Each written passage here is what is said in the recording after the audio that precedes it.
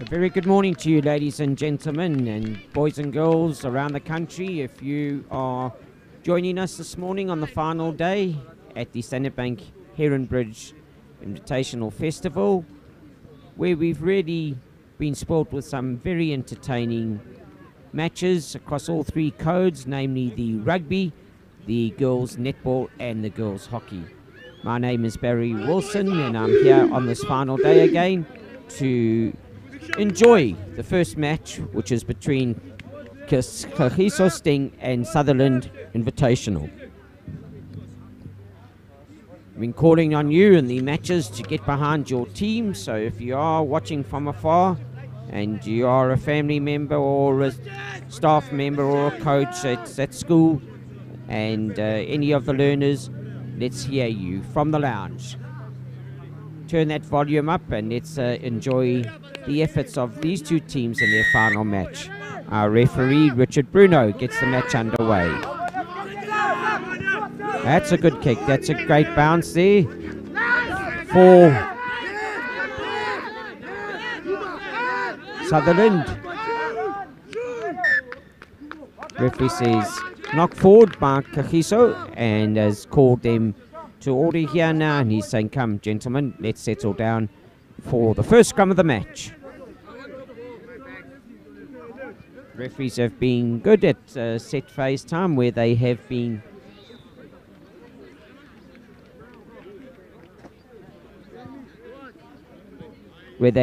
speaking to the front rows and speaking to the forwards to say, right, let's make sure that we keep the front rows up, keep the scrums up, and they're going to have to do even more so today, just as we start with these slippery and wet conditions.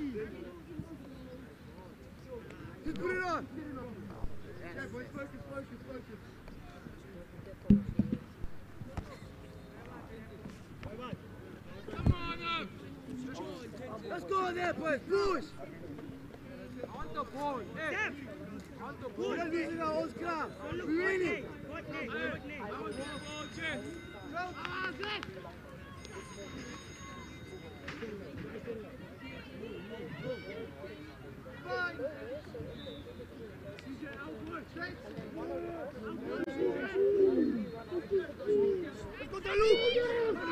That's fed in by Sutherland, and number 7 taking it forward for them. They got a recycle here.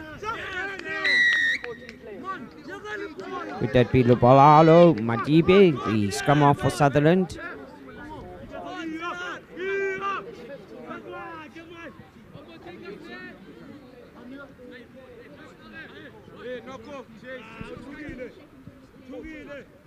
Who has 14?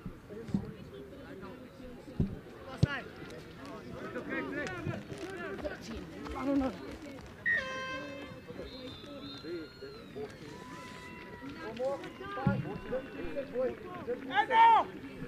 Going forward from that kick now, that has actually gained them with 20 metres, but the direct going behind the in corner flag, so into the in goal, out of play, and kick downfield. That's the up and under, right in front of the kicker, so referee will definitely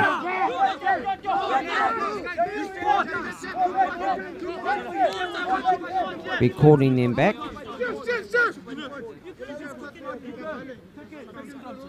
Oh, there. Full back. This is Jay. Let me show me, boys.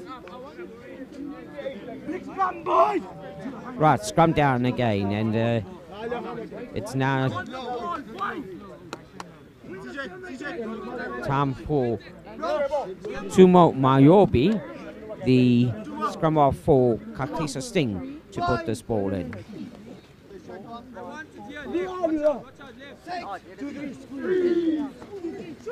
Right, picked up by CJ Marley. He takes it on. A good player, this. He's strong. He goes, crosses the advantage line every single time his team need to go forward. It goes through the hands. Out to Sishle Mobe. But unfortunately, soft hands against. Hands will be in the ball, slippery, wet.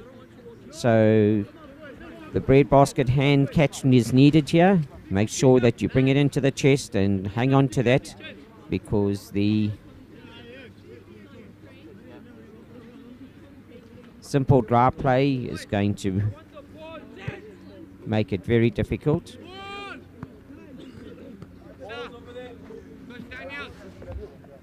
Today, so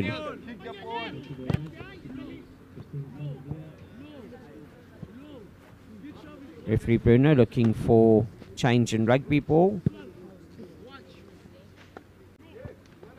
Happy with that now.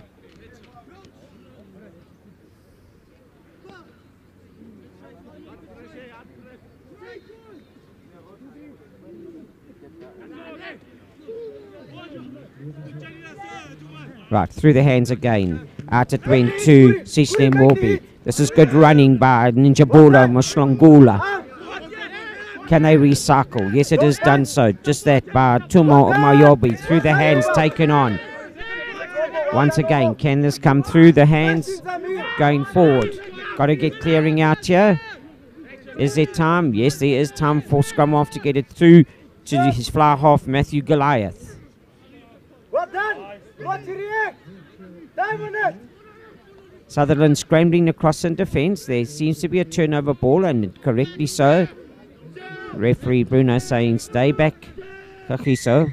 Well done. Ruck has been formed, and one of the things evident again, as was mentioned on Friday and Saturday during the games, that there's a lot of infringements, penalties when ruck times are formed.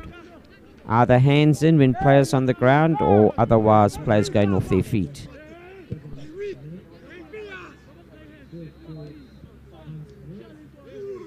Sutherland Invitational would have liked to have gone a little further than the 10 metres there, I'm sure. But at least it's going forward, and that's important.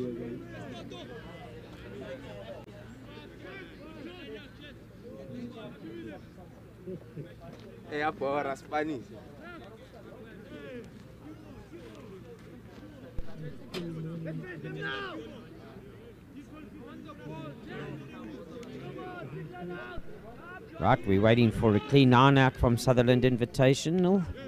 It's a tap back, not too easy for scrum off, but good taking up. Sitting up now just short of the 10 metre line. There is a left and right option, but coming open side. That's gone back, referee calls, and Omar on the run here. Omar going to ground to secure that back. That's better play. Slow ball coming through. Jahil taking it on further. Rather a big man. This goes through the hands now. Another recycle needed. Kakiso going down on the ball and listening to referee's call off to leave that ball. Positive play needed and responding well. That's a great turnover by Kakiso. Coming left, CJ Marley again, sells the dummy. Out through the hands now, but taken on by left wing Neo Malosani. Hard running Akumili Buso, the flank forward taking it on. This is go forward ball. Kick hands now from Tuma Maobi. Through the hands, Goliath has got this ball. Referee says ball gone back. On his feet still and running well is Sishle Maobi, the inside centre. And he managed to go.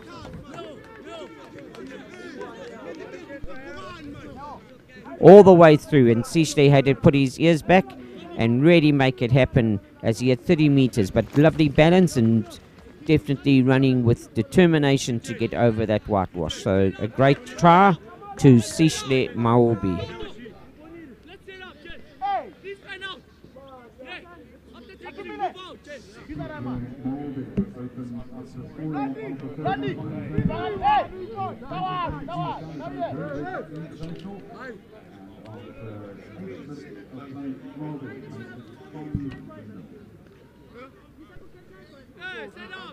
Sataro no bozai. Satari. No bozai. No we are nera. Kela humola ni na backline. Tamo tampaya. Who will for ya ka? What for?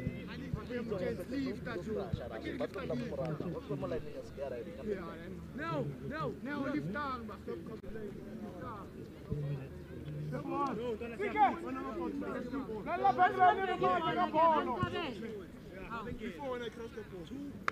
What a great effort, and unfortunately just not finding the right radar direction, but a good effort there from Goliath. And after just under 10 minutes, the score 5-0 to Kagiso.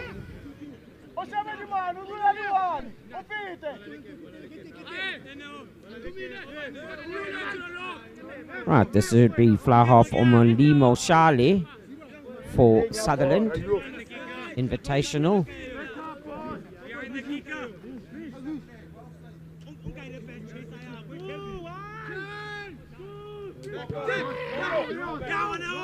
Could have gone a little higher just to give his time for his team to get there, but Lwandle Matlose, the number 4 lock for Kagiso, does well to go forward. Goliath gets that ball onto the foot. Beats 1, beats 2.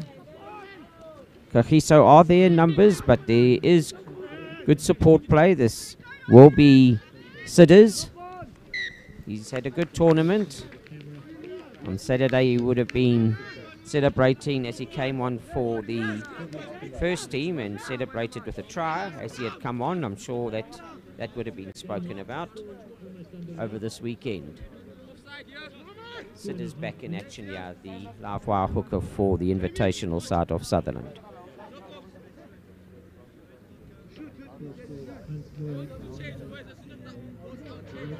Right, back to Tuma Morbe to feed the scrum for Kagiso.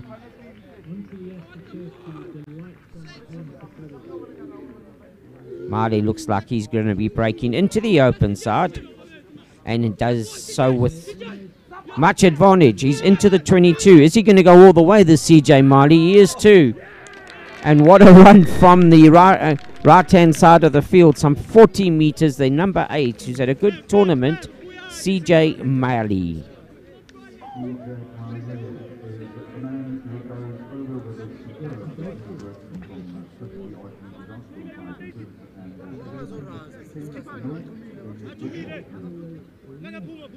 Well, that Sutherland back line have got to make sure that they come up quickly at these set phases. They can't give a person like Mali to get that power up, and he can do so quickly. He's a off the mark, explosive runner, and if you don't close his space, you're going to be ending up behind your own try line, as we've just seen. So advice to Sutherland Invitational: get up as quickly as you can when CJ Mali gets his hand on the ball. Goliath now. Would he be successful with this one? The score 10-0 at the moment, 13 minutes into the game. And he is too.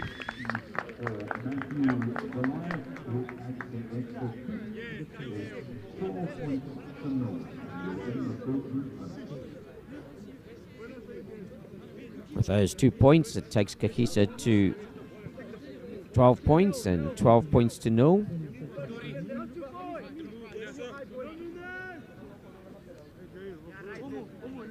And Charlie again. It's coming. Omolimo Charlie. Can he get a little bit more heart onto it? And he does so. This is fair. So flanker Torisha Ramitsi from Sutherland try to get there. He has a good hard run. And again, it's running from Sibosiso Stefans. Breaks 1, beats 2, and still going forward. Well done. Sibosiso Stefans.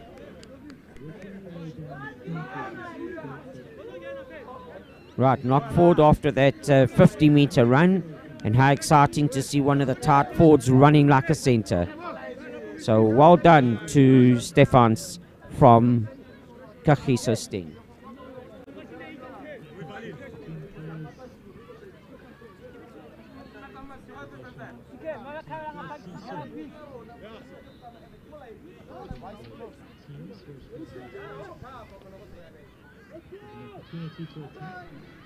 Right, time for Sutherland to get out of danger zone here, and scrum half Noko feeds that ball. Referee says please come back. That scrum has disintegrated and splintered up, and it's time to keep it as a set piece.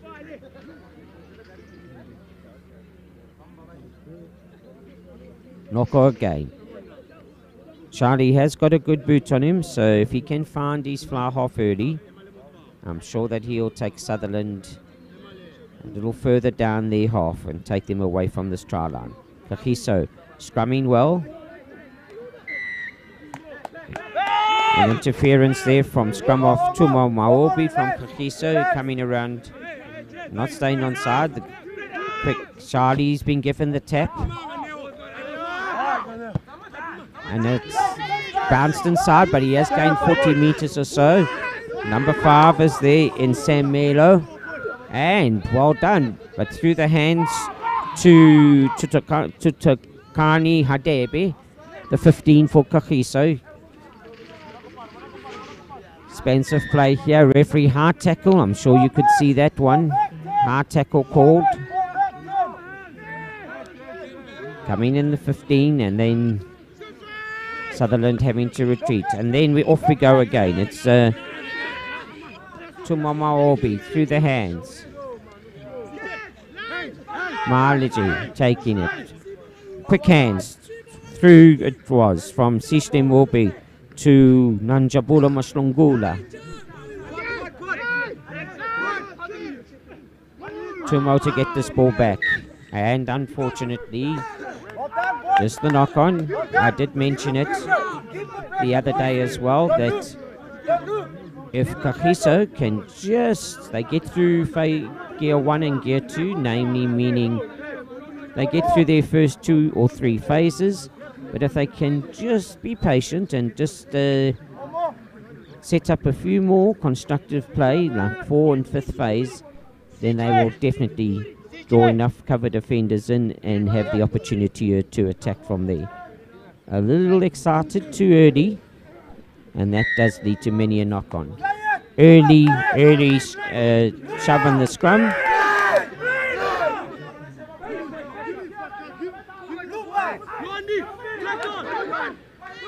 Sidders again. Now can they get numbers over the ball? He has gained his side a good 10 meters or so. Scrum off Knockout to get the ball out. Marley meeting his opposite number. Now referee is indicating that's a maul. It is one. It has gone down. Well done by Sutherland to get that down so play can continue. Charlie gets that ball out. Got to regroup again. That's definitely coming over and through. Last line of feet.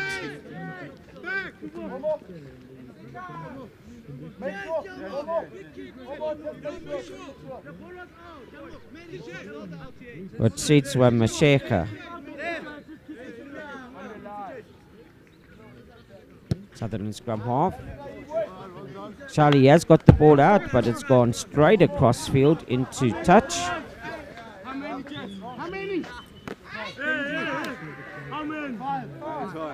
Okay, still ball, Rajan. Number 1 going to cook, Simboni, I'm going to cook. Number 6 going to last still ball. Still ball, boy, eh? Still ball, boy, hey, boy. Still ball, give it to me. And Samir Inos was the man here entrusted, number 6 flank, to actually put this ball in.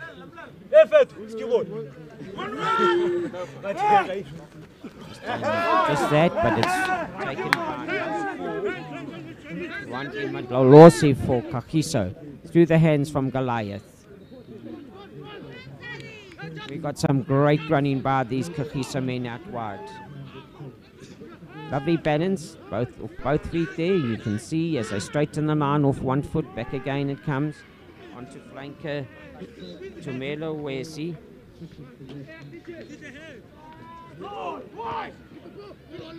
And referee, as I mentioned earlier, we're going a little further there. We went on to 4th phase, but then there come the hands, just in the excitement, especially as Kagiso enter into the 22-meter zone.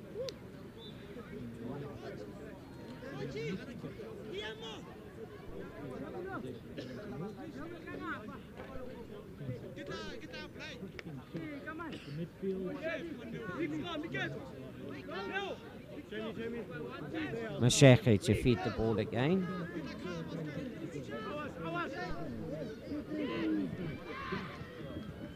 Get this down. Charlie gets the ball, out it goes through the hands. Long skip pass, but straight into touch. And this will definitely give Kagiso a strong attacking option. We don't play rugby there. Hooker Amashle Stato sprinting to get this line out going. He knows that if he can get his men there, they're calling a shortened line out. They got two tall men in the names of Lwande Madlozi and Sibusiso Stefans, both 4 and 5. They just got to get them up and win that line out. They've done just that, and it's off the top. They'll be looking for Mali. He's there. That's a courageous tackle, and well done to centre Mshlali Mboyi, the centre of Sutherland.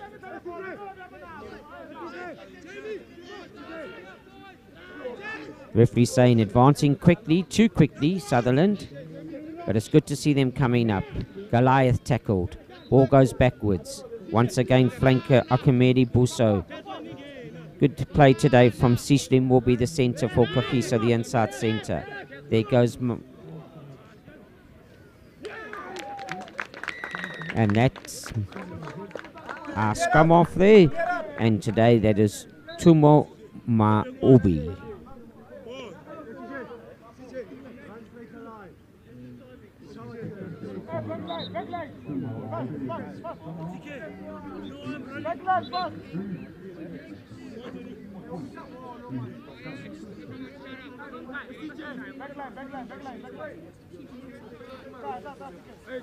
Right, Matthew Goliath will be lining this up again.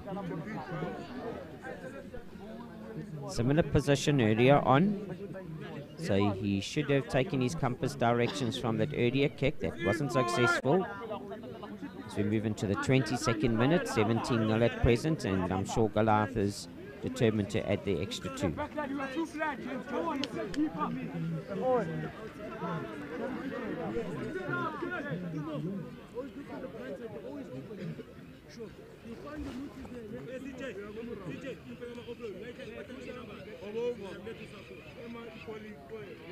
Goliath taking his time, making sure. And that again, similar direction as the first one. Just aim for that far upright to turn it in.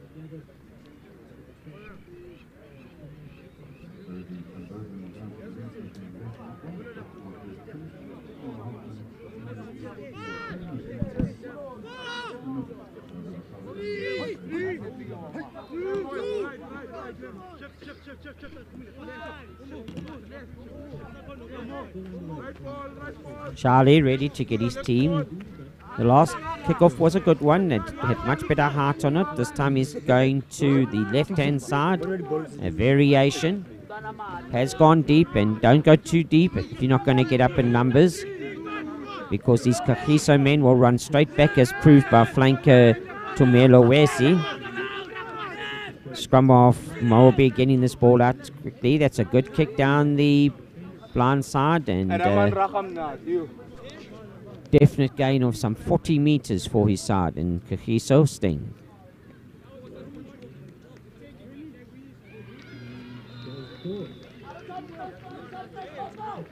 This is important that Sutherland win their set pieces.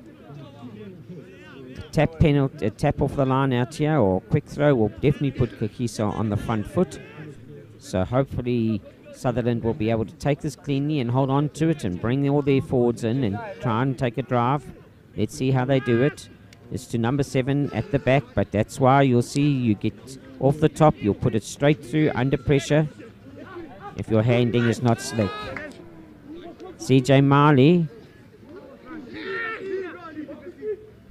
with the tackle there. Referee says play on, deeming it fine, and that is Njabula Mashlongula, number 13, through the hands. Goliath again, back to Tumomaobi.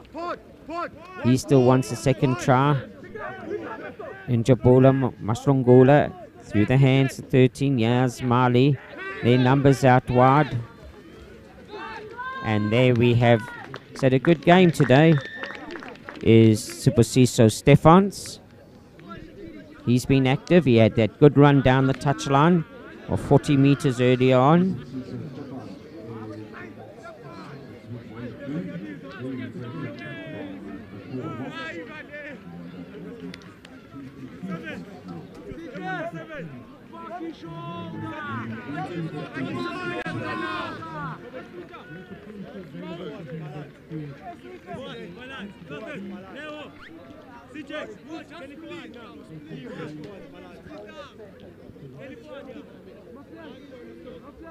There's a Sutherland man down at the moment from that tackle.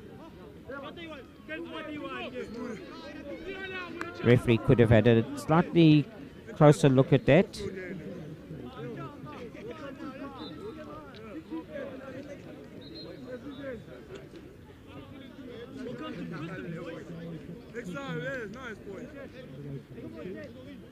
Tony, go low. Don't grab the guy. Go low.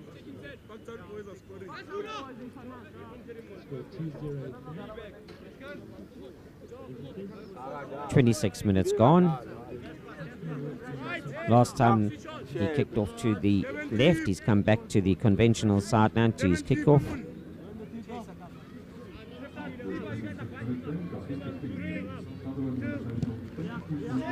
And Charlie does put that deeper and a bit more ice onto that one. Kakiso regroup well as they now get it to Tumo Maobi, gets this ball out onto an advancing prop, Neo Mate. Picked up by Amaste Stoto. Their hook has been involved today in the action. Tumo Maobi again, cleaning this out. Hadebi at fullback, puts it onto that left boot. Referee playing the advantage for that knock-on. And that could work in the favour, and it does. It's a good advantage. Sishle Maobi. Impressive effort from him today, and give credit to referee Richard Bruno with 2 knock-ons there.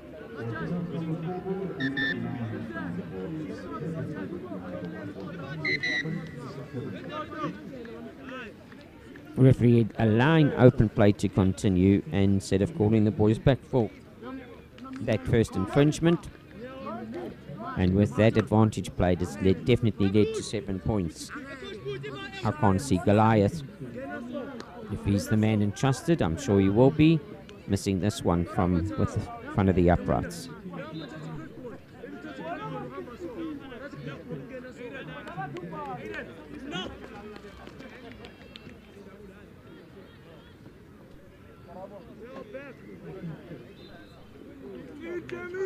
I have mentioned it over 2 days at Sutherland Invitational side here. I give them credit for the guts that they have shown. They've come out each day determined to give up their very best, and they've been up against it in the fixtures, and yet still standing their ground and committing to the game for all of us to enjoy.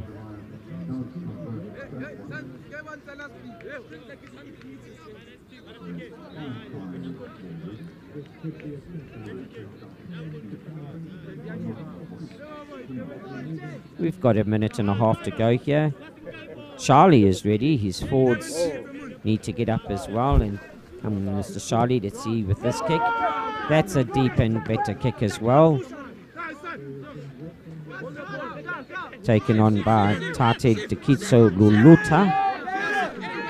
Moby again to give quick ball through the hands. At straight time now to Tuka Stoto. Going out wide. And from that knock backwards. Can he go all the way? That looks like there's some great running from Rotsija Masheka. There's the sitters again. The explosive hooker. It is him. He's done well. He's down on his knee. So that has been recycled.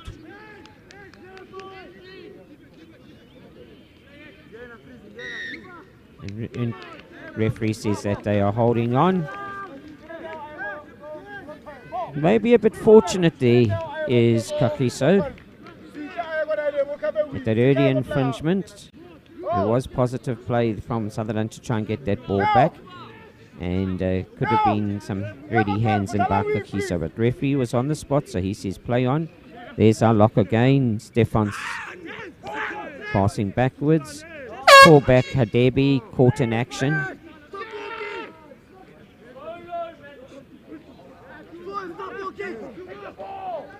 CJ Marley back in the action. You'll hear that name often on this field as he gets involved. He likes mixing it up.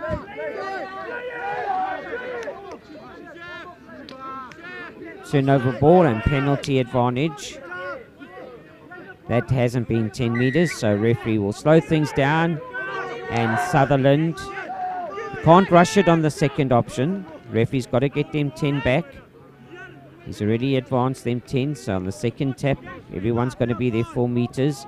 Going forward, this is all the way. Don't get excited now, Sutherland. Stay on your feet. Just pick and go is good.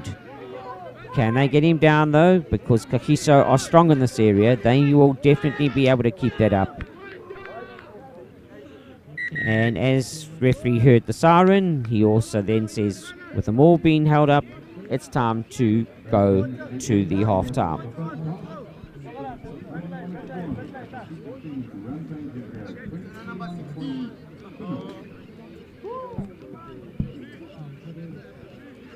Back line. Back line. Ons door, Chen. Ons door. Right aan, Chen. Where's the water, Chen? Where's the water?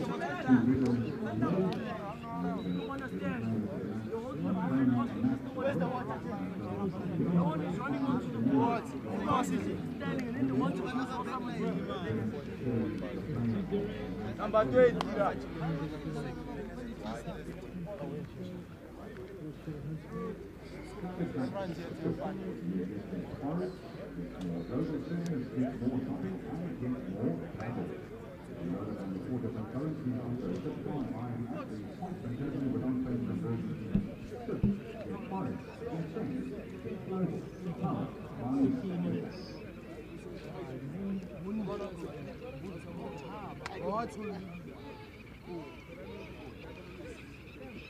How's it feel, kids?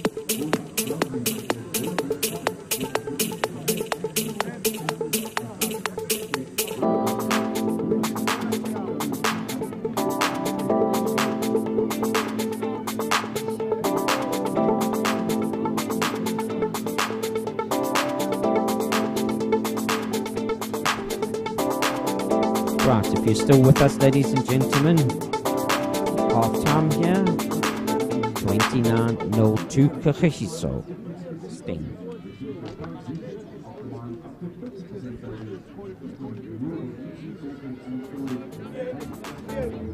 Listen, boy. You told me that keeper over there is Calvin. We need the captain here because with the future Calvin. Go to that team over there. Tell them the captain here with the future Calvin. Team captain here now. Team. Yes. Get it along with us!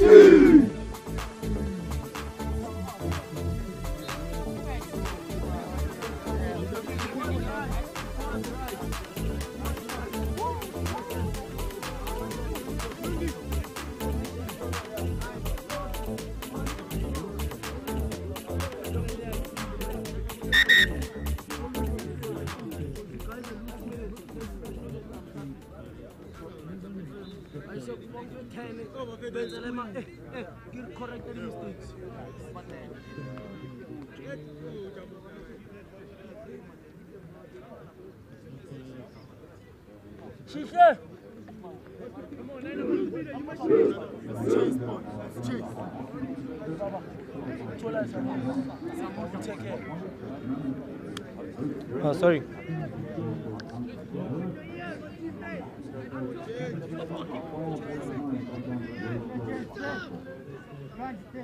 Good boys! Big hit! Big hit! Trying to chase that ball! Hey, come in there! Go check that ball! Turn me!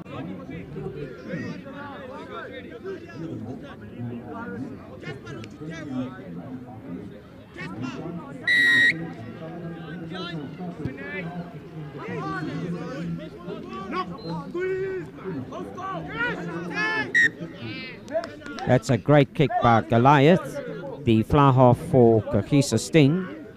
With lots and lots of heart on that and gave all his advancing forwards time to get there. Very fortunate for Sutherland there. Referee calling the knock-on first before the advantage could have been to Kagiso with a penalty with the player of Sutherland in front of that knock-on, playing on with the ball. And that automatically would have been a straight arm penalty for Kagiso. Referee calling it quickly and saying let's rather scrum down for the knock. Kagiso now. Well, this is where CJ Marley, their number 8, enjoys it. But this time it goes straight out from to Maubi. Through the hands. And good pressure. Goliath there, but well picked up. And this is a race for the line. He's got to get there. Goliath making amends. He gets back and makes a good tackle on the opposite Sutherland runner. Get there, numbers. Got to get this ball back. Waiting for Noko. Referee says please roll away, and rightfully so. Made the tackle. And Noko was the man to have to get up now, and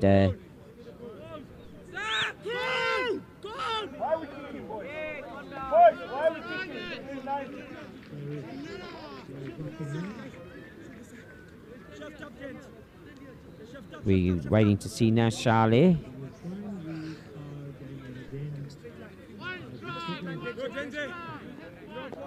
Let's give credit to this. You might be asking as to a score of 29-0. Why are we going for polls?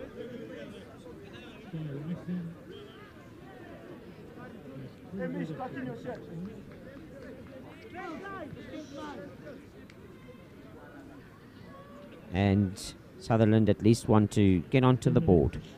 And seeing it's just the start of the second half, psychological positive advancement here for them, because if they get the 3 points, they're on the scoreboard and would be leading in the second half. And said just that, and that is Omolemo Charlie.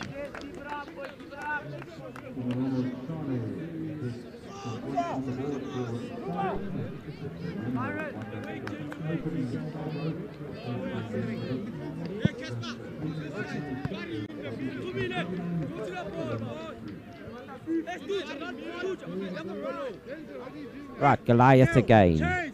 He's the man. That's a good kickoff. That any pack of forwards would love to get a kickoff like that, because that definitely gives them time to get to the breakdown. But what great play by Sutherland now, coming back. Rachida Mashege gets that ball away at scrum off. Sidders waiting. Is he going to be picking up? Mashege again. But this time holding on. It's tap and go quickly. It's through the hands. That time taken on by Matlalosi, the number 4 lock. Here you can see running is Tumelo Vesi, the flank forward. Onto his partner, Akumeli Buso. Referee feels double movement in. got to release and get back on your feet to play. And right on the spot, Richard Bruno to say, so close, but not far enough. And to have been awarded that try, you would have had to get back on your feet to score those points. Just outside the 22, so a good 20 meters gained there by Charlie.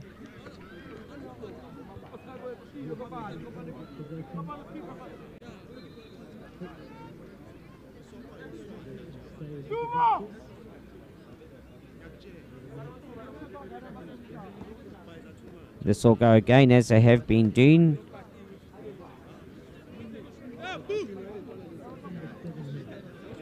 Samir Inus has been putting the ball in at the line out.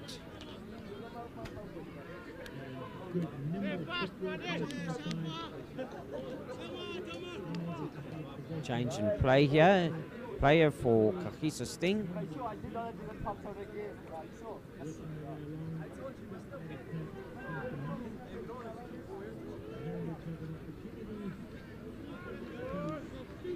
Right over the top. And he's had a good game, is Tomelo Wesi. And some 22 meters overthrow at the line out by Sutherland. And Tomelo Wesi says, you're not going to stop me, and puts his head down and gets under the poles.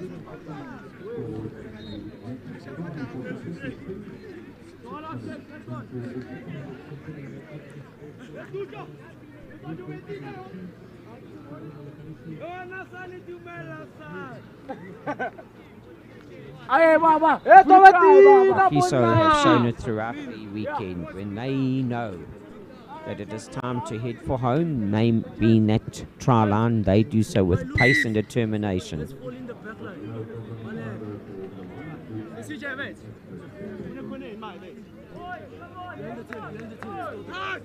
And that's always too difficult to defend against.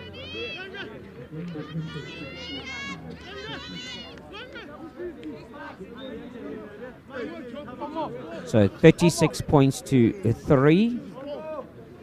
And just on 7 minutes into the second half. Charlie again. But good take by Kagiso.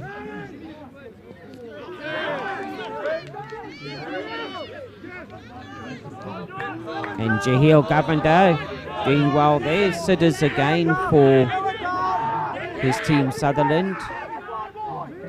We've seen some play here from Mboy Matlale, the centre, but he can't go too far. And scrum half Mashege again.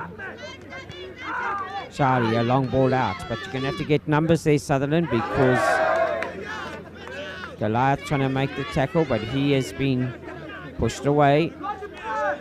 This ball's got to come out quickly. Just behind the advantage line, so Sutherland are going to have to work all that meterage back that they've gained. Mashege puts it onto the foot. It is chased and well tackled. Can they hold on? Can they stay on their feet? And referee says yes they are, but he says Kagiso are the ones going to ground. Masheke wants to play. Sutherland, are they the ones to score now? Rather get some organised structures here. Sidders gets that.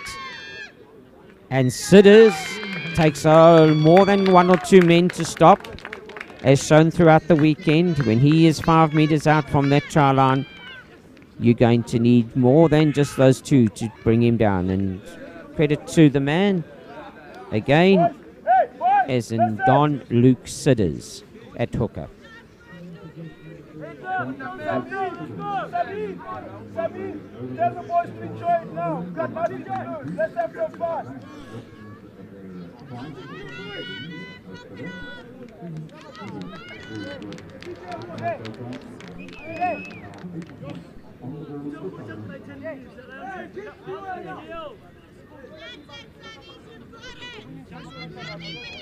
Well, that penalty kick that was taken by Charlie for his team early on in the second half has definitely been the injection they've needed. Shows you what points on the board can do. The direction was great, and just the distance needed, hitting the upright but below the crossbar. And that will go on to 8 points for Sutherland in 39 minutes of this game. Goliath up quickly. Sarah Kakiso. Is it one of his special reach for the sky kicks? It definitely is. And as you can see, again on the ball is Wandle Madladlosi, their number 4 lock. Goliath standing still, but a long skip pass. Sutherland closing the space and defending it from the outside, coming up, and pressure defense has put Kakiso behind their own 10-meter line. Their big man in Odeketso Luluta crosses it by 8-meter run. Goliath's got numbers out wide. Onto Tumushi Muti. And here's a run by Kopana Tebi. And Charlie being called that he's coming in from the wrong side and taken by Noko. Noko takes it on. Quick tap. Here we go again to Torisha Ramitsi. But in the contact he made, there's a knock on.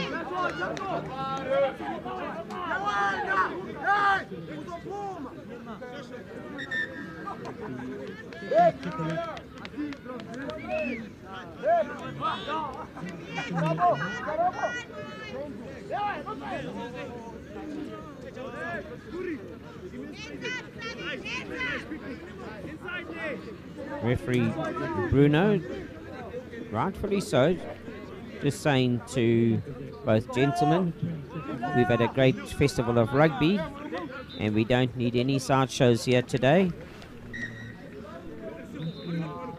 And if it did lead to that, I'm sure the next option would be for referee Bruno.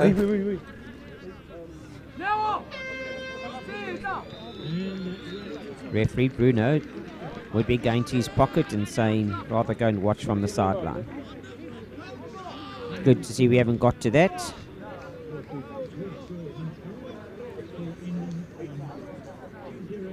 Tonisho Moyeti to feed for Sutherland.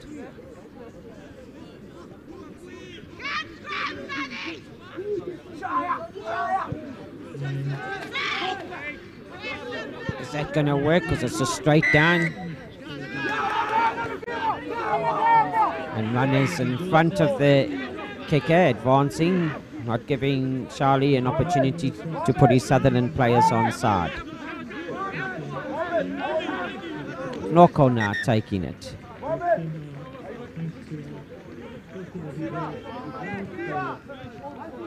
Because there's the option, and referee saying, what do you want? Are you the options? You've got the scrum from where the kicker kicked, or you can take the penalty from where ball landed. And they have actually taken the option now, which has gained them some good 30 meters.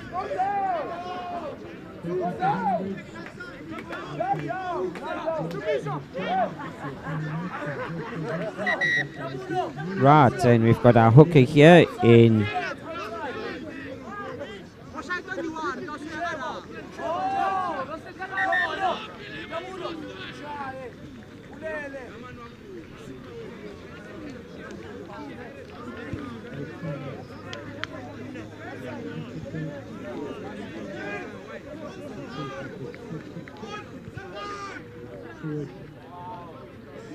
Right, Noko now is going to be feeding the scrum.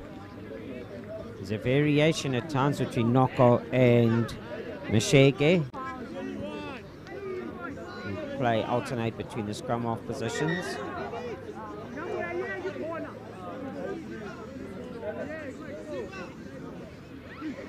And Noko making it a little difficult for his hooker. He putting it in from this side of the scrum feed. Could go around to the open side and would make it a lot easier for the strike for his hooker's foot.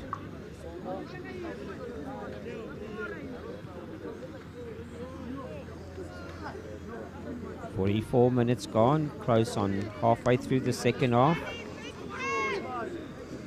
Ball is out.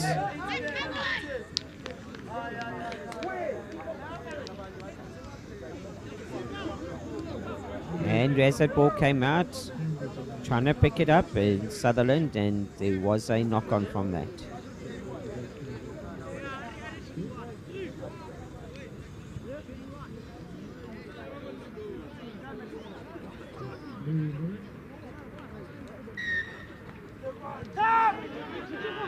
Right, not listening to the scrum call, so engaging early. Gets Sutherland penalty against them. Here is Deketso Letula. Deketso Lelute. The prop forward advancing. Roll away, there's the call. Kakisa still trying to get through at close range. And now we've got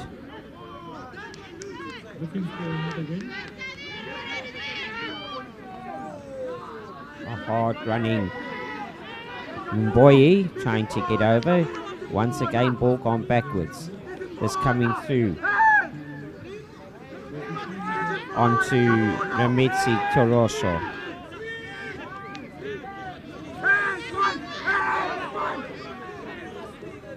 Referee says play on, you weren't held in the tackle.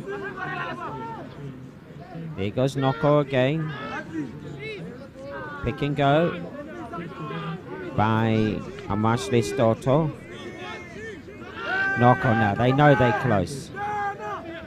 He's had a good game as Lock Lawande and Lalorzi, but he can't go all the way. Noko again now. Got hands out to Bukut Goweri at 22, and well played through their hands. They've got to put that ball down and try eventually going to Injabulo Muslongula. Injabulo Muslongula, number 13.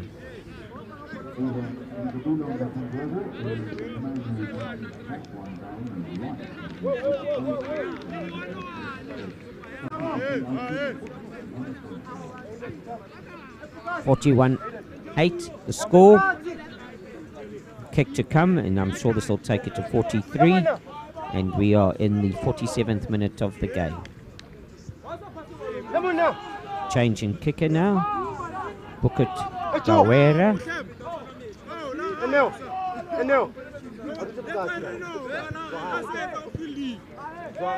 He's done just that. 43 points to Kiso.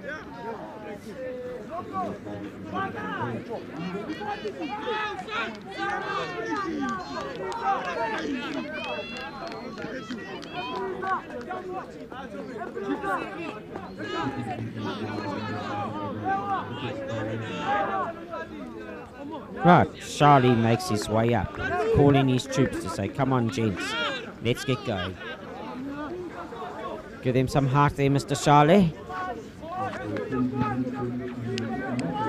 And that's not bad at all, but it has given opportunity for Bosa Akomede to advance some 10 meters for his team. Fight, boy, keep fight. Come, boy. I said 100%. Let's go. Let's empty the tank, don't look. Let's go. It's our ball, it's our ball. Miss, it's our ball.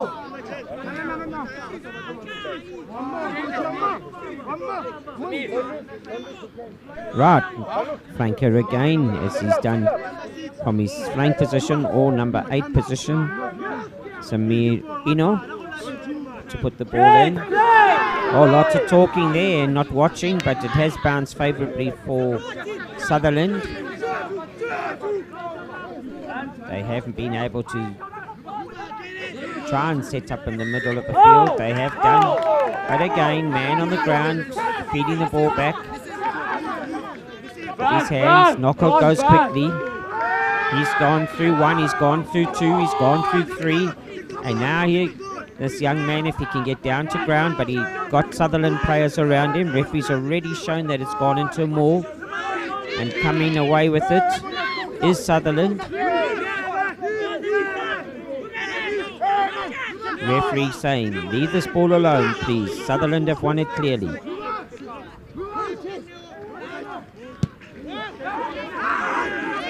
Charlie on the boot. That's back. But works well for Kagiso. Left wing has come across, namely Neo Malosani. He's done well. Kagiso recycling. Luyanda Kobeke, number 16 on the field. He's come on and done well. Roll away, Sutherland. They are getting in the faces low of Kagiso. So credit to them. Noko. Referee says play on from there. Could have brought them back, but I don't want to be too pedantic, so he's let the game go on. Through the hands again. It's a good run. This is a great run from the wing that came across, and that is Neo Malosani.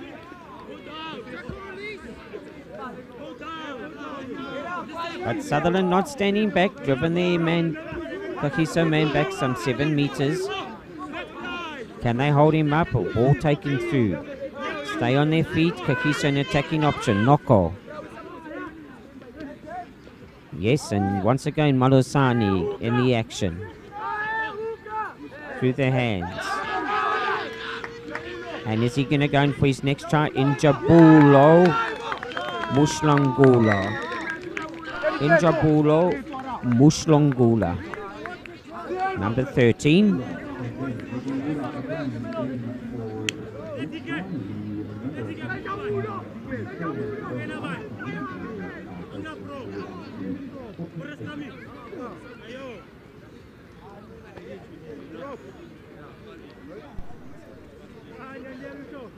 (48-8) the score. We're in the second half and we have basically 8 minutes left in this half. Bukut Kawere, he is taking over those duties of kicking for poles to add the 2 points. This is a bit of a tester for him. I do believe he will have the distance. It's just the direction from close on 15 meters from the touchline. It's got to keep going. He's pushed it wide.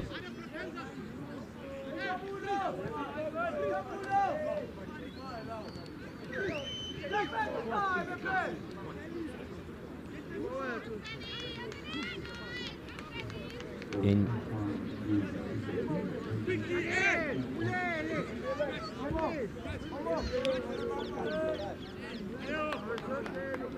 injury here.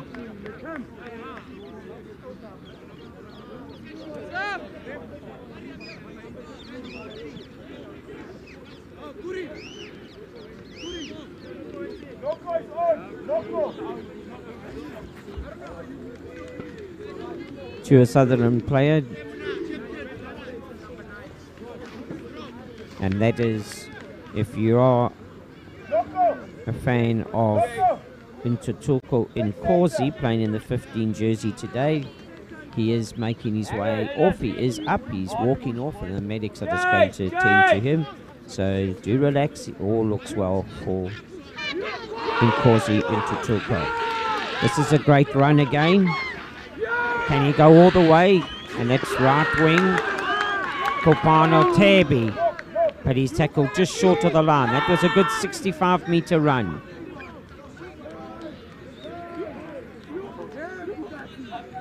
Knock on from that tackle, try-saving tackle. As I said to you earlier, you don't close the space on Kagiso Sting, they come back to sting you, and it's not a bee sting. I can tell you it's a whole swarm. So make sure you close that space.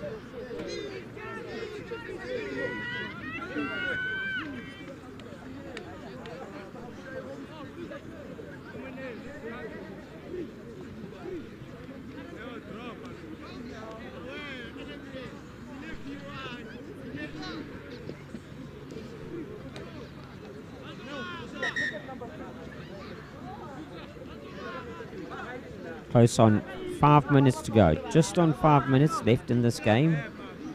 Kagiso 48-8. They 5 meters out. It is a Sutherland feed-in.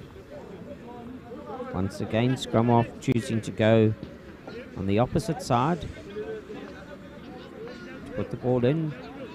Kagiso could have the scrum advantage here if they get the shove on, which they do. Ball is out. And that will be carried over, so it will be a 5 meter scrum. Coming last player to touch the ball, being a Sutherland player. Obviously, is it coming through the scrum and then scrum half diving down on that, and that would have been Rushidwa Mashegi.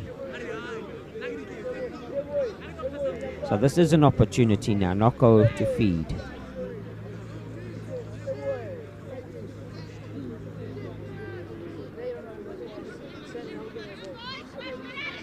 Noko receives. Out it went to Bukut Gawere, through the hands again. This time to Tomisho Nomuti. Tomisho Moyeti. They're number 20. Playing now, standing outside at centre position. Going over, and that gives Kagiso there well-deserved 50 points.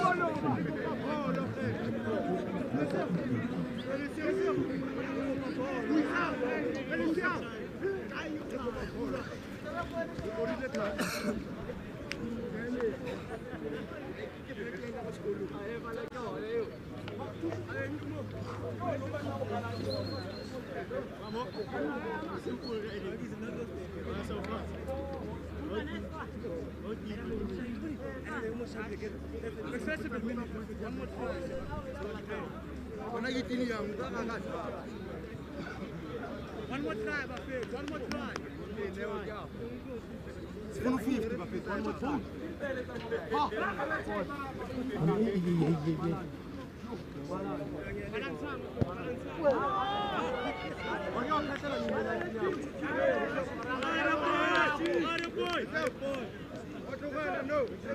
Right, that kick being unsuccessful there, and let's go now back to the game with the last 2.5 minutes.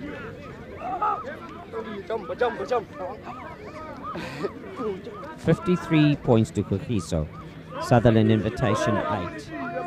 Would be very encouraging if Sutherland could get downfield and actually finish off their festival with some points. So here we go, we get right behind Sutherland. So, oh, but it's got to go 10 meters. Are they going to touch that ball? They're letting it roll. If Kagiso pick this ball up, they could run from there again. And it's just done that by Amashli Stoto. Number 2. Nope. This ball coming out quickly from Tumo Mayobi.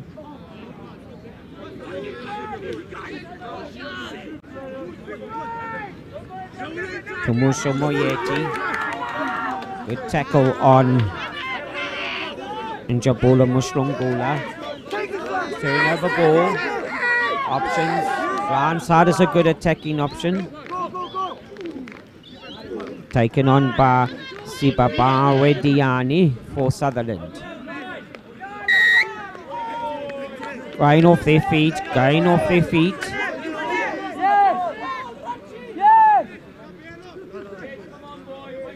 And Sutherland might have heard the call to say, let's get some points.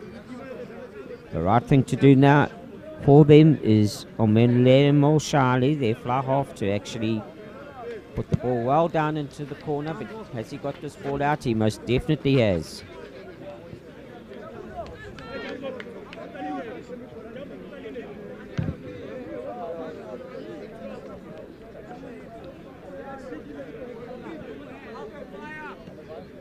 Just inside the 22-meter of Kagiso.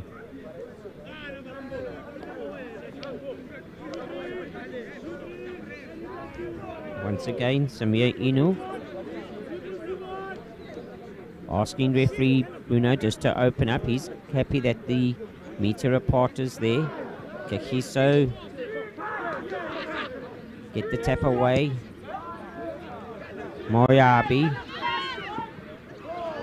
hits the ball up. Ball has gone backwards for Sutherland, and referee says no advantage there. Please come forward to scrum at the spot where it was knocked on, but no need to, as that brings us to the end of the game, and Kagiso win this by 53 points to 8.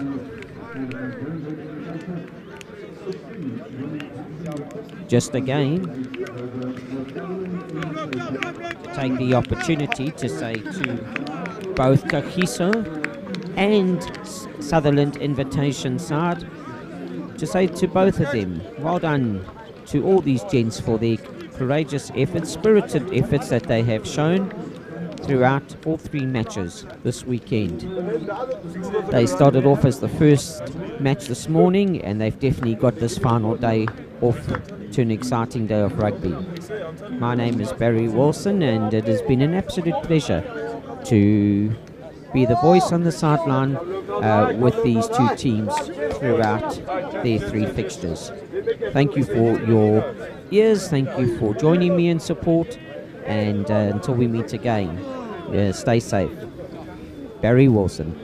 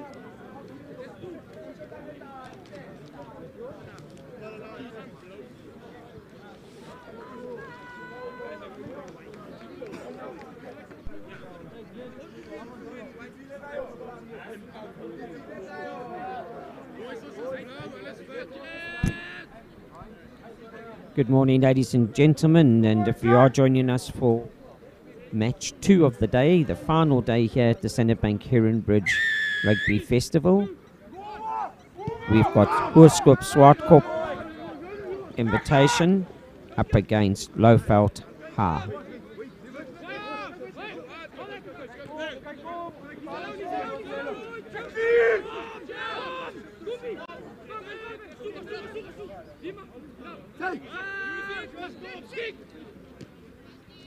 Lowveld in possession again.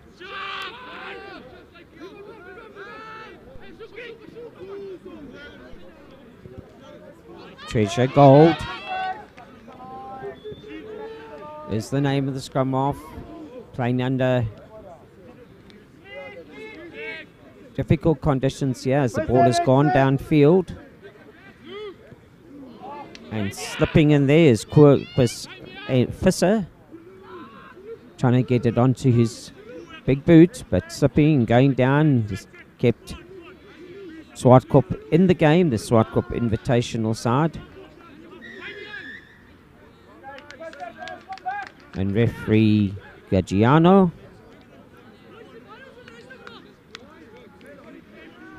Pina has said that is a hard tackle. And Quibus Visser now going onto his boots, gone a long way back.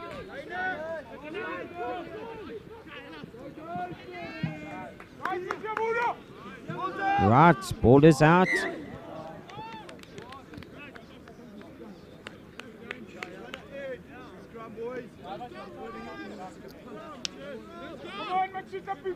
Nou, dat was. Hey, Swan.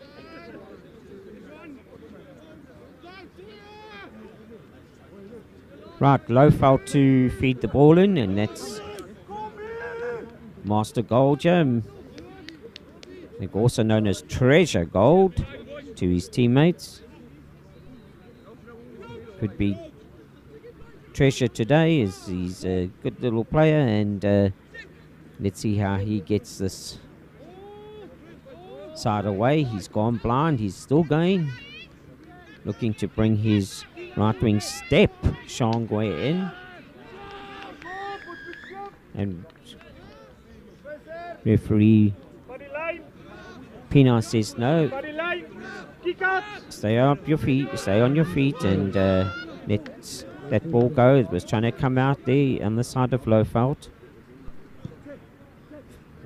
Professor Dean, the correct thing to just put it forward now, just into the 22-meter area of Hoërskool Swartkop Invitational side.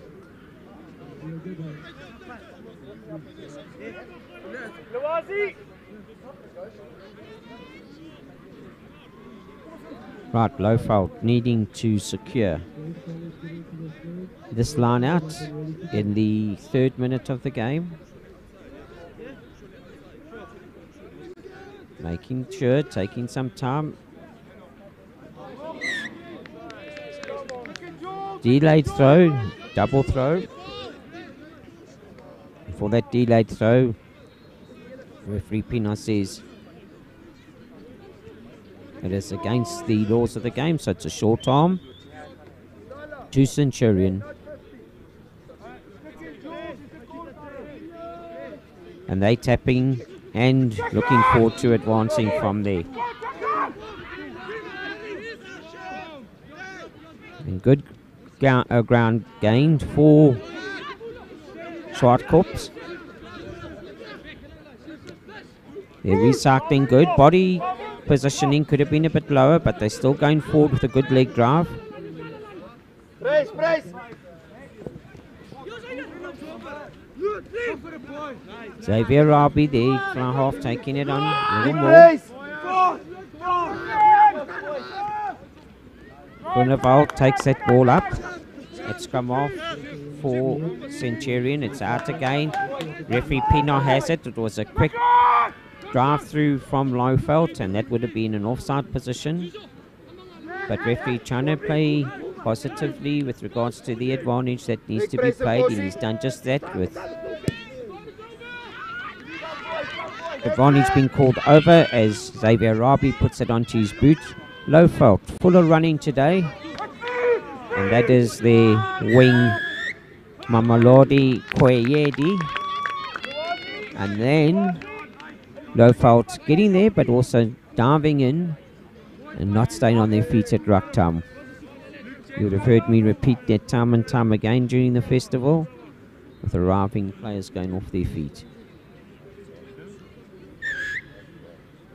And that's one aspect I think a lot of the sides could give attention to, wanting to play quickly and driving through at ruck time and staying on your feet and clearing opposition out instead of stopping and going off your feet will create quicker ball. Referee Pino says just time for an injury, just a break, and it might be a good time just for both sides just to gather their thoughts again, settle down. We've seen a busy first 5 minutes.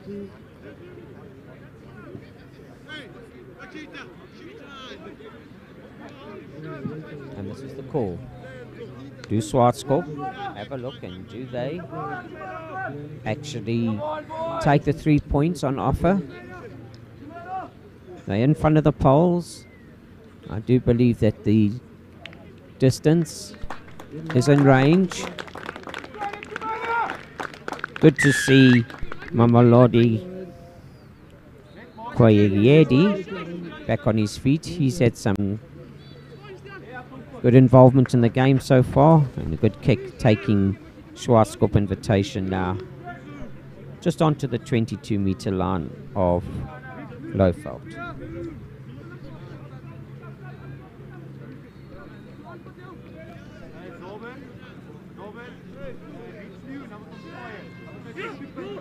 Right, and Lowveld hooker.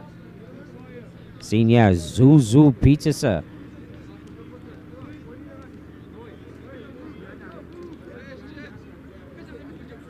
Peterson now to put this ball in.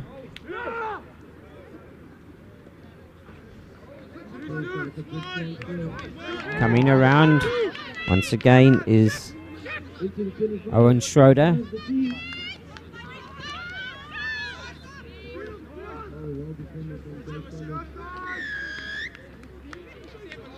And referee Gagiano saying the Lowveld back line advancing very quickly. It is a quick tap by Centurion. So close, and can he go over? Referee right on the spot and saying yes, that's well done, and try being awarded. Great tackle. Great tackle from Bishop.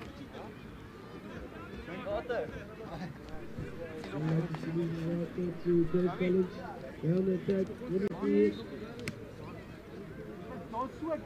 And that is to Swartskop number 3, Dylan van Heerden.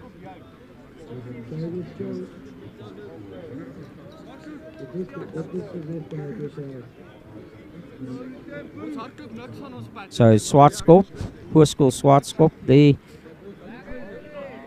getting their first points on the board here with Dylan van Heerden. The tight head prop, good to see him up with play, and from close in, no one's going to stop that big man.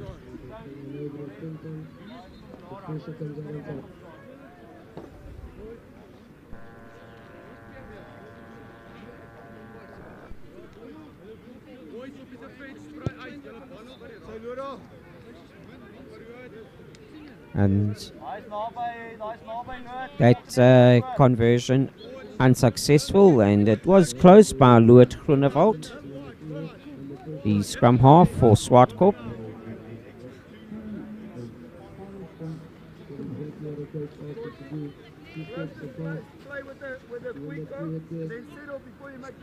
Right, Kobus Visser, the Lowveld fly half, he's got ball in hand. Do your job. He's done this the whole festival. He definitely gives some arse onto that kick from kickoff time, and he gets his forwards there with plenty of time, and as the result is, that ball has been knocked into touch, and they actually, as Lowveld, are receiving the put in at line out. So well done to fly half of Visser from Lowveld.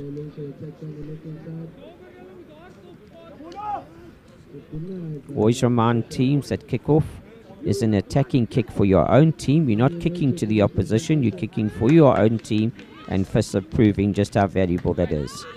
He has a great run, and he's going to go all the way, and that Injabulo Shabangu. What a run.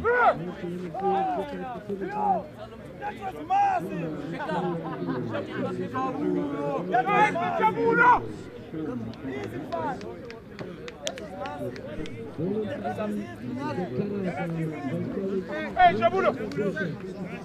Well done, buddy, well done. Let's follow Jabulo's example. Right, so I'm going to rewind the tape here, because just referring, not repeating, but just referring to the credit given earlier to the fly half Visser for that kickoff and giving it the height and distance it needs for his forwards to get underneath it, and then Swartskop knocking that into touch, and then from the resulting line out through the hands out to Injabulo Shabangu, who had that 45-meter run, and from when he received it, it looked like no one was going to stop him 45 meters out. Visser has pushed that wide.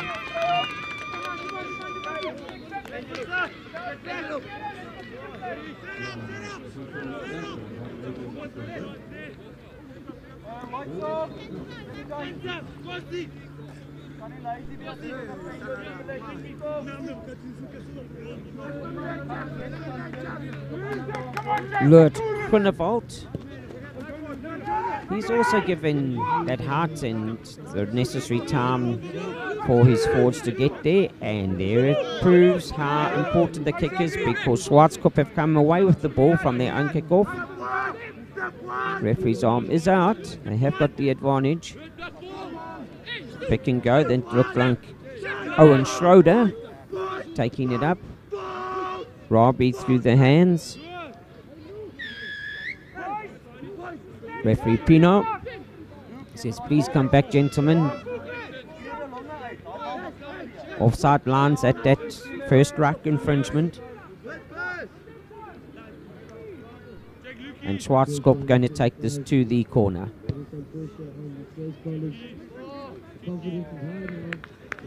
That is an outstanding kick from fullback Stian Becker. And he's now put Schwarzkopf very, very close on the 5-meter line to the low-felt try line. Schroeder now. Can he find his jumpers here? I'm sure that Schwarzkopf will go to a tight set phase and try and drive this over. In go the Schwarzkopf forwards. Even some of the backline members come and join. Lowfeld trying hard. Just short of the line. Referee asking all players to roll away. Ball is available. This is definitely going to be a pick and go. Rolling it back.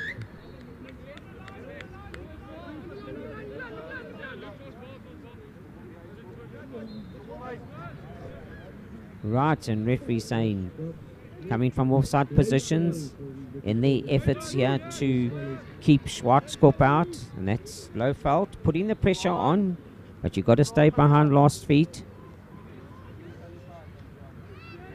Worked well the first time round. Schroeder to feed again.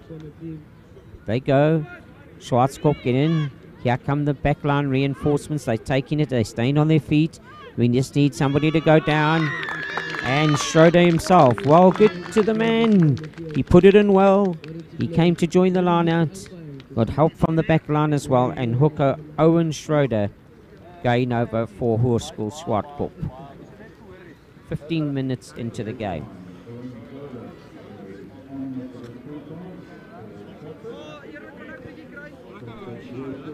Pressure on the attack again on the left-hand side in the 25. Going into 5. And when the free is.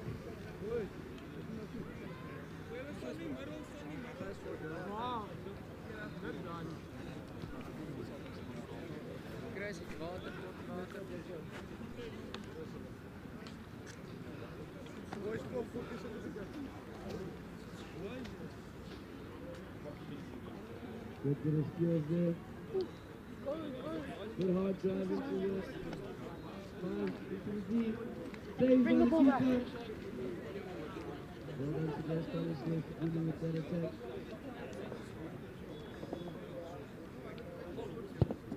Very good piece of attack.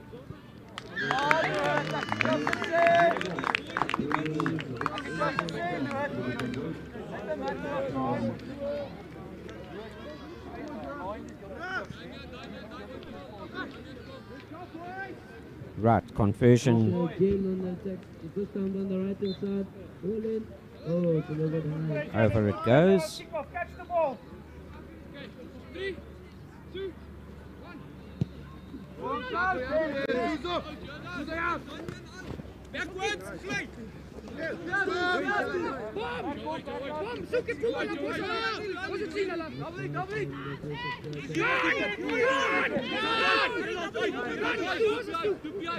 Lowfeld taking it up.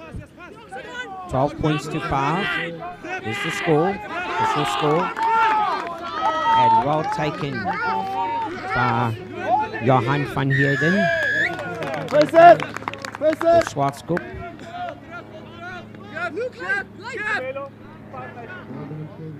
But another infringement gives Visser the opportunity to use that talented boot of his, and he puts that some distance down.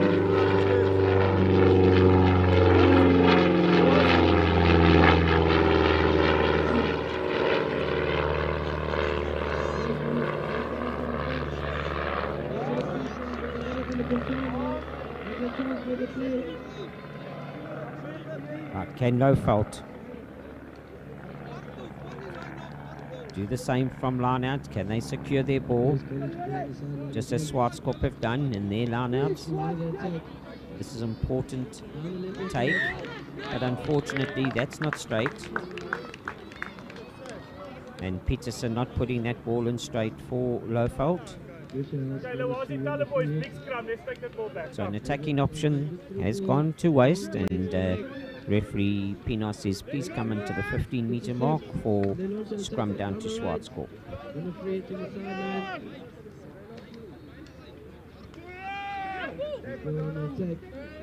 Kuneveld, he's the man trusted to get this game started again. Schwarzkopf feed. Scrum is steady.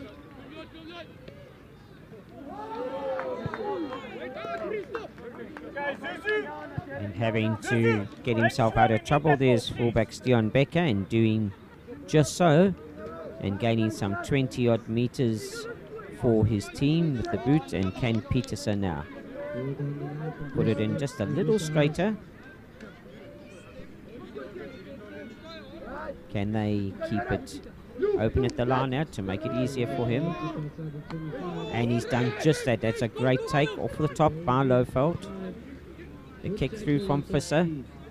And it is going to work, because once again we have got this charging number 8, Injabulo Shabangu, dotting down for his second try. Injabulo Shabangu.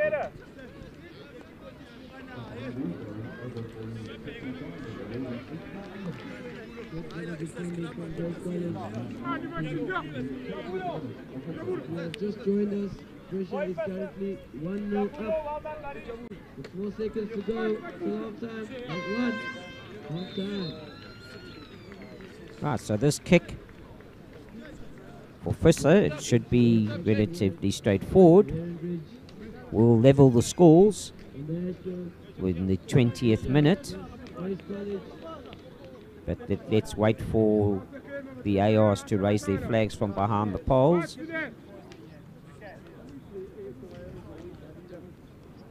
But I'm definitely putting my money on Cobus Visser getting this kick over.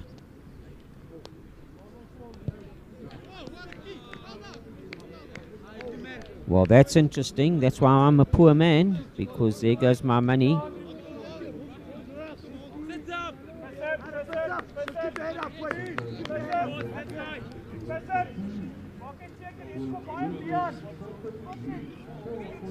Welcome to the Standard Bank Heronbridge Invitational. On any day, I would have put, as I said, backing on Visser to have got that over. But even international players have missed as well, so this young man can still hold his head up high and puts it onto boot again. In good position is fullback Stian Becker. And card being given for that tackle. And referee Pina making sure that players focus on safety factors of the game, adhering to correct tackle procedure. Stian Becker straight up though, so he's able to continue, but referee just putting down the authority, saying not going to happen on this field today.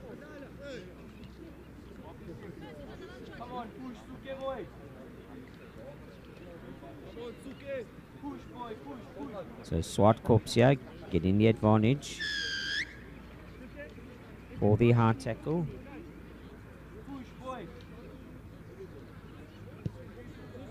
And onto the boot of Becker. And 20 meters is good enough. It's for going forward. Schwarzkopf lineouts have worked well, so Owen Schroeder will put this ball in again.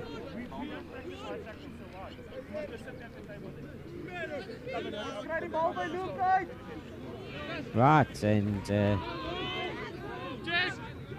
saying that again, and obviously putting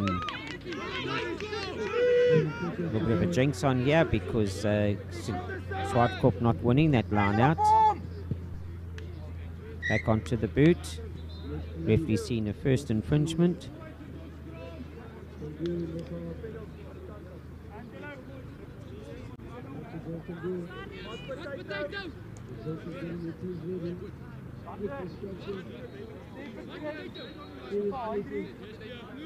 Right, and obviously knocking the line out there as it's come 15.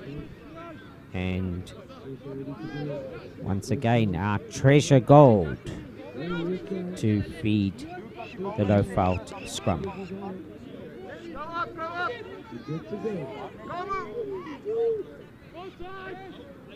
Gold gets it out to Kobus Visser. That's onto the boot. All charge down, and referee says play on because it's just a charge down. Stay on your feet, and you can see sealing off. Identify players, but Luke Kitching and right wing coming straight in, and players and his partners going off their feet to seal the ball, and that definitely is not allowed on the rugby field. So Visser again puts it to about 7-8 meters away from the Swartkops. Visser, B-flash, B-flash. Zuzu Peterson now. Can Peterson find a line out here now? It's off the top and it's through the hands. Visser. Shabangu gets it out wide. Bit of a loop pass. Does make amends for it by making sure. And as you can see, I don't have to say it, staying on their feet, and then just a push down of players from Lowveld. Even Shabangu knows that. He said, I had it under control, and then from behind, his players actually forcing him down, and referee Pino not even hesitating to say, stay on your feet. There wasn't supposed to be a pass, it's a blue flash. Hit middle, play wide. 24.5 minutes gone. Swartskops getting the opportunity from that penalty kick to gain some meters forward. They halfway between their 22 and their 10 meter line.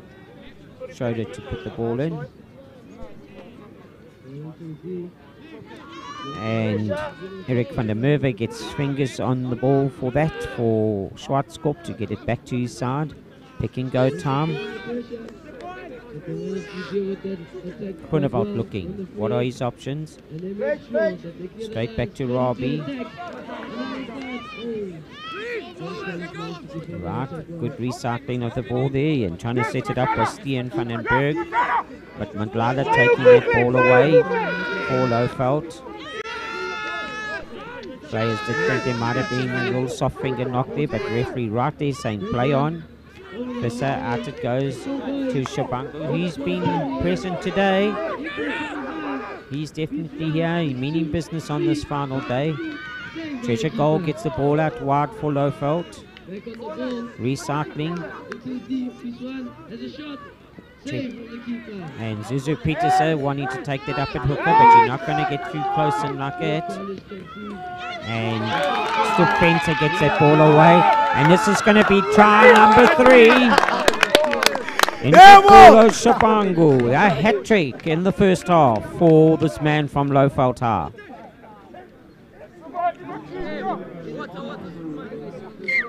Good job, Polo. Good job, Polo. Good job, Polo. They can do this opportunity. Come on, come on, come on. When you are out of the line, don't pass, don't pass. If you punch, it will work. It's going to be overlapped every time, okay? Because now they're going to do that. Okay, so punch, stay wide. Thank you, well done. Hat-trick, Baba, well done. Well done, boys. Let's keep up, let's keep up.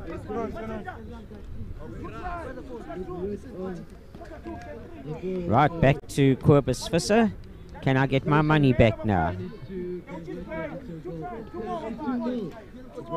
still half time, eh? First half, we must work hard, we must work hard. Glad I didn't put anything down then, because Visser's right boot has gone missing in the last 2 attempts at poles. Normally very, very reliable, but it happens during a rugby game, and the game's still on. 15 points to 12. Lowveld high in the lead. Shabangu again.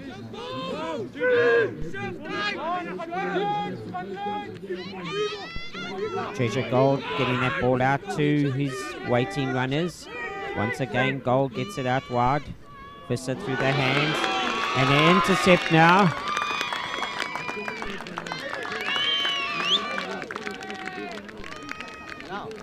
And that's exactly what was ordered for Schwarzkopf just before half time. And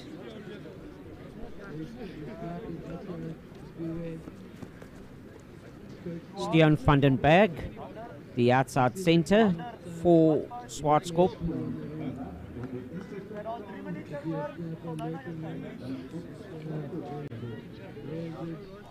Well, this is ping pong, because 1 minute it'll be Lowveld and then it'll be Schwarzkopf taking the lead here.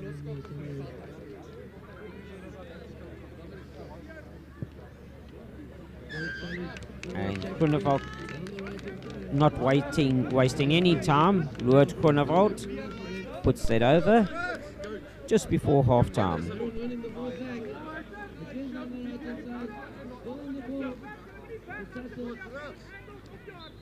So taking Hoërskool Swartkop in lead by 19 points to 15 against Lowveld High School. Yeah, but less than a minute. Visser again, up it goes.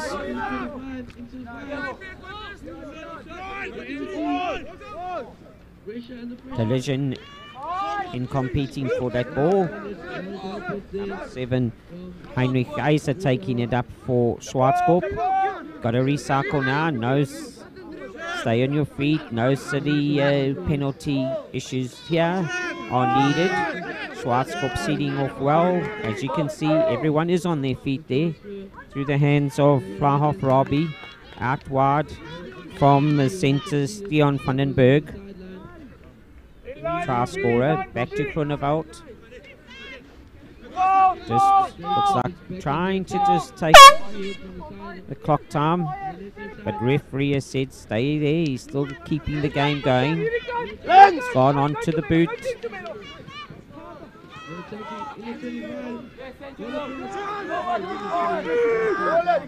Good running from Angelo. On the Lowveld side, they taking it up now. Remember, they would love to go into the halftime change room being the leaders, but they trail by 4 points at the moment. That was taken up by Stupventer. Still going forward. And this ball is taken out by Treasure Gold. And again kicked downfield. This is 1-on-1. And into touch. And I'm sure referee Pino is going to call that. It's an extra minute played there. Swartkop, 19 points to 15.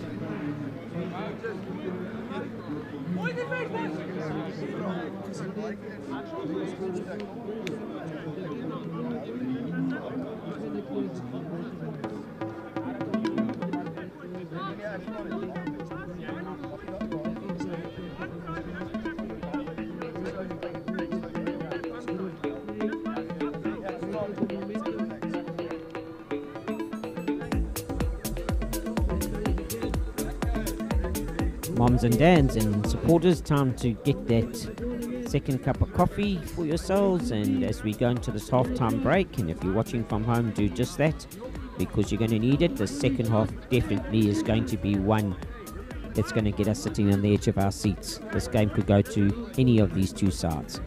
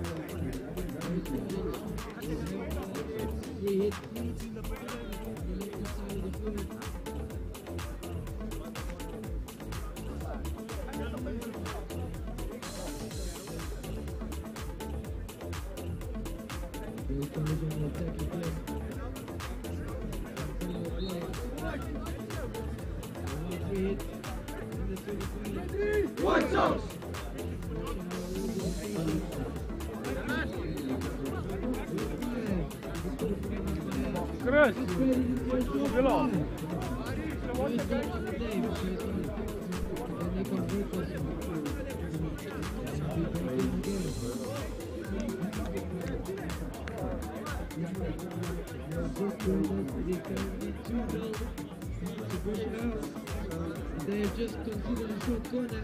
Can they keep it out?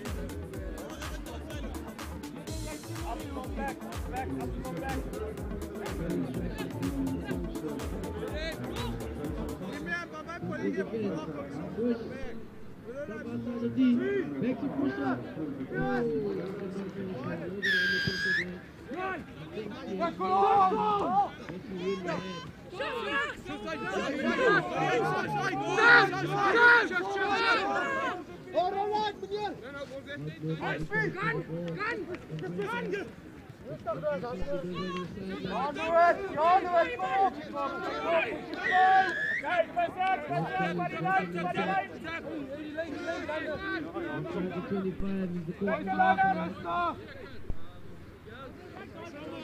So welcome back, ladies and gentlemen, into this, boys and girls, into the second half.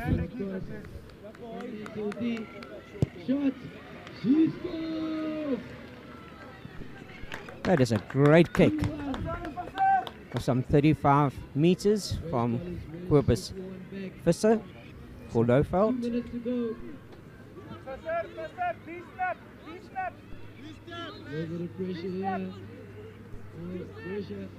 19-15 the score, and Swartskop will definitely not want Lowveld to come and take the lead now, so defensive work going to be needed.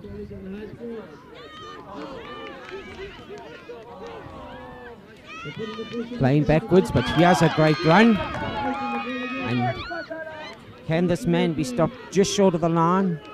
Yes, he is, but his ball is out.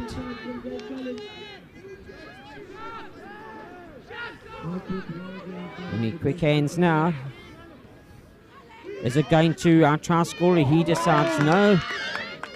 But the ball did go forward, and Shabangu was up with play, but from an offside position, picked that ball up from the offside position, and that's why it's a straight on penalty. Stian Becker taking all the pressure off for Swartskop. 45 seconds left of the game.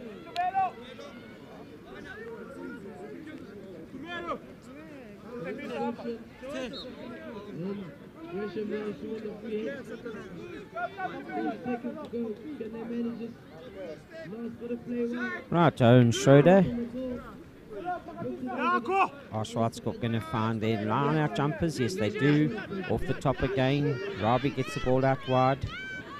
They're going to have to do quicker than that because Lowveld will close the space, and they've closed it way behind the advantage line of Swartskop and not taking it on. But this is turnover ball again, so it's back and forth here. Lunga Nyati, the loose head prop, trying to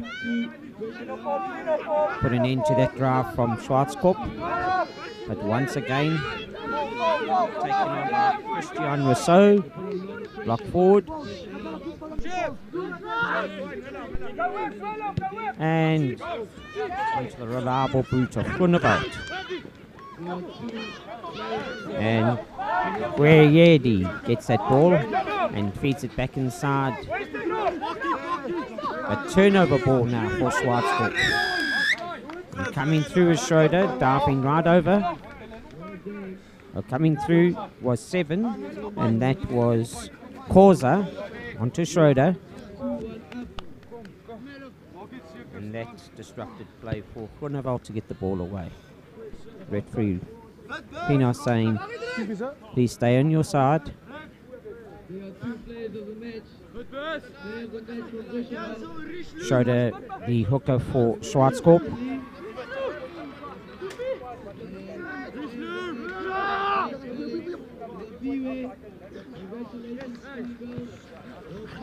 And untidy line at work, so well taken up.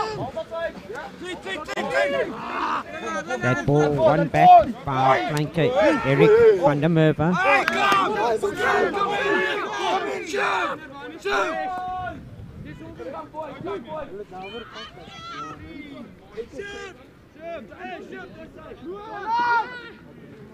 Right through the hands again, and Groenewald's found his boot.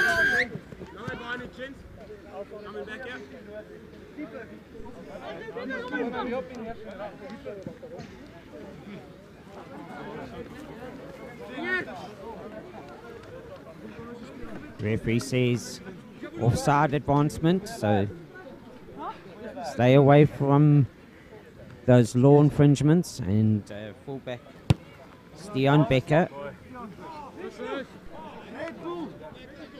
onto the boot, and he gains 20 meters.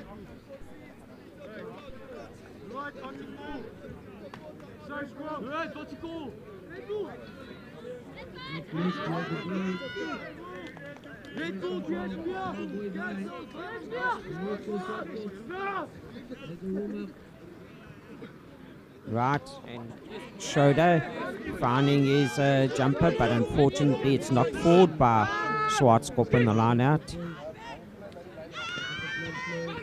Treasure Gold getting that ball away for Lowveld. But referee saying, we've just gone sideways, team, so come back please. And let's take that first infringement, which was the knock.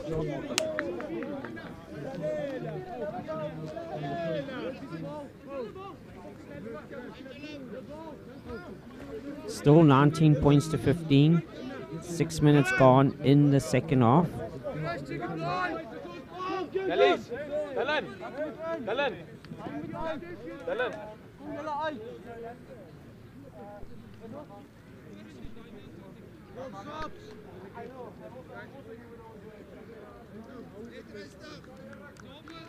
And just a break as there are replacements. Chris Damon Duplessis Javert Adam.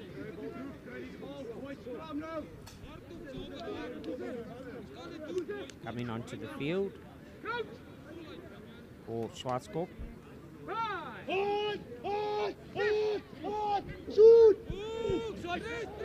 Cheshire Gold getting that ball out to Visser. Here's a strong run again from Madala Opa. Game still on. Don't stop for anything. Game still moving.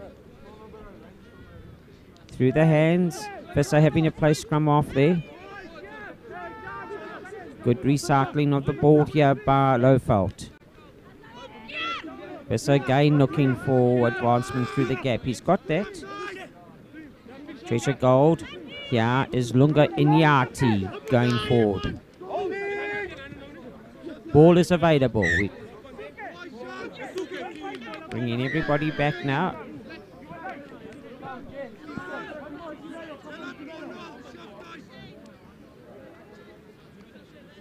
And hands in and at that ruck time as well.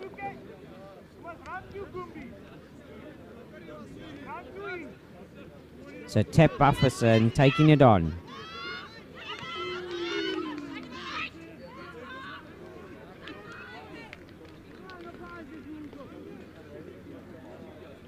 Just getting some light drizzle again coming down, and players are going to have to make sure that they use best grip now going forward in these conditions. Ball will become a bit slippery,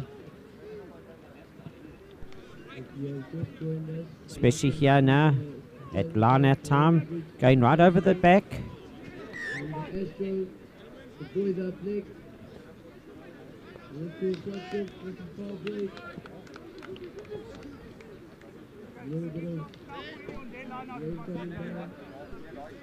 And referee saying numbers in the line out.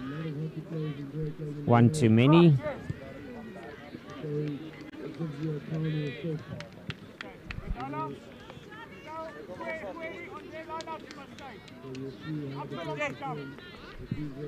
And that's a good relieving kick for Schwarzkopf.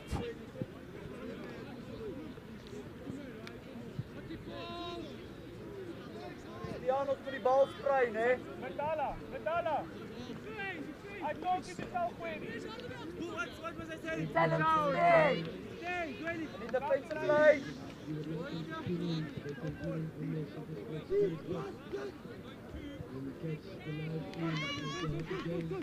And no, press.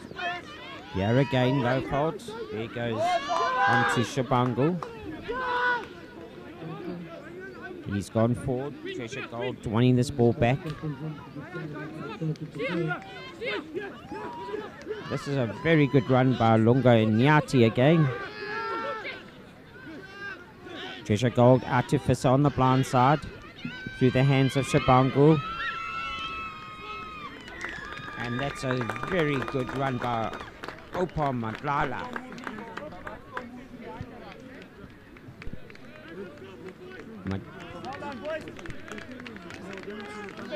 Or Madala Opa. To me it would be Opa Madala. And that puts Lofeld into the lead. In that try going to number 12.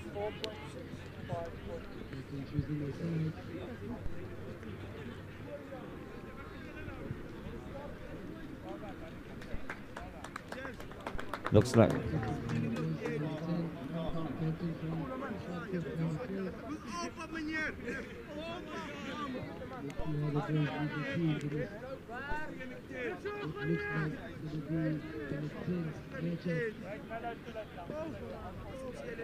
a 1 point lead at the moment. That is for Lofeld.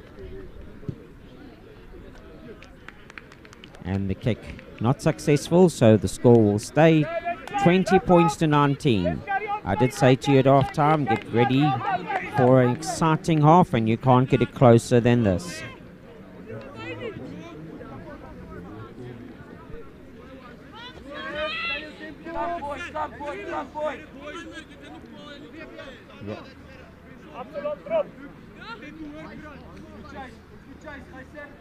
Loert Groenewald again to get this game underway. The number 9 scrum off for Swartkop.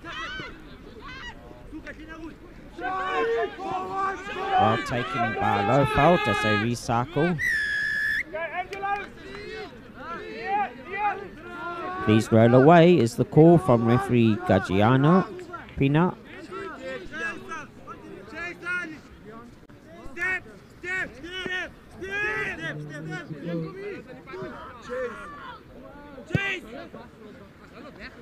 And he's using his big right boot, seems to be back now.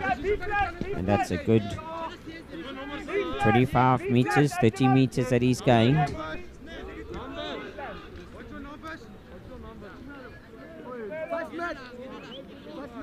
And Peterson make sure now of the line out.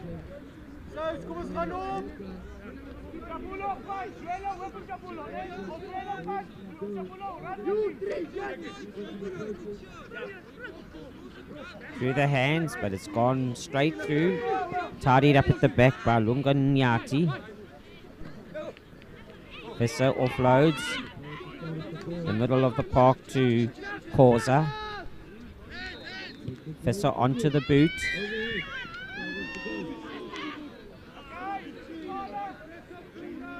And referee Gagiano saying, gentlemen, you're advancing too quickly. And he's also saying,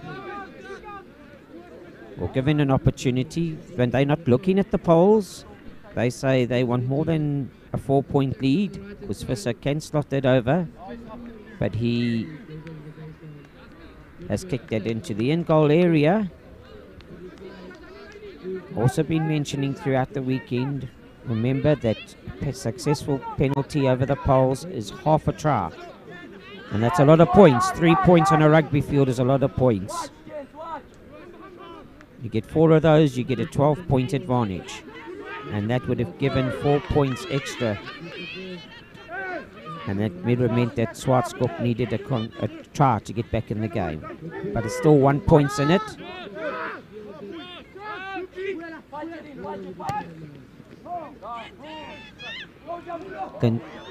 Clinton Eastwood, I believe, is the man. And that kick definitely working. Well, this is interesting. Is it our number 4? No. 4th try, number 8 again, the 4th try, and in Jabulo Shabangu.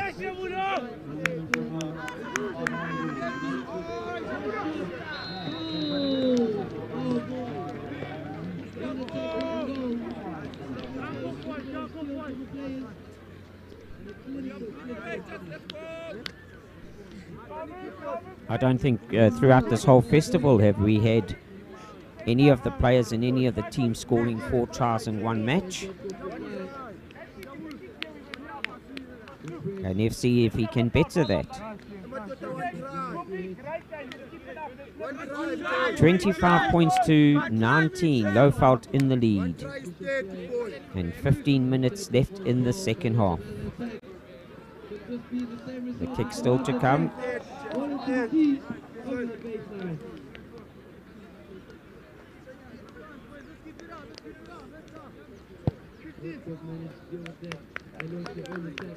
That kick has gone wide of the right hand upright.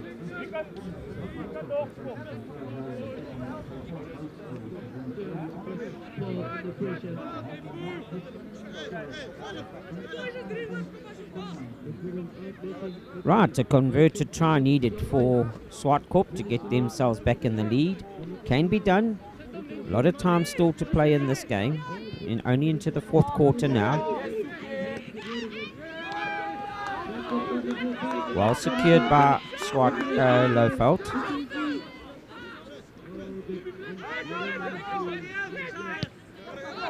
Oh, that's interesting. Inyati, the loose head prop, I think putting that onto his boot. And in doing so, all the players of Lowveld in front of the kicker. And that gives referee Pina the option to say, gents, do you want the scrum from where that kick was taken? Or Would you like the penalty kick? They've taken the scrum, and a wise call that's taken play right into the 22 of Blofeld half. Just remember that converted try gives the lead back to Swartskop.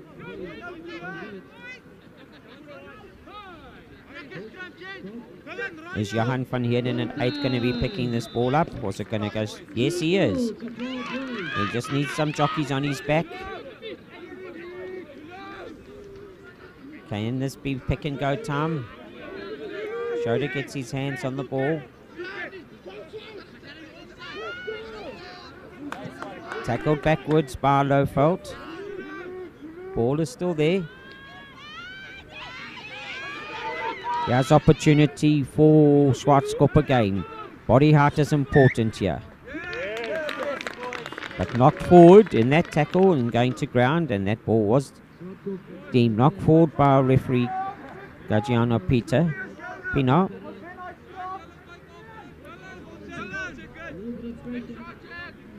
Scrum very, very important to both teams now. Lofeld have to secure good feed and a steady scrum so that they can get this ball back to Fisser, and I'm sure he'll get it onto his boot to get them out of here. Bruze let's put it in from the opposite side, and Swartskop applying the right remedy here, and they actually saying we're going to give you bad ball, Lofeld, and using their 8 forwards to definitely put pressure. So this is go back ball, Lofeld. So this has got to be a quick feed. Cruz Bruze should go around the other side or make it easier for his hooker. But chosen far side to feed.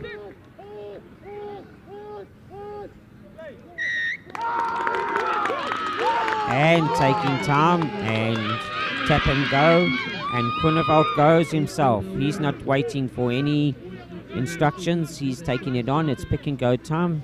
Don't let that be turned into a maul. Get down if you want these points, Swartskop, but it's gone into an upright position. It is moving forward. It's moving sideways now. Can that come back? Yes, it does. This is chance now. That's Rugby trying to go forward and through. Here's the big man in Dylan van Heerden. He's got to get that body height down. He does just that. Well tackled by Corsa. Through the hands again. That looks like Van Heerden, the number 8, taking it on. Pick and go time. You've got to clear this out quickly. No hands in there, boys. Well done again. A bit upright and good defense from Lofeld.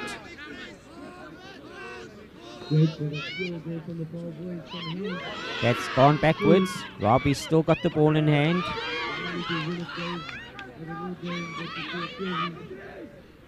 Turnover is what Lofeld want, but they can't get their hands on the ball. And this looks like breakthrough time. That was Van Heerden. And going straight over.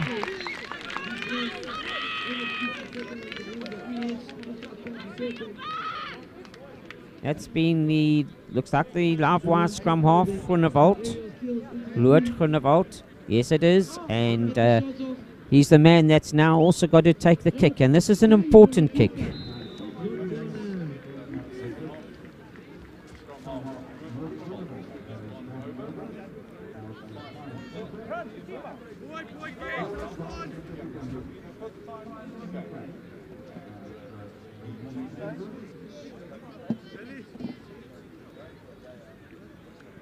So Groenewald now scoring the 5 points for his team, but can he make it a 7 points for his team? He wastes no time. And he's done just that, so Swartskop in the lead by 1 point.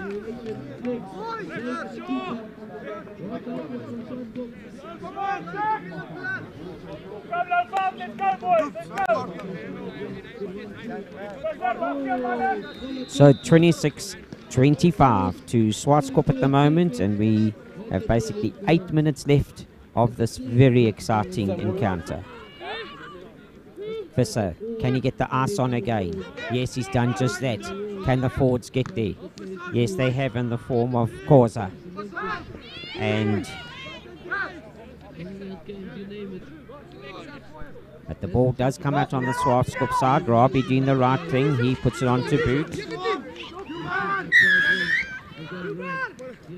But advancing again. Players not waiting after Robbie's kick. Swartskop players advancing. So do they want the scrum option? Yes, they've decided that they're going to take the scrum option from where he kicked. And referee Gagiano going to the mark from where the ball left Robbie's foot. And now Lofeld now in the attacking position. Back and forth, we've seen this scoreboard go. Bruce, I'm referring to as the name given. Feeding, I have said on numerous occasions, we're deciding to feed from this side. And is this going to be the number 8 Shabangu again? He's on his way. He's on his way.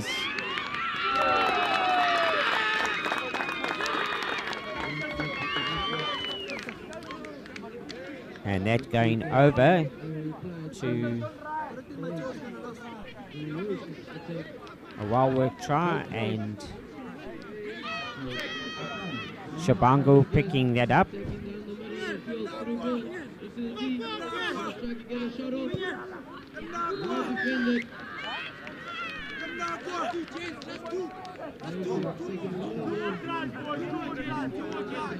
The lock, Absalom Mortar, is the man that has put that under the poles, the crossbar for Lofeld, and now another.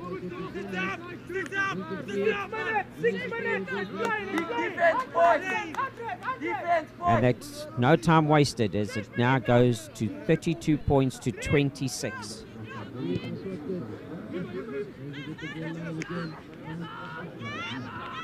The impressive Shabangu again on the run. Did well, but then the pass going forward.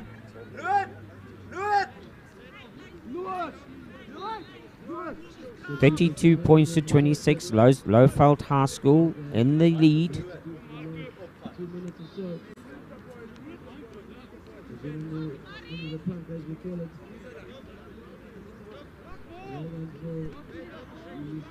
Big defense, Lofeld. Perfect.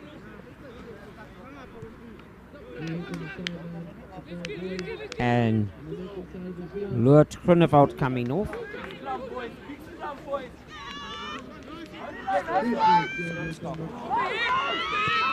And this is kick ahead and chase.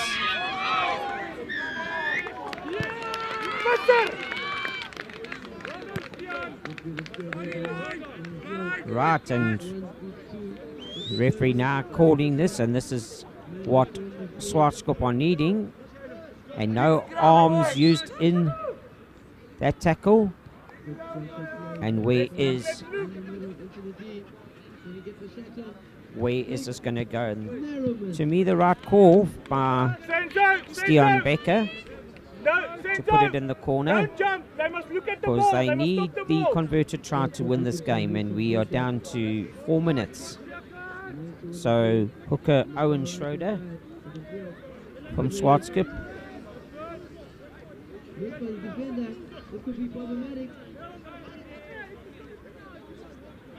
And they make sure that this is straight and secure.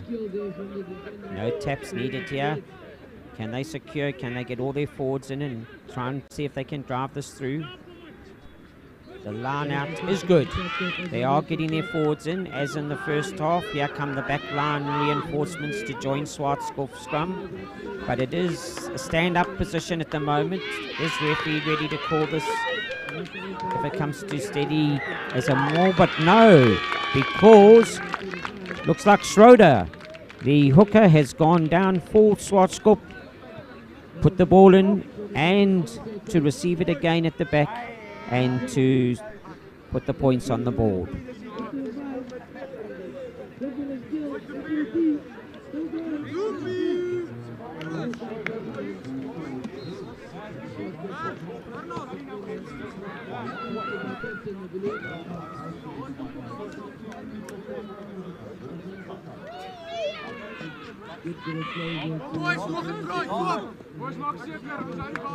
Well, it's a very important kick. Looking at this, it looks like Marco Hildebrand is the man that has got this pressure kick. No need to rush it. Take your time, young man, because there's 2 points. It's Bernard Vermeulen. Bernard Vermeulen. And he hasn't done so. It's Bernard Vermeulen that's come on in that jersey. Hey, boys, let's play, let's play, let's play.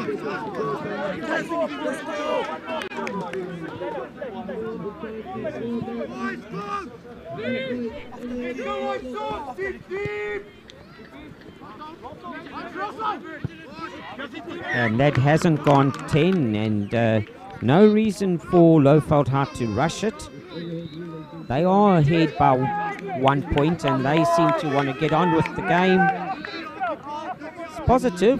They're here for Festival Rugby, but with 2 minutes to go and an opportunity for you to secure the win, slow it down and definitely make sure that your kick goes the distance.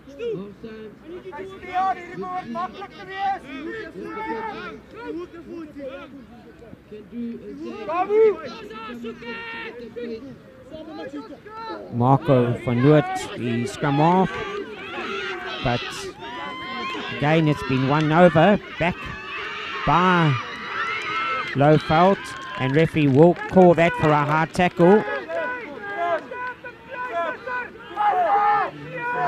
Now this is where calmness is needed.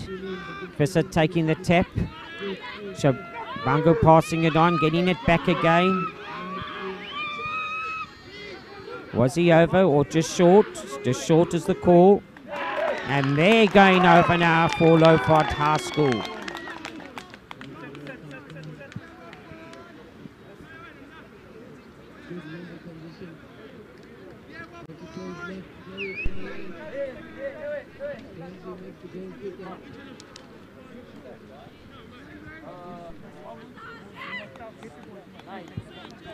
Right. Muzi Secret is the name we've got here, and Muzi going over for that try. Okay.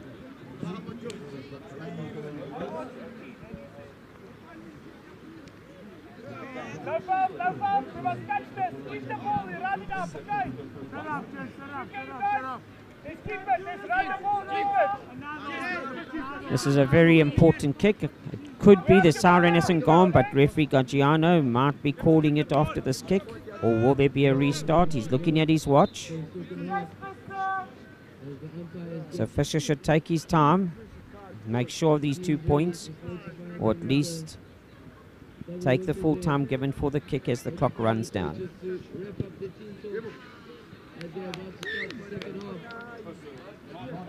To get that kick over.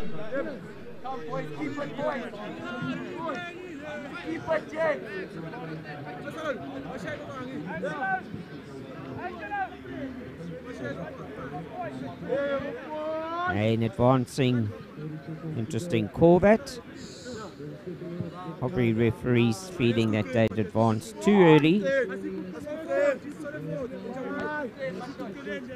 Still, Officer was taking his time to aim for the direction of the poles. They were coming up. Can't blame them. They wanted to get on with the game. Definitely didn't want him to get this kick over. And that he has done, second time round. So Fisher gets the extra 2 points, and that's going to take the score to 39 points to 31.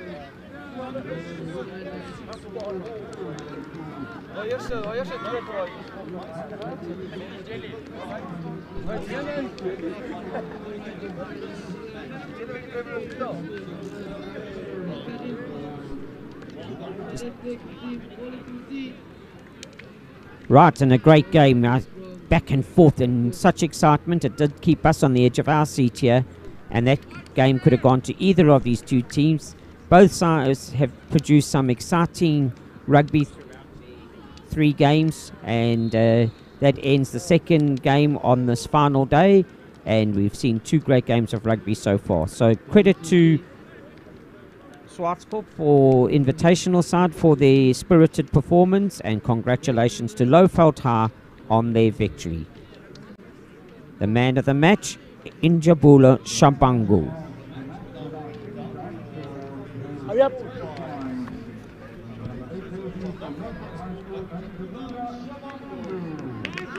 So to spectators at home and not here that have been watching, it's me, yours truly here, Barry Wilson, saying thank you for being with me throughout these 3 days as we supported your 2 teams here. Been great being with you. We look forward to seeing you in the near future.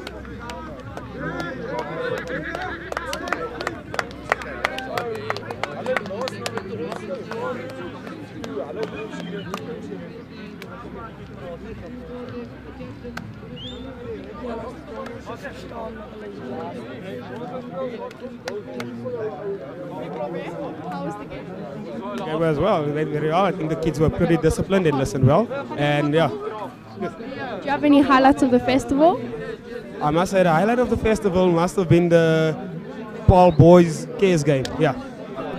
How has the standard of rugby been?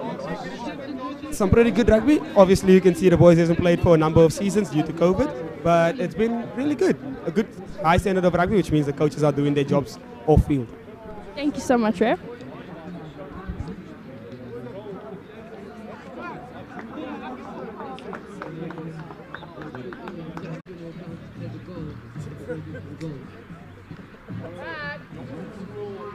Come, Matt.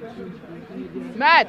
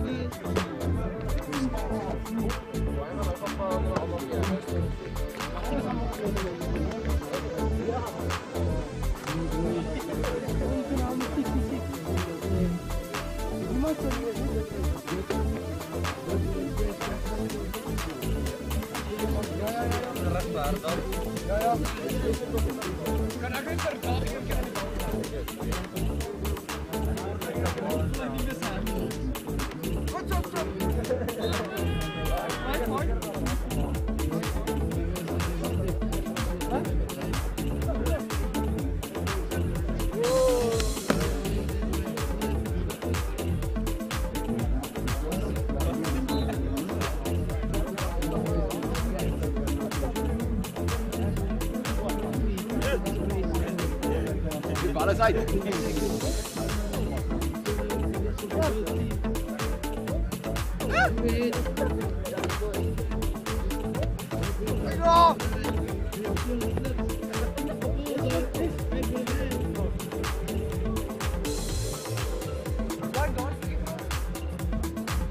Good draw from far boys around the back, down the right hand side again. Famous 1, 2, oh. Yes, she runs it in. The play of number 8. Gets up in the circle. Shot. Oh,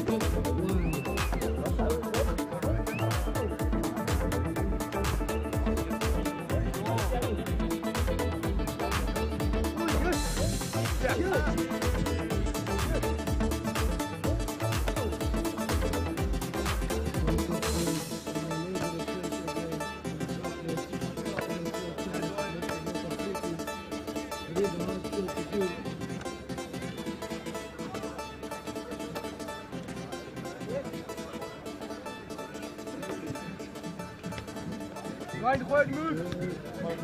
Wij gebruiken hier als een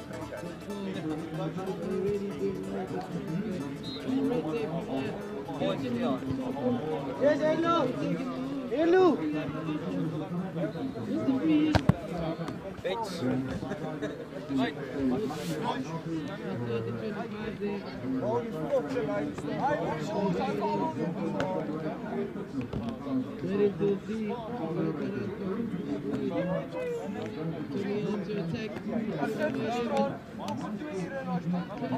on the page.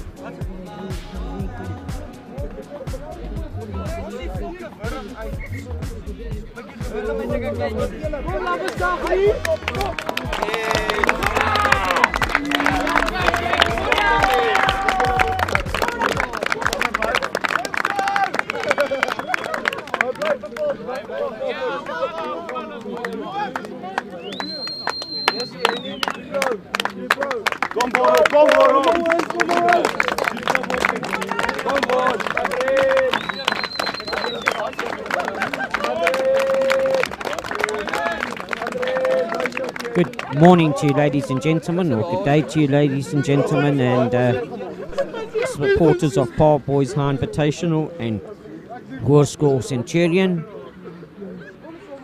Welcome to the third game of today, and this is really going to be an entertaining one. Two spirited sides here, and the man to take charge of this for us is Renier van Tonda.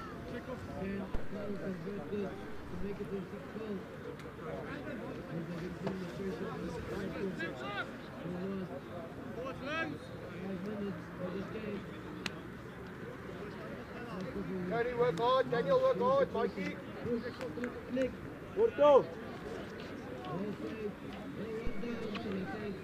Right. Paul Invitational have got the kickoff. Referee Fantonda getting ready. And if I can just say good morning from myself, namely Barry Wilson. It's great to be with you again to enjoy this game with you between these two teams. Ball going straight down and goes onto the boot. Van der Merwe again getting this ball back. Seem to be getting that ball out to Lyle Aronser, but referee calling that forward. And this will be the first opportunity for Mr. Fantonda to say, come gentlemen, let's focus on the calls, let's focus on the safety factors here. Field is getting slightly damp, just starting to drizzle again. And we don't want any unnecessary injuries. So listen to the calls, keep those grips and bind as tight as you can. That's why you'll see him calling them back up again, going in too early.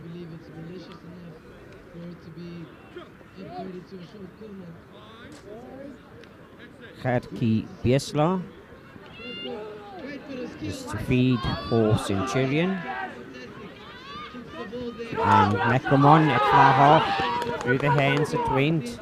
Ball is available. Was there a knock? Referee says no, but even if there was, he's playing the advantage. Good set phases again. Hugo van Zyl getting that ball away.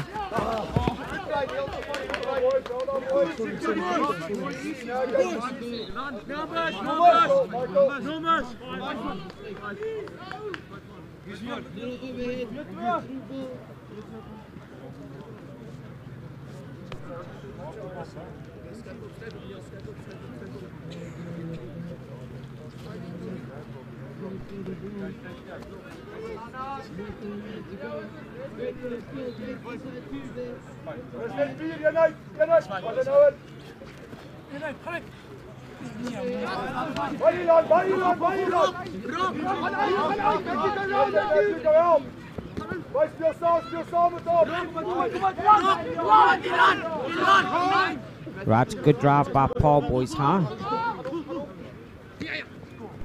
Van der Merwe going through the gap. Beautiful observation there where the gap opened up, and that's a great cross kick.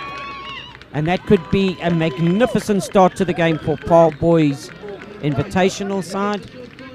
And that looks like Simonsa, Shane Lee Simonsa, going over to score in the far corner. And that came from the gap opening, not too wide, and Van der Merwe balanced beautifully and taking that gap a knife through butter.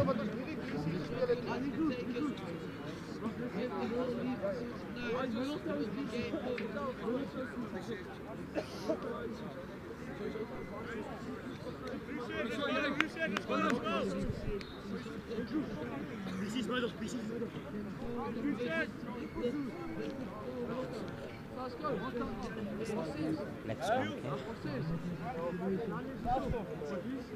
Daniel.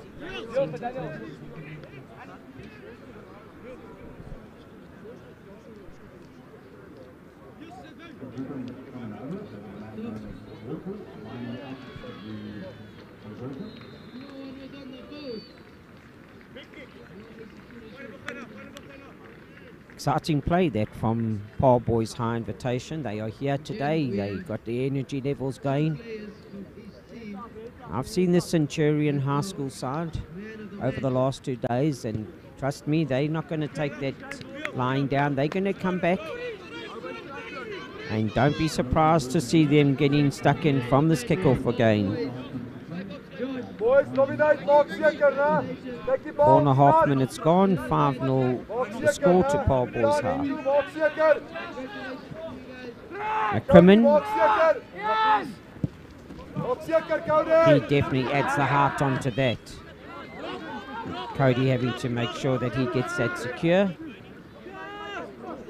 Through the hands, Pods to come again. It's working well. Hugo van Zyl getting the ball out.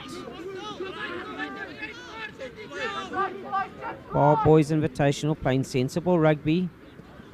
Can they get numbers? Good pressure defence from Centurion. As shown, they're going to stand their ground and deserve the credit for it. Ball was out, referee says, and play on. Recycled, we're into our fourth phase. Van der Merwe through the hands, not going to get through this time. Well ripped out by Vian Fenter for the loose head prop for Centurion. Which way are they going? Open side, and McLemon again feeding off to his background. Referee Van Tonder allowing the game to flow, which is great to see because there was advantage to be played there. Van der Merwe, he's got a good boot on him, and I hope that doesn't roll too far because that is going to go over the dead ball line. That was very unfortunate. The bounce of the rugby ball was the right thing to do and to take the pressure off. They weren't getting through.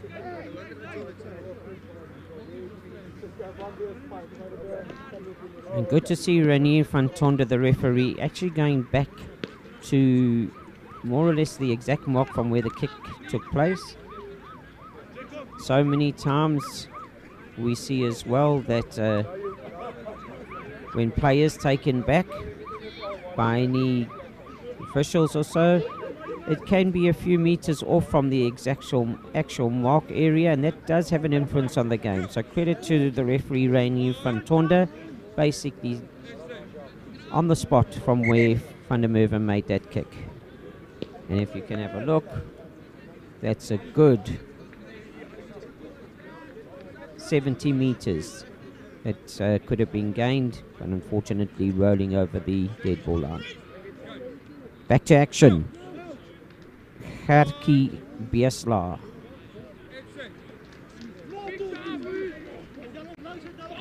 Ball is out. Joining the line is Valdo Kuleman for Centurion. Driving through, staying on their feet. Good seeding off by Paul Boys High. Big man coming forward again.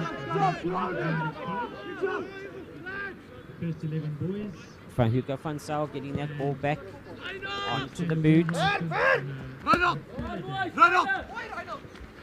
And a quick take by Reinhold Badenhorst. Centurion are here to play as well. There's no time to delay here. Just need our tight prop there. That is Jakob Fourie going on, but he needs numbers. He's eventually got it in the form of his friend in number 1, Vian Fenter. Through the hands it goes from Johan Boertes.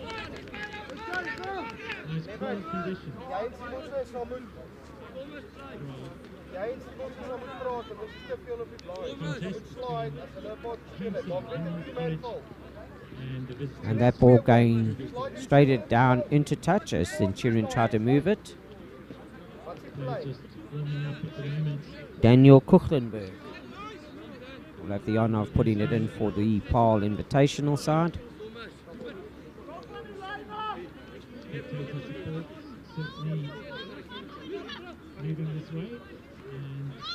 And that's tapped back, but first to it looked like Lapis Lapaskachny, the number 8 for Centurion, but he didn't manage to secure it properly, and it did come back. Van der Merwe putting it back down, no call there. And both players wanting to go for it, and just a call, but unfortunately both getting in each other's way, and that ball being knocked forward. That's the way to play the game.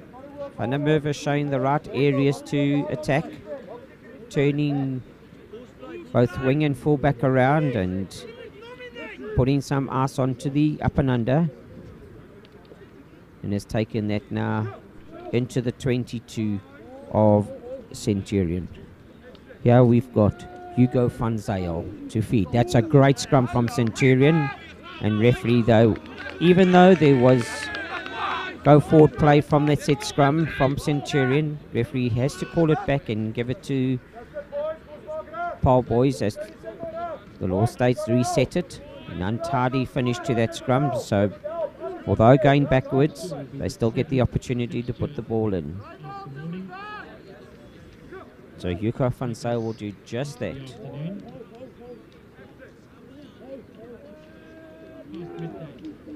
Can they get that ball out?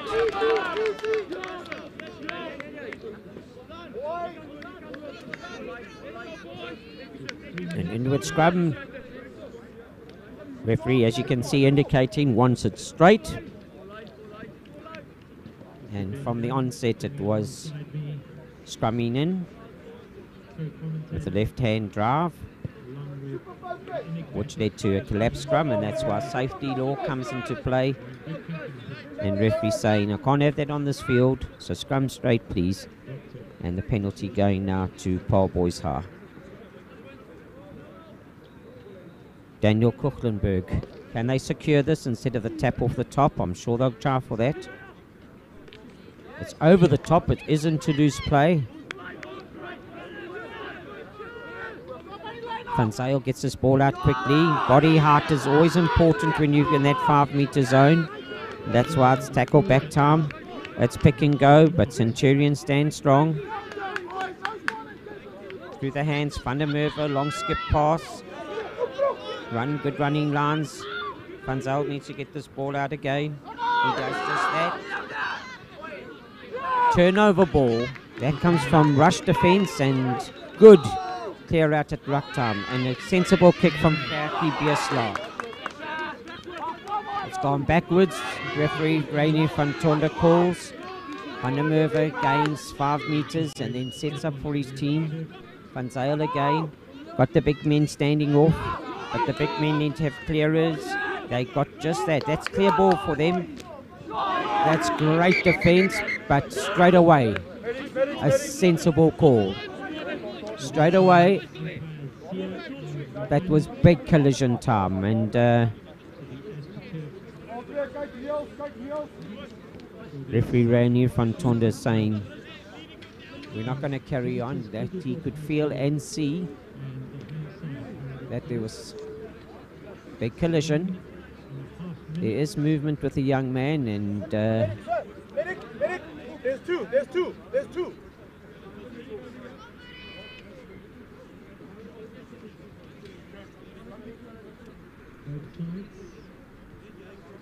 both players down.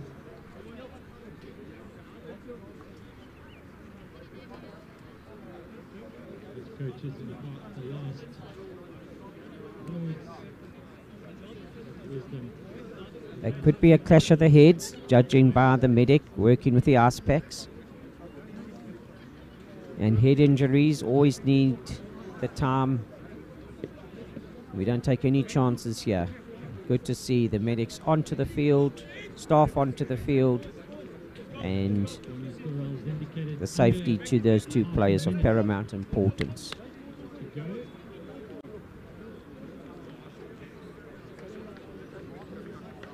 The Paul Boy player, he's back on his feet. He looks ready to go. Take their positions on the field. Ferguson High School moving into position. Umpires Johanny and Sia anxious now to get the game underway. If you're trying to get a name for you for the Centurion player, there are lots of staff members around and management players, but he's up on his feet, and that's wonderful to see.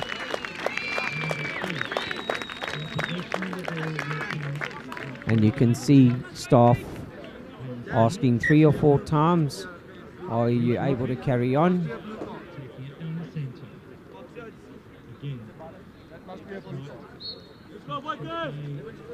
Possession switching to Kruger goals. Looking to move up into position. And yes, he is. That did look like it was Vian Fenter.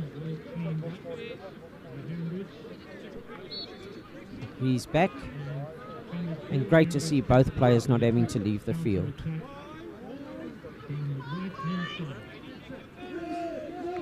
Panzel again feeding. Keep it up. And that is again going straight down, losing the band. You could see that scrum wheeling, and that can only come from a loose band on the loose head side by Paul Boys. And scrum fell inwards. So McCrimmon gets it onto his big boot again.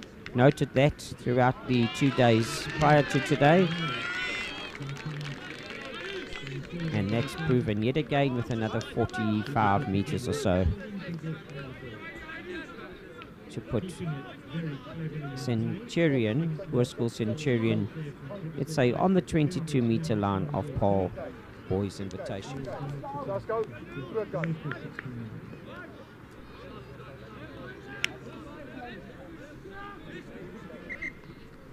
Again, Liverpool has to looking for that gap. Moving tight, it's picked up by Heronbridge on the left wing, brought into the D, and just a change here. I do believe that's the same young man that was in the collision earlier on, so it's the right call just to go and have a head check with the medics off the field.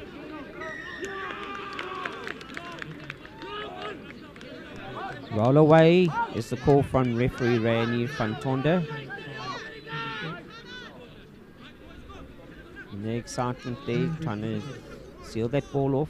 Centurion, referee right on the spot. And Van der Merwe, he's got his kicking boots with him today, and he's going to, as shown already, put that onto the big right boot and take that basically onto just short of his halfway line. 17 minutes gone. Very exciting, close game here. And this is the third day already. There must have been some very sore bodies over this weekend. But no, none of these two sides, none of these players are standing back at all and ready to give it all for their schools. Great to see. Panzayo. There again is a great tackle from Ethan Reed, the number 6 flanker for Centurion, and that led to a turnover. Kaki Biesla, McCrimmon, Van der Merwe meets his opposite number. Get this ball back, Kaki Biesla. Here comes this hard running Blackleon Fenter again. That's a great charge down, nothing wrong with that. Stay on your feet. Referee letting that one go. Paul Boy did go off his feet onto the play on down, but didn't have a direct influence.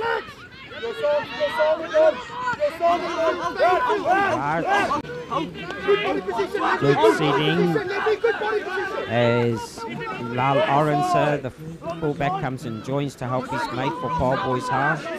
Panzel's got to get this onto one of the big men again. In the close quarters, handling not too secure there. And Lock Ruben Force for Centurion secures it for his team out to his fellow Lock in Brandon Lee Sneyman. Standing in a far half receiving position. But referee says there's a knock, so let's go back for the first infringement, which will give Centurion another 5 meters advantage.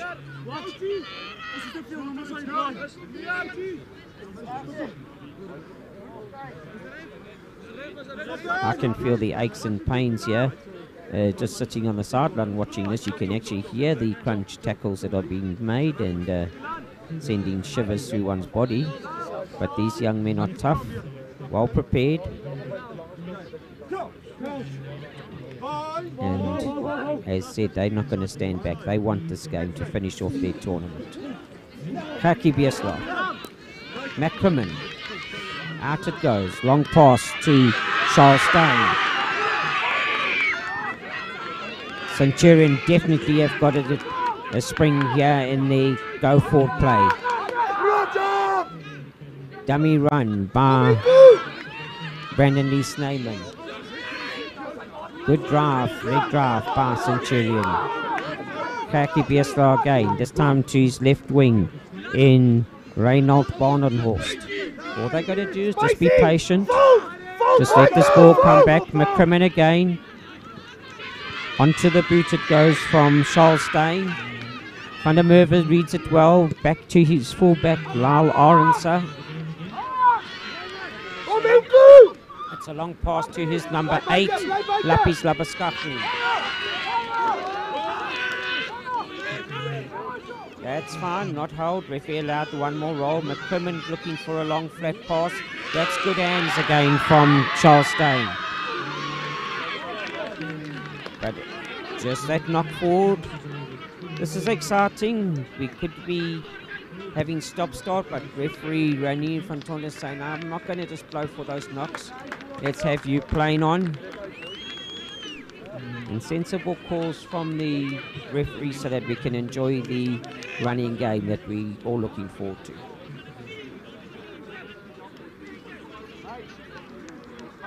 And you might be asking as to,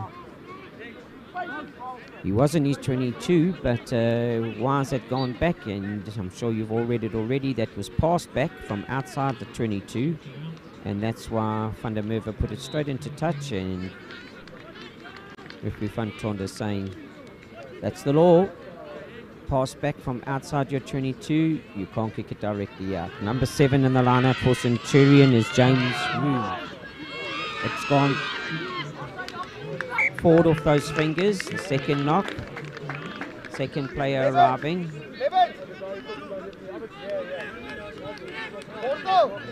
I think that was Kuleman coming through from fullback position. Lots of players around and probably took a few his eyes off the ball as the advancing players were coming. And I think Paul Boys High are looking forward to getting this opportunity in the 22nd minute to just take pressure off. You see Van der Merwe standing wide, but Paul Boys not listening to the call. Biesla gets it on to the big Lapis Labaskachny, number 8. But that's poor ball going back.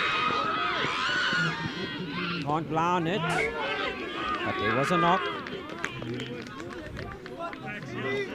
And rain starting to fall again. Not heavy rain, it's just that light drizzle. But that doesn't make it like does make it like an ice rink out there, so you've got to have your skates sharpened. And definitely slow down as you get to the ball, because it's going to start feeling like a bar of soap.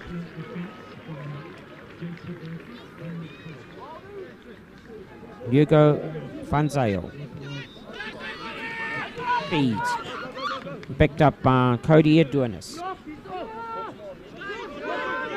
Van Zyl again. He's looking for his options. He hears the calls. Offload just before contact made. Van Zyl.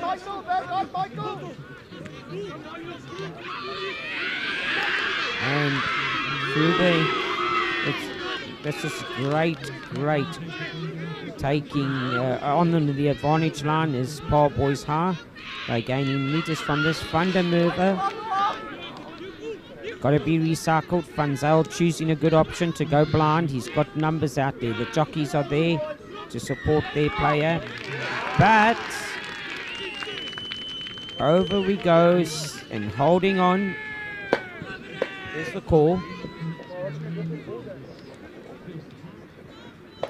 Centurion definitely getting numbers to that breakdown, and you get there, you want to steal that ball and you want to be allowed to do so, so you can't hold on to it. McCrimmon puts it onto the boot and takes that comfortably into the half of Paul Boys High. Go,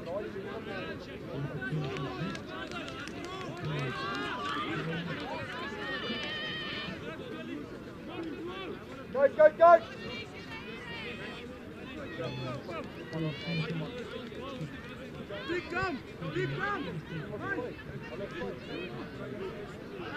Martin Senecal got to find his men, which hasn't happened. Van der Merwe has used his kicking skills tactfully today. This is Kuberman who's taken the run and taken the break. A good running. Centurion there. That's a good pillars of defence there to get that ball back through the hands. Out the hands of Charles Stein. There is Martin Senecal. Yes, and Paul Boy's doing the right thing. They actually hitting that ruck and driving through. They did knock it on, but the referee says Lapis Lapaskachni has got it for Centurion, and let's carry on with the game. There's Biesla through the hands. Bit of a skip pass, and here's Kulamani's left wing in. Reinhold Badenhorst did the right thing. There was no space out wide. Kulaman has come into the fly-off position. Better get there because Paul Boys are there and Centurion do respond. Paki Biesla again. McCrimmon says, no, I want to put this down, but Lyle Orenser, the fullback for Paul Boys, has said, I'm going to send you back to your 22. McCrimmon, is he going to take it on? He is, but that's the way to tackle. And probably lucky to get away with that is the Centurion player because he was well tackled and tried to get up again. But referee Renier van Tonder right there and would have seen a release.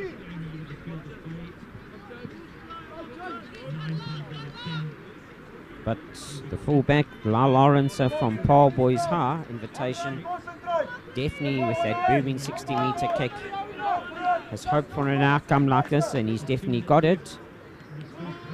Where it has now been knocked on, and it's Paul Boys, but they have to scrum well to get this out. Adonis now keeping it.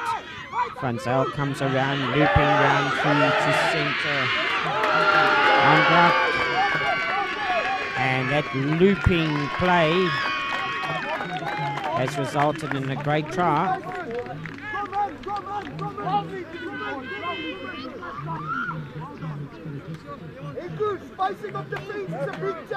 And Simonsa for Paul Boys Ha from a left wing position. Shane Lee Simonsa, the try scorer.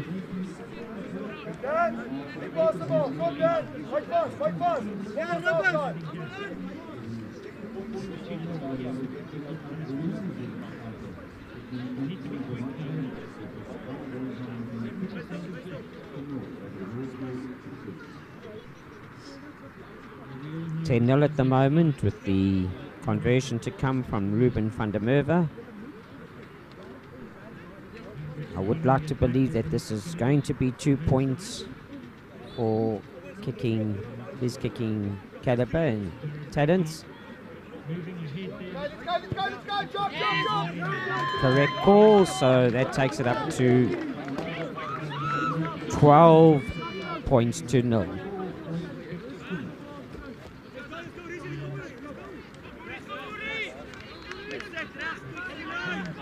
Even though there's now that constant drizzle, credit to both these teams. You would think it's bright sunshine and draft facilities out there and sand grass, but they are making it seem so, and full credit to them for this open, expensive play in these conditions. Funzale. Beckman taking it up again for Paul Boys Ha. Oh, and this could be interesting. This could go from, it was going to be an advantage for the knock-on, but then Paul Boys Ha decided to continue playing in front of that knock-on. And they've taken an option of the scrum for the penalty. which is an interesting call, but it could be a correct call. If you've been watching carefully, they have been dominant at scrum time, and they believe that with 30 seconds to go, that they will be able to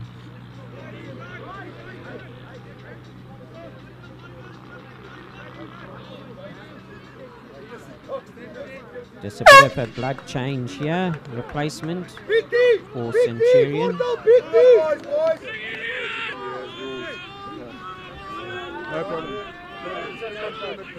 Number 7, James Room. From that scrum, you would have felt they would have gone a little bit more direct because they've lost a bit of ground here. McCrimmon, it's no good losing sight of that ball now. It has gone forward. So from where that scrum was, its play has ended up about 20 meters actually behind the set scrum.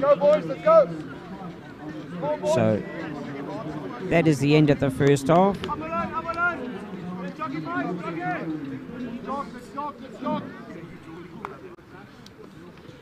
An entertaining first half.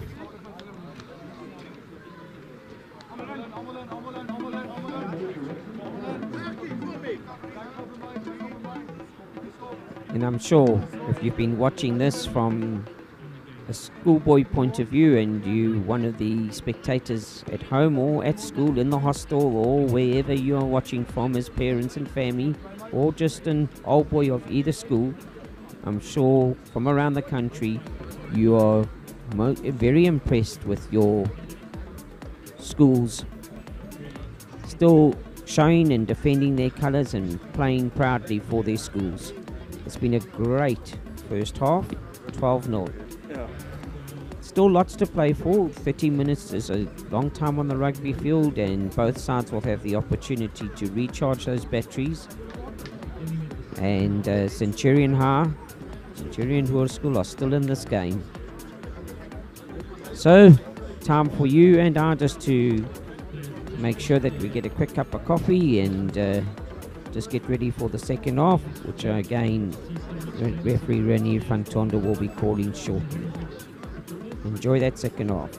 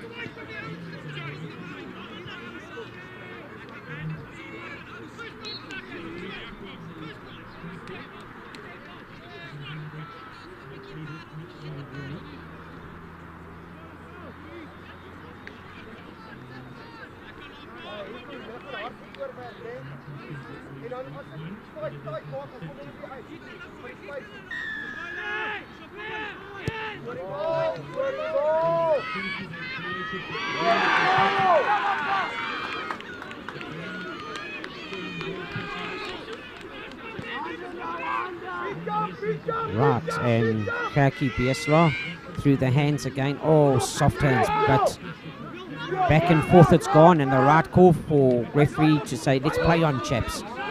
Oh, but it's gone 1, 2, 3 times, and he has to bring it back for a little bit of sense to prevail, and saying, let's go back to the original knock. Trying to be picked up at centre position there, and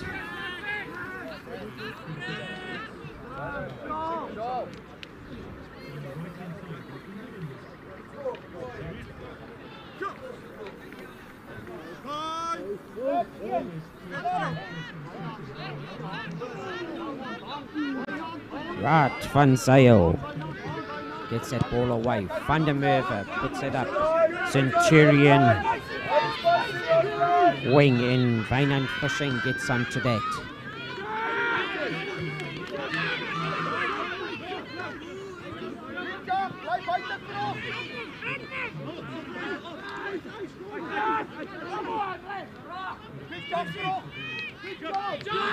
Out it comes again from Biesla. That's put lots of snow onto this one, but in position again is Wynand Fishing. That's a good pass. Long skip pass, and there is expensive running now from Centurion. Holding on. That's what happens when you open it up. Just make sure you get your support players to the breakdown if you're going to be throwing it around. And let's give credit first for the positive expansive play, but just those jockey support runners are needed to get there to recycle. That wasn't the case this time round, and a call would be to go deep from the kick. That seems to have happened, and play taken onto the 22-metre line of Paul Boys R. Centurion, very clear, had a stern chat at half-time and felt that they're in this game still, and rightfully so, and they've bounced back in the second half to try and secure things, but onto the boot of McCrimmon, turning Paul Boys around.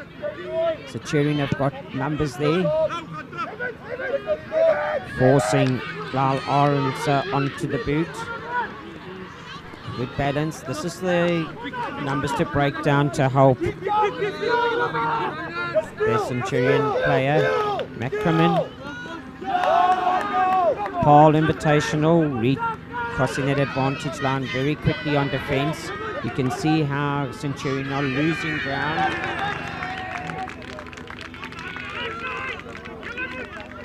And then that turnover that is taking place, holding on to it. That was very positive from Paul Invitation.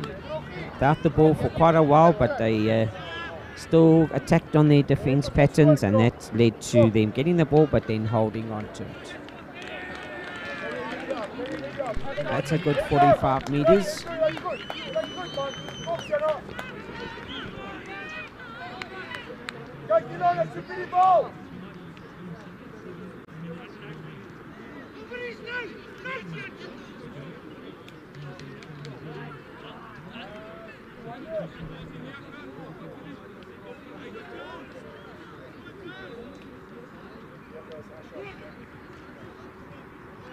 Oh, that's well taken by Brandon Lee Sneyman.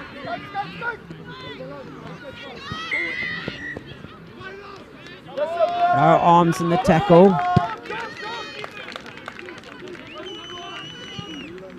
Well spotted and well picked up by referee van Tonda. Got to get those arms around the player, can't just go barging in.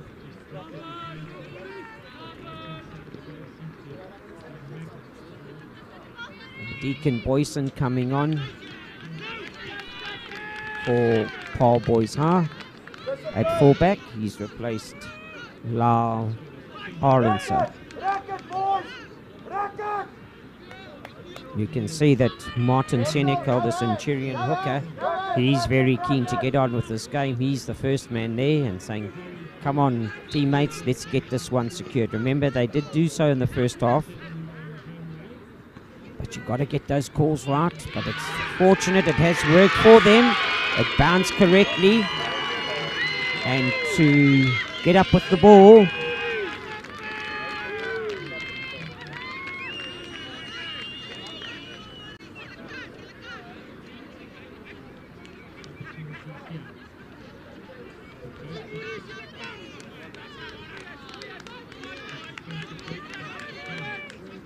That ball was bouncing around in the line out. It didn't go to the intended jumper.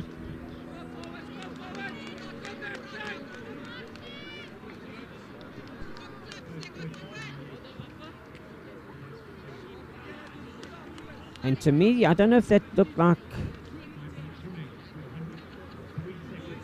their number 8, yes, Lapis Lapaskachny. And Lapis Lapaskachny was the man that reacted first and was able to dot it down. And unfortunately that kick has gone wide.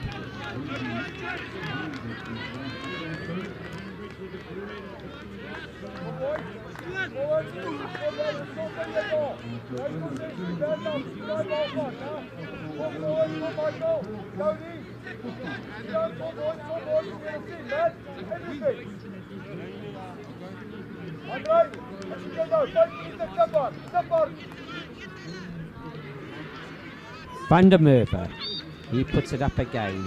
Keep your eyes on the ball, Centurion, and that's what happens when you put a good kick up like that. So there was double knock, referee couldn't play on, but the first infringement was the knock by Centurion, so it's now time for settling down again. 7.5 minutes into the second half. Great game we've had.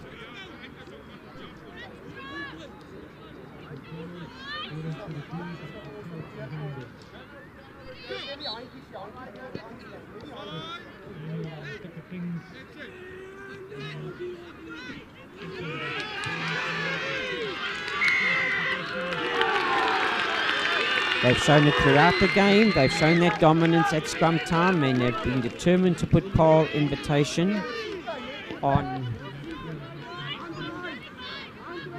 the back foot at the set piece, and they've done that just again. With that Paul Boyshar scrum disintegrating, it gave the penalty advantage to Centurion.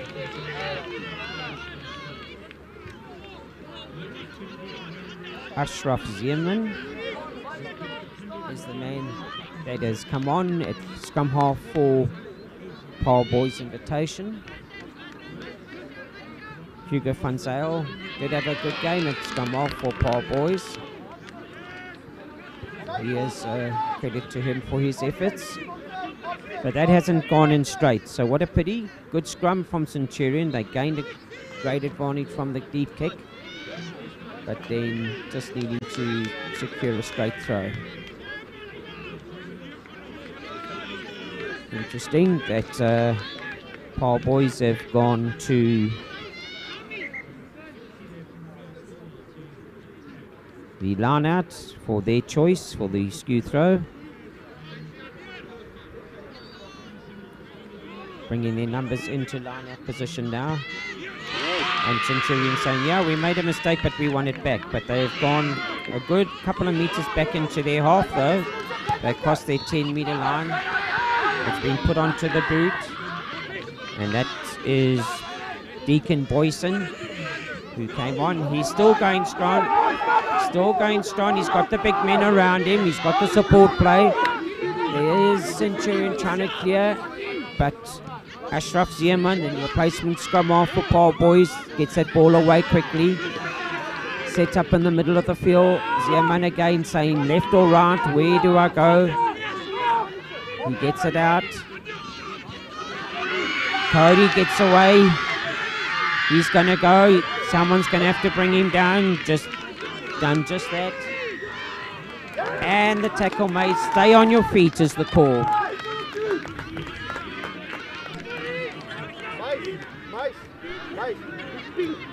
The number 8, Cody Adonis there, having a great run. He's done that 2 or 3 times already throughout this game. Big go-forward player. And now after that 30-meter gain, Van der Merwe adds another 20 meters with his boot. And Centurion now cannot afford to let Paul Boys put another 5 or 7 points onto the scoreboard, as it still keeps him well within the game at 12 points to 5. But security time at line out now.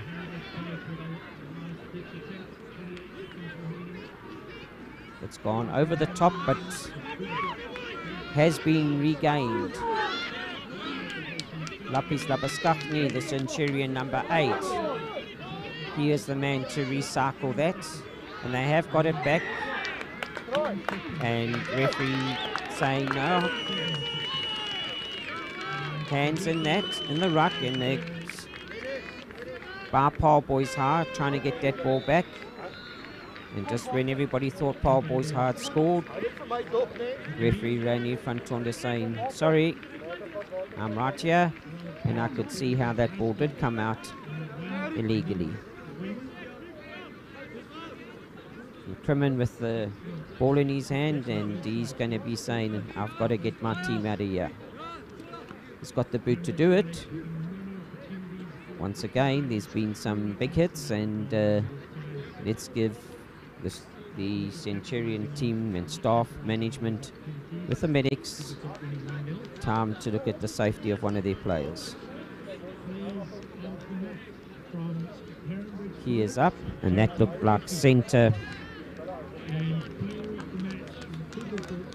Charles Stein. Congratulations to both and JT. 12 minutes gone in this half, 12 and a half minutes.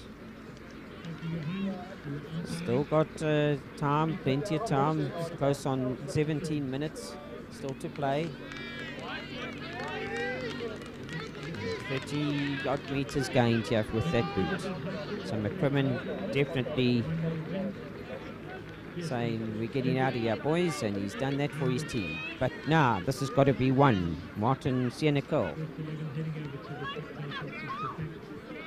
The man trusted with that. That's well secured. Through the hands they going. Head was definitely up by Charles Stein, just having a look where he was going to take the gap. But remember, receive first and then the gaps will come for you. Possession number 1 aspect important. No player does it intentionally, but just in the excitement, that rapid blue line advancing on one with a flat pass, one's got to look at a safety precaution and say, where am I going to go? Is there space for me to get out of this rushing defence from Paul Boyshar? And in doing so, off the fingers and knocked forward. once again. Ashraf Zeeman feeds. Van der Merwe runs on. He's still going for it. Good support play from these players. Bit of a hard pass there to a close standing Paul receiver, but it should have been taken as well. So Zeeman finding his man into the stomach area and being knocked forward off the fingers.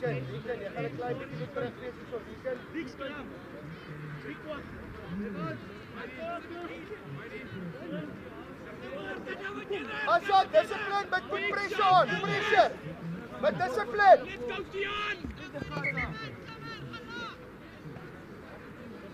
Mortal, as hulle go slide.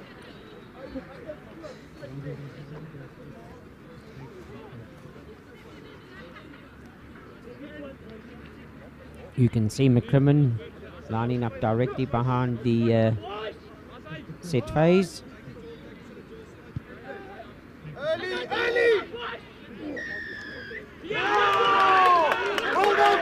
And referee calling skew scrumming and not stay keeping your straight line. I think he's picked out number 3 Jaco Fourie for that, the tight head of Centurion, and saying keep your body straight. Now Van der Merwe is going to go to the corner flag for Paul Boys High.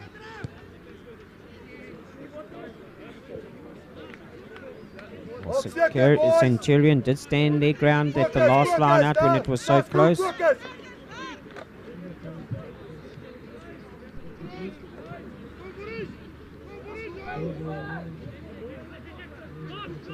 Put the ball in. And again, it's a bit of popcorn at the line out, up and out. It did work in the favour of Paul Boys High. That ball popping all over, but it went straight up and they were allowed to play from that, but couldn't dot it over the line. It was held up, and here's time now for Ashraf Zeeman. Now Centurion will definitely know that with straight scrumming they're going to give their best efforts at the scrum here to put Paul Boys on the back foot, and Zeeman's going to have to get that ball in and out as quickly as he can. Here comes the scrum. It's gone aground, and rightfully so. It's a good call. It's a good call on the far side. It was well seen. Tight head going down for Paul Boys High. Tight head collapsing. And McCrimmon takes play onto the 10-metre line.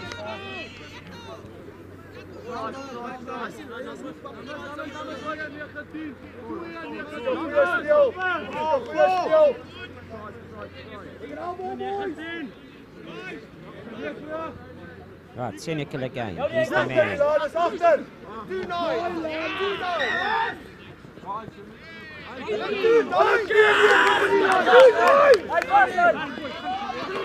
Tap penalty taken on.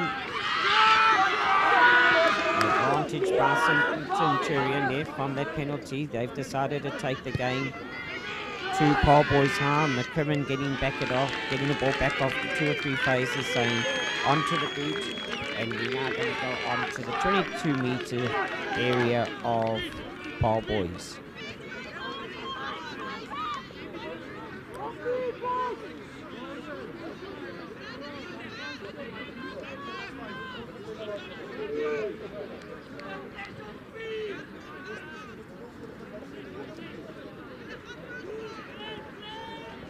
Like Daniel Kuchlenberg. This has got to be secured now, Paul Boys High. Over the top, it's tapped off the fingers, so it has gone back correctly.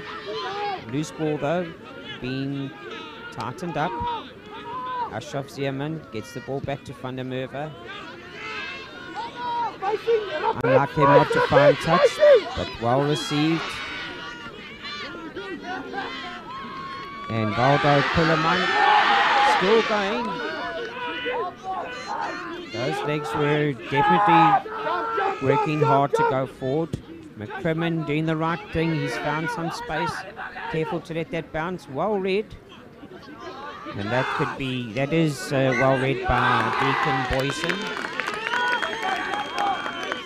The forward pass there. So Centurion coming back, and there's only 7 points in it. And that's why there's lots of excitement both on the field and around the park, Sierra's park as well. Everybody realizing with 11 minutes to go, this game can still go either way.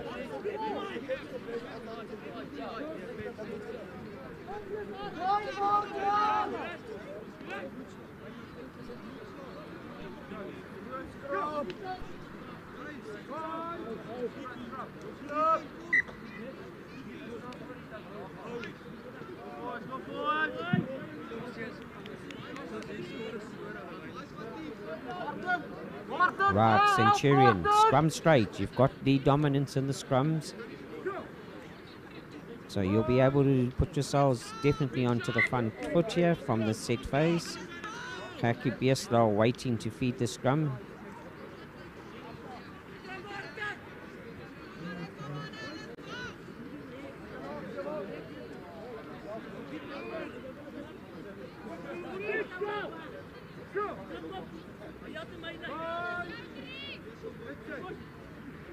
Keep that slump steady. It's an early drive, but you can expect it from Paul boys. They didn't want to give Centurion any advantage. Lapis Skakni, the number 8 from Centurion.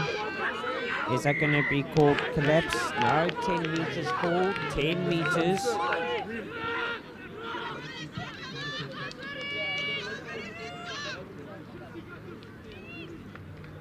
So it's a short arm. Kaki Biesla, there's going to be a tap. He's going to give it to Lapis Skakni again. Can that be recycled? Yes, it can. Biesla. Out to McCrimmon. He's gone straight over. You saw the gap opening. And that's going to equal things in the 50th minute of the game. McCrimmon. Ronan McCrimmon, the try scorer.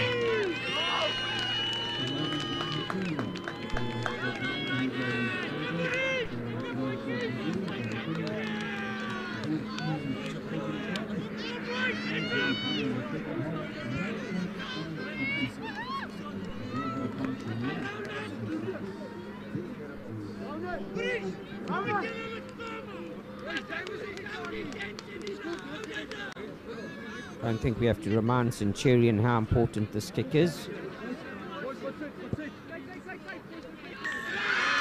And making sure of that.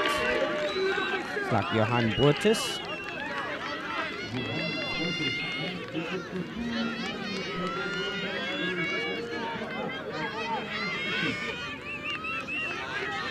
We've got 8 minutes to go in this game. And you can now decide if you got no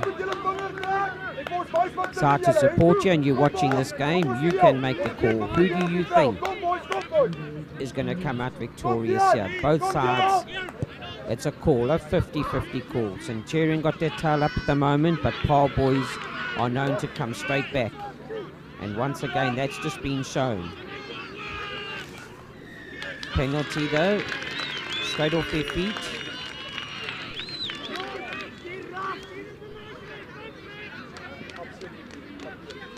And that's just the excitement from Paul boys, knowing that they want to get back into this game. So the score 12-all. Crimin again doing the right thing, saying let's get down there.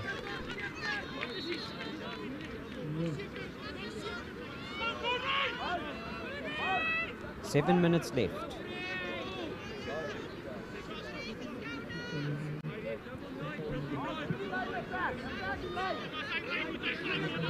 Can they secure this ball? No. Referee says, closing the space, please keep it open. Let's do this line out again. Martin Senekil's entrusted with that. Off the hand of Ethan Reed. McCrimmon through the hands now. Dummy runner. Out it goes. To this Vane and Fishing, he's had some good runs throughout this weekend, the right wing for Centurion.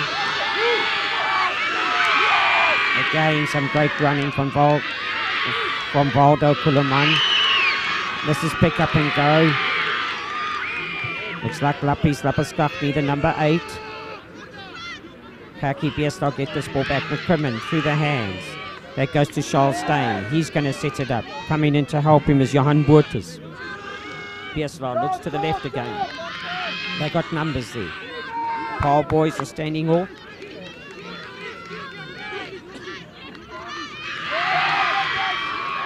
Good leg drive taking place.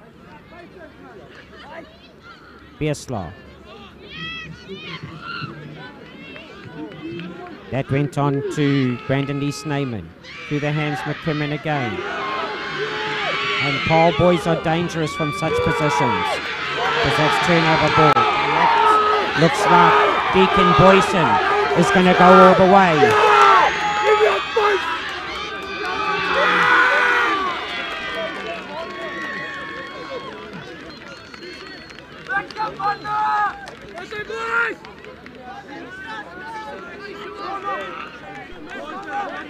Right, and once again, Shane Lee Simonser, the left wing for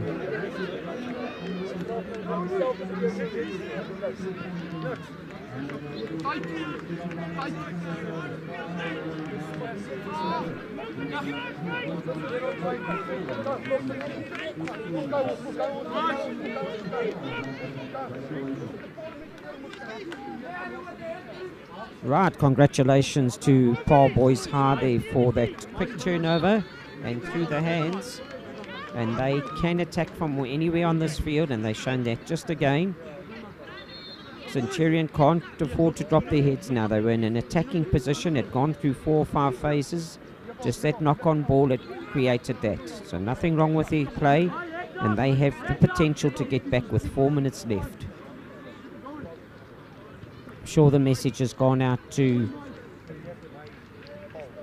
Ruben van der Merwe to say, get this over, we need the 2 points, and then Centurion Huck can score and have to be converted to draw the game. So this is a vital kick.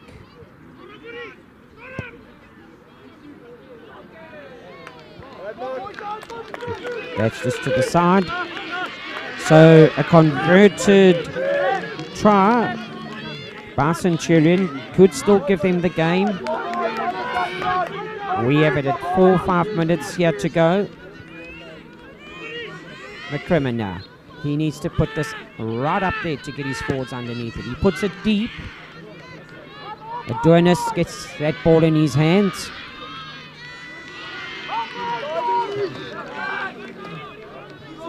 Zeeman gets it out. Interesting that Paul boys are running, but why not? Because they scored from this position before. Got to be straightened. That's gone forward. That's gone forward.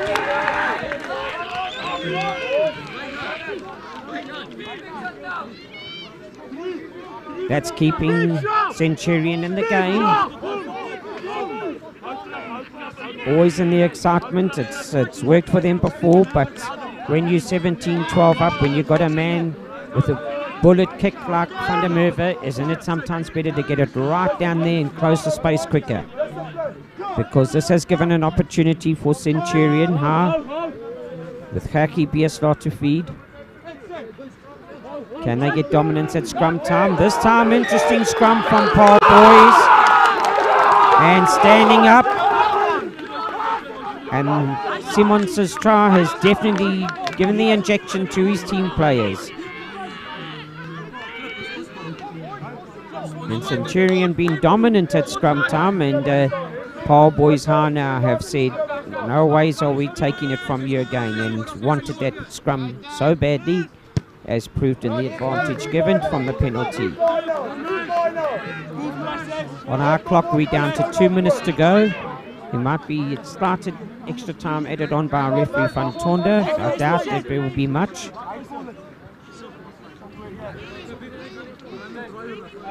But Daniel Kuchlenberg, he's the man to put this in. That's not straight.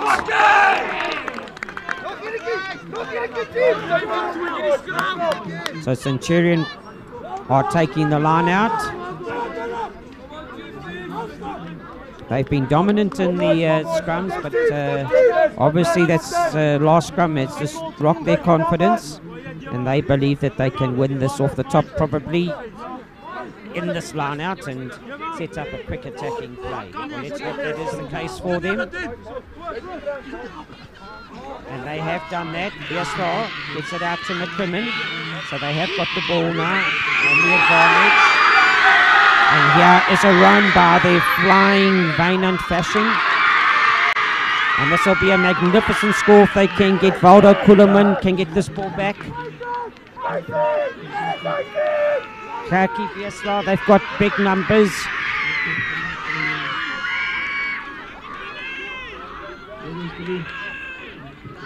What a great game we've seen today.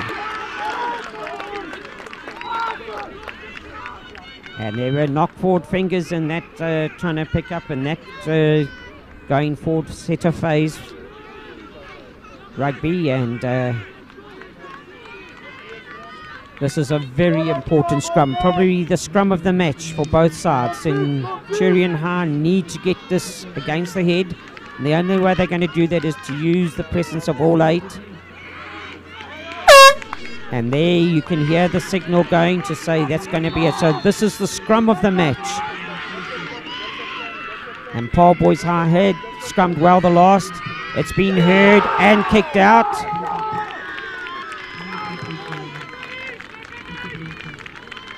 Referee hasn't blown yet, or has he? He has, and 17-12 to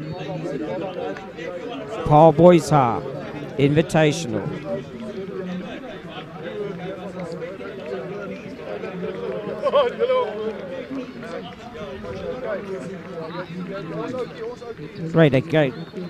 Great game of rugby.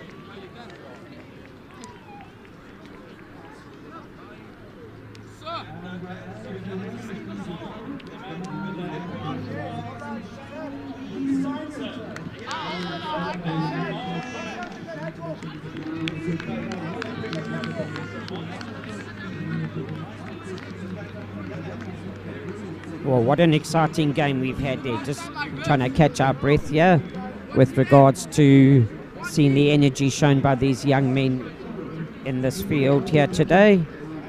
And Shaney Somensa, the flying wing from Paul Boys High Invitational, has the man that actually is getting the honours of man of the match. And wherever you are watching Port of Centurion, you can clap loudly. They have been a spirited team throughout the festival. Well done, Centurion. And also Paul Boys Invitational side have come here with a determined effort to be victorious, and they have done just that.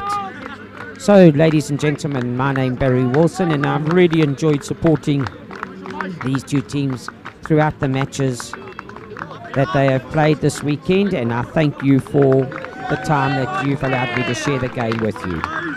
And I look forward to being with you sometime in the near future. Kind regards, Barry Wilson. Shadney Orange. Are you happy about the way that you played today? He is receiving the man of the match. To represent my school. And I was honored to be here. And I wanted to say thank you to my boys. Thank you.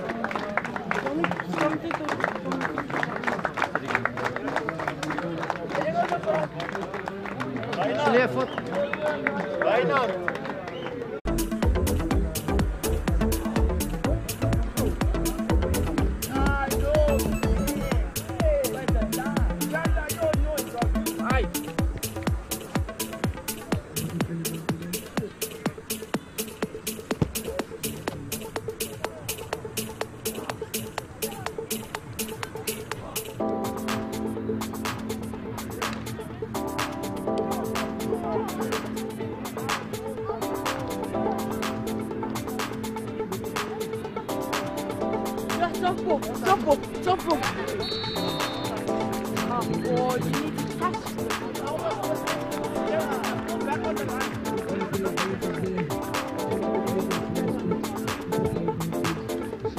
Bro, this is how you'd be a scrum half. Like that. I just snap it. That.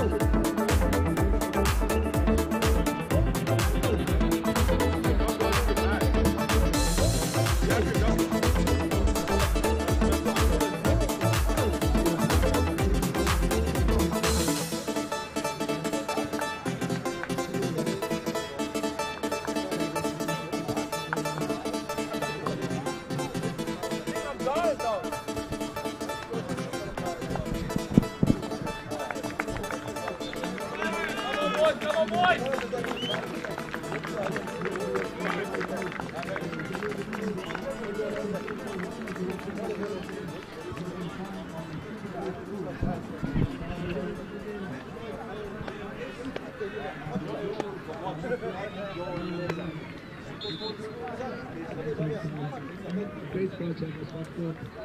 Team come in, see what we can do. Are you going to run touch or what?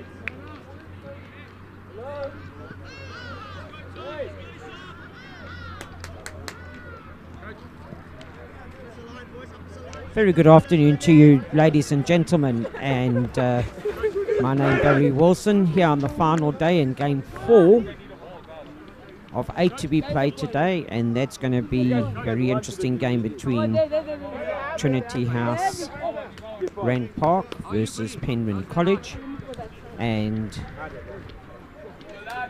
our referee is going to be Stephen Thompson.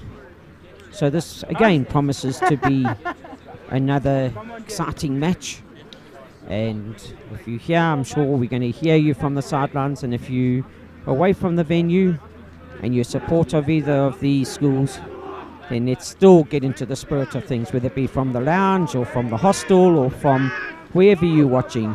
Support your school. Kickoff goes straight away to Seth Mason, and while received and returned now. Just shows you how important the kickoff is. That was taken up by Thomas Otterman. Through the hands, it goes into number 7, Daniel Lowther. He had a good game the last time on Saturday from the flank forward position, earning himself man of the match status. Number 5 also going on to support this Isak Scott, who's a good runner. Number 5, Reese Cunningham with him. That's good clearing. And then holding on. And that came with a big hit.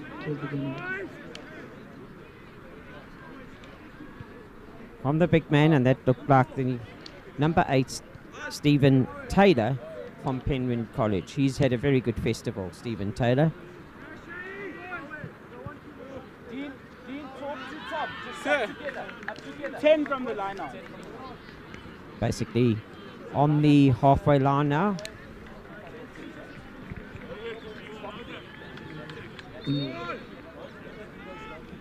On tempo, Oaks. On tempo. And Becky Glamini. He as well. When he gets the ball in hand, he stands back for nobody as Becky Glamini, but he's got to make sure this goes in well, which it does. And Ingobeni, the flanker, jumping at line out to get the ball back. And the All Whites here in Penryn College secure possession. They're doing just that. They can go again. That's good play, keeping it close. Look up, Dean. Coming back from Liam Osborne.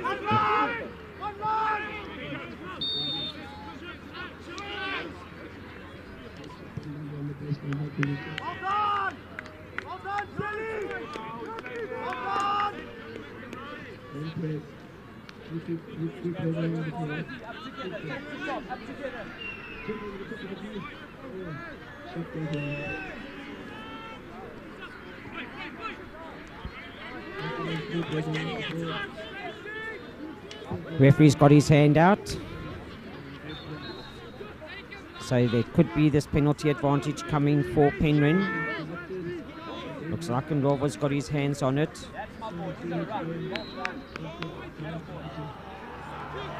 Here comes Stephen Taylor, taking it straight back to where the reinforcements are.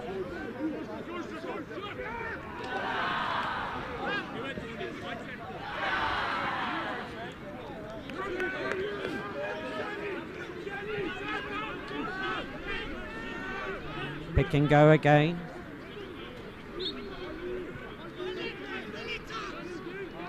This is good recycling from Penryn.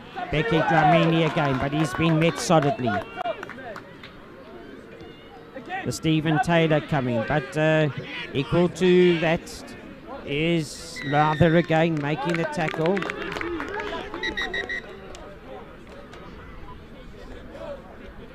But the bashing away at Trinity House. Standing strong as Trinity House, but they're still getting the penalty for the infringement.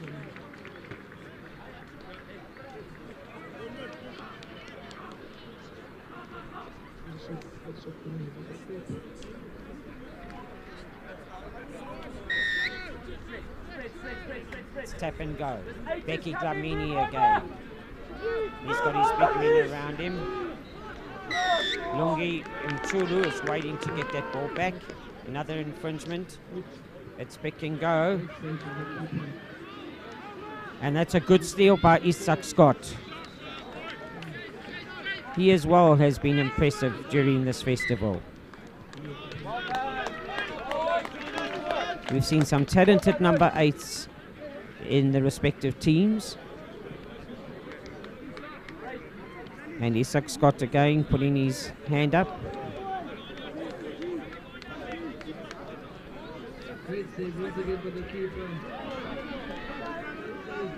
Becky Glamini. He does that. So he finds his number 4, Tiago Ferner, in the damned.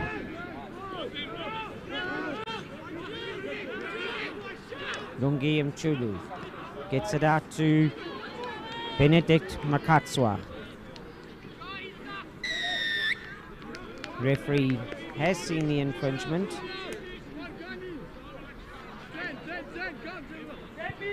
So not keeping their last line of feet at the breakdown, and that is Trinity House he's referring to, advancing too early. And Charlie Corsa now.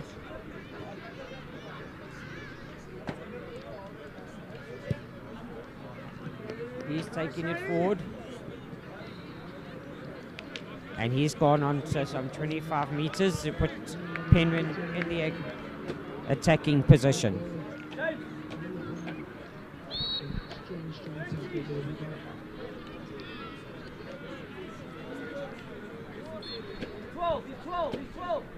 Right, Becky Glamini once again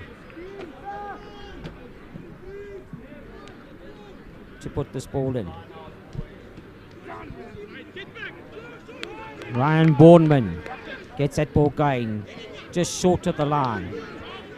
Lungi Mchulu again gets that ball out. And Stephen Taylor trying to go over, but he's met by 3 Trinity players to take it back. Penryn College recycling.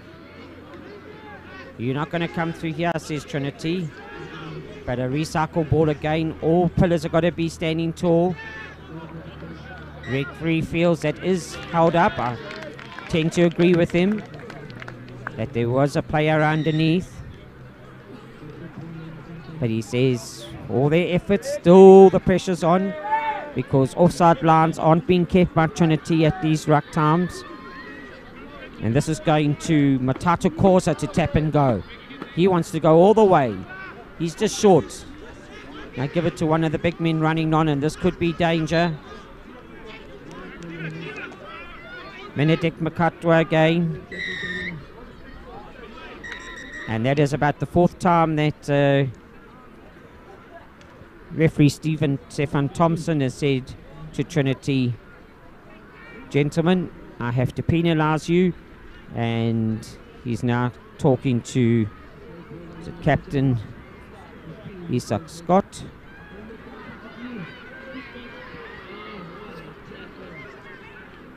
And saying, please go and talk to your boys and just make sure that you adhere to the laws of the game. And I don't think Stefan Thompson wants to spoil it by going to his pocket and having to give one of them a card. So the tap penalty, this time it looks like it is Slovo Ngobeni going. And try being scored.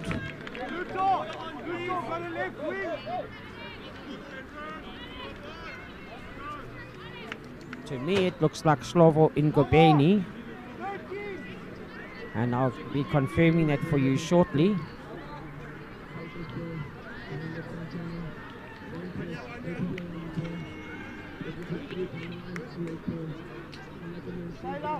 I think that is number 6 that went over in the corner, Slovo Ngobeni. Yep, and that is our man. He took the tap penalty and he was determined not to be stopped.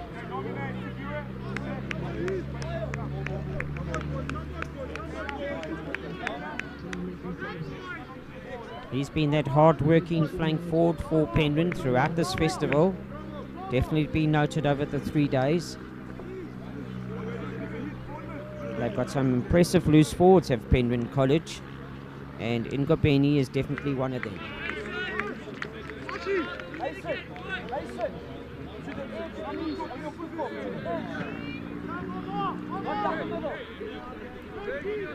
Charlie Corsa not successful there.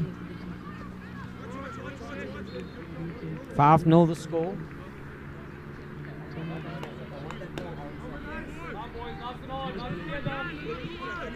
The score to Penryn College, and just a little bit of nerves at the present moment from the Trinity House side.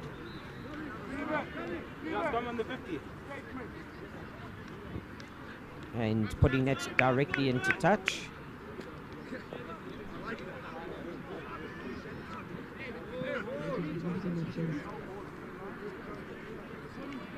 Three options available from that.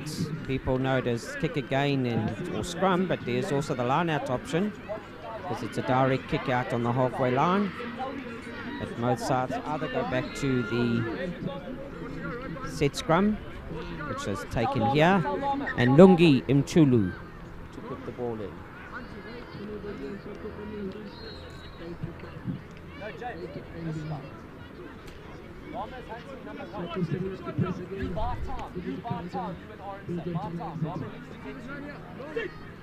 Right, referee wanting set piece to be a set piece, and this is a clean tight-head. Isak Scott, he is dangerous from this position. He is exceptionally well tackled by Charlie Causa.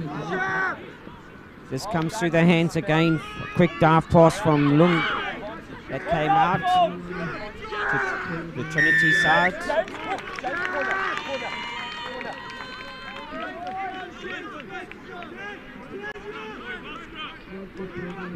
Roll away as well is the call. And Seth Mason taking that forward, but not out. And obstructive running. Knock on and then pick up in front as well.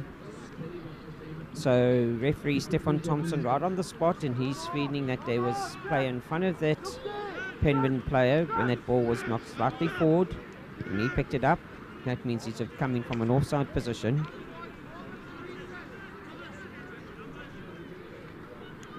It's only gone 10 meters or so, but it has gone forward. Matthew Aronsa, he had a good game on Saturday. He's defeated it from his hooker position. Well taken by Daniel Lather. Could that be a... There could be now a little chat to Mr. Taylor, it looks like, for hitting the ruck that had collapsed. And referee saying no need for that. Came in and I think gave the shoulder without getting his arms around and going through with the shoulder onto the players on the ground. And straight away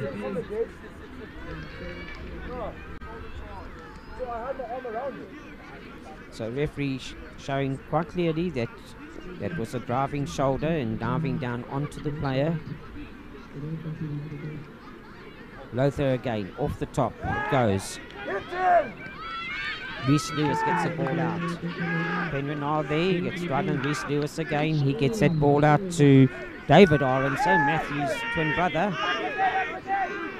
And Reese gets the ball out. Reese Cunningham now gets the ball going. 22!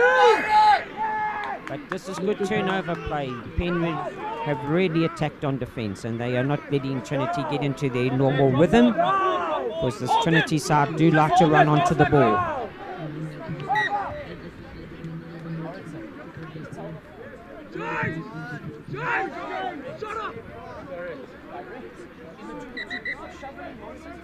James, just go, boy, it's fun. It's fun, it's fun.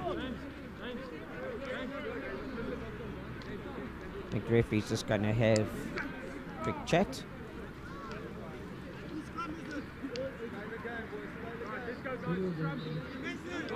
He's sensible, but things just getting a little bit excited. And exciting here at times, but let's keep it constructive in the excitement.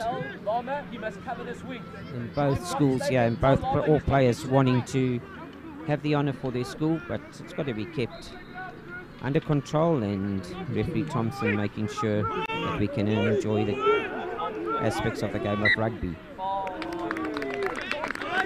It's come out the side, so the automatic reset that was so close to that being in direct tight-head, but as the scrum had wheeled slightly, obviously referee Thompson saying reset please. Lungi Mchulu, he's the man just to do that at the moment for Penryn. 15 minutes gone, so the first quarter of this game on its way.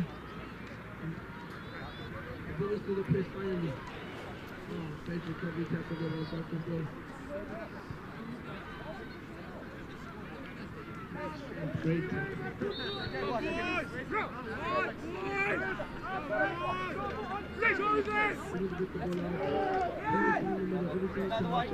Right, and it does come out to Lungi Mchulu. Right, and close to that being turnover from James Mahill. But Penryn, definitely good leg driving here from Luto Tisitsi. But do release and get your hands out of that ball on the ground when there's play on the ground. Identified as the ruck, don't put your hands in there. Lots of times players do try and take a chance with that, but that law has to stand its ground. That's a great kick forward by Charlie Causa.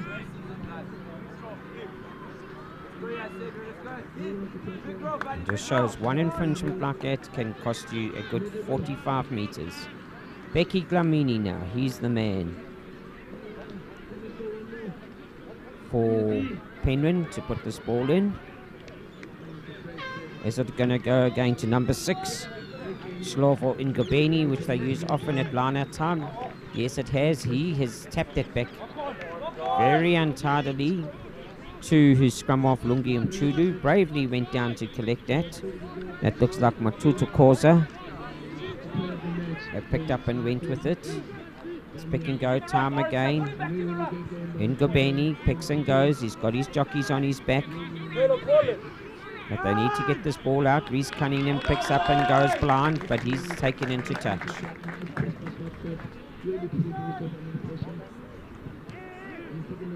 Reese Bourneman. Ryan Bourneman taking that ball on.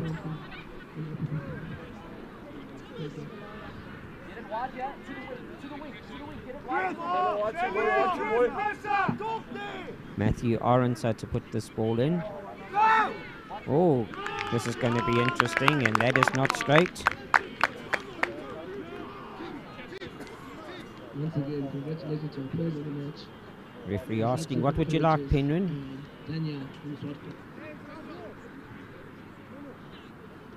And first call being that it didn't go in straight from Matthew Orensa, so back to Becky Glamini, his opposite number, to put the ball in.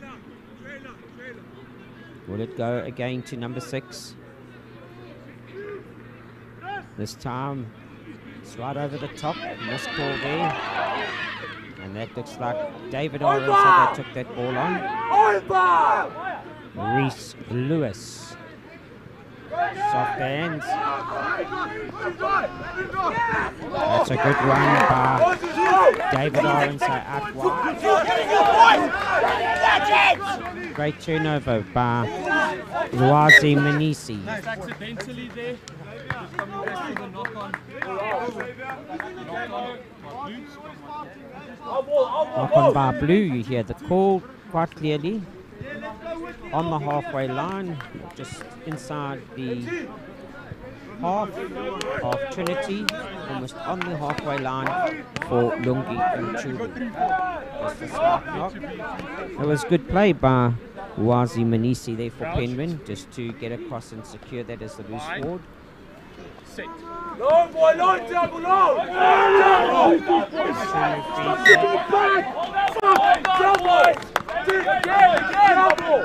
Referee feeling that scrum had gone to a bit of an upright position, so he wants that reset.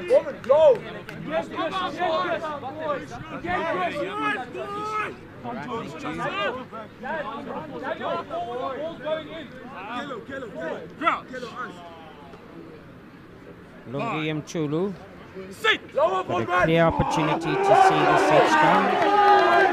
That ball is clearly hooked. Reese gives it out to Thomas Ottoman.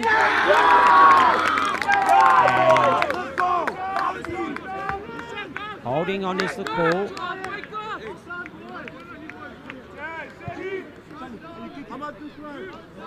Penryn arriving at the breakdown very quickly, and referee saying, Ivan, after the kick, come on. You were holding and slowing it down for reinforcements, Trinity, so I have to give that to Penryn. He got there before you. Shelley has taken that a good 45 metres forward and into a very attacking option. Make sure, Becky! Matthew, same again, Matt! Ashland! Look alive! Look alive! Look alive!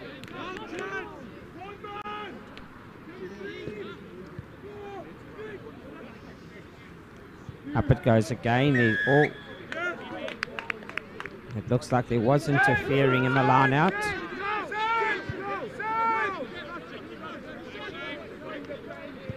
And is Ngabeni going to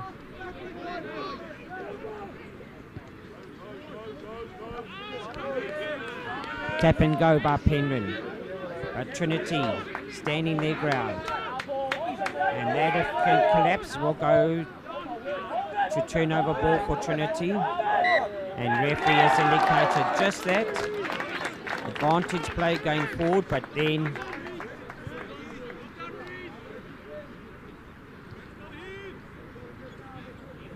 and that ball be coming to standstill, and this will be a chance for Trinity now to get out of this danger area of theirs.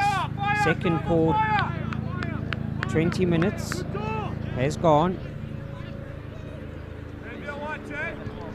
and Reese Lewis.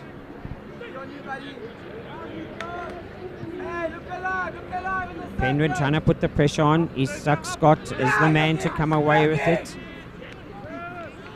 Aronsa again driving up. That's David Aronsa coming straight back. It is charge down time, and charge down leads to try time. And that is going to be awarded to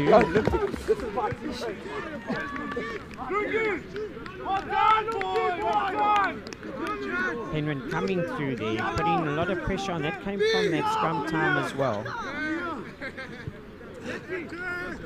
And that is going to number 4, Tiago Fernandez.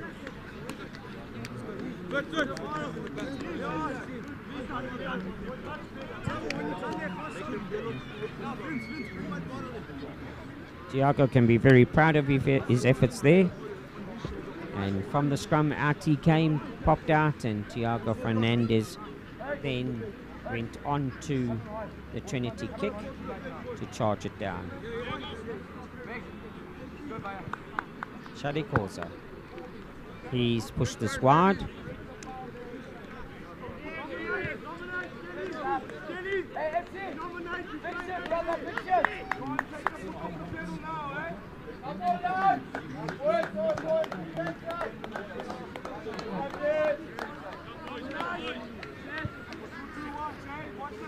Six and a half minutes to go. You hear the score 10-0 to Penryn College. But a try puts Trinity right back into the game, and they're a spirited team. I'm sure they're going to be hunting just for that. Seth Mason makes sure of his kick this time. And the number 7, Wazim Manisi, did notice that there were players from Trinity charging down, just had to take his eye off the ball, unfortunately, and that went off him into touch. So Matthew Arons had to put this ball in. It has been secured. Trinity have been good at this. They set more piece where they actually drive it on. Penryn also drawing. Reese Lewis gets it out through the hands. It goes. David Aronsa again. Reese Lewis. Seth Mason. He's a strong runner.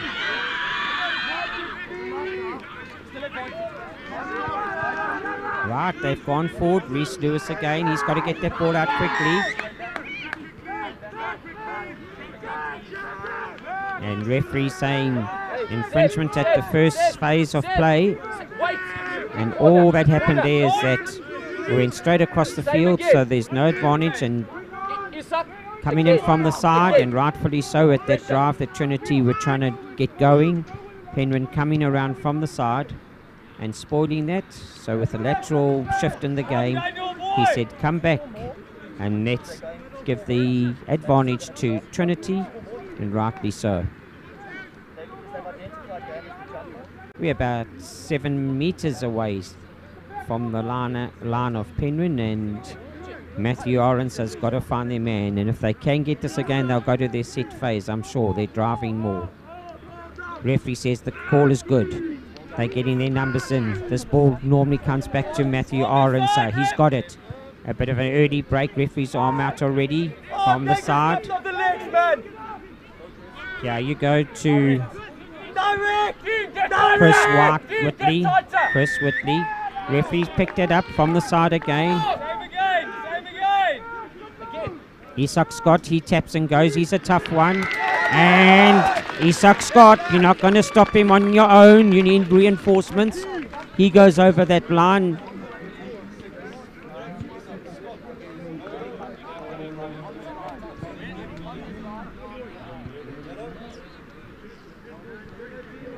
Right, so this, as called, a try would put Trinity House right back into it, and that's good play. That came from set phase. One of the sides that have really dominated from their set pieces when it comes to line out.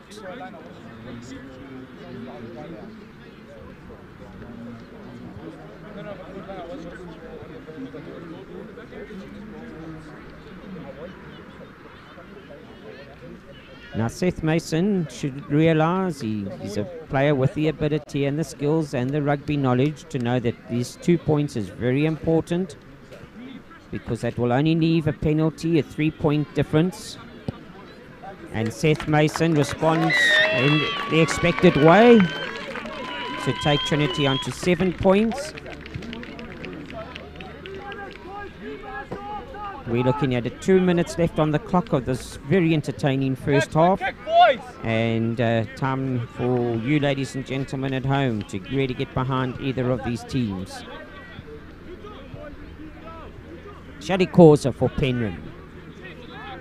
It's lovely when these games are so close like this, and it can go to any side wanting to put their hands up, and we've seen it coming from both sides during this half.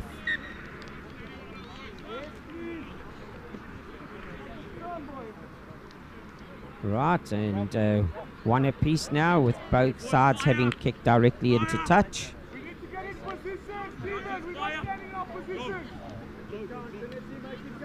And Penryn now not needing that. They needed it to get it down into the Trinity half. So straight away Reese Lewis gets the advantage. It's scrum half for Trinity to put the ball in from the kick directly into touch.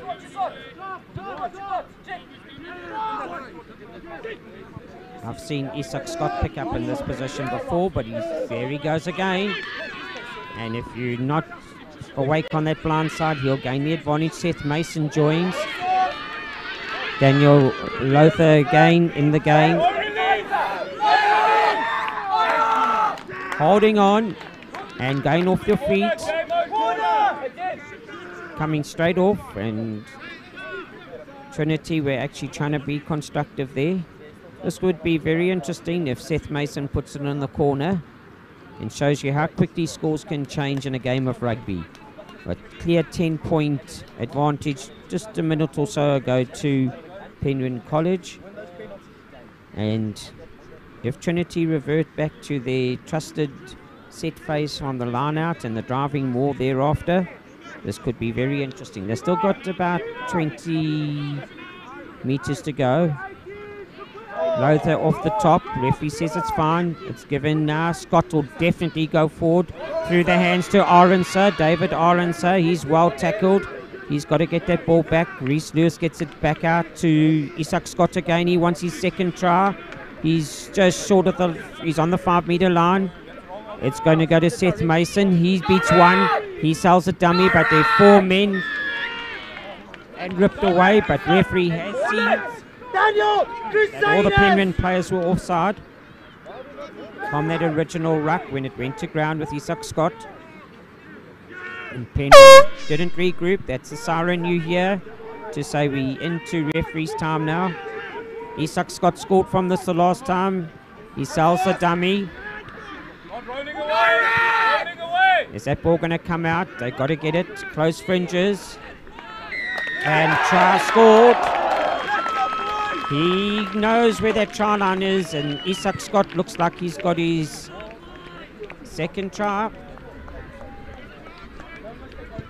And you're not going to stop this man on your own, one-on-one, when he's that close.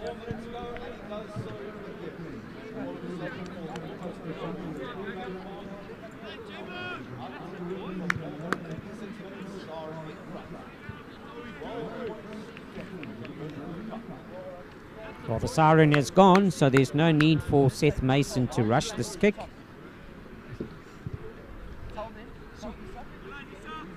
And the time taken here needed for Seth Mason, because if he can add on 2 more points, then it'll mean that Penrith have to come back and score a try to take the lead again. Interesting that Penrith just went back into their shell a little bit in those last 3 or 4 minutes. And Seth Mason has brought that kicking boot, and the radar direction is good. And referee Thompson says that's enough on 32nd minute of the game, and gives the opportunity for both sides to meet their respective management.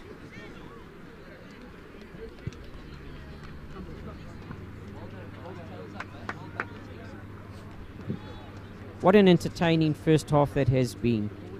And if you are watching, just as I'm doing, I'm sitting on the edge of my seat here because it's been back and forth, and we've got another 30 minutes like this. It's going to keep us very entertained. So get that, recharge your drinks, whether it be the coffee or maybe something as a lunchtime slightly stronger, just to get behind your team. Enjoy. And we'll be chatting to you shortly for a second half that we're all looking forward to.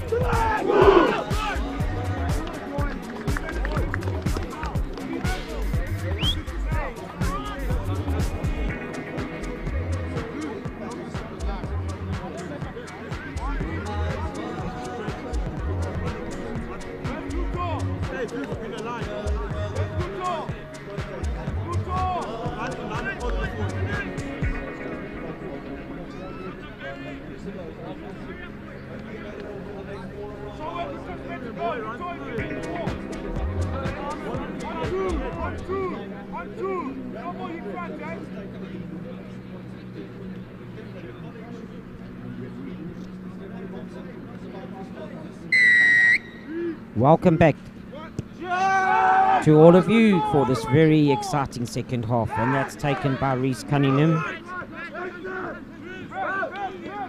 from Trinity through the hands Isak Scott. That's well done by the Penryn right wing, namely Luto Tasici. The tackle on the big hard running Isak Scott. Setting up again. Lothar takes that ball to ground.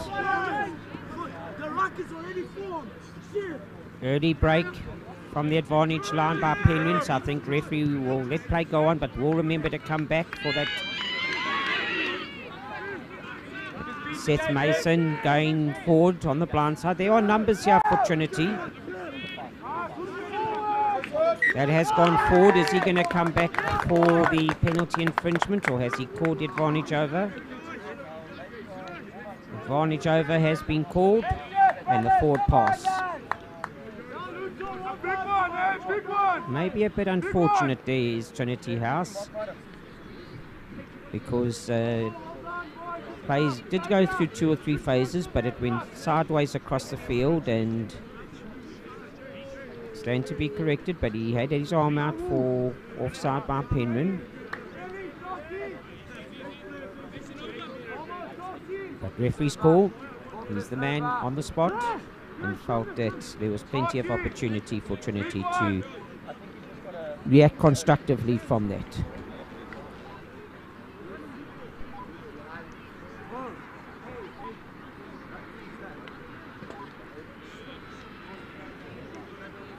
Lungi Mchulu to put this ball back in.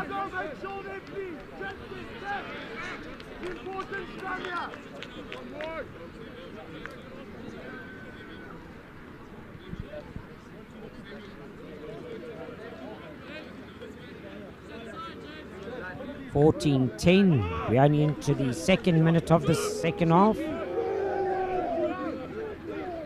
And well fed, and Chulu gets the ball out to Shalikosa. There's a clever little kick forward. There was no one home. How's this ball going to bounce? There's only one thing that Seth Mason could do, is gather and try and get a line to get it onto his boot, but that was smothered quickly by Penryn. They've come out firing in the second half, and Trinity are going to have to be on guard. Becky Glamini, he's one. If he gets his hands on the ball from this line out, this could be trouble for Trinity. He's a good go-forward player. The line out is good. Becky Glamini will join. Can they get that ball to the back? It's his friend and Matutu Koza who goes over. The tight head prop, Matutu Koza. Shows you how things can swing around.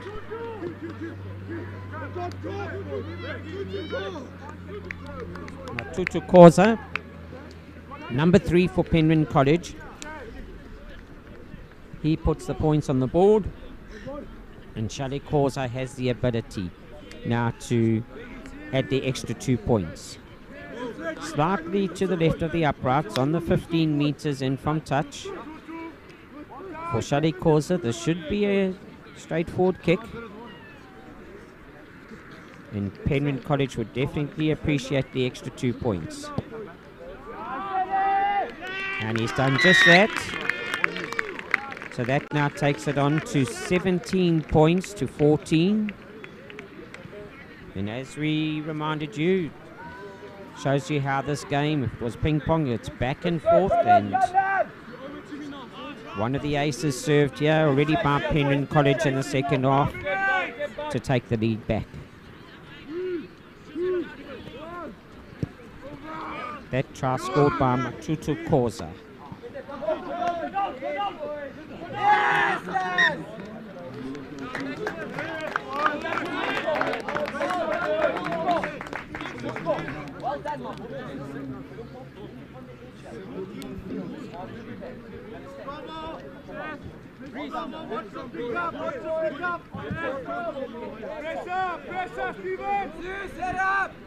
So that's off the Penryn player and just shows you how Trinity are ready to bounce back from that kick-off.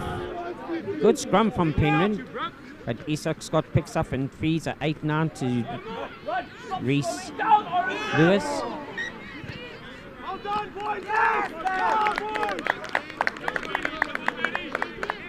So knock forward and double knock, so Penryn get the first infringement for that knock forward, and that is because of their rapid closing on defence.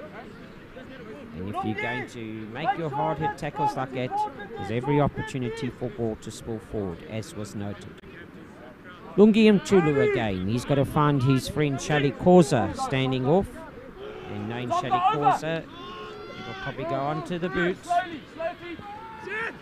Correctly so, because he wants to find green grass and put that into touch and say, you're going all the way back, Trinity, halfway between your 22 and the 10-metre line. Mason was there, but a very well-placed kick to roll into touch. Matthew Orenso is going to have to make sure that he finds his jumpers here. The lineouts have been working well. It goes again to Daniel Lowther, the number 7 flank jumping.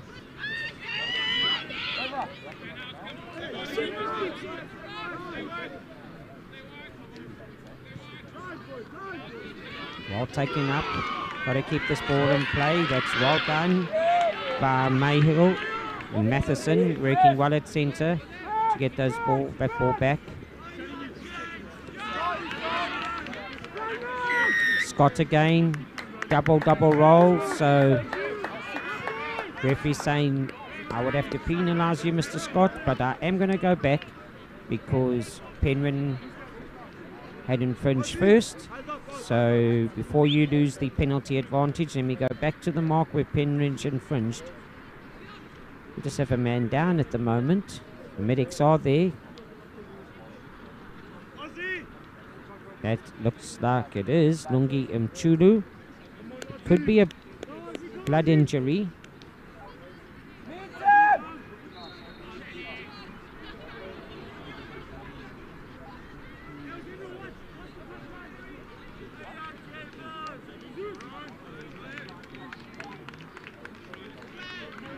He is walking down to the medic tent, so all looks fine. I just think that is a blood injury that have to be attended to. Hope to see Lungi Mchulu back. Looks like Liam Osborne is on the field now. Onto the boot for Trinity, all the way downfield.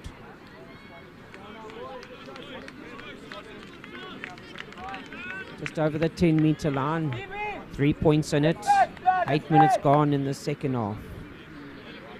Matthew Aronso, he's the man to put this in now. For me, if they can secure this, they haven't used their driving maulers effectively from far out, and they could still use it there, even on the 10-metre line, and gain some advantage. It's going through the hands. Stephen Taylor on the opposition, and in that tackle, he's also ripped the ball out for it to be turned over. Liam Osborne to get the ball back. And that is Sriwe Shabangu taking it up. Chadakors have been sensible. It's over the head of Seth Mason. He has to turn. Slippery field, but he's up again.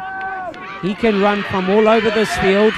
He's already gained 35 metres, slipping again, but Trinity on their feet at the breakdown. That ball can come quickly to Reese Lewis. There goes Scott. He's not going to hold back. Look at this. Reese Cunningham running on as a lock. Quick ball is needed. That's taking it up. And good play through the hands again. And that's Thomas Ottoman taking it back to tighter phases. James Mahill having to think on his feet there as the space closed. Out it went to 14, and that is Bulumko Mona. This is going to be exciting times now because as Trinity get closer. Taken on directly by Trinity. Reese Lewis gets that ball out. And straight hard forward running by Isak Scott again, coming through at pace. Can they go over? And referee is saying it's held up. And penalty given.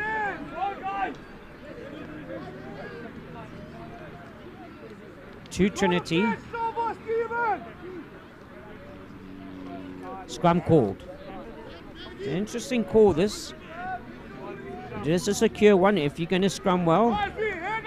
But I wonder why Mr. Scott has called that. He believes that if they do scrum well and give the front foot, he is a man that can pick up at the back. And stopping him from 5 meters out is going to be tough. But their lineouts were working well. See what I said? Scott picks up. He's still going. It's just that body height. He's got to get down. He turns. He's down. And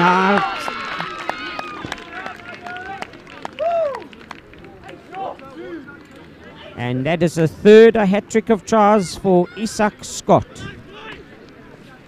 What a clever call to say, sir. I want the scrum down. I'm going to take that ball over the line. For my team, he's done just that.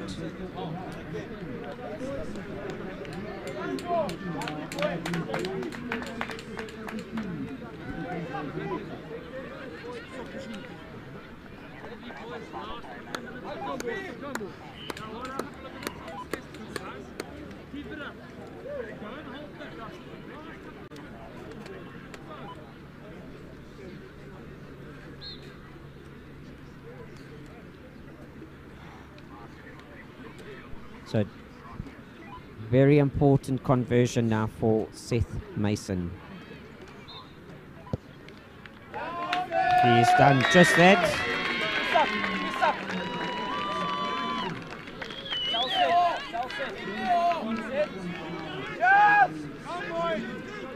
That means Penryn are going to have to bounce back with a try to take the lead again, but we've seen that happen with Penryn when they need to get down there and score the points. So Trinity can't stand back and think that this game's over. It's a long way to go still. We're only in the 42nd minute of this game.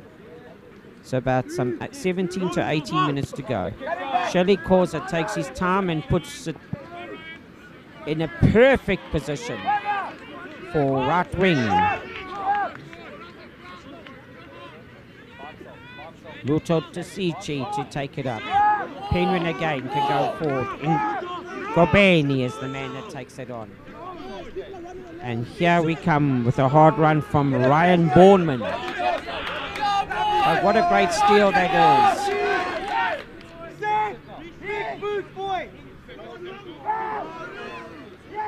Well, this could be knock-on time. It could be danger time, but it is knock-on time. Daniel Lothar picking up from that, and a great effort to actually put it on for the advantage for Trinity, but it was great turnover from Penryn. And then the kick through and knock on.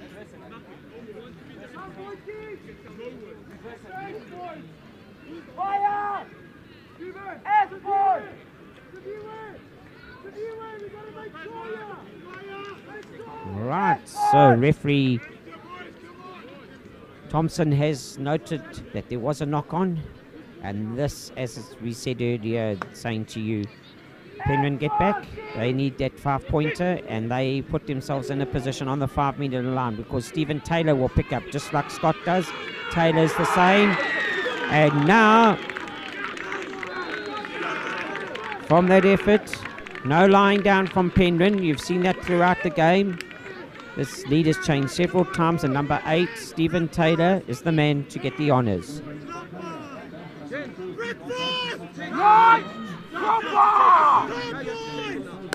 to take it, commit yourself. See if it's okay to take it, take it. Come on, lads, come on, gents!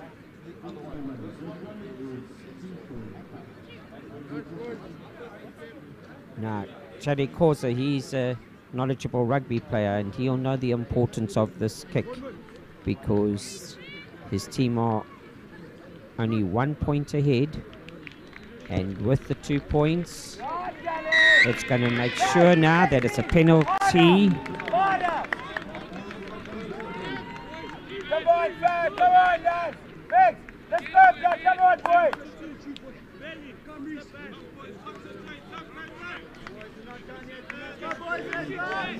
Jerry, attitude now. Attitude. Take a step back and run on to it. Strong finish here, go. Right on now. MC. Tackle that, boy.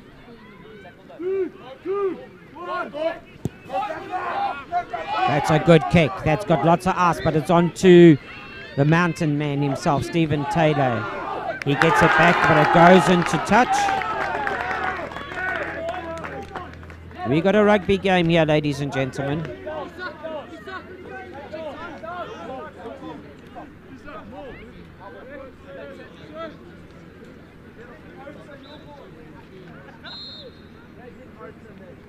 Right, and Matthew Orange had to find his jumpers. That's gone to Lothar. They get in here. They got to drive this forward. That's good play, as called earlier. Use your strengths, not just from 5 meters out, but from 25 meters out. And see how you can go forward. Matthew Orange straight to ground. Stephen Taylor got his hands on it, but he's been taken off from the ruck time. He comes bouncing back. There's arm out for offside from Penryn.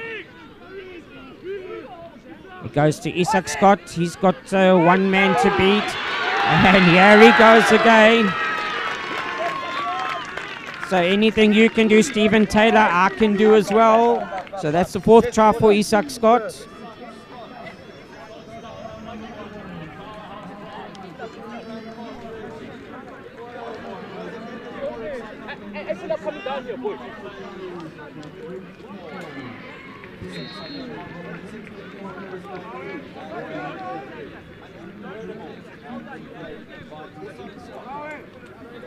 Well, it'll be very interesting if you could take both number 8s here and put them in the same side. They could do a lot of damage. So 26-24, we warned you that once a try scored, the opposition better not think that they can relax, because that's shown again with Penryn, who came back after Trinity scored to take the lead, and now Trinity bounced back to take the lead by 2 points. Seth Mason again. The importance of this kick for 2 more points to make it a try to put Penryn back in the lead if they want it.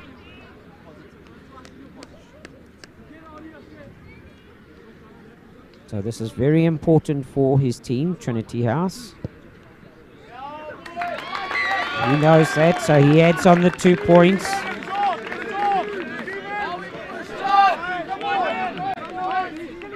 28 points to 24.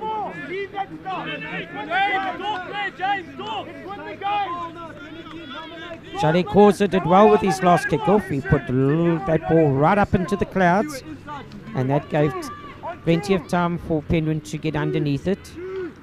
Let's see if he can do that again. Lothar's the man. He secured a lot of ball. Reese Lewis gets that ball out. Orange are taking it up. That's Matthew. Takes it up. That's Scott again. He's been so impressive for his team. Led by example. Through the hands, Mason's joined the line. And off the fingertips of number 10, Ottoman.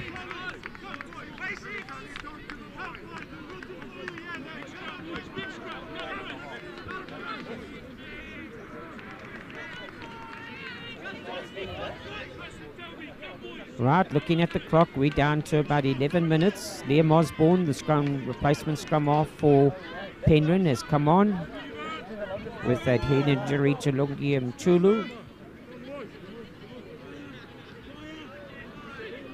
More of a blood injury, I believe, and there is a target, but referee said out of the side of the scrum.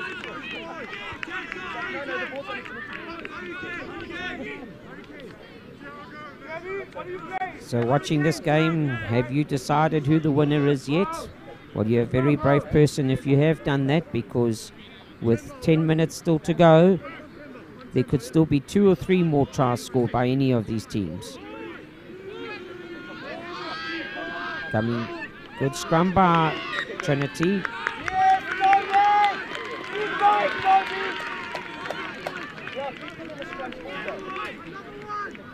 Coming through from the left-hand side there, from the loose head position. Looks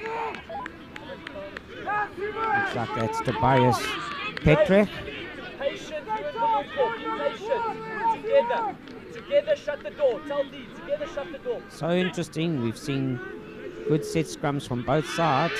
Well done, Reese.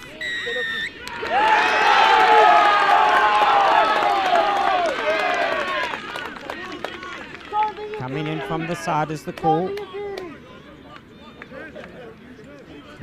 Reese Lewis did manage to get his hands on that, and then in the counter attack from Penryn, they came through around from the side to spoil that for him, to get it away. Once again, Trinity House moving forward. They'd just be on the 10-metre line of the Penryn half. Still a long way to go to get an extra 5 points. Penryn will contest, as done by the number 6 flank Ngabeni, who wins that ball, a very important line-out win. Osborne getting into position, that's got to guard quickly.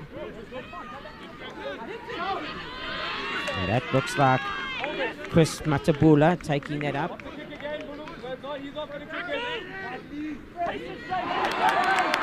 Pass off the ball from Momo Mafora, and referee quick to spot that there's no advantage coming from that.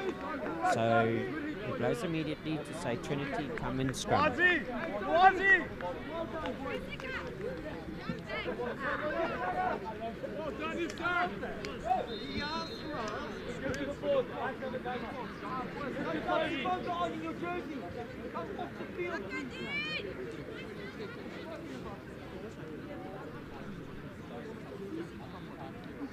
Wazi Manisi, that's the end of the game for him, is number 7 flank forward for Penryn.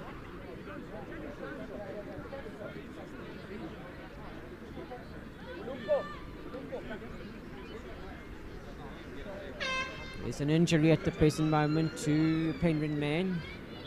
Just trying to see if there's lots of movement there, so could be number 12 Matabula, it looks like it is. From his run earlier on, and he's back on his feet. He's a tough man, you're not going to get him off the field that easily. So good to see him back in his defensive 12 position.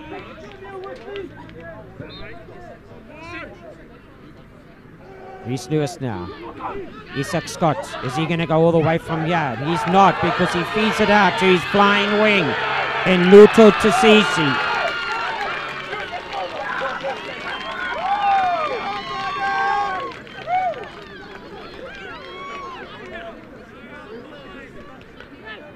And Scott again picking up, running his 10 metres down the blind side, drawing in the blind side wing of Penryn, and a flying Luto.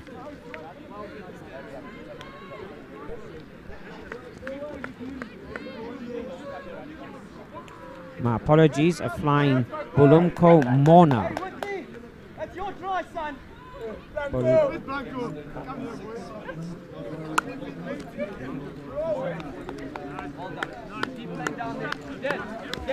Dead.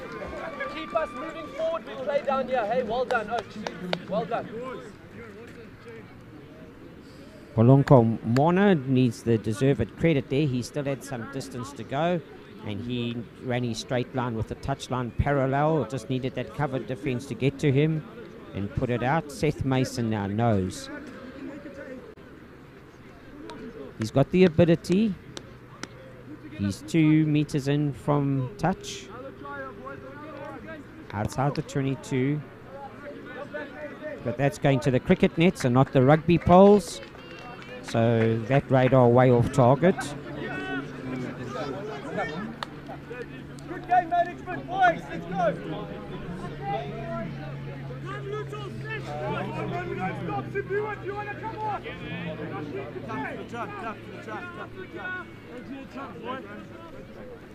The try can put Penryn straight back into this game, and they can do it. Charlie Causa, love the way he puts his team on attack from kick-off time. Yes, that's good. That's our penalty. Soft hands given. Lothar gives it out. This is through the hands. Good boy. Good boy. Good hands from number 3, Chris Whitley there, running like a centre down the touchline for Trinity. Daniel Lothar takes it up, but he's not letting go of that, and he's been dragged along backwards by Penryn. And that was obvious for everyone to see. Let go of that ball. Does slow it down, but Charlie Causa could punish you for this.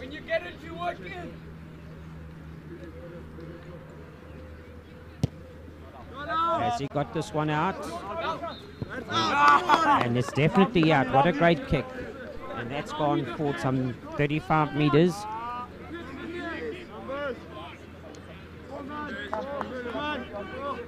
Remember, I did remind everyone that there's still 4 minutes on the clock, which is a long time, and Penryn just need to get back into this game with a try, and we could be all standing up, wondering what's going to happen in the dying minutes.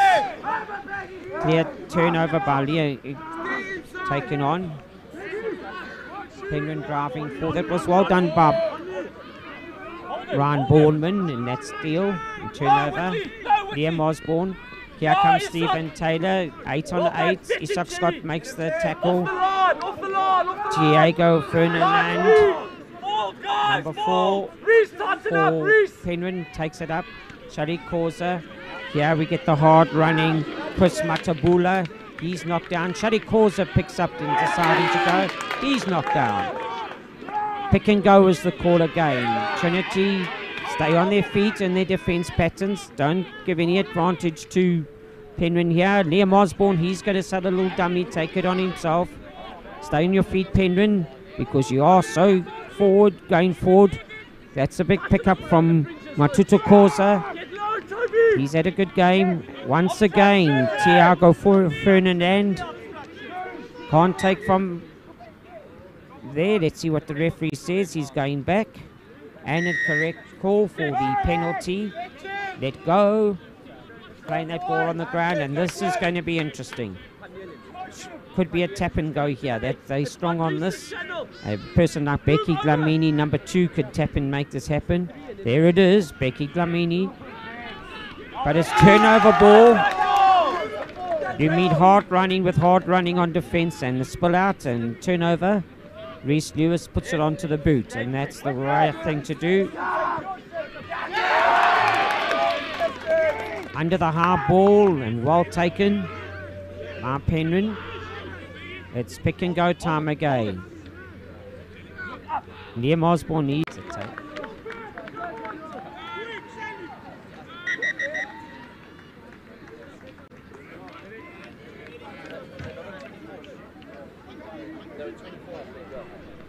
And that looks like it's the big number 8 again. And the battle of the 8s here today.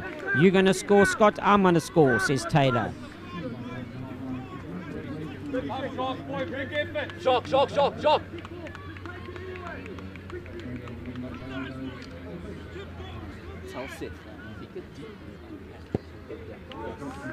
Charlie Causa.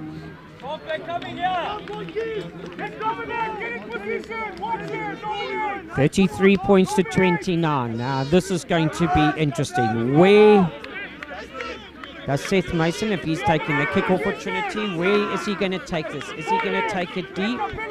Looks like it says that this could be injury into optional time now for this game. So this is going to be the last movement. You hear the siren to confirm it. No penalty options needed here. Penryn got to keep this ball alive. It's knocked back, but time to run on with it. There are 3 Trinity men to tackle. Penryn have got to recycle this ball. The siren's gone. There's no time for kicking. Taylor takes it up again. He gains 2 or 3 meters. Trinity are meeting in numbers. The siren's gone. That's well done. Having to get down and to recycle. Osborne gets it. Through the hands it goes. Matabula, he's a strong runner. Rockets! Ngobeni, he looks like he was going to kick it. He gives it a loop pass again. That's good running inwards to keep it away from that touchline. Can Penryn go all the way? James Mile, I think, has got an important turnover, but that ball went forward and the right call. It can't finish on a penalty option with Trinity picking up in front. And he's going to kick this ball out, and that could be victory for Trinity. And then Ngobeni, in the last minute, just wanting to put it on the boot.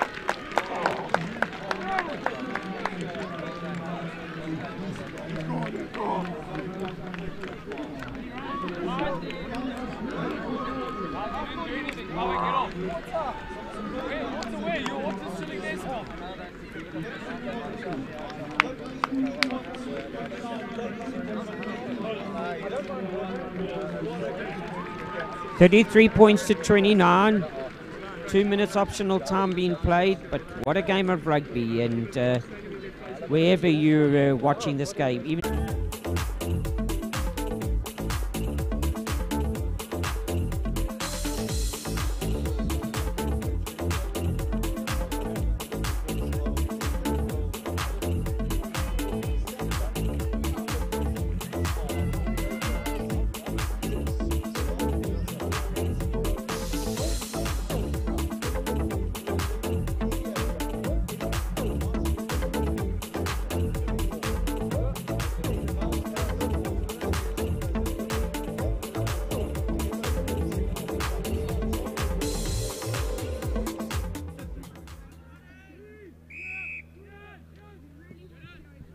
Well, back with you, ladies and gentlemen. That ball beautifully crossing the 10-meter line just, but it is back in the hands. Was an attacking kick for Swartkorp, and they've recycled it from their own kick. But King Edwards are attacking on defense. Roll away is the call. You've done well, but stay on your feet and roll away. Zealand takes a tap. Stroder took that ball up. We get into close spaces again. Zealand making sure that he gives it on to the running on Dianco de Beer, the loose head prop. Looking for his next runner. It's a long pass onto Fenter. He's put it up into the sky, but not too many Swartkorp men advancing there.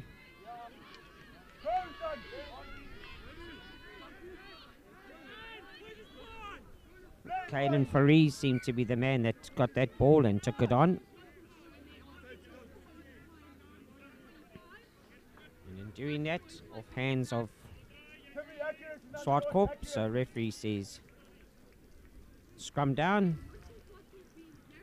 as he indicates to Owen Sequeira, the Kes scrum off.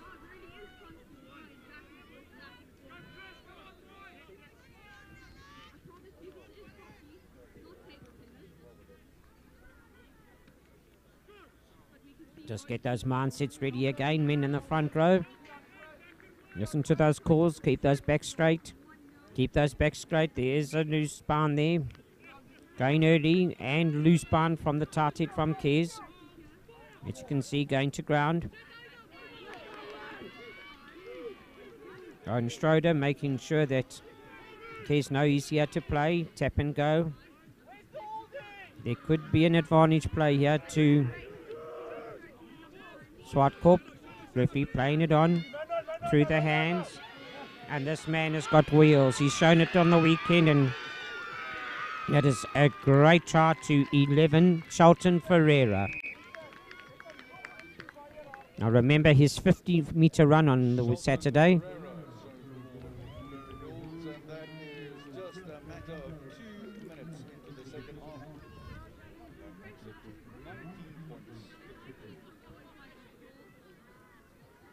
He's very explosive. Off the mark. He doesn't need time to get going. And he blasts off the mark, and once he's used his footwork, a step to the right, step to the left, he's gone. And Zeeland will definitely be able to convert this, which he does.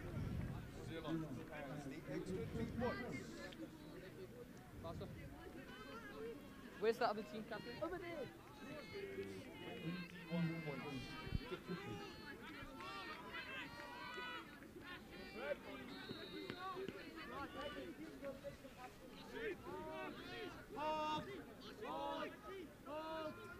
21-3 the score.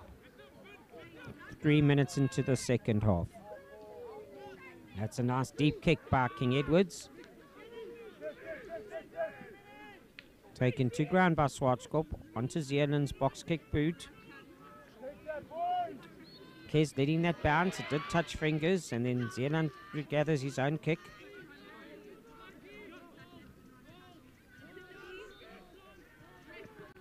Just like his right wing coming into play, Shane Human at scrum off. Van der Westhuizen taking that up through the hands of Venter. Right it goes, all the way down. And that's Stephen Stennon running in the centre position, but he is the number 6 flanker. And Stephen Stennon doing well there to give his team time to recycle. Venter gets it on the boot. I think he would have liked that a little further. That could be off the Kes hand, and referee saying play on. It is, and I'll give you the advantage, Swartkorp. But double knock. So he has to come back for the first one, which he's done.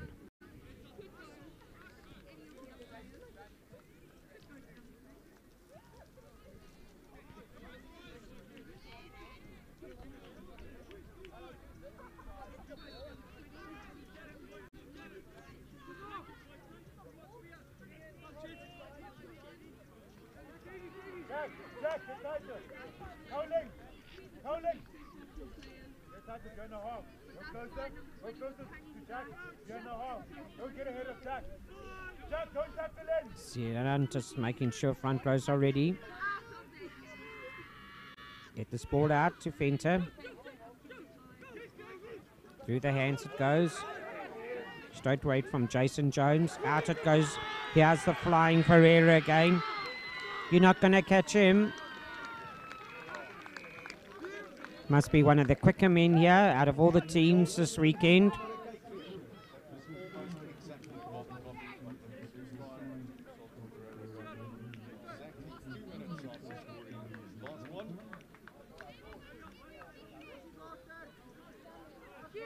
Schwarzkopf obviously deciding that if they can do a bit of a loop around and get their ball out wide. They've got two running wings, and both Shelton Ferreira, who scored now twice, and his opposite teammate, Shelton Ferreira and Shane Human. Shelton Ferreira here, the left wing, and his opposite man, Shane Human.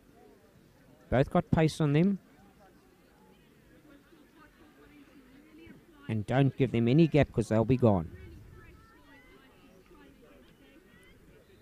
Zeeland's got the ability to get this over the crossbar.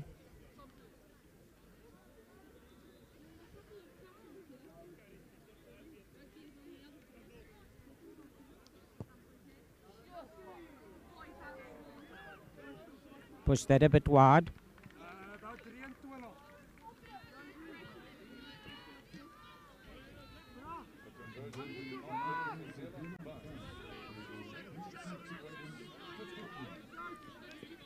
7 minutes gone, and Zealand putting their stamp on this game now at 26 points to 3. Scoreboard telling a different story here because Kes have been in this game as well, and just shows you what 2 quick trials can do. Changes the whole status of the game.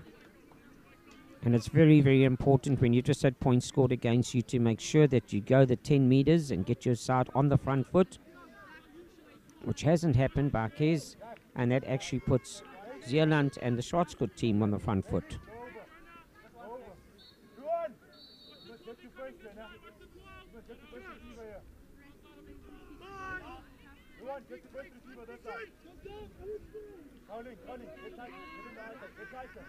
It's a good scrum again by the men in blue. Through the hands, Zealand loops again. Fullback coming in is Henry Roos.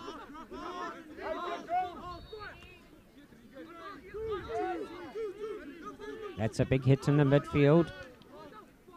Starting to knock away now at the Kes defence. Keeping their set structures going. Still playing behind the advantage line.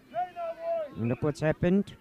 Kes closing the space and some blue passes. Creating that knock-on. By Schwarzkopf. Going forward in the middle. Taking it up and then playing backwards. And all that good work.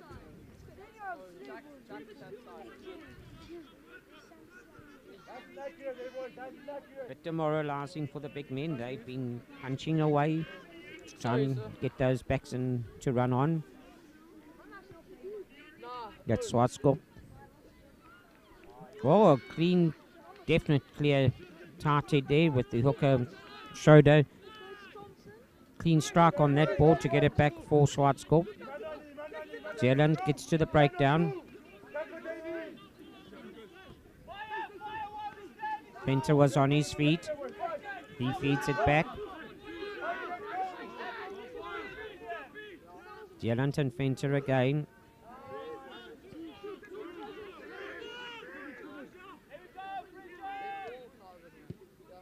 Onto the boot. That could be called back. That could be called back.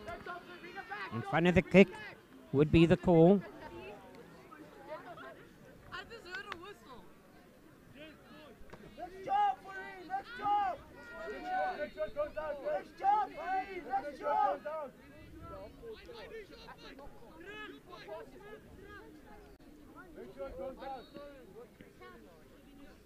Just when the try line seemed to open up for Schwarzkopf, a good call by referee now to say you were in front, and that's what gave you that advantage to get that bounce of the ball.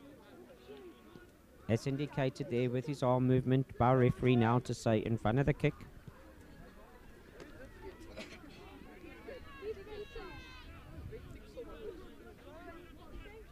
"10 minutes gone, still got 20 to play. Kes do need a score.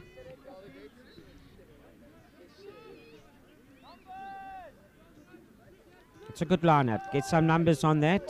Suck in the Schwarzkopf defense. Are their last line of feet here? It's gone to ground. Nobody's fault. Referee says play on.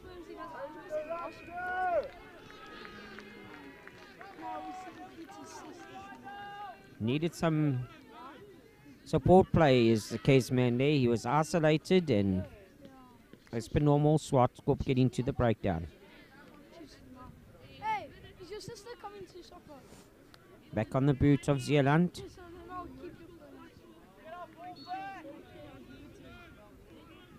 I'll just charge it while I'm home. He gained some 25 meters.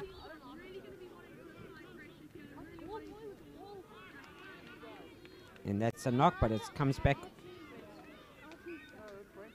It bounced off and it came forward off King Edwards. They did manage to get it from the line out. It's just these small issues that are not helping King Edwards. They've got the players to keep it tight. They've got the players to Keep it simple, but just their handling, letting them down at times.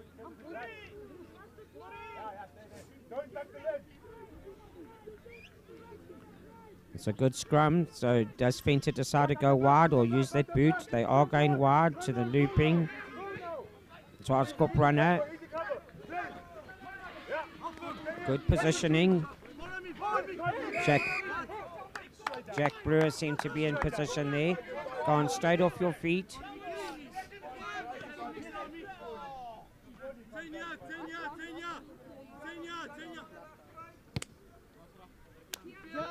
And Zealand taking it 10 forward, but only 10 meters, but 10 meters is good enough. From the halfway line to the 10 meter of King Edwards. And it's always encouraging for forwards in this game when they can walk forward to a line out. Swartkop doing just that. Schroeder has tried to find his man at the back. It's gone over the top. Here's an option for King Edwards.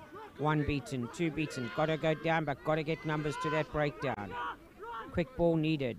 It is just that by Sequeira. He gets that ball out. Numbers to the breakdown again. Can still go left. It's just that second, third pass. All the patterns of play for King Edwards were there. Numbers were out wide to go left and left. It's just 1 or 2 passes here and there that let them down.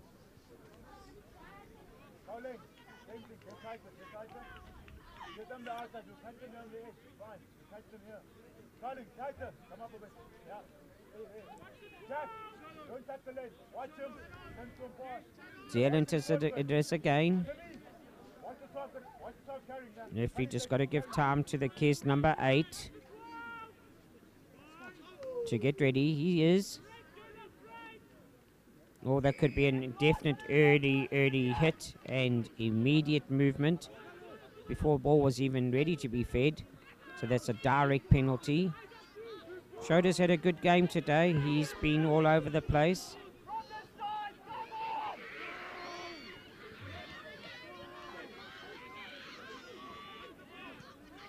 Can this ball come back? On it goes to one of the big men for Swartkop, taking it forward. That looks like Dion de Beer. Going through the middle. That's good hands, Fenter. Out it goes. On to Stian Becker by the look of things there. Joining the game now.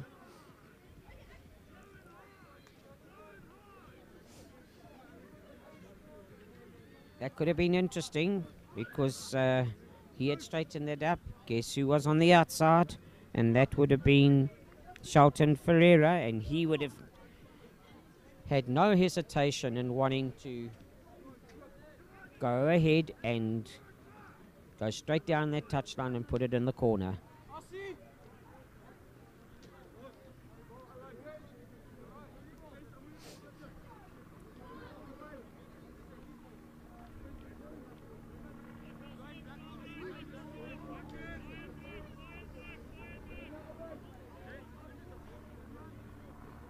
Right, Sequeira again.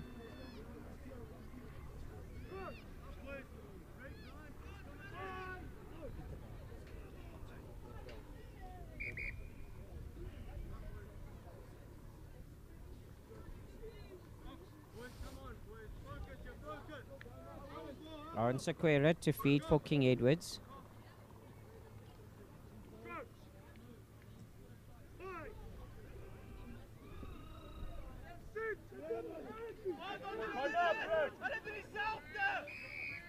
Penalty given. Putting it away on the Tartan side, I believe, and holding back. So that leads to a wheeled scrum. Trying to keep the scrum straight. Don't put away so it can wheel to one side. That's onto the boot. But all you're going to find is Ferreira again. He spreads that ball across. Stian Becker was the man involved there. Referee right on the spot, he's called it.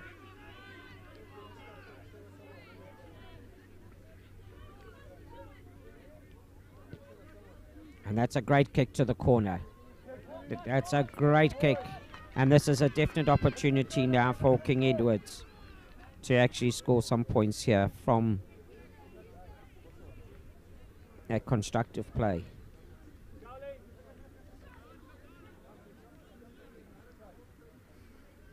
Twelve and a half minutes.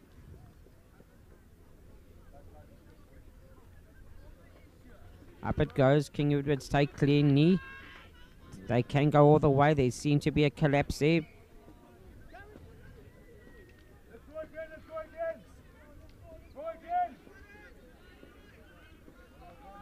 And the line out. Still on. So referee saying, "Come, please come 15 for that collapse." Line out infringement. Pero now he's going to make sure who's he give it to. One of the big men. They need to recycle. There are hands on the ball from Swartskop. Advancing too quickly out wide by Blue, so Kez will get the penalty advantage, but they are looking forward to that try. Referee is right down on the spot. That's held up. He'll come back for the advantage penalty. Stay on your side, he says, please, Swartskop. Tap given. Well met by Swartskop, number 7 in Nathan van Aswegen. And try scored. And that looks like it goes to scrum half, Owen Sequeira. Had a good game today, Owen Sequeira. He's been all over the park and got his side away.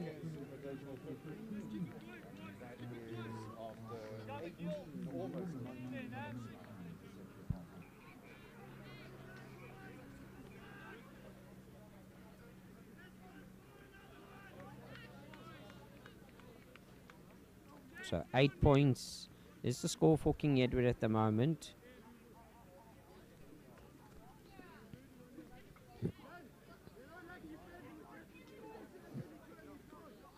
And will it be the reliable? Is it Carl Boertes to add the additional 2 points?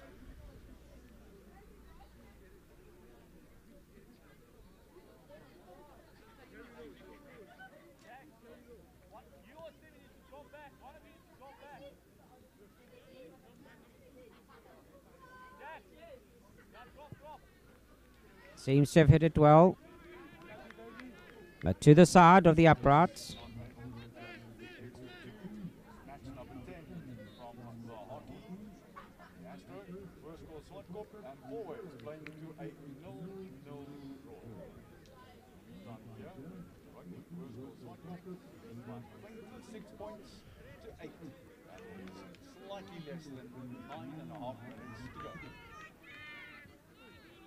Right, Fenter again. He's going to start the game for Swartskop.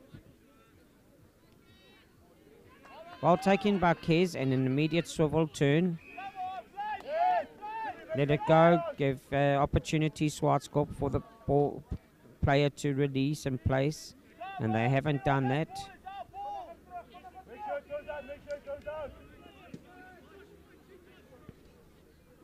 It was a good game the last time. Good gain, and is it the same gain? Seems to be infield. It's well read. It's an open field kick. This could be dangerous. They just need numbers. Soft hands could be outside. One more pass inside, or could you beat your man? And into touch it goes, 1-on-1. But it's right, 5 meters, line out.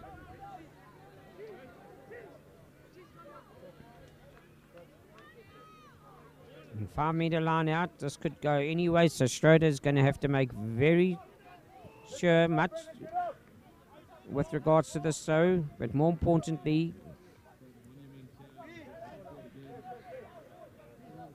it's going to be his forwards that are going to have to make sure they respond to the call.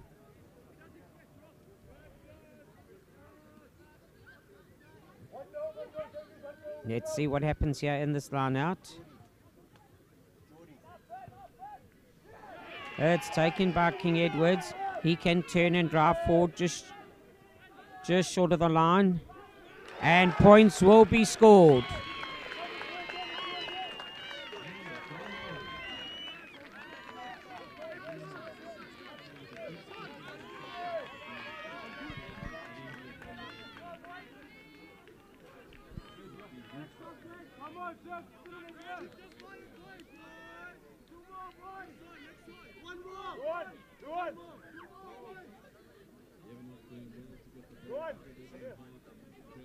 Arinzenma Dlamini is the man that dotted down for King Edwards. The tight prop, Arenza Dlamini, and it's always exciting for tight prop, one of the front row men, to get their name on the scoreboard. He'll remember that try for his school. Just remember the Kes were only on 3 points about 5 minutes ago. They've now taken it up to 13. Still some way to go, but shows you what can happen. 10 points in the last 5 minutes. Kyle Bortis now needs to get an extra 2.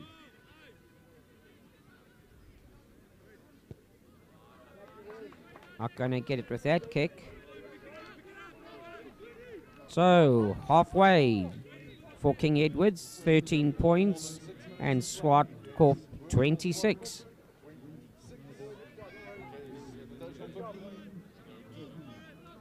So K's would be needing 2 converted tries. John Ray Fenter.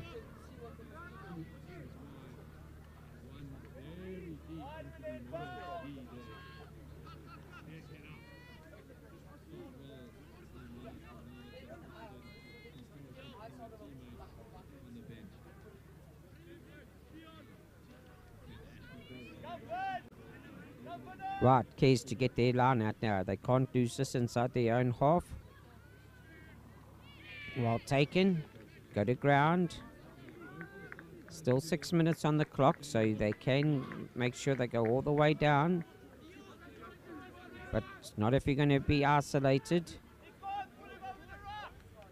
Through the hands again. Going to have to regroup in the middle.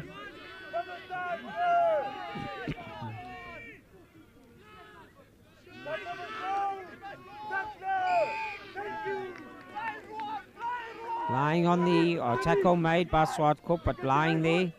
And please roll away, says referee.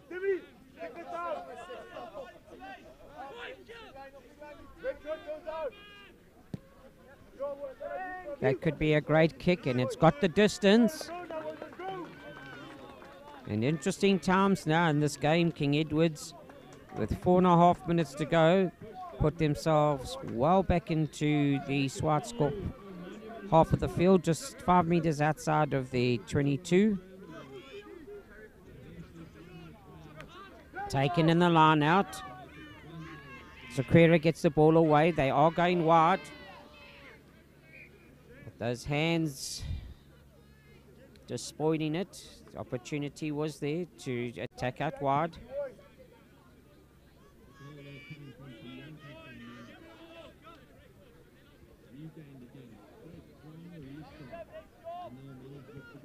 And Xavier Rugby has come on, and he's coming into the position of, well, he's taken the position of scrum half.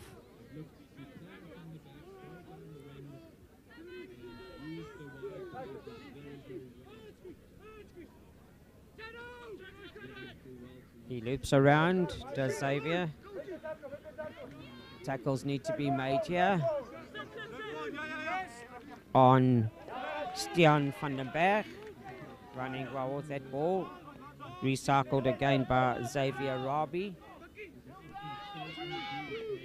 Like that's gone on to hard running Swartkorp players here. And very well taken in the air by King Edwards.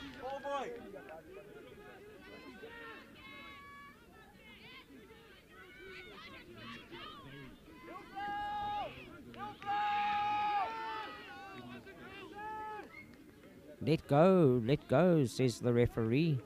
Release. And King Edwards haven't done that. The breakdown, and no hesitation by referee now to say, Swartkorp, come and take the advantage. Replacement scrum off, and Rugby comes forward.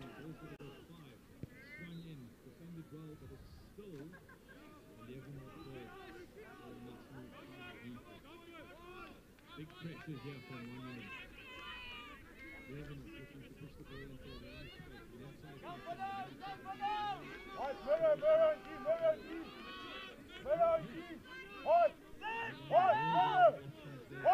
They're going to have to make sure they win this line out, which they've done. Again, by the number 8, Ian van der Westhuizen. In the tackle, ball gone forward. It's gone through into touch though. Looking at the clock, we're down into the last 2 minutes of the game.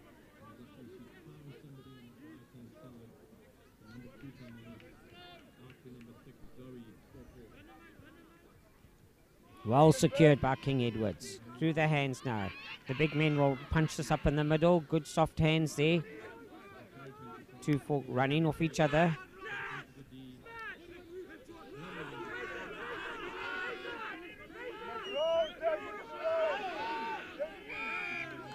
Not rolling away.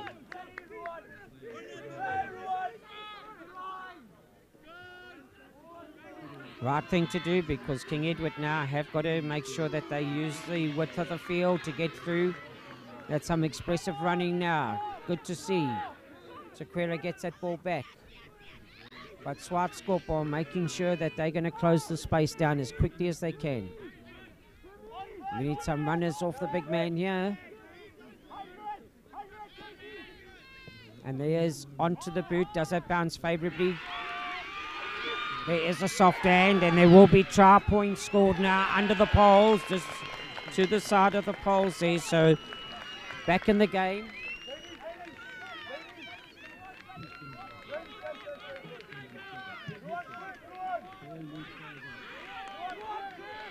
Jack Brewer is the man to go over for King Edwards. And it's an exciting score for fullback Jack Brewer. Sequeira not hesitating with the kick.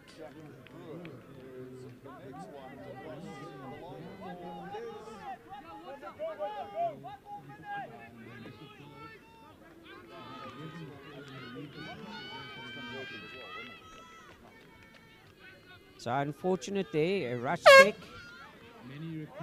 And that kick of 2 points is very, very important and much needed, because it would have given Kes an opportunity to go for a converted try.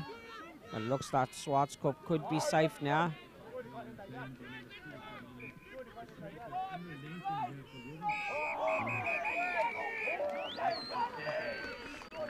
The ball hasn't gone 10.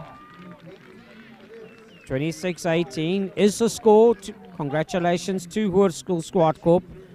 They've played some exciting rugby, had some great players on the field throughout the game. And Kes Invitational, what a good effort from them as well. We've seen some great rugby throughout today and this final day, and congratulations to both these teams. They have done their schools proud. From my side, Barry Wilson, I say to you, thank you for being with me as I've sat with you in cheering on these two teams, namely King Edward Invitational and Hoërskool.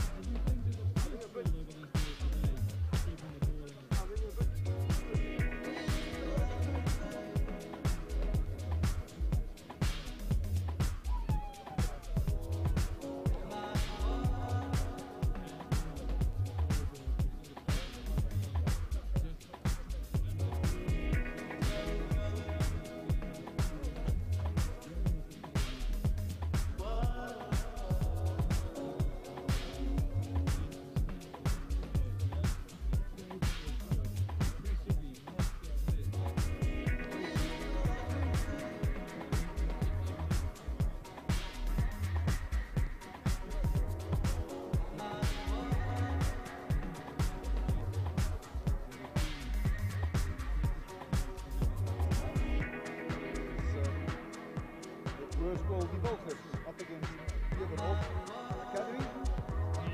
Worskol die Wolkers is a single medium Afrikaans outfit boasting numerous Afrikaans actors, singers, professionals and sports stars as alumni.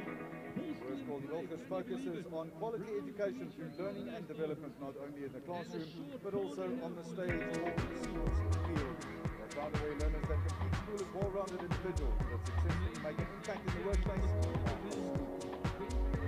Heronbridge Academy en Bedford is Afrikaanse christelike privaat skool vanaf graad 0 tot en met graad 12 met 'n gemiddeld van 17 leerders per klas. By Heronbridge kry jy net uitnemende onderrig en goed opgeleide onderwyspersoneel. Die omgewing is familie en kindgerig. Die van die kind by naam geken word en die hele aandag en fokus die leertyd word aan afgekend gegeef om aan soveel as moontlik activiteite te kan deelneem. Please remember our spa food court brought to you by Boardacres Super Spa at your life business. And with 2 minutes to go as referee Austin Richardson brings the teams to the middle spot. This die 6de wedstryd van die laaste dag van die stand van Heronbridge. It's Worskol die Wolkers up against Heronbridge Academy.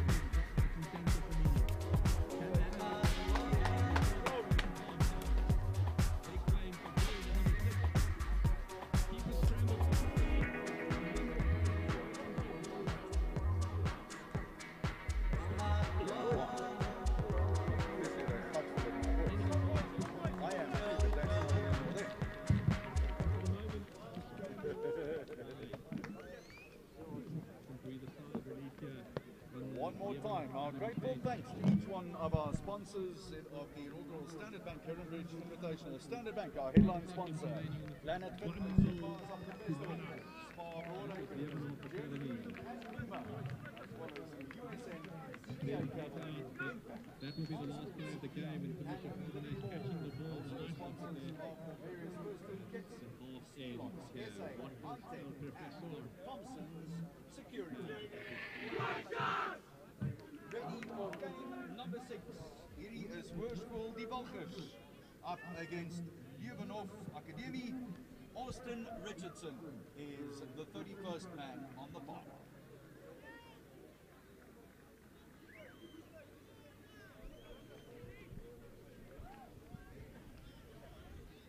Very good afternoon to you, ladies and gentlemen. And if you are joining us for this match, the third to last match of the day, the final day here at the Standard Bank Heronbridge Festival. My name is Barry Wilson. I've had the honour of watching these two sides and being with you on the mark throughout the weekend, and really looking forward to this game, which I think is going to be a cracker, knowing the way that these two sides have played in their previous matches. So let's enjoy this one as Austin Richardson gets the show on the road for us. Die Wolkers on attack, but picked up, and Leeuwenhof trying to close the defence. Ruan Fullion takes it up. He was impressive in his last games.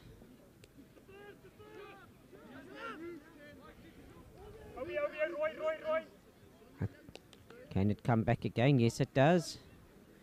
Soft hands here, and going now to Jonathan Heffer. That ball has gone forward.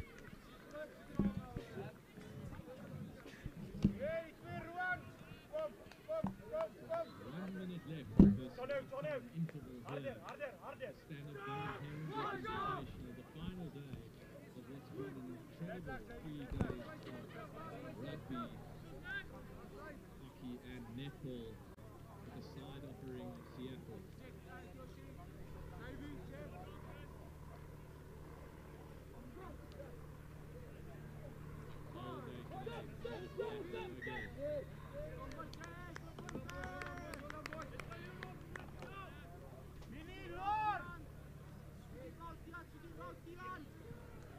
Teams swap sides.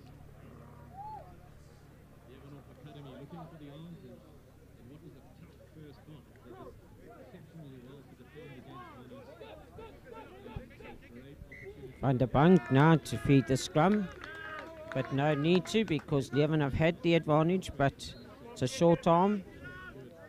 And Dennis Obi is the man at 9. Back on to Ruan Follion, who I mentioned earlier.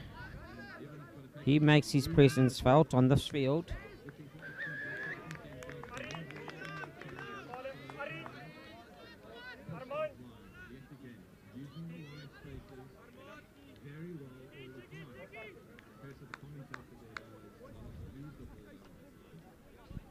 And sensible called here, because Die Wilkes have the player in Armand Grissel.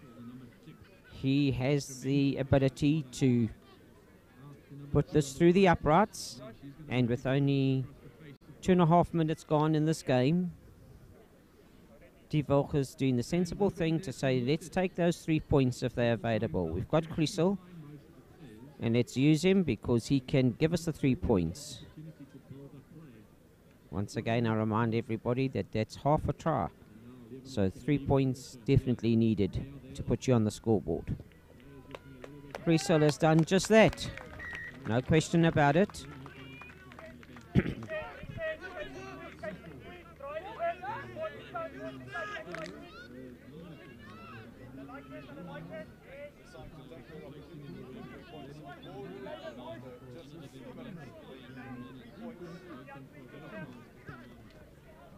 Lots of snow on that to come down. It has crossed the 10-meter line.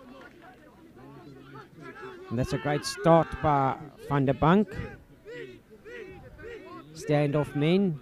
Here's the big impressive number 8, Duncan van Zyl, but he gives it through the hands, and that's to the flying Bernard Steyn. He can just got to look for a reload here and regrouping. Van der Bank looking for it. Now it's a call for Leeuwenhof. What are they going to do? Are they going to take Grissel's example and go for poles, or are they going to be more adventurous?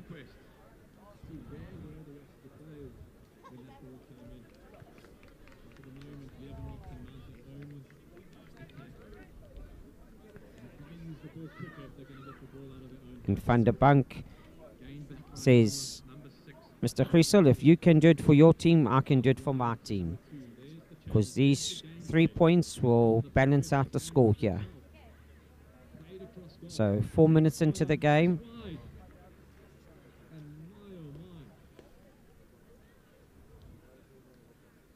Big chance there for Monash to make it 2-0, but just wide of the goal. So Van der Bank lines up, taking his time.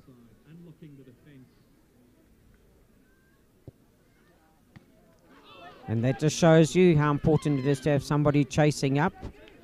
It hit the upright and bounced back into the field of play. But Die Wilkes have responded correctly. Out it goes from Obi. But offside called. Leeuwenhof trying to regain ball, advanced too quickly and crossed that advantage line.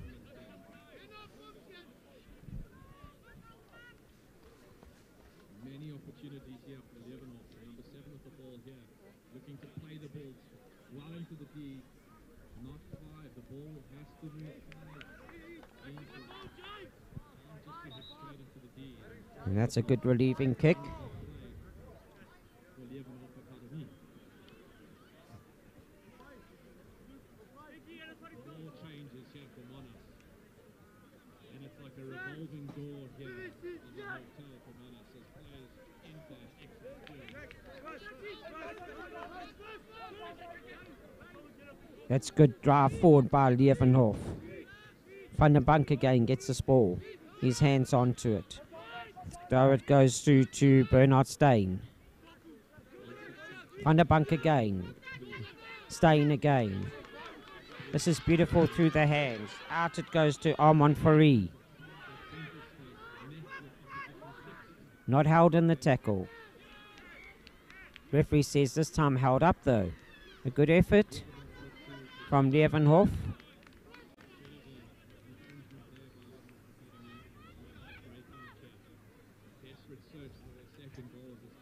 And credit there to fullback Michael De Beer. He came into that line at pace.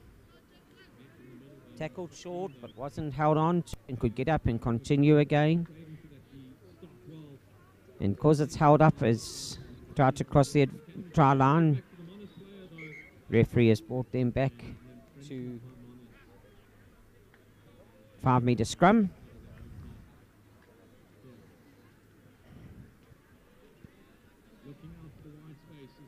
And Austin Richardson is the man in charge of the whistle today.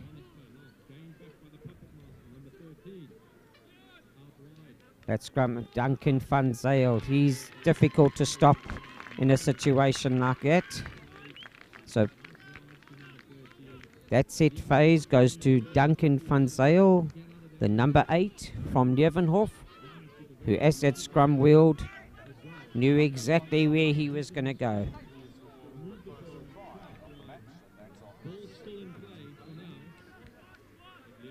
You've heard his name mentioned quite often throughout this festival. An impressive number 8 is Duncan van Zyl. And as I've said in earlier games, all the number 8s, or can I say, yeah, and I can refer to all number 8s, are actually putting their hands up at this festival.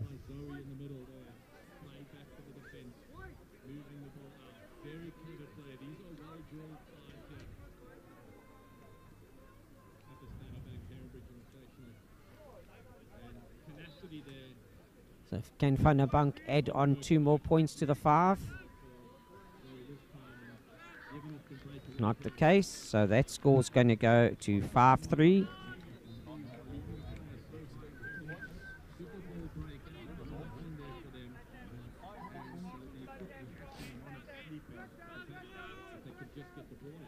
Cressel already here on the centre spot to start the game. He's hit it a lot further.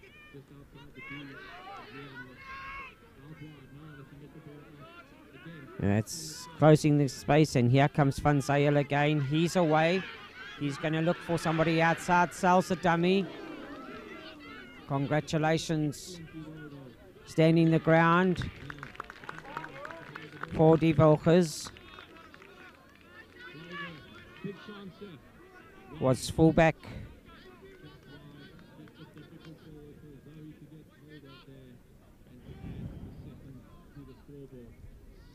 Joshua Lowe. And he made sure that Duncan van Zyl couldn't go 60 metres to go and score what would have been a very impressive try.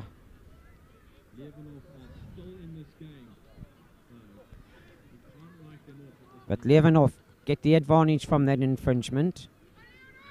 Up it goes. Well done by Die Volkers. They have responded accordingly from that phase onto Cressel. He's got it out. He would have liked further. He's got the ability, but he had players charging through onto him, and his first option was just make sure that that ball is out.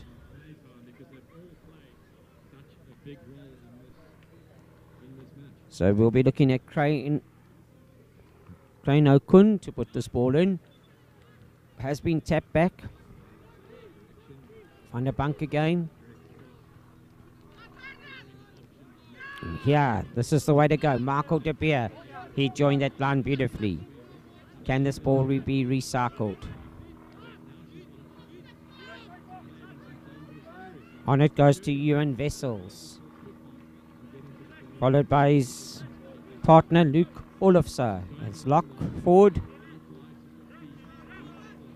This ball still going forward. Van der Bank looking. He's got left and right. He finds his mates, and Bernard staying at 10. Running off him is Ben Engelbrecht, live wire number 7. Stein plays the fly half. Quinton Freeman can't get through there for Leeuwenhof at centre. Ball going backwards in the hands of Armand Fourie. Left and right it's been. This now's a chance for James Oosthuizen. Soft hands out to Quinton Foreman. And lovely handing there. Is it in the corner or is he out? And try being scored, and that looked like Christian Ensland going over in the corner. Christian Ensland, Leeuwenhof, number 14.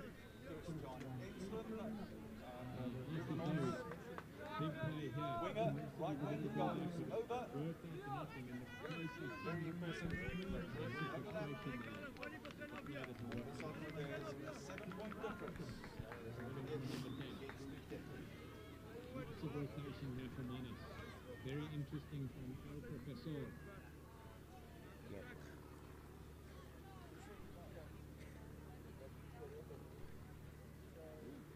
Looking for their options. Where's this ball going? Out wide. Regained by number 10 from Leeuwenhof. But then Anas applying the pressure, winning the ball back in the dangerous zone on the left hand side. They haven't commonly come down that. Van der Bank now, right on the touchline.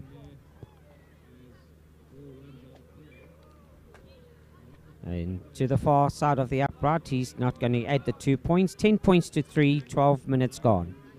17 minutes to play in the first half. Leeuwenhof by 10 points. Well, the game has swung around in the last few minutes, and Leeuwenhof definitely taking it to Die Volkers. We've got the lone chase here by Jean-Ray van der Walt, the lock of Die Volkers.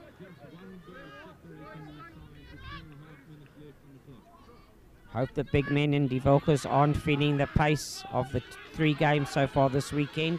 Lovely running through the hands from Van Zyl out to Ewan Wessels. Ball's out. Bernard Steyn now playing fly half. Out it went to Ben Engelbrecht. And where's that kick gone? Too far. So the option should be coming back for the scrum to Die Volkers.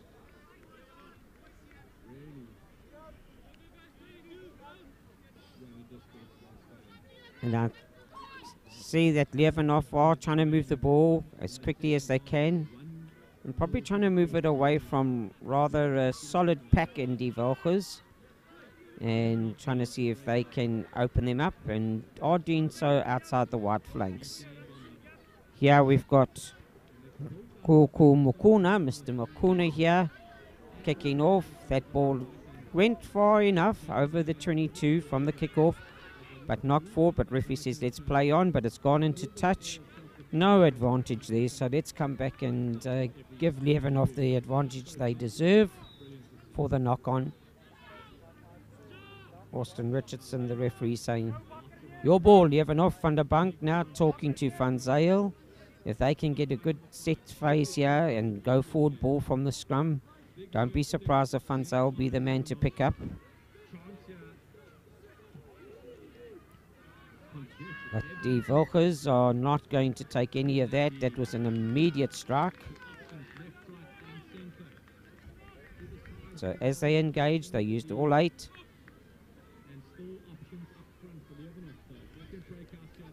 So Die Volkers now determined to put Leeuwenhof under pressure at scrum time, and rightfully so. They can't let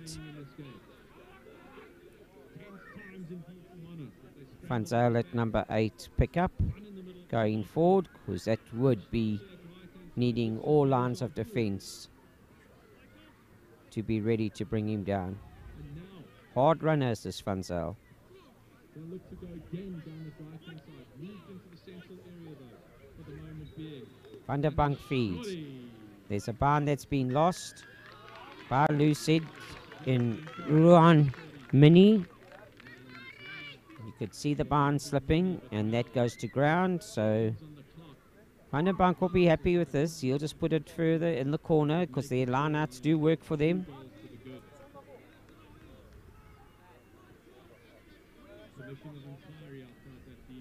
It's about 8 meters out.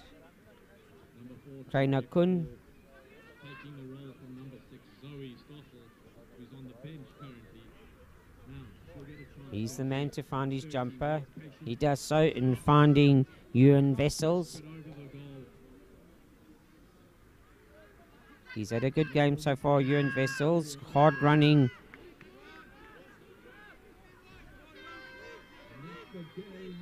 Yevenhoff going left now. There comes Duncan van Zyl, breaking through one, breaking two, breaking three tackles, and over number 8, Duncan van Zyl, yet again on the scoreboard.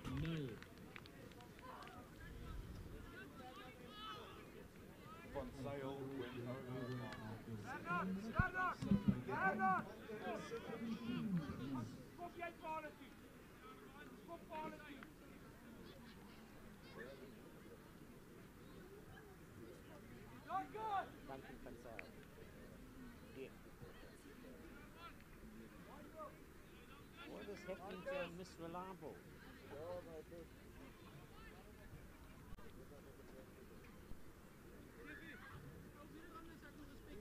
And the players of the match for this encounter, Heronbridge, and from Monument, it's Kamisha Helmich. Congrats to both players on a phenomenal performance.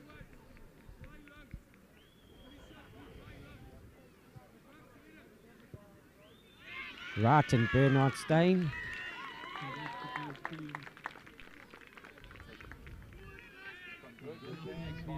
Victoria Girls high up against Trinity House, Rand Park Ridge. 12.5 minutes. After excitement here from Victoria Girls. Great to see.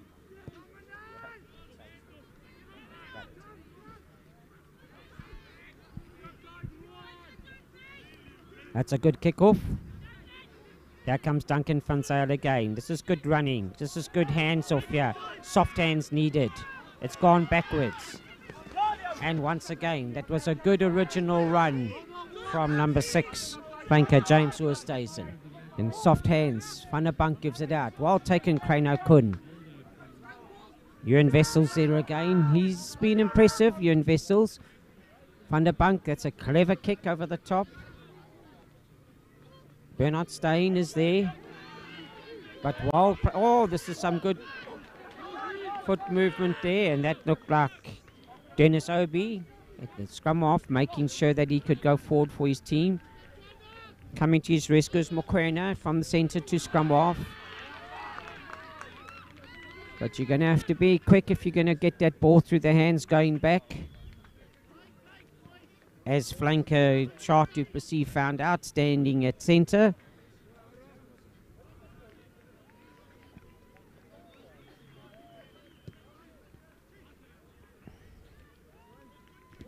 That's a great kick from Chrysel. He's gained some 40 metres.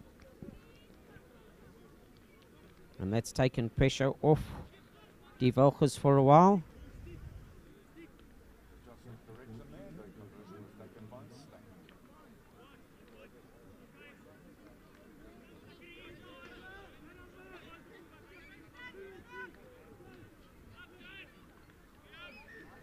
Unfortunately, that's not straight.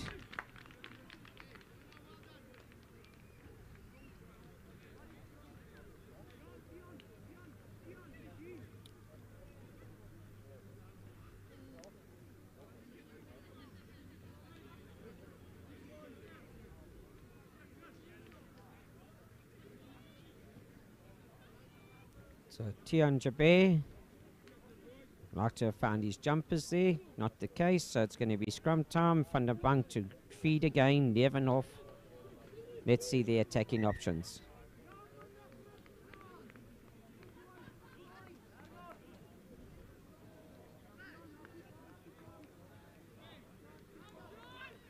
De Volkers now starting to show that they want to scrum.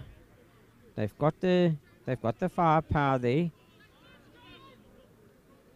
And they can use it to put Levenhoff under pressure. They need them to be on the back foot from set phases, especially scrum time.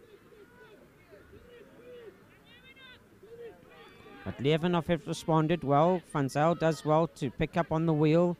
and feed it to scrum half van der Bank, who had peeled off. Trainer couldn't coming through again. Van der Bank tried to feed it through the soft hands, but well intercepted there by Die Volkers.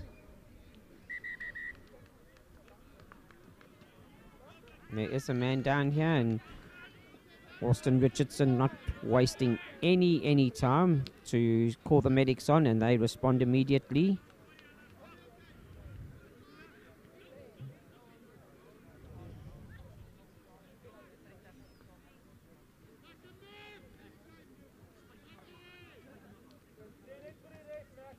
Chart du Plessis is the man down for Die Volkers.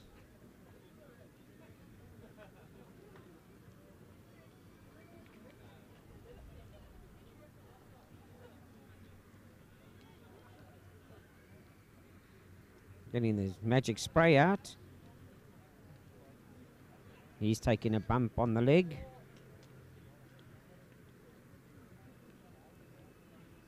He needs some help up. And he's going off to the sideline.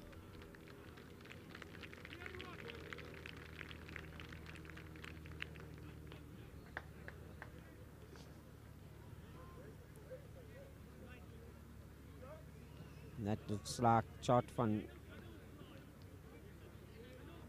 du Plessis will be replaced. Match number 11 in the girls contest at the Astro.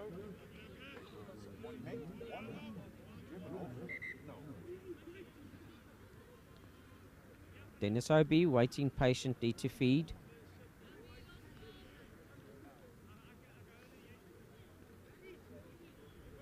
.23.5 minutes gone in this first half. 17 points to 3 is the score to Leeuwenhof over Die Volkers. That's a big hit at engagement time. Straight away, referee on the same side as where he saw the barn get lost. That was a solid engagement.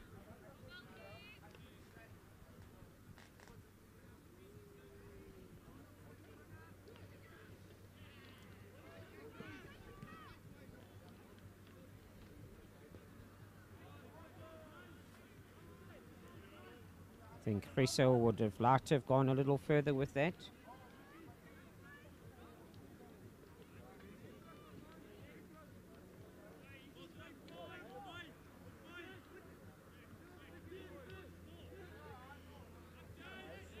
This time Tionjabe does find his man, even though it's a tap back. This recycle ball. Obi was standing well off. That being McQuina, that was standing at fly half position. That's Obi, who's outside him. Got quite a few scrum halves at the present moment now for Die Volkers. Hands are on there, and that looked very clear for the arriving players from Leeuwenhof.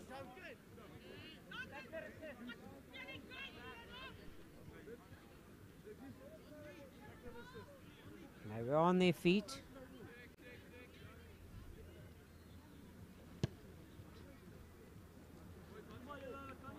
And a good kick, and that steal goes to James Oosthuizen from Leeuwenhof, and he can be proud of his efforts. It's not the only first time that he's done that. He's done that, been around that ball quite a few times during this half, doing what is expected of him in his position. Trainer Kun now. He's the man to put it in.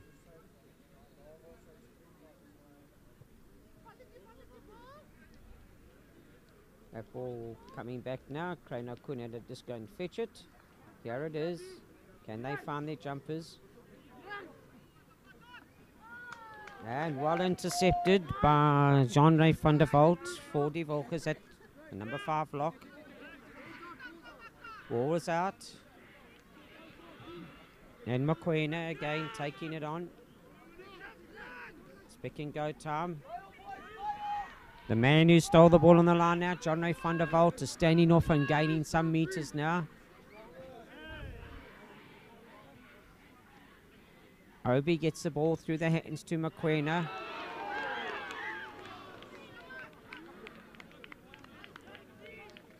And been mentioning the name of James Oosthuizen at least 3 or 4 times in the last 2 minutes. So if he could have just got his hands on that ball, referee agreeing as well that attempts were made to go for the intercept. There wasn't a slap down, so he's just called them back for the scrum. And Obi will be feeding it. So James Oosthuizen been very, very active in the throughout this half. Early engagement from Levanov.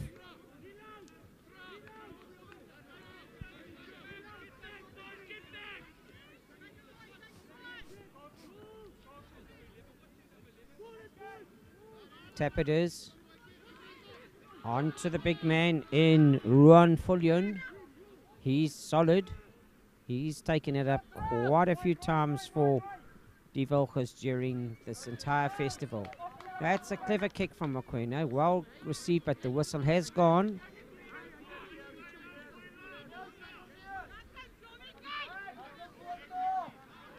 Penalty arm is up.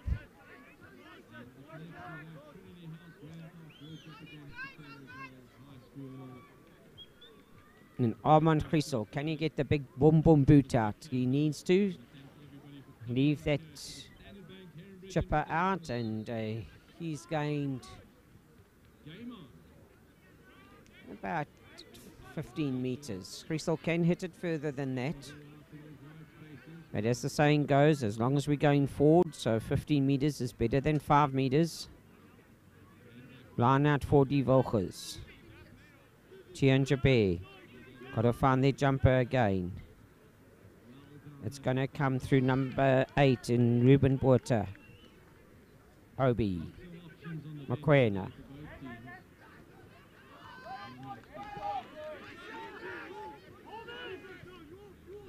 Can that ball be recycled? Roll away, and that is directly talking to Bernard Steyn. Slowing down play. Can't rush it again. You can do so on the first tap, but now referee has got Levenhoff going back.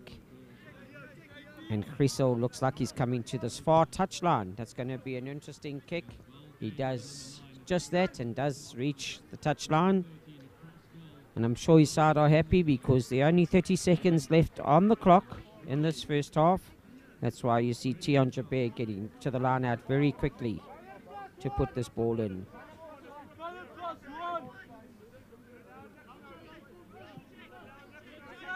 Short line out again, numbers in the line out.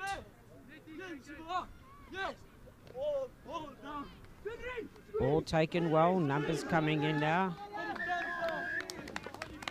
That's a great tackle, but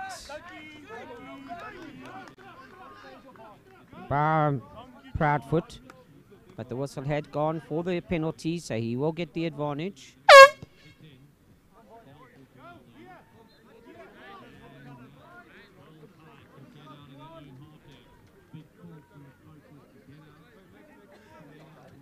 Made it very official there, eh? Are you looking for your code? Right, the line out has been tapped.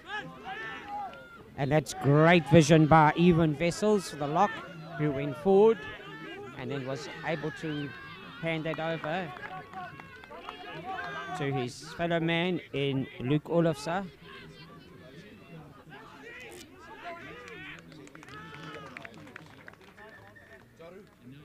And half-time has been called. So that half went by fairly quickly. Levenhoff Academy 17 points to 3 ahead. Getting a little bit chilly out here at the Heronbridge College, and could also use the opportunity now just to get hands on a warm coffee or so. And if you're going to do the same, it would make sure that we can get ourselves ready to continue with what could be a very exciting second half as well.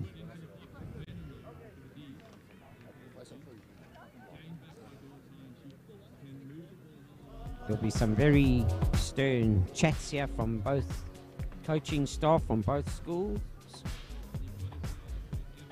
The Volkers have been a little quiet for me this half. I've seen them in the earlier games this weekend where they've shown a lot of fire, especially on Saturday.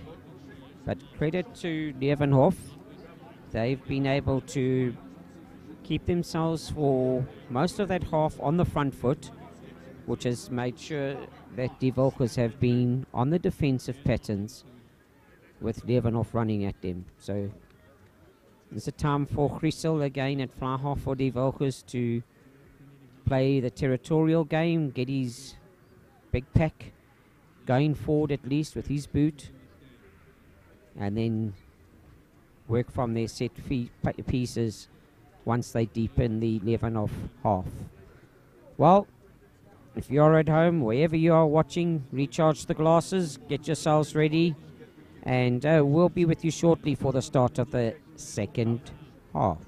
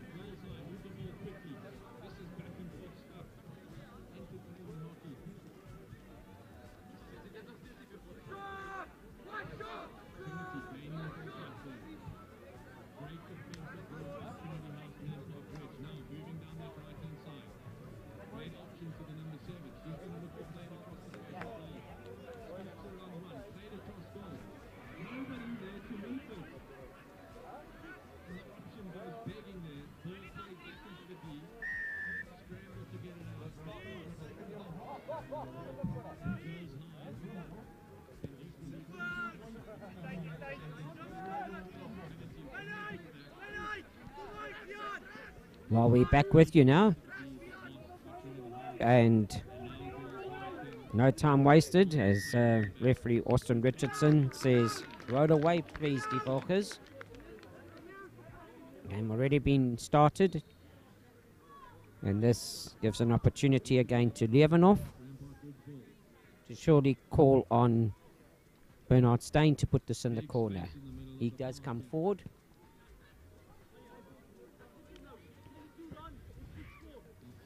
And he's gained another 15 meters for his team.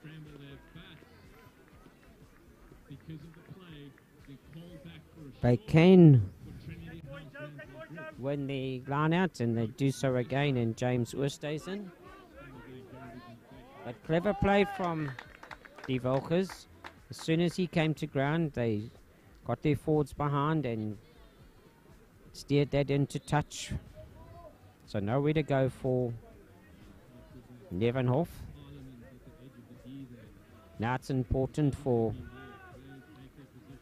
Tianja Bear to find his men. They don't. Leeuwenhof get it back. Duncan van Zyl again. He's so just short of that line out, of that try line. Goes through the hands. Well done, Ben Engelbrecht. And that was through his hands.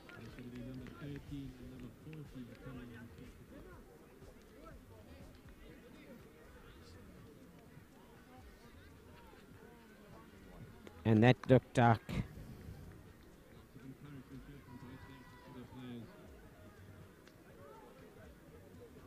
Could that have been Vian van den Berg? I stand to be corrected.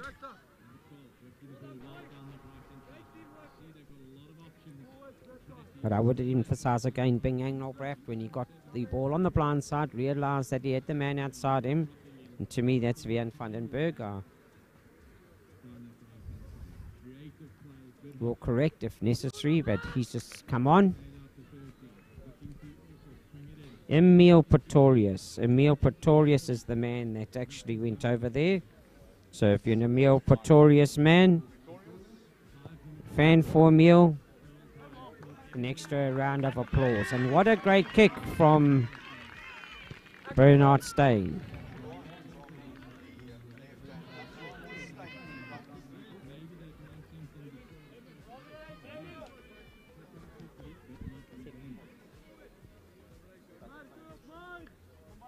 Let's see one.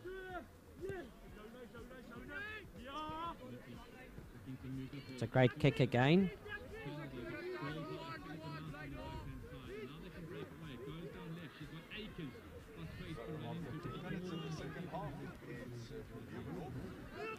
Quentin Freeman was playing scrum off there for Leeuwenhof. 24-3 is the score. We're going to have to get you sitting. Regained by Trinity, they break away quickly. Number 4 being pulling the strings in this game. Right, Dennis Obi now gets a chance, and this is a time for Die Volkers.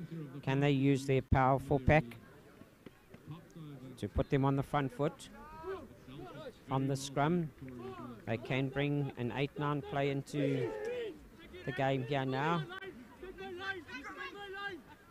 But Obi decides to keep it open. Mokoena goes through. The Freeman goes through.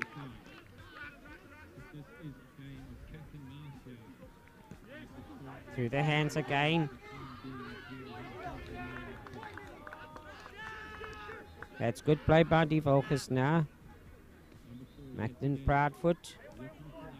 Here comes the impressive Ruan Mini to take it on. Let go, please. Let go. On defense patterns is Leeuwenhof Academy trying to get hands on the ball. Through the hands of Mokoena.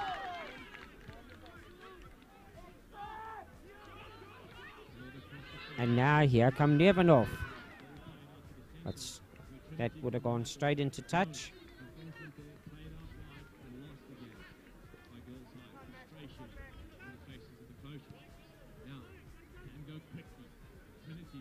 Referee Austin Richardson right on the mark, just short, just outside the 11 of 22. So Tianja Bear is the man to make sure he puts us in. And can he get his jumpers again? No, they can't find it, and it goes back to Leeuwenhof. Got to leave that ball alone and holding on to it. Holding on.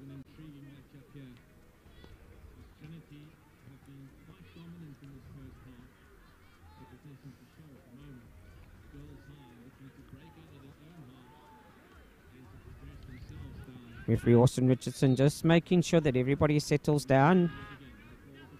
Scrum called. Well, that's a good option. They haven't been winning their lineouts as cleanly as they wanted to, so they can win their scrums. And even though it's just inside the 22, at least they guaranteed with more security here to get this ball back. Can De Volkers put on a real De Volkers scrum, which we have seen at various stages through this festival? And if they can, they could give the 8-man Ruben Botha an opportunity to have a go at that Leeuwenhof Academy try line. They got the men up front to do it. They are on the front foot now, and out it comes. But again in the tackle, gone forward, and referee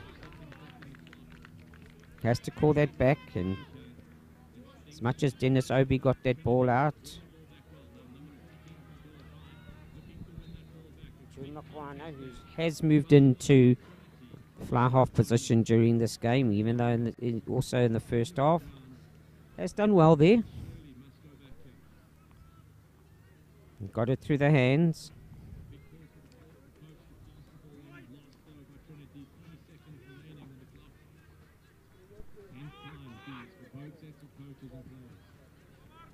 We now see Quinton Freeman, who is wearing the number 12 jersey. He did so on Saturday as well.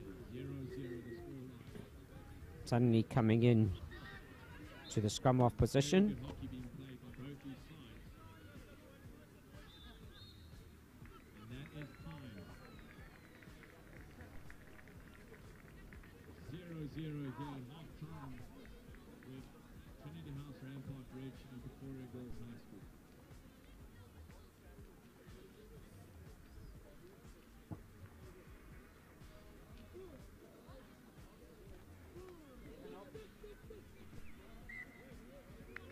Referee say, come on, I've given you the chances. Please make sure you wait for my calls.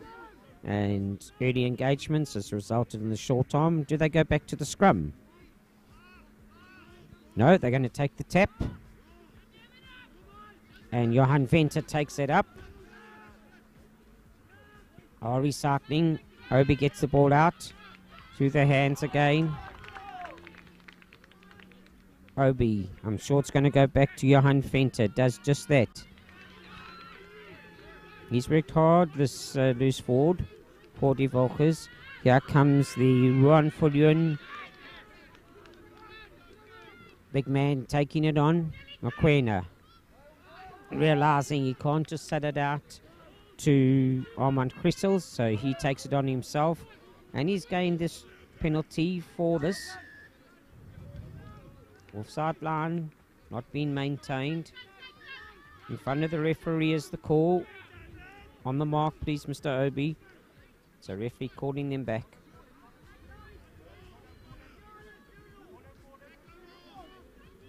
Is it going to be the same move with Johan Venter to take it up? Yes, it is. He's on his feet. He went to ground, so I don't see Austin Richardson, the referee, falling for that one. He didn't, but he says from rolling away, that's a quick tap, and that's Tion Jabir. Roll away again will be the call. Roll away is the call. It's got to be on the 5 meters. Obi. Creasel's taken the tap. It gives it out wide. Soft hands there. And that's clever play.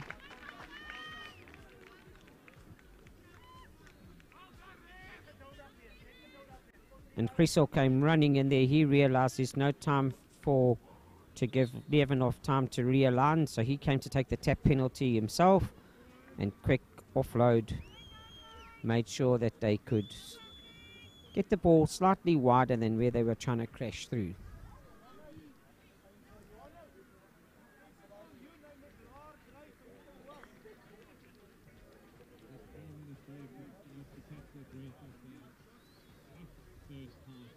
That could be their number 8. And to me, that would be Ruben Buerta.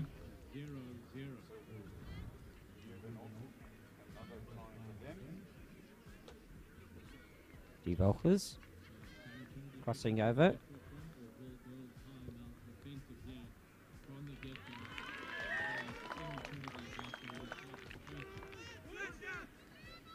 And that's a good 7 points.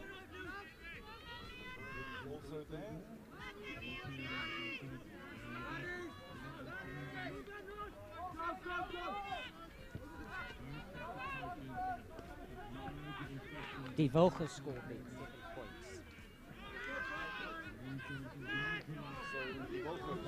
24-10 is the score.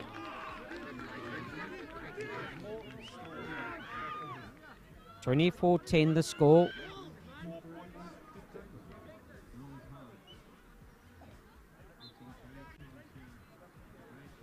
Straight away, Leeuwenhof back into action.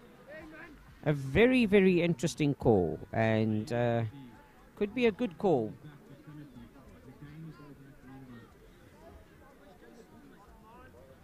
Because slow things down, and Wayne Stein does actually get the kicking boots out. He's got the opportunity to add on 3 points. So Yeah, no, this is what happened to you. he's ready to take 3 points away from that 7-pointer.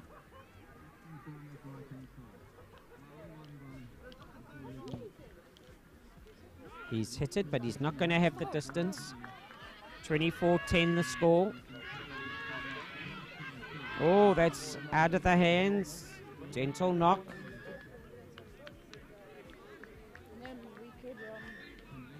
And the referee seen that knock on, but then unfortunately some off the ball incident thereafter, which was totally unnecessary. So referee has turned that around in the favour of Die Volkers again.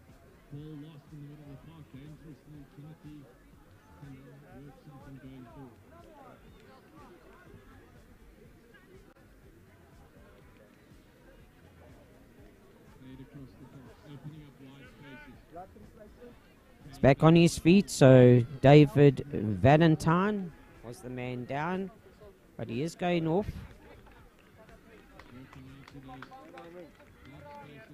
And changes coming on now in the form of 16 Jacques van der Merwe and 21 Lungi Mapanga for Die Volkers.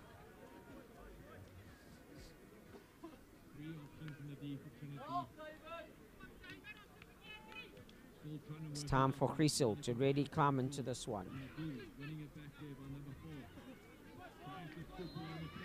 He's done that fairly well and give himself 25 meters with the boot. But once again, it's going to be needed by Die Volkers pack to make sure that they win this line out.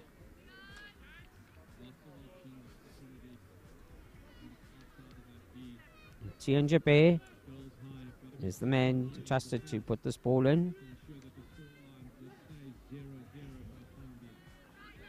That's not going to go to his number 8, Ruben Buerta. It's actually gone tap back to Leeuwenhof. Straight away, Stein gets that ball.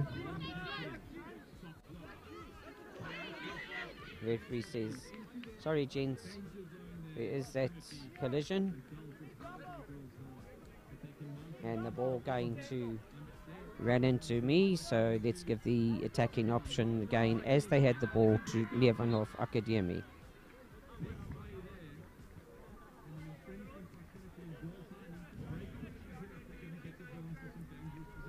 Quinton Freeman, wearing number 12, come from his centre position to come and take over from Van der Bank and feed it at scrum off.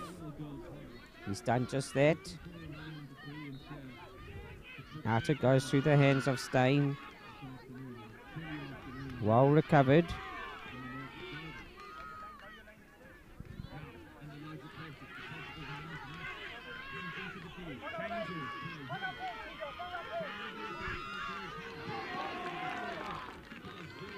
That looks like the new man, Lungi Mapanga, who came on. And he wants to get into the action straight away.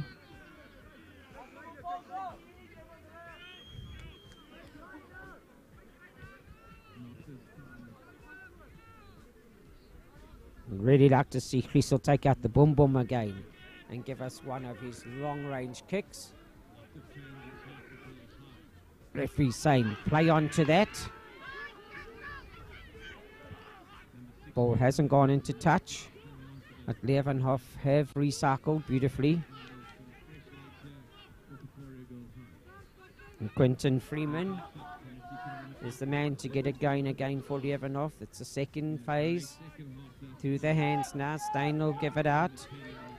And it's man on man now. Good knowledge of the laws there. Let the ball go. Stein is the scrum off. That was well run by the Leeuwenhof 13, Armand Fari. What a nice turnover this is. Obi gets this ball back. He's got the big man in Ruan Follion taking it up. Here comes Jean-Ray van der Walt with the ball.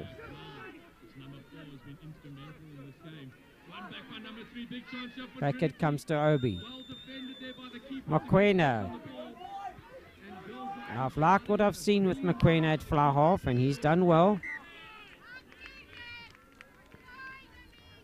Looking for space. And the ball bounced kindly, but just coming through quickly and knock on by De Vilches. They could have really turned that into points.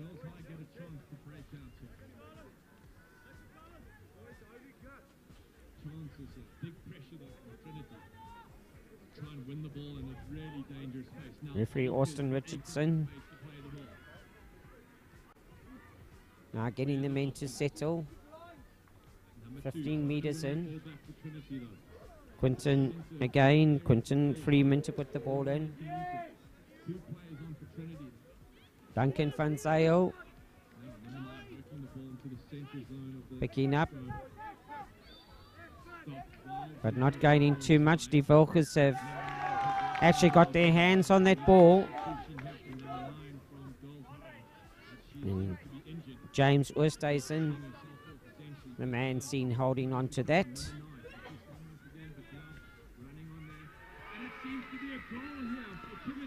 And scrum down.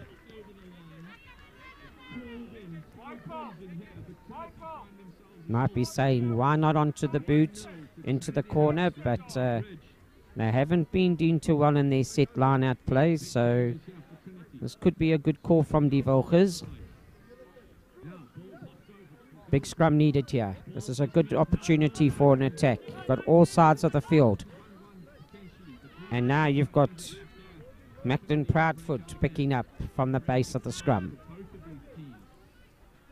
Obi gets the long ball out to Mokoena. Out it goes to Chrysel, but there's no time there to look around. That's a great tackle.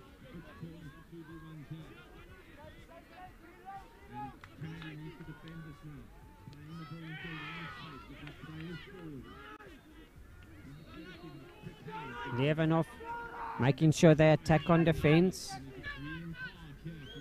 That's a clever kick from Mokoena and going straight into touch. That tackle coming from the Leeuwenhof fullback, Michael De Beer. Give him credit for that. But then Die Vilches did get the ball recycled back onto the boot of Mokoena. He had no option because the Leeuwenhof backline had come up too quickly. They were offside. And Chrysel now gets one of his better kicks to get his team into the 22 of Leeuwenhof. Leeuwenhof gone a little quiet. Maybe they feel with 24 points on the board that they can just take their foot off the gas pedal at the moment. Not wise because there's still 10 minutes to go. But credit again to Die Vilches. We're sensing that and saying we've got to now accelerate and see if we can close this gap. Goes up and is taken by Jean-Ray van der Walt. This is good play. Leg drive is coming through again, but we just got to get this ball down. And it is done so by Tatu Malo. Out it goes again. Could be Macklin Proudfoot, and he's gone over in the corner. Macklin Proudfoot.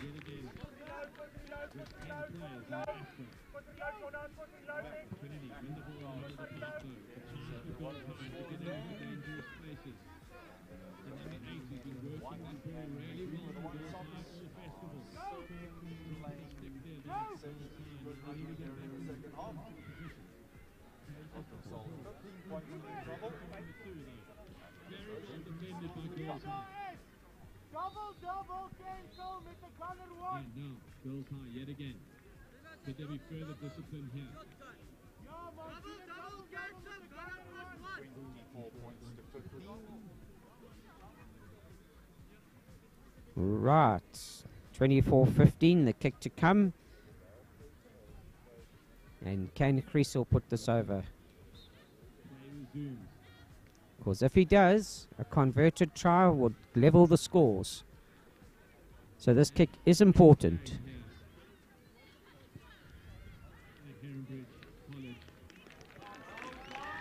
And he's obviously heard the call because he's put it right over that crossbar. And we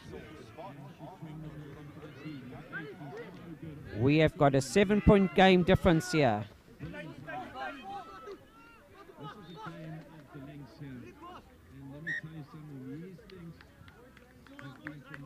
Right, it's a quick taken kickoff by Bernard Stein for Leeuwenhof.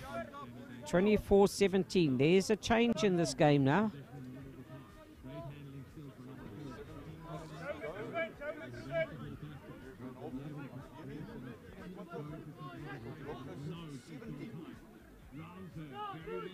Right, Leeuwenhof getting their line out working again.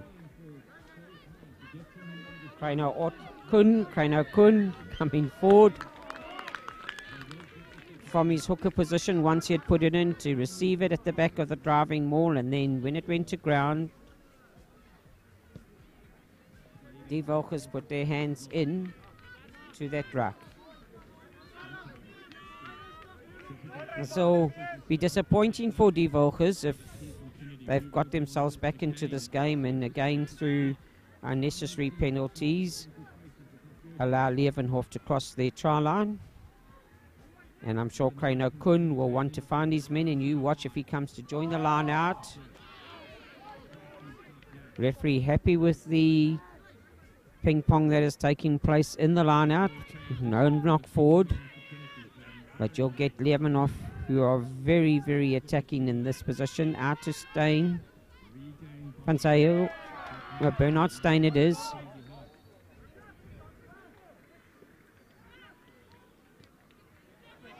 Still through the hands. Duncan Van Zyl going forward, trying to get hands on the ball here. Big drive forward. Holding on is the call.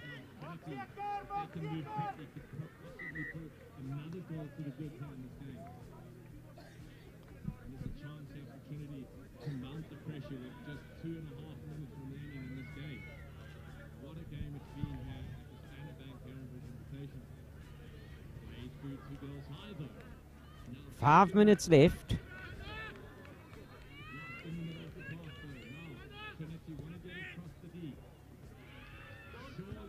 It's gone forward, another 15 to 20 meters, and Orson Richardson says, come in, let's take the line out here, please.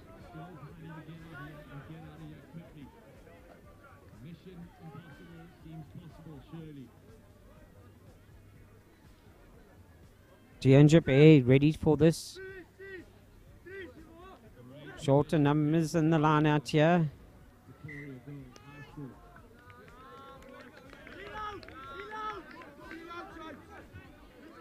Referees asked for the line out to be kept open a meter, but Leeuwenhof have closed it more than one occasion in that line out. So referee goes to the short arm to say your chance to attack Die Volkers. The ball being ripped off though.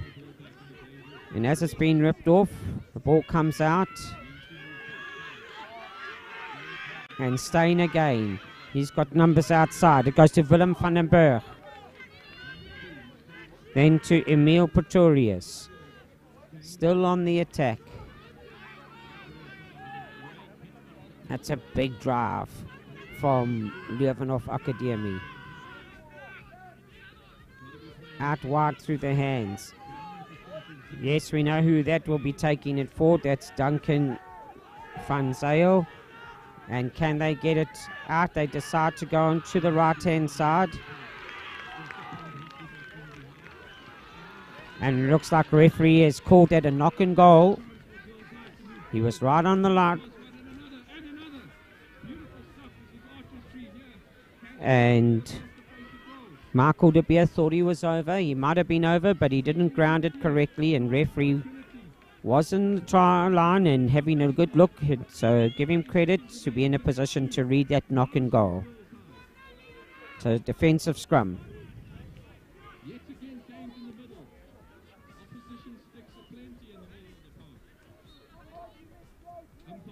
Dennis Obi feeds. It's going to have to be Makwena to put it onto the boot, but he's got to get that out. And it's bounced kindly. It's bounced very kind for Die Volkers. Cressel again. Quick ball needed. There's no time to lie there and get that ball back, and they've done just that.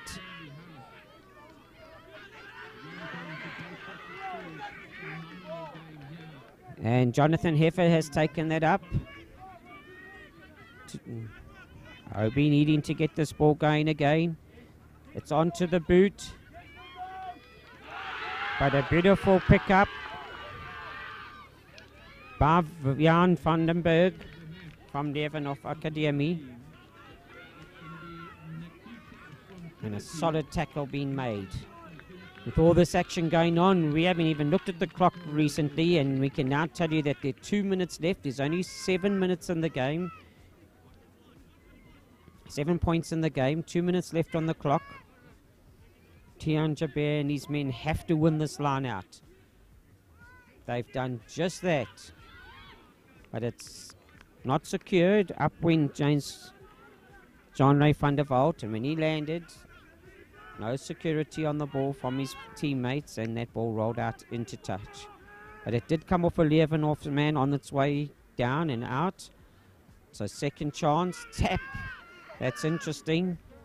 Obi trying to get the ball away, and as he does so, is referee happy with that? Once again, good positioning. He was there at the back. Stein was the man going over, but on his back and arms underneath from Die Volkers.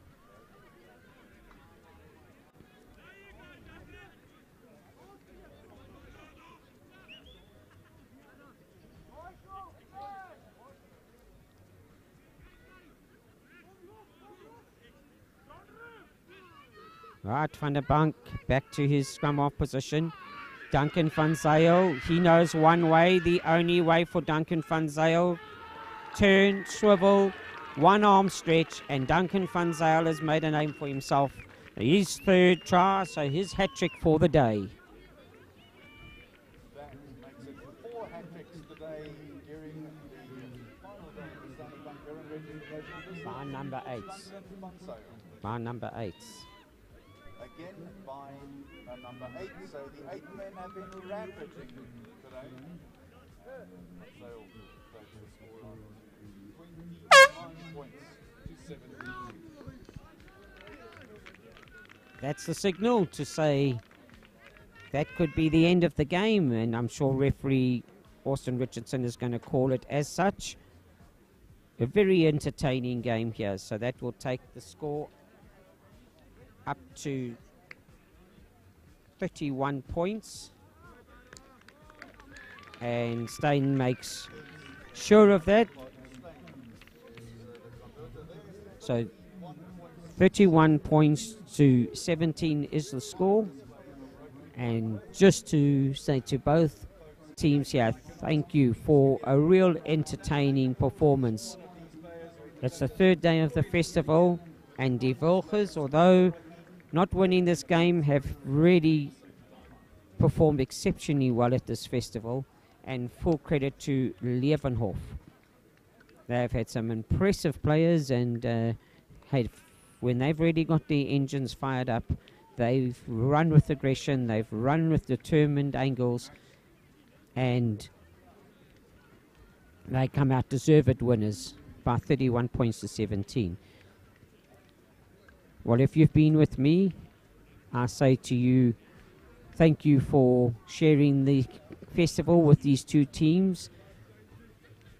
And thank you for being with me. That is Barry Wilson, as we've enjoyed watching Die Volkers and Leeuwenhof throughout this festival.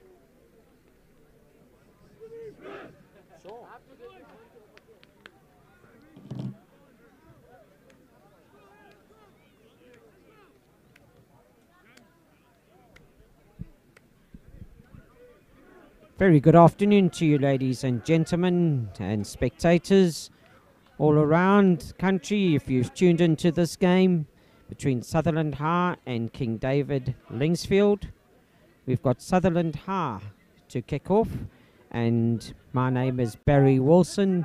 I've had the honour of commentating on these games this weekend, and I'm really looking forward to this game between the stripes, the red and white stripes of Sutherland High and the blue and white stripes of King David. That's a good kick, but it has been lost forward. They did try and regain that, was Sutherland High, but knocked forward, and Christo Rasmus, the referee, says let's keep on playing, and rightfully so.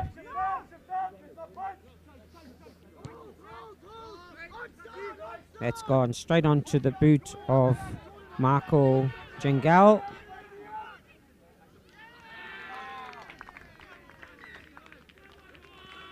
And referee saying from Mr. Jangal's kick that put pressure on Sutherland. It was the scrambling Kieran Fasahi, the scrum half, who had to get back, but he did carry it over with the pressure put on him. That means King David not going to get a 5-metre attacking option. So Jangal, Michael Jangal gaining at least a good 60-70 metres with that kick, and now turning it as well into positive play for the set scrum. And that's going to be put in by Aaron Joffe. Steady the scrum, referee asks. Ball is out. Short of the line is King David. Soft hands and a score in the corner. And that came from a very quick recycle and ball popping out. And King David already on the scoreboard with number 7, David Croat. David Croat actually going over for King David Linksfield. King David, after just 2 minutes of play in the first half.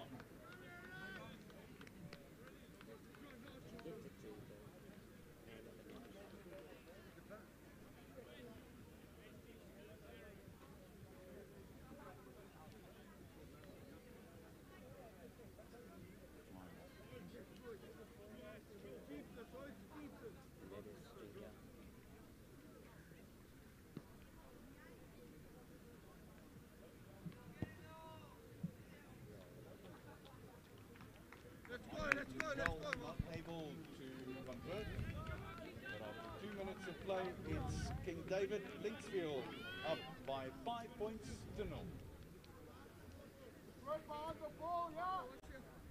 Just shows you if you use the kicking boots intelligently like was done and gain 60 metres, you can turn it into attacking options from set phases if you keep the opposition down there, and that was the case for King David Linksfield. But we have got the boot of Senzo Mashaya at fly half for Sutherland to get us started again. And he has used the attacking option of getting it there for his forwards. When you kick off, you are kicking to your own forwards, and he's done just that for them to get it back. Kieran Fasaki gets this. Out it goes to Washu Ramawa, flank forward for Sutherland. Got some runners waiting here. That's taken on by Gerard Swanepoel. But turnover ball again, and King David Linksfield have the advantage here. Joffe gets that ball out wide. Referee says, we're just going sideways, please come back. We've had a double knock here, and let's make sure now that we scrum with the ball going to King David Linksfield.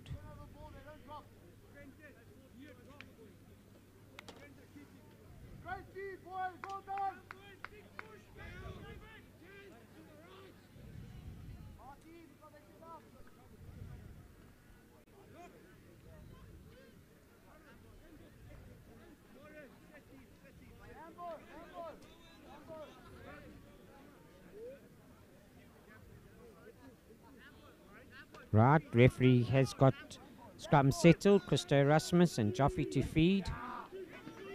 That ball, that scrum going down. And as soon as it goes down, immediate calls are needed so that no injuries can be gained with any further scrumming on. Sutherland can be proud of that scrum effort there. Definitely putting some pressure on as the defending scrum. Joffe again is going to have to get a quick feed. Dean Pagan. Looks like he wants to pick that ball up at the back, and he's done just that. It's going to be an 8-9. But a good turnover. It's a great run by Sutherland.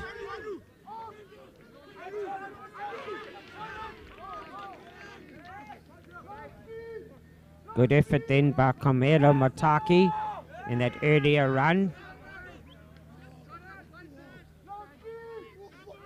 That was Kamohelo Maduzaka. Recycling the ball. Patience needed.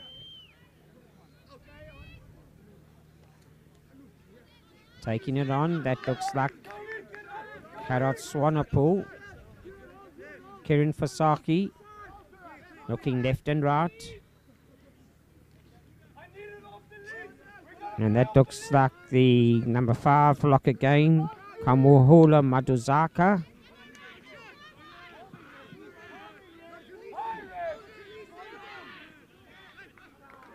Ball has been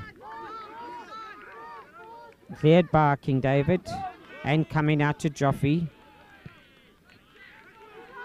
Onto the boot of Jingal. This is going to be safe hands needed, and it is just that. With Kamohelo Buda underneath that ball for Sutherland, and he did well. Kiran Fasaki getting this.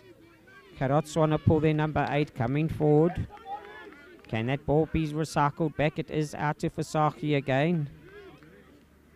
That looks like Mataki taking that up. Fasaki coming blind, sells a dummy, but he needs numbers around him.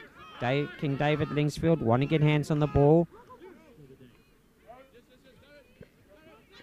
Nana coming in to play scrum off. Good run there by Kieran Breach. He knows only one way, and that's forward.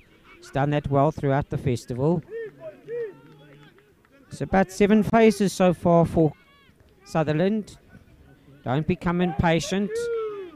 Leg drive needed. Karat Swanepoel going forward. Referee saying is held up, but ball has come back. Kiran Fasaki picks up. That's an intelligent kick. And we've got offense in Tabasi, but a great tackle as well by David Landau. That was a try-saving tackle. Offense in Tabasi. The left wing for Sutherland.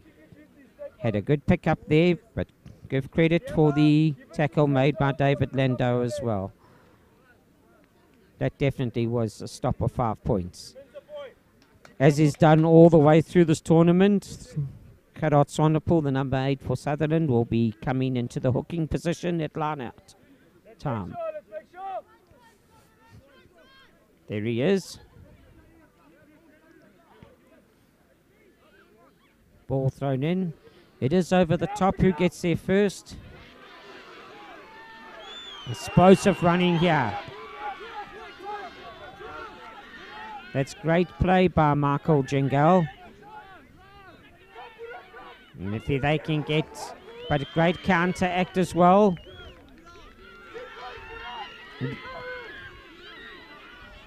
Kamohelo Buda. Jingal again having that break. He's gained some 80 meters for King David Lingsfield with the run of 40 and then the boot of 40 meters further. But Buda, the right wing, coming back to cover up to just short of the 10-meter line. Sutherland still driving forward. Kiran Fasaki. Referee's arm is out. So Sutherland will have the advantage from this. Karat Swanepoel trying to regain this. Kiran Fasaki again, he needs numbers around him. Can't go off your feet, as is done there, but will referee come back for the advantage? So stay on your feet, Tabiso Matlapela, referee says, number 4 lock, but having to bring them back for that early infringement. Senzo Mashaya. He hasn't reached the touchline. That's well taken by David Landau.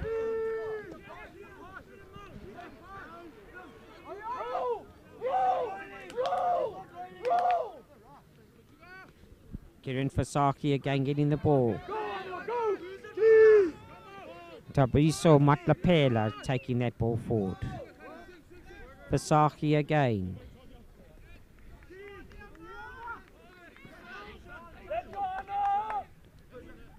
And that is Liama Yanana.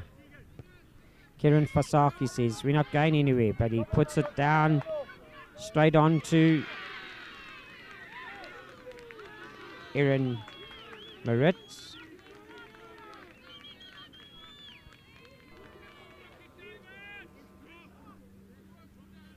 And release. That's the call, because Sutherland were there in numbers. And holding on is the call by referee Erasmus. Centre Messiah, he's already got the kicking tee in hand, and he's saying we are going for poles. I tend to agree with this call.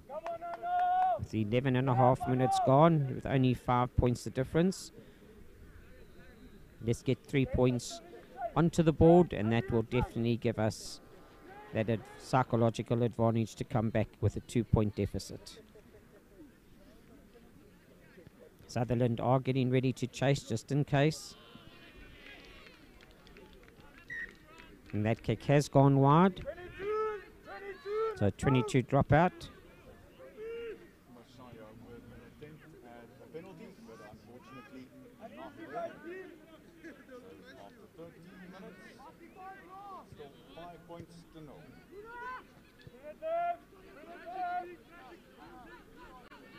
No score.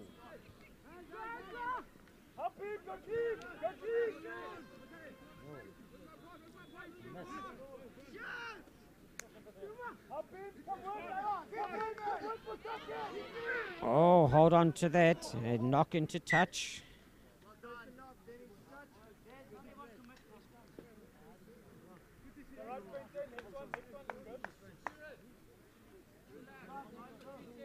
Putting us under pressure. Another one, boys.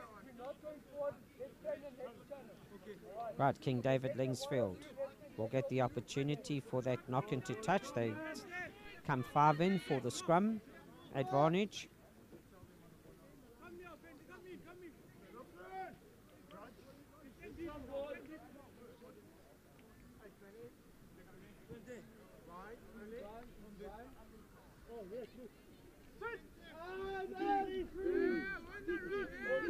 Good scrum from Sutherland.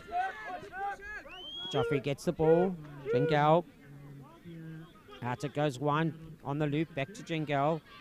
Fullback joining the line in the form of Jake Harmon. Well done by the Aaron Maritz.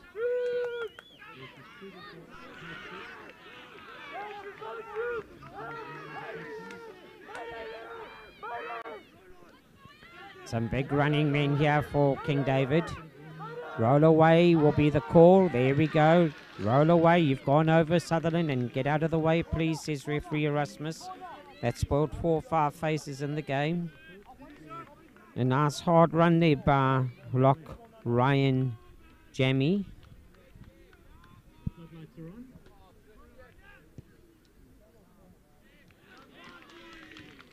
What a good kick. Once again by Jingle to take play to inside, just inside the 22-meter area.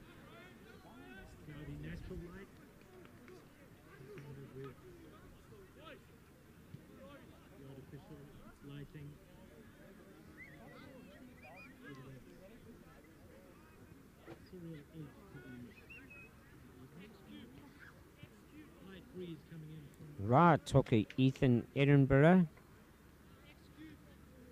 He's going to have to find his jumpers. Yeah, he does so in finding Ryan Jamie again.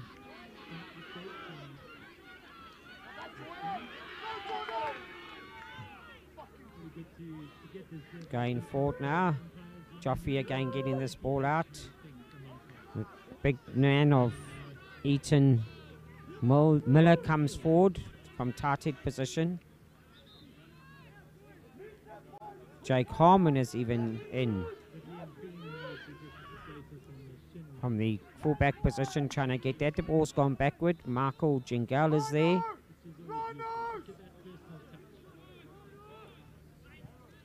The big man and big form of Ryan Jammy again. This is good play by King David Lingsfield. Just be patient. Dean Pagan. And he's holding on and going over off their feet as well. So double option there for referee Erasmus. And it's just patience needed. These young men do so many phases well.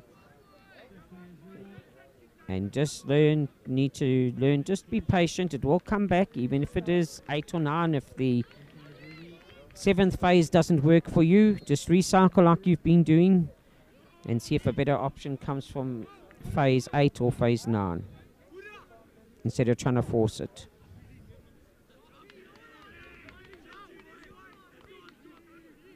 Right, Gerard Swanepoel again. Even though he's got 8 on his jersey, he's entrusted to put it in. Happy with that is the referee. Through the hands now. Going to ground is Nyanana to set it up for Saki. Brings back the forwards. Gerard Swanepoel going forward again. In that time, it was loose head prop Ryan Stroland. Ryan Stroland was the man that took it up for Saki. Brings it back. Here comes the big boom boom bash again from Sutherland and moving forward. Well played there. Definitely gaining meters for Sutherland. Good offload in the tackle.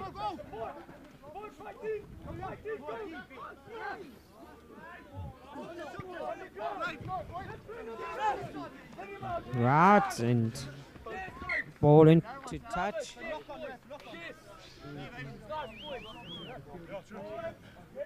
Ethan Edinburgh had his hands on that ball and tackled into touch, so straight away that's going to be a put in for Gerard Swanepoel again.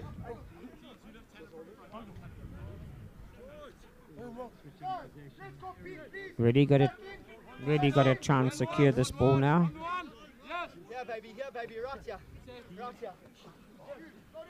They have tapped it off the top, and that's why it gives opportunity for King David to come charging through. Jingal gets that ball through the hands, a bit slow, but static, but Dean Somani gets that ball away, and then through that, the opportunity comes from kick ahead.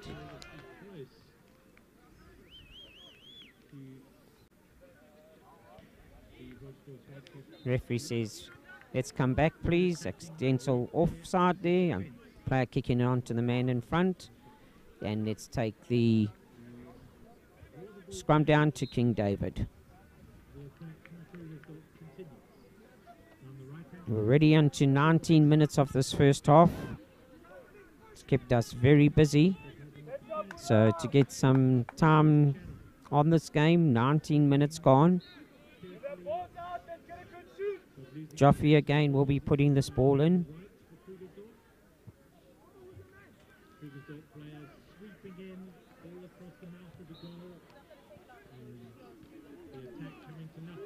Sutherland scrum. King David can't afford to hold that ball at the back. They need to get it out as quickly as possible.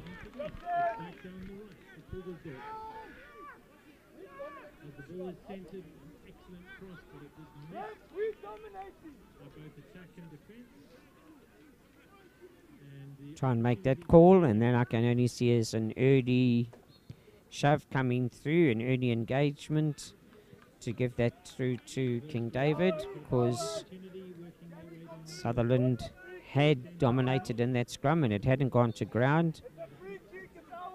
And referee must have been waiting to see if that ball came out on King David's side and then realizing it hadn't. So early engagement, early shove. Gerard Swanepoel again.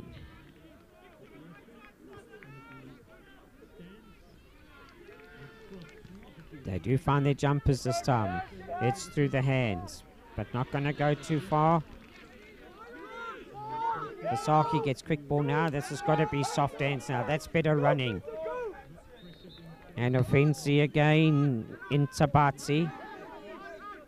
Left wing. Can Vasaki have a look? He does find inside players.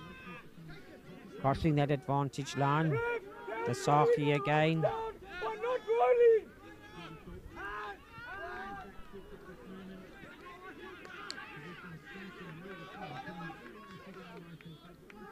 Washuro Marwan, number 7 flank, he's taken that up. Kieran Fasaki uses the soft hand blindside option. And King David makes sure that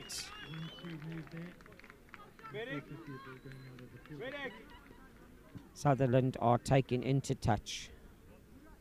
Not much space down that blind side, but a good effort through the soft hands.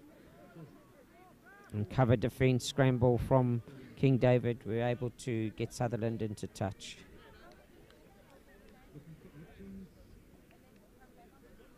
Man on. Ethan Edinburgh to make sure his side will secure this.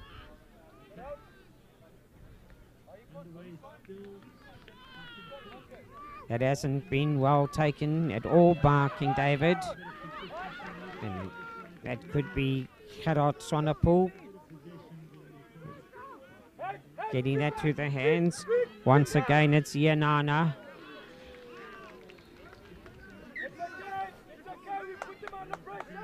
And Offensi, this time not being able to gather cleanly. And Sabatsi. Let's take the line out. Well, the smart work in Sutherland's favour again, because that last line out didn't work too well. Got to get their call sorted out as King David. Make it easier for Ethan Edinburgh.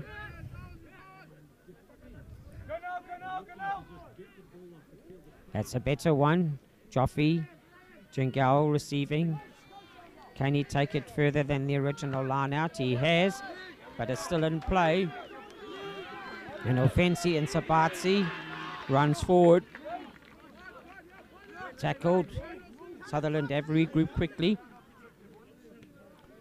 Through the hands it goes from Yanana again.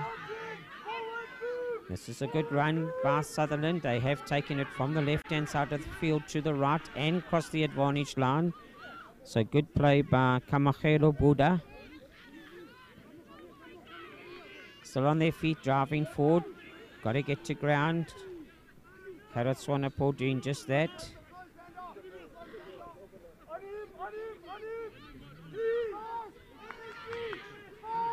Recycling again, just be patient. Messiah gets the ball out. Ball's gone backwards. Cross running is the call. So straight on penalty, running crossovers, so preventing King David Lingsfield to make the tackle. So penalty obstruction. Crossing over in front of each other is the Sutherland players. Unfortunate because they had shown positive moments during those phases. And a good kick again from Jingal. He's put this deep into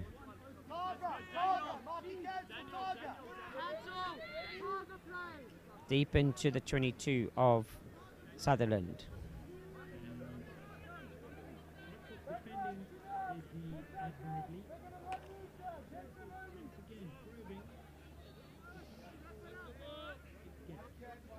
Ethan Edinburgh. Needs some secure line out work to King David. Not straight. Scrum down, and now it's Sutherland's turn.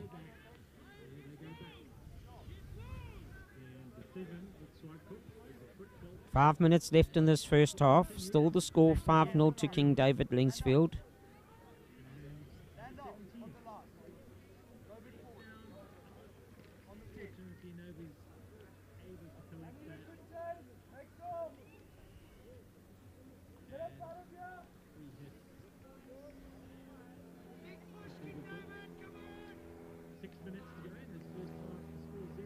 Kieran Fasaki will be the one to feed the scrum here.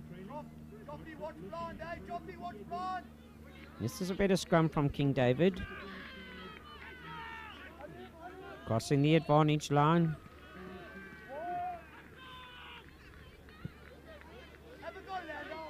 Onto the boot. There is a tackle made. And then the ball has come loose. Anybody to pick up.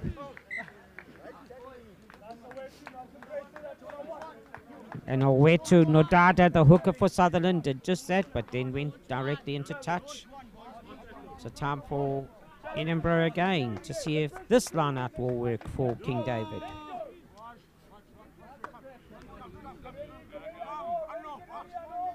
Five-man line-out.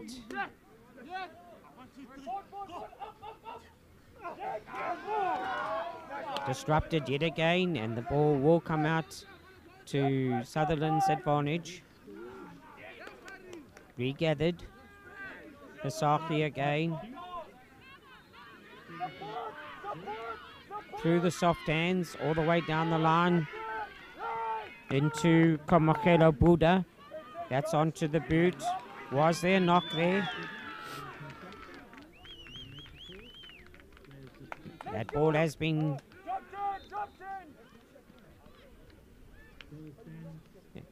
knocked, but the referee gained for the penalty arm, saying that that was a hard tackle, the original tackle, indicating it quite clearly that that was up above the shoulders. So King David fortunate to be able to get out of this position. And when you got a player with the boot of Jingle, use it, because that'll take you almost up to the halfway line. This game is still there for any side.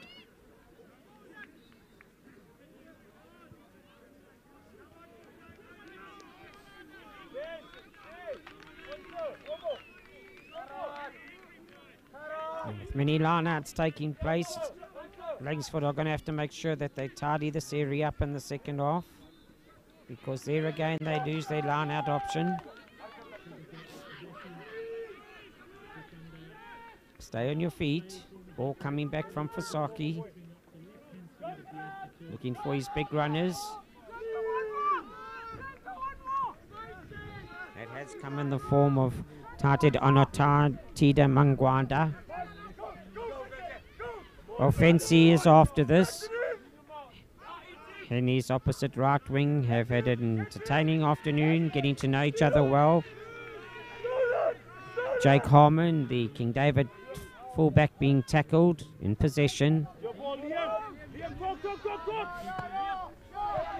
Off the shoulder and backwards of fullback Liam Pather. Kieran Fasaki, he's the man caught in midfield.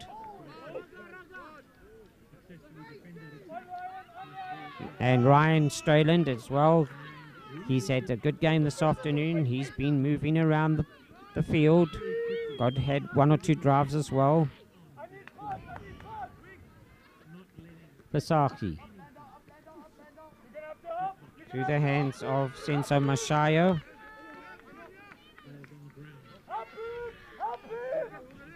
Good run and good running forward by Harrod Swanepoel. Ripped out. Tackle called on his knees.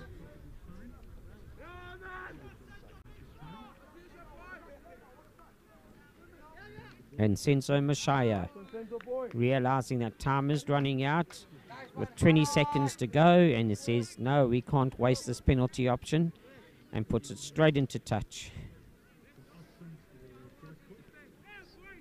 The Sutherland lineouts have been working a bit better than those of King David Linksfield, but they've also got to make sure they secure this now. There's an attacking option just inside the 22-meter area, but they got to get this ball in and get it to straight to their man. It's off the top for Saki, through the hands again. That's good drive forward.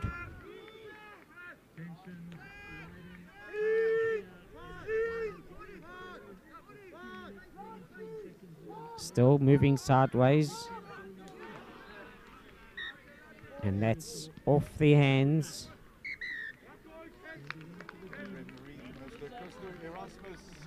of Sensor Mashadi, and that 30 minutes has gone by so quickly. Going into the break leading with that singular try to 0, 5 points to 0, it's half time. So 5 points to 0 to King David Linsfield. Sutherland have had their moments. They could have also levelled the game quite easily with their opportunities that did come. But one or two handling errors have cost them, nothing else. So this game can go either way. So don't go too far if you supporters of any of these sides here on the field, King David or Sutherland, because second half it could still go to any of these two teams.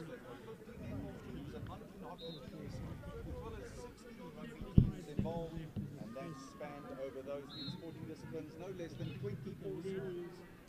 Overall, Standard Bank Heronbridge Invitational would not have happened without the headline sponsor Standard Bank. Kind folks who powered up the festival, Planet Fitness, also Spa Acres, Journey to Dreams and Boomer. We're also grateful and thankful for the roles that USN, EVA Travel, Impact, iSport, CV and Living Ball have made to the event and its success. We thank you and salute every single one. That's all I need. I need another 20 minutes of just soaking in. Then the last time you just keep it up. No complaint. You just keep doing what you do. Put them on my station. Make them suffer. They're losing every line. They can't stop. They have to kick every ball. That's what I want. They're doing what we wanted to do. Let's just go do it in the second half. Come on, boys. We rooted up the left-hand side and secured the play, but we are coming to the end of this first half. There is not much time left. 4 seconds. And the ball is across, nearly taking off someone's head, but we in the first half. 0-2. Which was France up leading 2 goals to nothing at this halfway point. Both teams getting together in huddles, coaches learning thoughts and team wisdom. Stepping up the field of play.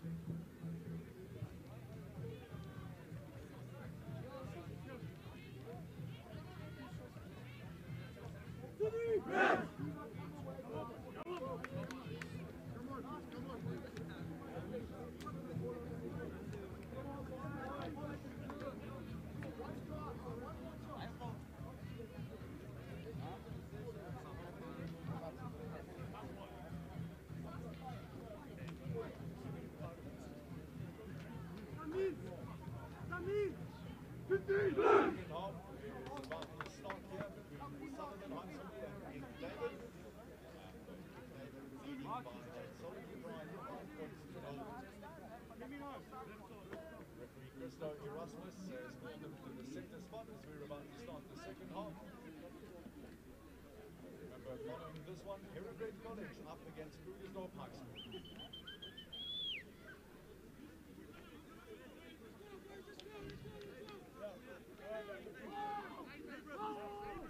Well, welcome back, folk, and it's time to get the second half underway. Michael Jengal, the fly half for King David Linsfield. Christo Erasmus, the referee, says, "You may begin, sir." On him. Straighten. Fight in.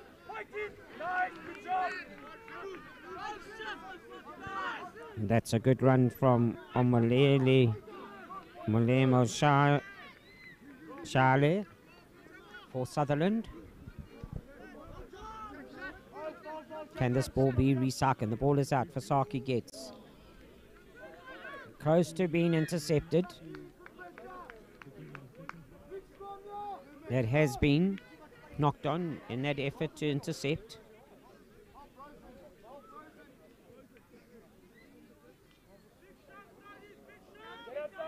So referee says it's time to restart after 1 minute in the second half with a set scrum.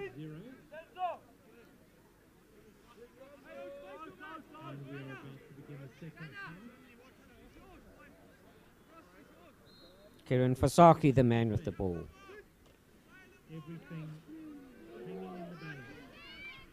He goes to the blind side. It could be the boot of Senzo Mashaya.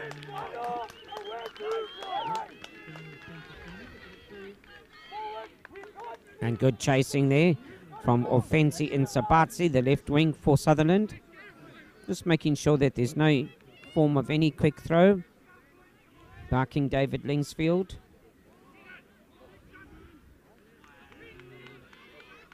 Now that obviously has been come off the King David Lingsfield player and gone into touch. Of course, Sutherland get the ball at the line out again. That's good take up Oweto Nodada.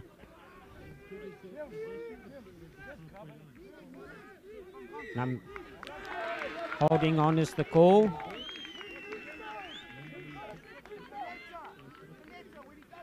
Senzo Mashaya is the man there that took it up, and no reinforcements to come and help him from Sutherland. And it's those moments that are so critical in the game. That's good footwork again from Offensi Insabatsi.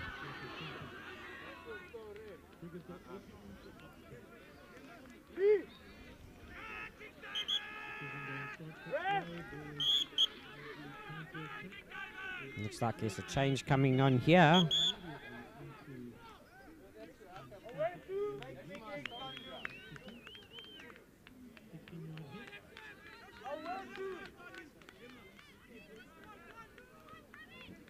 And coming off the field here.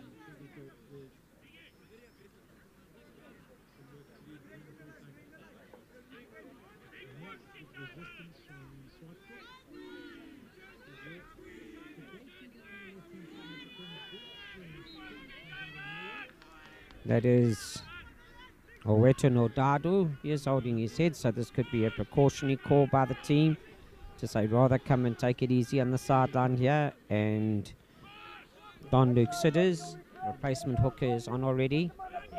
And Aaron Joffe is the man to feed. He does just that. Through the hands now, Jengal gets it. He gets it back from his centre, Ryan Baleta. And there's some good wheels here from left wing Aaron Moritz. And still taken on by Dean Samani.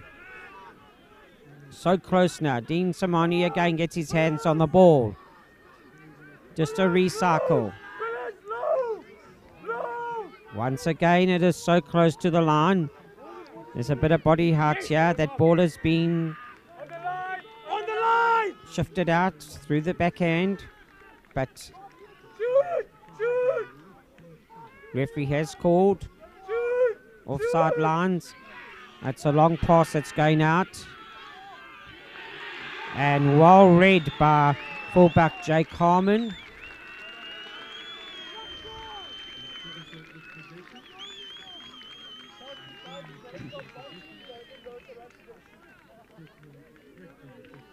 And it was wonderful running from fullback Jake Harmon there to actually straighten up the line. And by doing that, he was able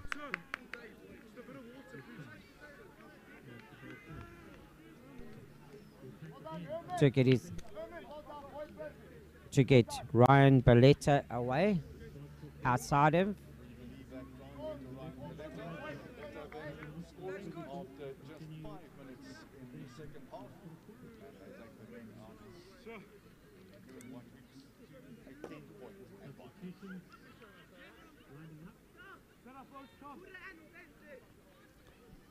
So Ryan Balletta, the man credited with the dot down, and Jengel making sure of his 2 points, so 12-0 the score.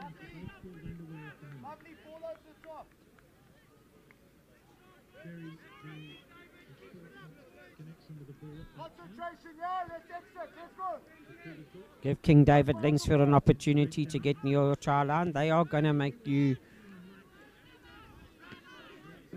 test your defence patterns. Here they come again. They have got their tails up now. It's amazing what 7 points can do for any team. This gives that voter confidence that we can score and can go forward.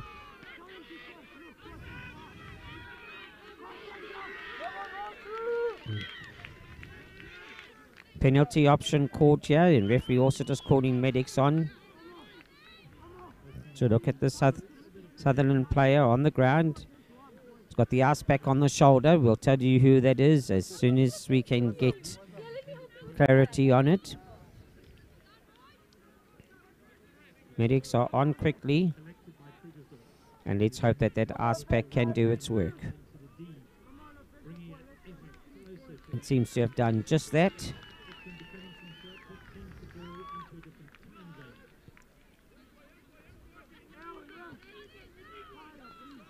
Going forward is Sutherland. And that was flank forward Washul Ramawa. And if you're watching out for Washau Ramawa, he's back on his feet and all's well. Karat Swanepoel to get the ball in. It has been taken well by Tabiso Matlapele. And there again the options.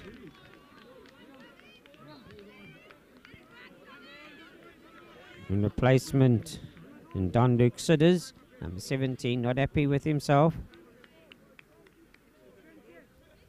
He's a tough man to stop if he gets going.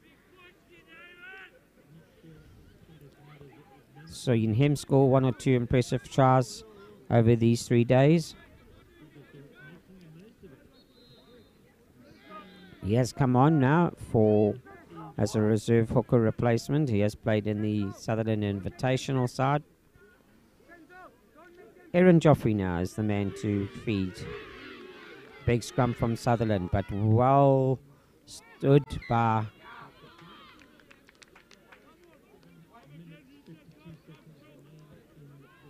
King David Lingsfield at the scrum. Referee calling them back and saying there wasn't a slight knock forward when Sutherland were coming through at scrum time. So that's why he's called them back for that scrum.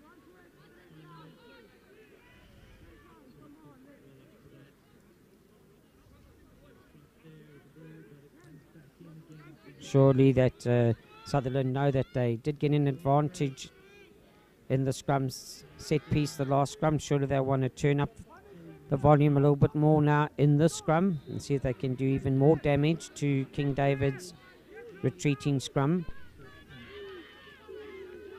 King David must, and yes they have, but the ball has popped out sideways and losing the bind. Kieran Fasaki wanting to take it quickly. Referee Erasmus looking at King David and saying, could it have been Eaton Miller that lost his bind as the tight head on the far side?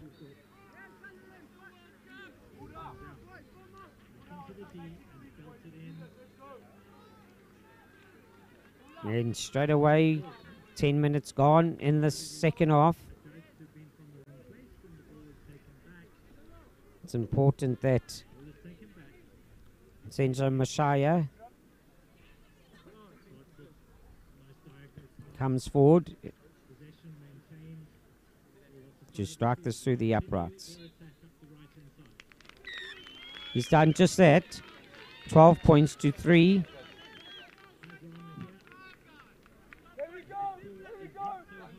Senzo Mashaya.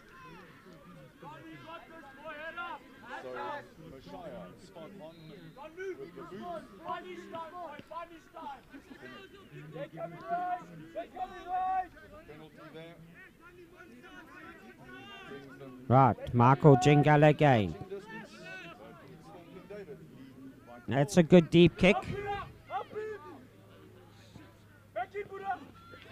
That's still in play. There's no flag up as such yet. And this is a good run back by Dean Pogan. So from where that kick took place by Kamogula Border, they back on the same spot, but Sutherland now have turned it over. Chabiso Matlapele. Onto the boot and all the way going to the touchline, and it's reached the touchline.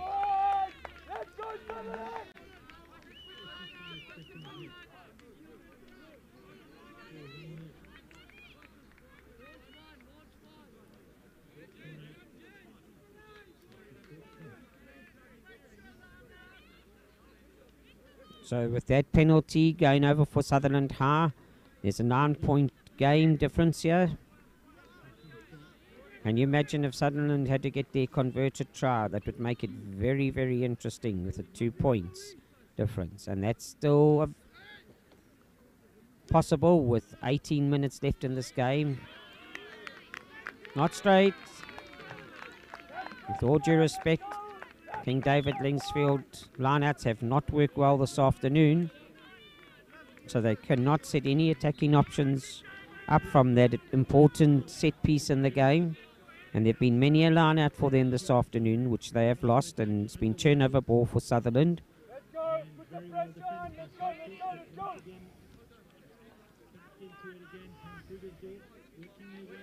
Kiran Fasaki with a big scrum coming now. Could it mean that Gerard Swanepoel at number 8 could pick up?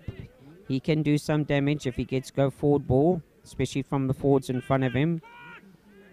I can see Kiran Fasaki just having a chat to his 8th man, maybe saying to him, let's see where we go with the scrum, and if it's open, you pick it up and go.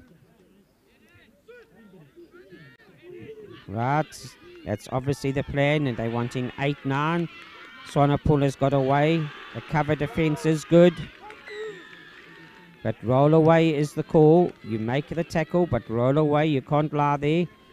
And that's pointed to Dean Pogan to roll away. Tackle was good, but roll away.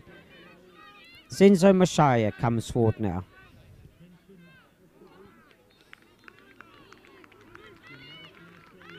Inside the 22 meters area of King David Lingsfield, and Sutherland are in a position now to actually close it on the scoreboard. Still a way to go of some 20 meters, but they've got to win this line out first. They do that through Matlapele. Sidis again. He's made an impact. Fasaki, oh, and there through the hands, and Gerard Swanepoel couldn't hold on to that.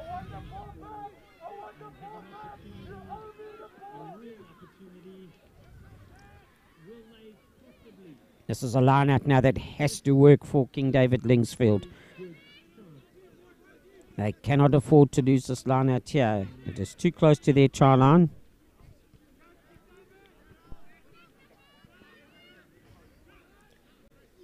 And Ethan Edinburgh, this is the line-out they've won, but it has gone back into in-goal area.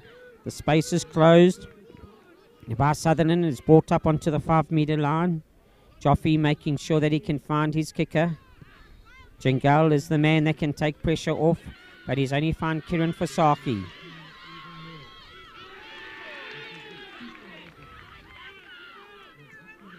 And Ethan Edinburgh, he's not going to let Fasaki go past. That's the King David hooker, and he made a good tackle on Fasaki. The ball still available. It's pick and go time. Stay on your feet. They are the call. They've heard it, and giving them the options to pick and go. That is Sutherland. Can they pick and go again?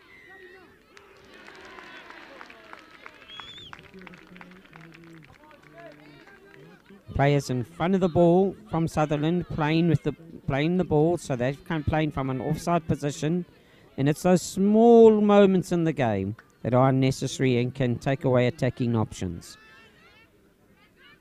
So Sutherland playing from an offside position when they had go forward ball.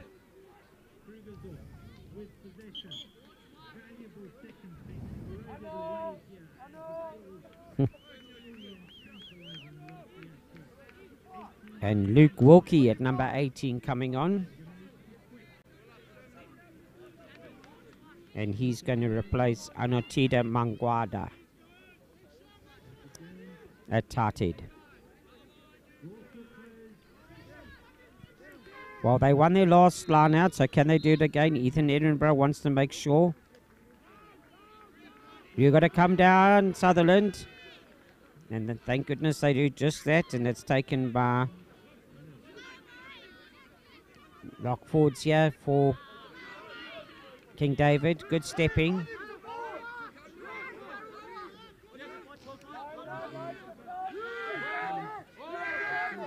Ryan Jamie was involved in that line out, getting up for King David.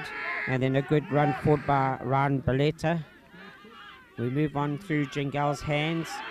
Mentioned the name of Ryan Jamie. He's back in action now from the loose phase. Roll away from the tackle. Consistent calls being made by referee Erasmus. Tackles away. Please, once you've made that tackle, please move away. We want to see the open game, he says. And Jingle.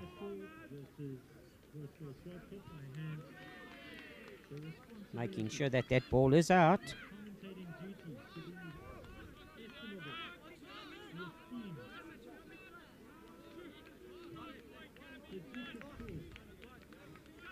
So the last 2 or 3 lineouts working much better for King David Linksfield now, and this is one they'll definitely want to win here.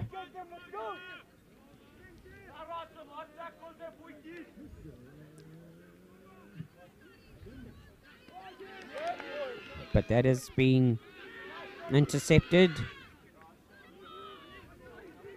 at lineout time by Sutherland. Junin Fasaki gets that ball, but he hasn't found his man.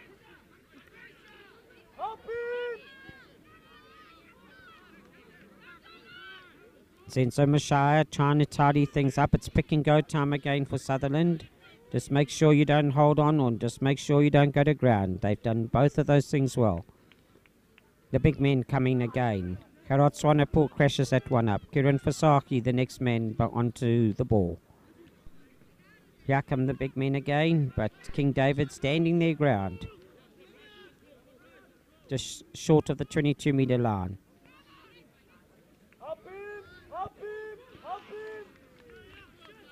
Crossing the 22-metre line now. That ball being kicked back into the 22, and it goes through the hands of Liam Paither, the fullback.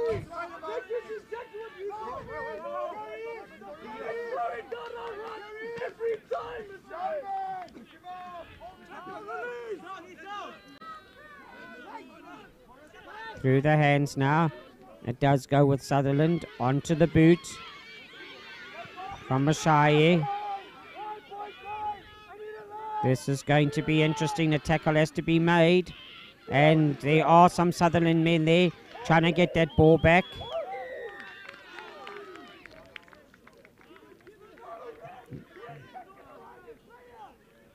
Saying there wasn't time to actually release that ball and place it, but an interesting call because Sutherland were there and wanting to play that ball on their feet.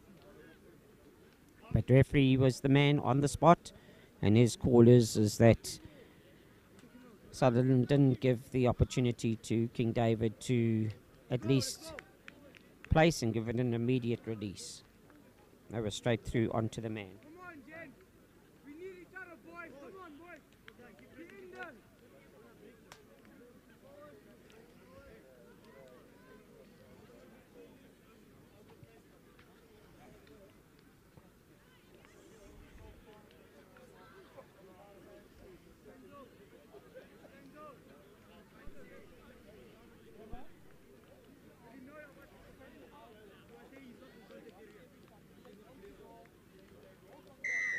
Right, penalty time now to restart the game.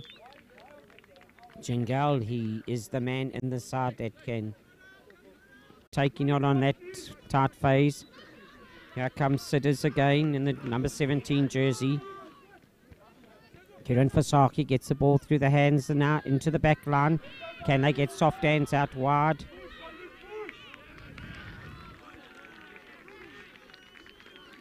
And for another scrum, which we've seen many of in this game today, through those gentle handling errors.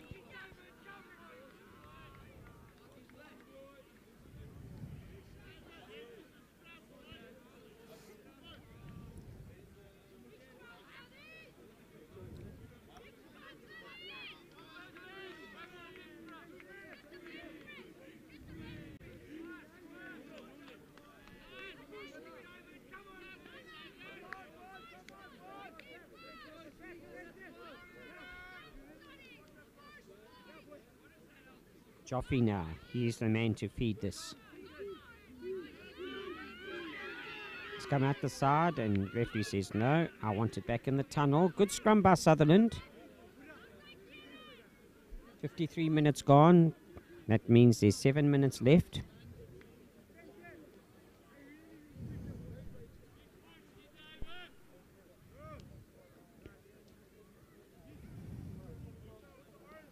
I still say that there's plenty of rugby left for both sides here. I still believe with 7 minutes, 6.5 now, that this game can go either way.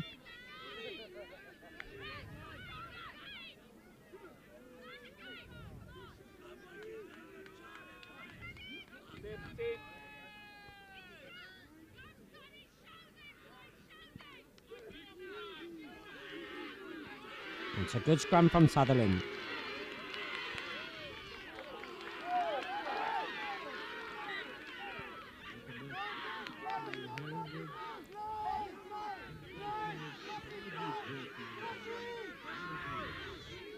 And referee making the call that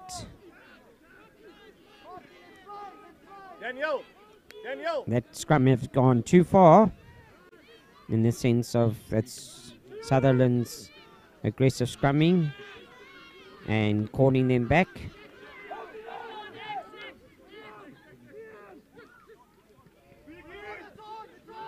Do the hands again.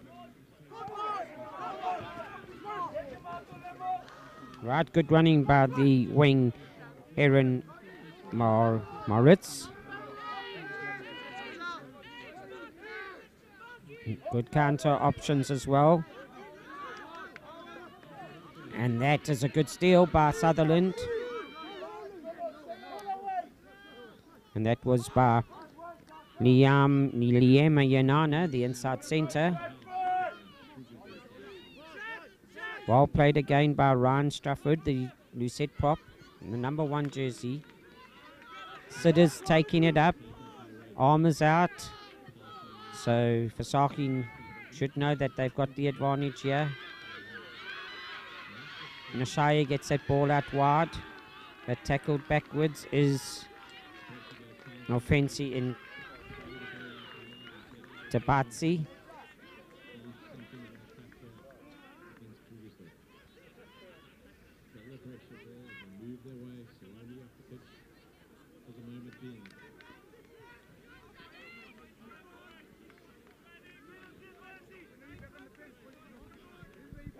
Clock ticking by now, and that could be that there are 4 minutes left. Ethan Edinburgh is the man to put this ball in.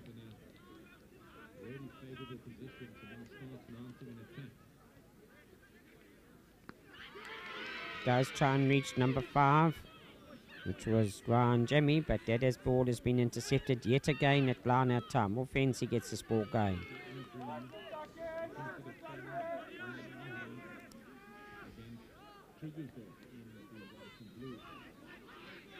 Looking at the blindside option. But this ball's got to come quickly now. We can't have too many slow ball phases at this stage of the game. Some good running, but to who is that back pass going to? Referee says play on. So it was good running by Matlapeli, but then he let the ball go to no one. Leg driver's now working, so that's gone to ground. That's got to come quickly from Fasaki. It does just that. This is going to be taken on. Good tackle from King David. And hands in that ruck, feeding it back. 3 minutes left. Good defence by King David, holding their ground.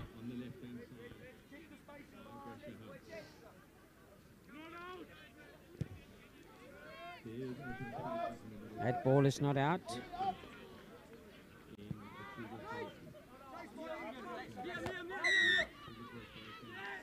In front of the kickers, both 6 and 11. That's the call.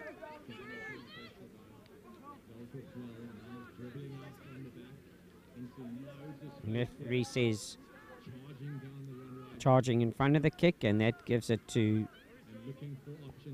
Senzo Mashaya to put it into the corner.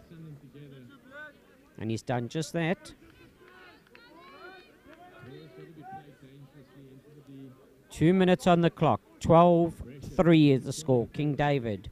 So this is going to have to be quick play by Sutherland because they're needing 9 points to at least draw this game. So converted try's not going to help them at the moment, and the clock is ticking by. Harold Sonapur gets that game ball in, but it's over the top. Ethan Edinburgh, the hooker for Linksfield. King David picks it up. They've set it up well in the middle of the field. That ball is on the boot of Jengal.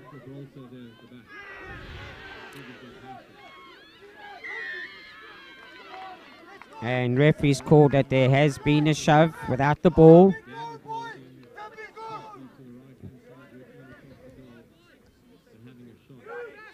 Tap it is by Joffe. Jengal going wide.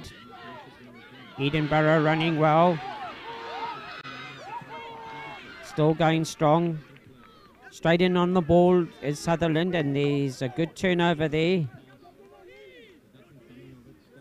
That could have been Liam Pather from fullback. Straight in on the ball. That was well done. Into the last minute of the game.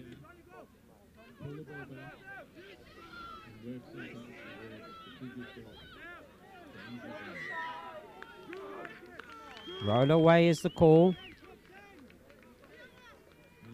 With 30 seconds left on the clock now, there's only one option, to put it right down into the corner. Well, it's out, but it's not the corner, and it may be a 10-meter gain. And I think that Sutherland have run out of time, and King David will be emerging as the victors here from this rather entertaining game.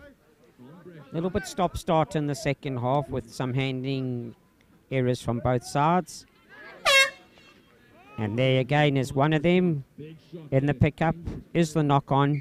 And referee Christo Rasmus says thank you to both King David, Linksfield and Sutherland Ha. 12 points to 3 is the score, and that's in the favour of King David, Linksfield. And thank you to both these teams. And a personal thank you from me if you've been supporting these teams with me throughout the festival. Barry Wilson, say thank you for your time that you spent with us. And I look forward to being with you somewhere soon again if we cross paths with these two teams. So congratulations to King David Linksfield in their victory, 12 points to 3 here over Sutherland.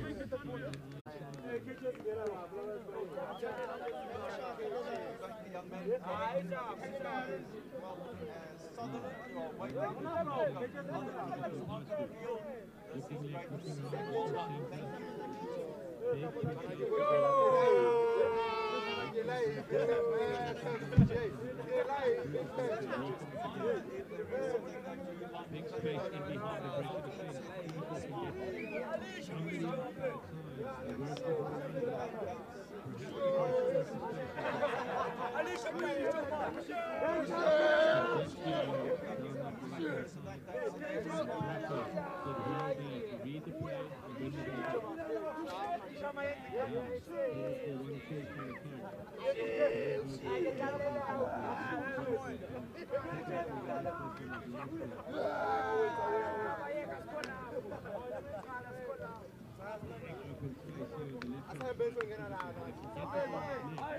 they can exploit that space and really put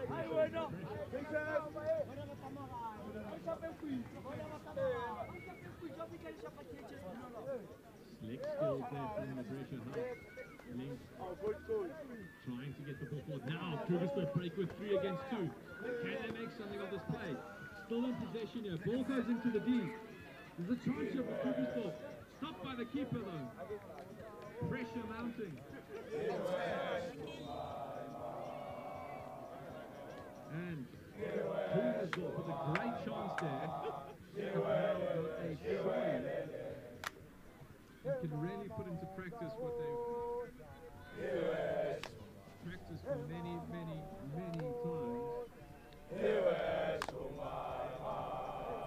Ball's going to be injected. Just 3 options. They know ball's going to be injected. Now pressure for the defend well here. Get the shot away. Well defended. Put back into the D. Scramble here.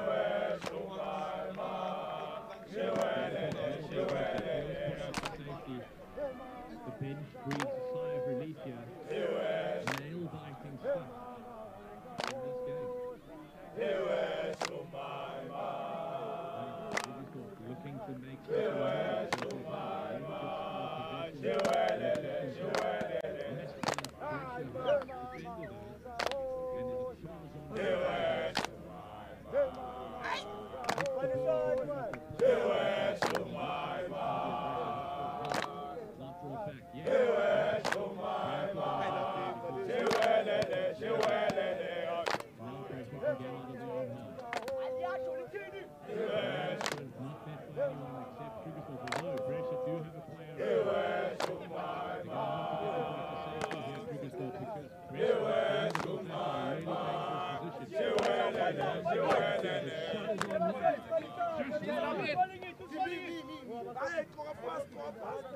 and it's been chance after chance for pressure house schools.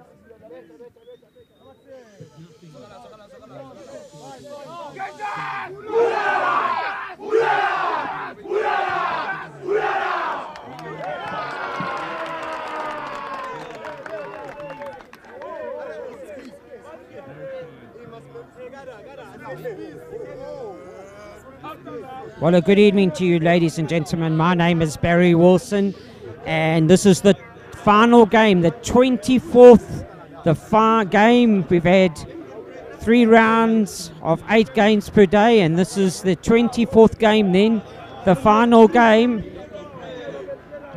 And the host, Heronbridge, playing in the last game of this festival, a fitting way to end the festival for the hosts, and an outstanding festival it has been, not only in the rugby field but also in the netball and hockey areas.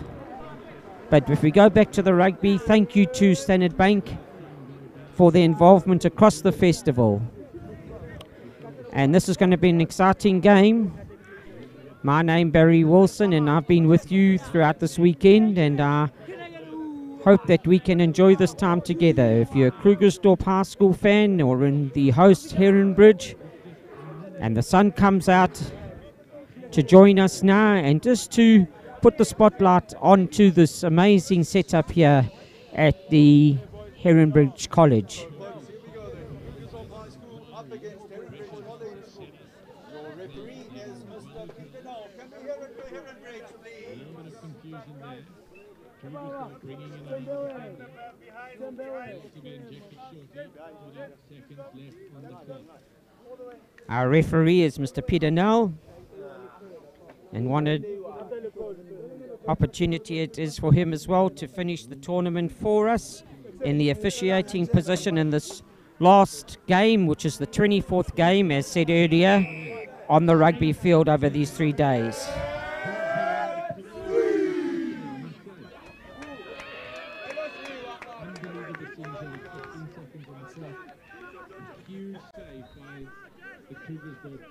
Right, the game on its way.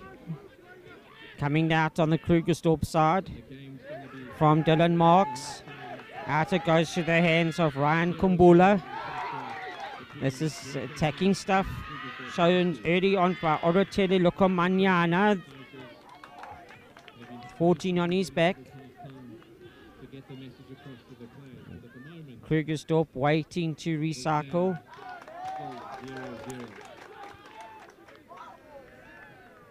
An immediate penalty given. Going over, said the referee to Heronbridge, stay on your feet.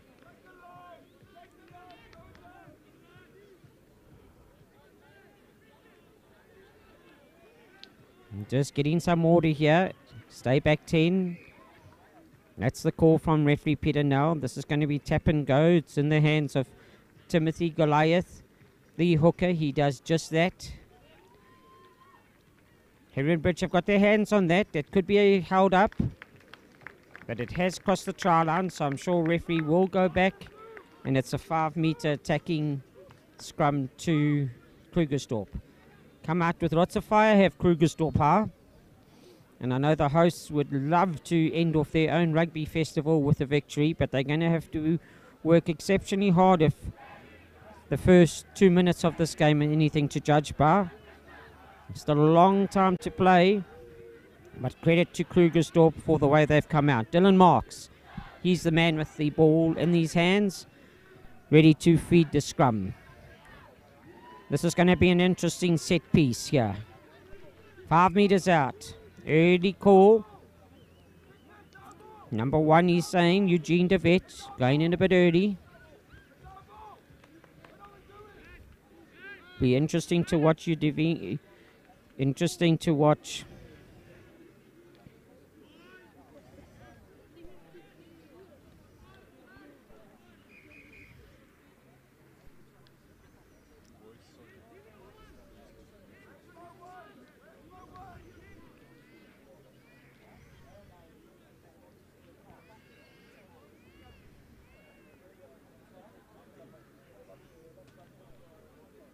Matthew McNamara,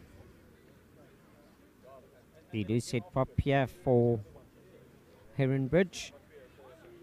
And he's up against Elias Zonzi. That's going to be an interesting battle.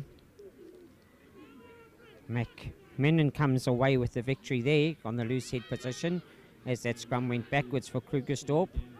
Could that be a healthy steal? Referee says hands in the ruck there. You were on the ground and then also feeding that ball back. It's a quick tap.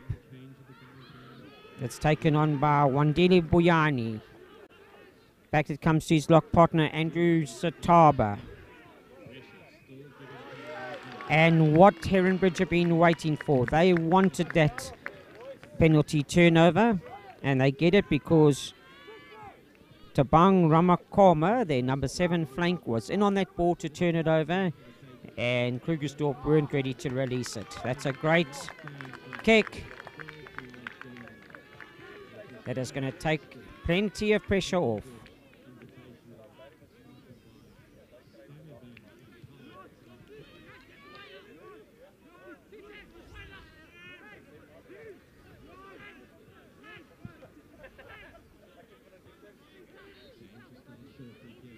Heronbridge got to find their lineup. They do just that in the form of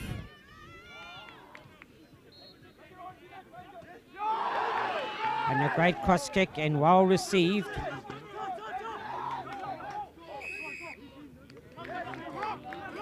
To the hands again.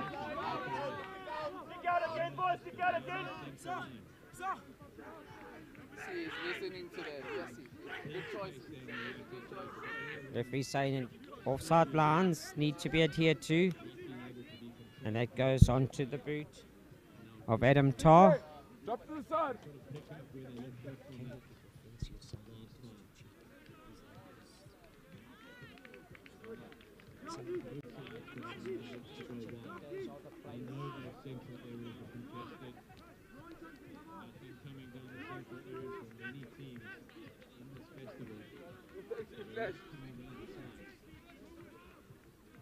The ball can easily be played in, or it seems, into the D for an attacking end. That's well taken and has gone through the hands. Heronbridge are coming out wide, but what a great covered tackle and direct hit by Sishle Sikakani.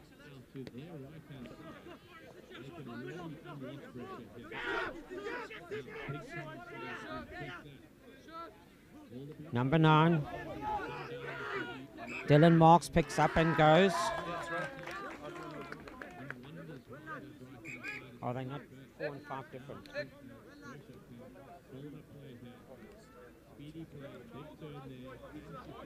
So I just wanted to make sure.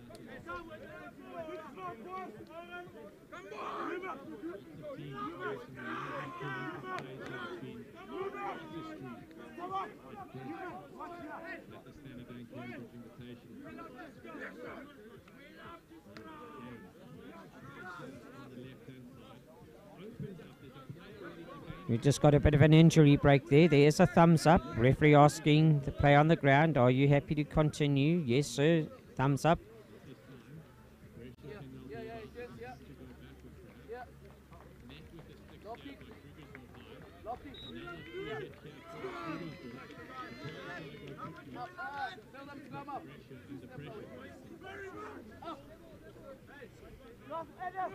And that looks like Nicholas Tassialos, the fullback, that is actually back on his feet. I think you're going to have to get a tractor to get any of these players off the field because they are all so keen to represent their schools. Much pride and honour being played here today and shown. Not only in this game, but throughout each of the games that we've enjoyed. But good to see that Nicholas Tassialos is back on the feet. Dylan Marks, the man to feed the scrum again.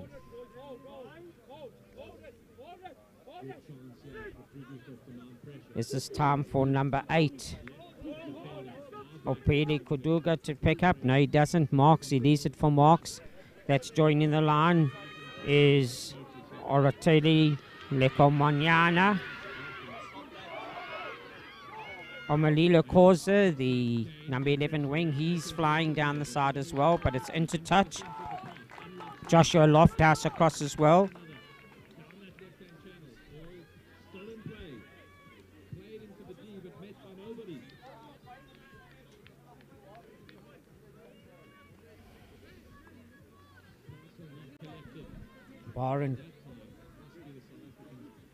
Baron Glutz, he's the Heronbridge hooker, and he's going to have to make sure he gets this ball into his jumpers.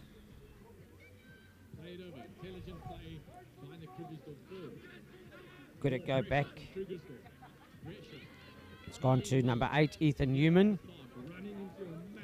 That's going through the hands. Cialis puts it onto his boot. This is a good run from fullback Nkasi Satoli. He does gain advantage. Well supported by teammates. Was onto the hands of Amakoleli Gelatani. Krugersdorp are switching from the left to the right hand side of the field. They have recycled. Dylan Marks yet again. He takes it on himself. He's got his big men in the form of Timothy Goliath and Zinzonzi there. Krugersdorp are setting up their structures well. Stay on their feet. Is this going to be pick and go? Dzonzi says yes it is. He's going to have a go himself. But Heronbridge standing tall in the defence patterns. Dylan Marks coming back this way. But he can't get through. Those pillars are close in, are standing strong. Here we go. Coming through the hands of Ryan Kumbula. Going onto the boot. The charge down. Kasi Sotoli, yes, he's had some impressive runs from the fullback position. But then isolated and not letting go. We've had 10 minutes already and there's no points on the board. Just shows you when we're not watching the clock because of this exciting pace of the game, how time flies.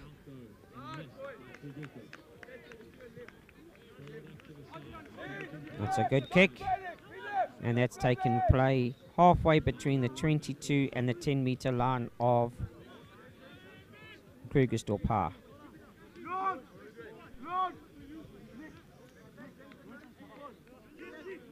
Byron Glutz. He's the man. Is it going to go to Adrian Annandale? Doesn't look like it, and that seems to go back to Ethan Newman through the hands again. That went out to Joshua Lofthouse, and this is Adam Tarr. He's still going, the outside centre. He just needs numbers there as quickly as they can. Ball is pick and goes time. Heronbridge now realise they are so close to, and it's been credited with that great play. And before we actually acknowledge, let us just give credit to Adam Tarr. He really shot through that line and gained some 40 metres.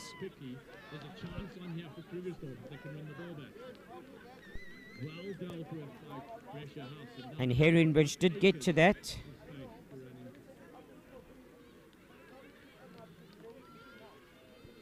Breakdown.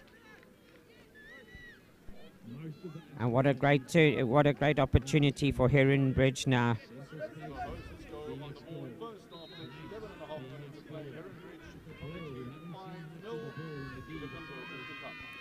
Joshua. And as called, he does just that.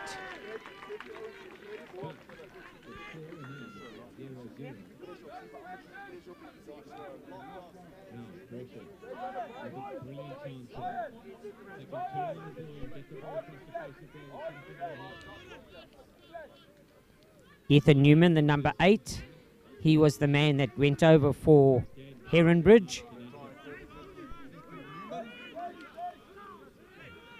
Ryan Kumbula now.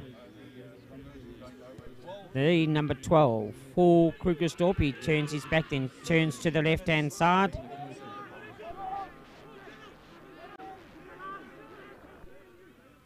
Through the hands it comes again. But stands still at the moment for Heronbridge. That's better go forward ball.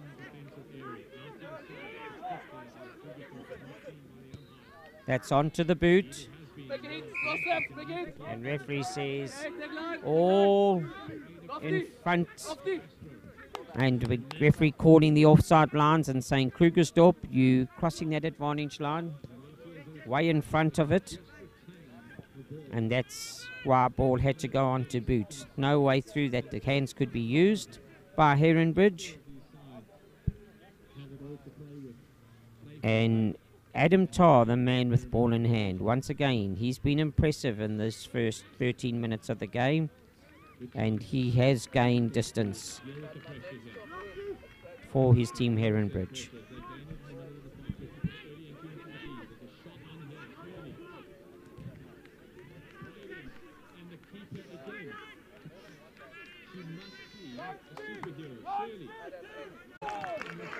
Gotta have time. Let it go. He's got to have time to place. Tackle player taking ball out of his hands on his knees and he's ready to place. Tackle release.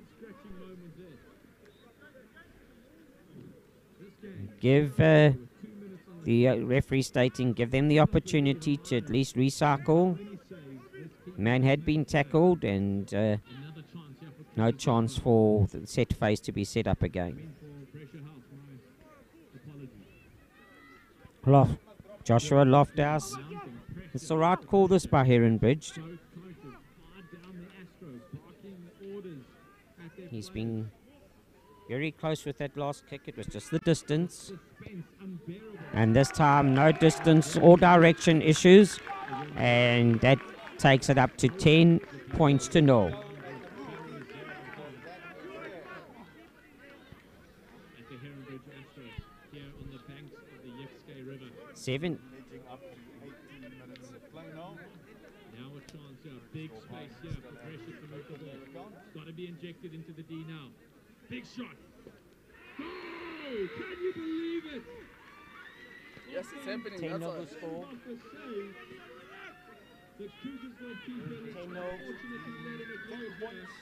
She can't believe her luck. She's on her knees. And pressure has snapped victory. That's a good kick. It has gone. It's 10-meter distance. Seconds left on the clock. Ball was out. Lofthouse gets it onto his boot. That's very well taken by Khoza. Amulima Khoza, he's come right across field from his left wing position. Dylan Marks gets that ball again. He gets it to Kumalo. We've seen his jersey around here this afternoon quite a few times. Taken up by Wandile Boyani. Coming back to Dylan Marks. This is where Heronbridge have got to keep their defence line. That's well run against Bakumbula. The ball's gone backwards. Still in the hands of Krugersdorp. Sikakani. He's trying to recycle. Dylan Marks. Kuduya, he takes it forward for Krugersdorp. Marks again. Trying to bash it through the Heronbridge defence, but they're not going to get through there. Quick ball needed by Krugersdorp, but it's too slow. And play on. And this is the impressive Adam Tarr again on another run of 30 metres. Out it will go to Ethan Hayward. Krugersdorp getting back. They've got to get back quickly, but this ball should come very quickly by Pettikin. So just 2 metres short of the try line. Pick and go time. And that was Byron Grutz trying to get over. He has set it up well. Once again, Annandale trying to go over. That's still not anywhere near. Referee having a close look. It is pick and go over. Was that on the line? We still feel it's short.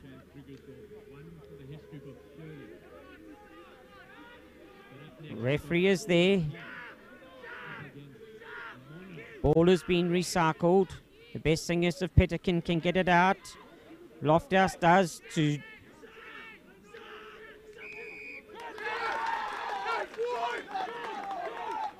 And that was Adam Tarr coming through, and referee saying going straight off and going over the top. So great defensive work there. So by Krugersdorp. There were many phases within 2 metres from their try line.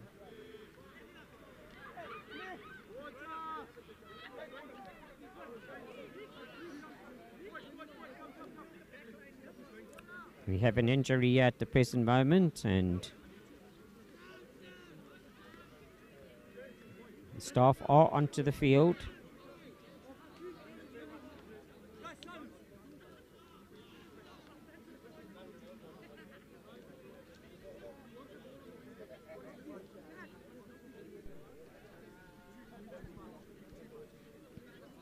Medical staff are there, the referee is there, and the right call just to make sure that all the precautionary safety measures are taking place. Adrian Annandale.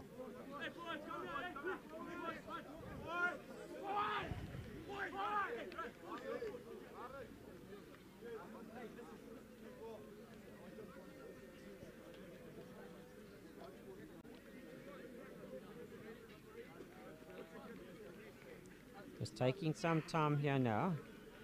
There is movement.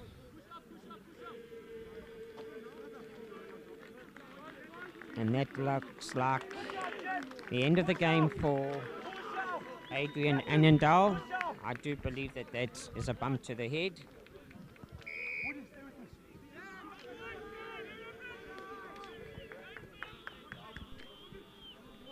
He's been impressive in this first half of 22 minutes.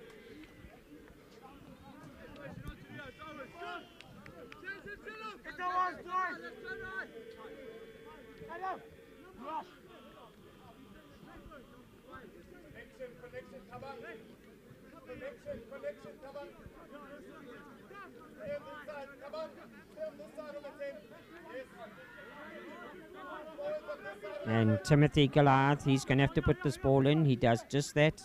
It goes out straight to Kumalo. Back to scrum off marks through the hands now. A long pass from Kumbu. Way called.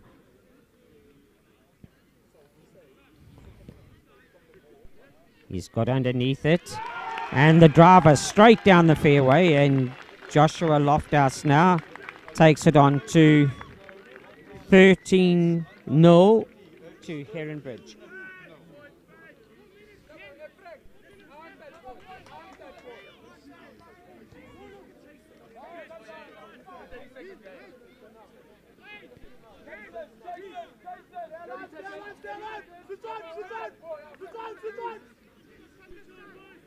Right, kick-off time for Krugersdorp. 3 minutes to go. It is a good kick. Could have been a little higher. It's given time for Liam Brand to get underneath it. That's a hard tackle on Liam. Referee was trying to see if anything constructive was coming from that. And only basically 1 or 2 meters, and I'm sure Joshua Lofthouse with the boot he's brought today can take it a lot further.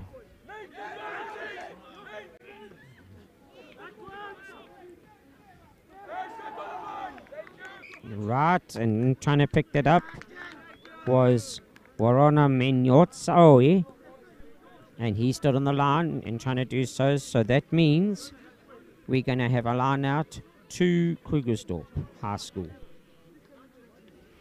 Timothy Goliath, he'll be the man that has to put this in. And Dzonzi, the tight pop, he's been the one tidying up the last line outs from the loose balls, but it's clear ball this time. And that brings in Liko Manyane, number 14 for Krugersdorp. They shifting through the hands. Great tackling as well by Heronbridge. That ball has gone to ground. The ball happens to be out. And Dylan Marks is there.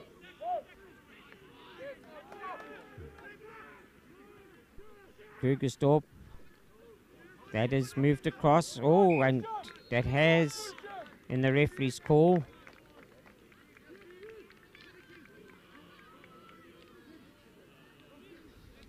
Saying, please come back.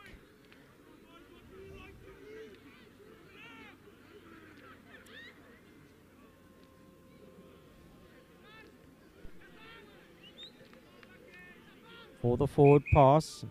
Referee again just calling.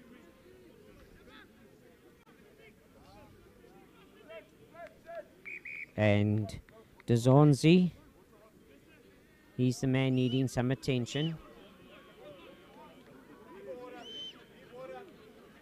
It's really close to half time.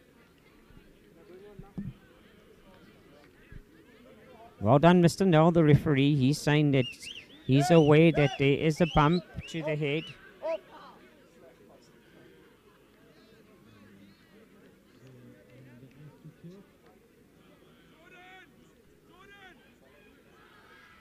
Maybe it would be better to take Dzonzi off right now at this time, as it is so close to half time. And I think that is the call, as I see number 18 making his way on. And that looks a player by the name of Jordan Pullen.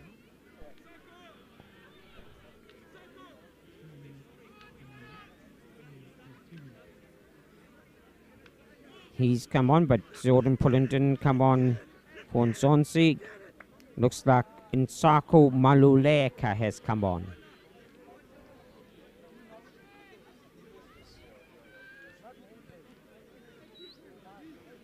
funniest thing I've ever seen. Before the medic comes up, hello, my name's Elias. I'm in grade 12. I'm at Heronbridge.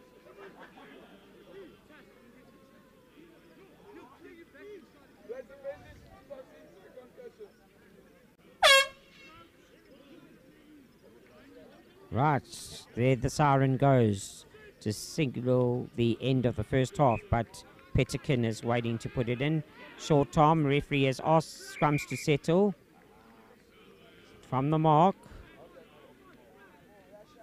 It's behind the scrum, so it's not a bad call by Pettikin to take that 10 penalty quickly. Here's a hard running Tabang Ramakoma. That's a solid tackle from Krugersdorp. Joshua Lofthouse again through the hands. That goes out to Nicholas Tassialis, the fullback, and in his efforts to get the ball out wide, that went forward. Great defence by Krugersdorp High School. Heronbridge leading in the first half, 13 points to 0. So the home crowd and the home team keeping the flag flying high in the last game of this festival. But Krugersdorp are not going to lie down at this. There's going to be serious talk at half-time. They have the firepower to come back and make a game of this, and one score could make it very, very interesting. On the other hand, if Heronbridge can score as well, that suddenly changes the whole score line to 20 points, and 21 points to 0 would make it very interesting. So, who wants to come back in the second half and score first? There are going to be some serious chats at half-time now. You go and get that coffee recharged and get yourselves a sundowner, because that will really help you during the second half that lies ahead. 30 minutes left at the Standard Bank Heronbridge Festival. Matthew Fordham.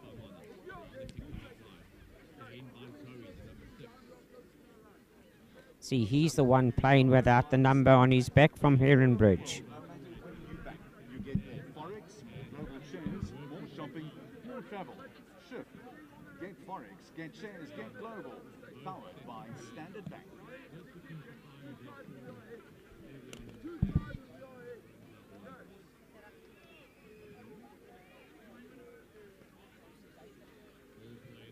Really wide for ball. They look like they're going to go down their left-hand side and work that channel.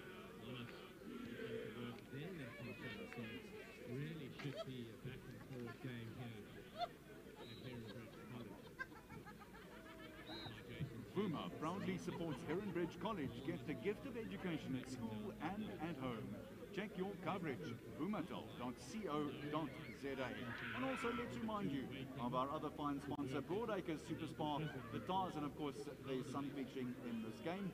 They always say that Broadacres Super Spa adds value to your life and it's their business. If you are on your way home, we suggest you stop off there. They're at the Broadacres Shopping Centre. You will not find a finer spa anywhere in the country. That is Broadacres Super Spa. Frustration. Play there that really should have ended goal for the good from I have friends called Gavin. They drive from Canada to come here. Yeah. Fine, really a fine thing. They drive from Eastgate after church to come and shop. No, it's incredible. It really is. I mean, I'm not a small guy. This is also your last opportunity to perhaps get something for dinner tonight from the Spa Food Court. Again, some wonderful food there from Broadacres Super Spa. There's some pancakes on the far side next to the scoreboard, and all sorts of food that you can perhaps take home and not have to cook tonight. And remember also that Impact still sells scrum caps and rugby balls, HPC pupils sell invitational tournament cushions, and the Shre Shre ladies, Catherine and Ashley, with their picnic blankets, dog beds and crocheted animals. Virtually time for us to get going with the last 30 minutes of the inaugural Standard Bank Heronbridge Invitational. And here it is, Heronbridge, the hosts, who lead High School by 13 points to 0. Mr. Peter Null is calling them to order to the middle of the field. The 5-minute break is over. The next 30 is awaiting us. Heronbridge lead 13 points to 0.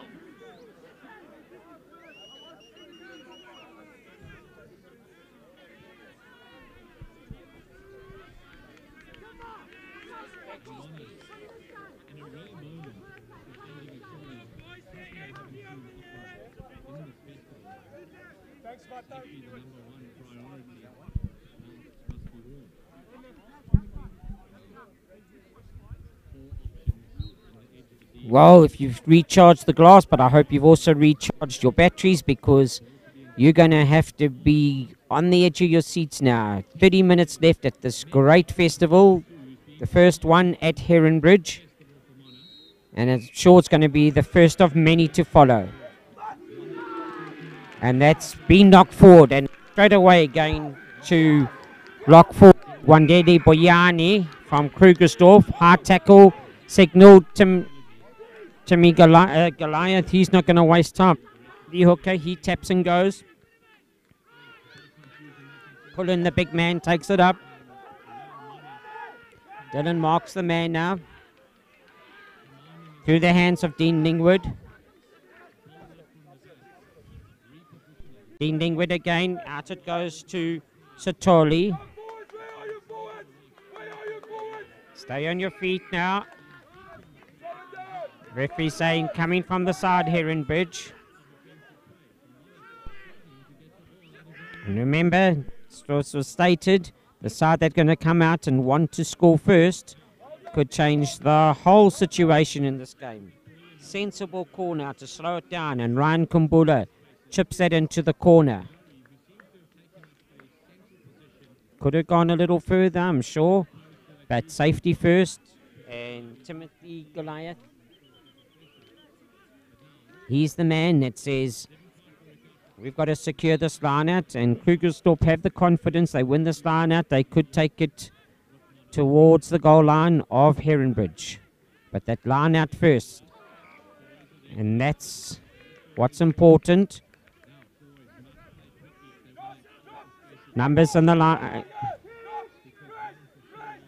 It didn't cross the 5-meter line, so it's a short arm, and referee has given that to Heronbridge from that quick throw into the front. It's got to cross the 5-meter line. Touch the hands of Maluleka, number 17, who came into that zone. Hence the short arm. That'll come as a relief for Heronbridge.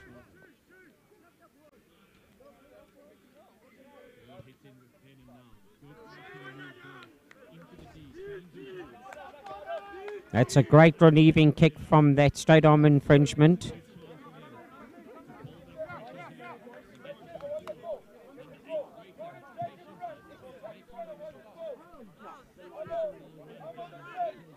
And that means Warren Roots for Heronbridge. He's to put this in. Their lineouts have been fairly impressive. Can they secure another one? Not this time round. Tapped away. Dylan Mark standing way back to Dean Lingwood. It's gone out wide. It's good running from Sishle Sikakani, the captain, for Krugersdorp. Dylan Marks needs to recycle quickly, and Heronbridge trying to close the gap. That's a good tackle. Once again, coming at them. Tong Matetwa there. Mutwa getting that. Referee saying, please come back. Get your arms in the tackle. There must have been a double infringement from Krugersdorp as well, because referee could have let that game go on slightly. But he's obviously picked up Krugersdorp had infringed, so going back to the first infringement by Heronbridge. That's a good kick downfield. Loftus behind that. Now again, a long pass from Satoli. Captain again. That is Sikakani. But he's been tackled. Solidly so. Didn't Marks. Is he going to be picking up, feeding the blind side? And Pullen, he's starting to make his presence felt since he's come onto the field. Dylan Marks again. He's finding his options. He gets it out to Lingwood. Lingwood spreading across field. That's a great run. Had a good run this afternoon as Corsa on the left wing. Breakdown, referee said. It breakdown straight down, so it's on the 10-meter line of Heronbridge. Krugersdorp are making sure they, after the first 5 minutes of the second half, they're making sure they stay in the Heronbridge half. And that's not out. That's a very important kick. And Krugersdorp might regret that, because it goes onto the boot of Lofthouse. He puts it a long way downfield. It's man on man. It's a great tackle by Heronbridge. Straight back by Krugersdorp, but they will recycle this ball. Referee's arm is out. Dylan Marks has it. Taken on by Tabang Rama corner. Referee bringing them back. Roll away is the first infringement. Clearly indicated to Heronbridge.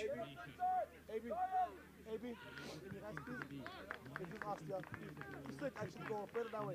Go further that way. Because they can't see. That's why I'm asking you to,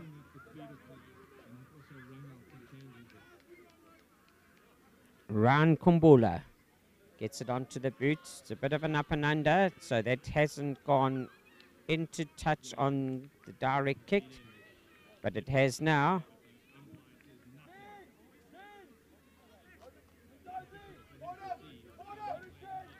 Timothy Goliath now. Krugersdorp definitely testing the defence patterns of Heronbridge here. Timothy Goliath, he tries to find his jumper in Kumalo. He can't find him. Dylan Marks gets the ball again. Soft hands. This is good play by Krugersdorp. Captain Sikakani finds an angle to run through. Once again, the arm goes up in favour of Krugersdorp. Timothy Goliath, he takes the tap quickly onto Maluleka.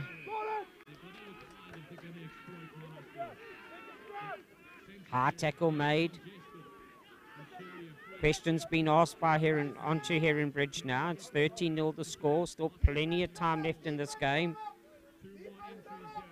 Correct call again. Kumbula to make sure he puts this as close as he can to the corner flag. That's a good kick. Onto the 22-meter line, just making sure of safety first and at least getting the ball out. Timothy Goliath. He's the man now, and he's going to have to make sure.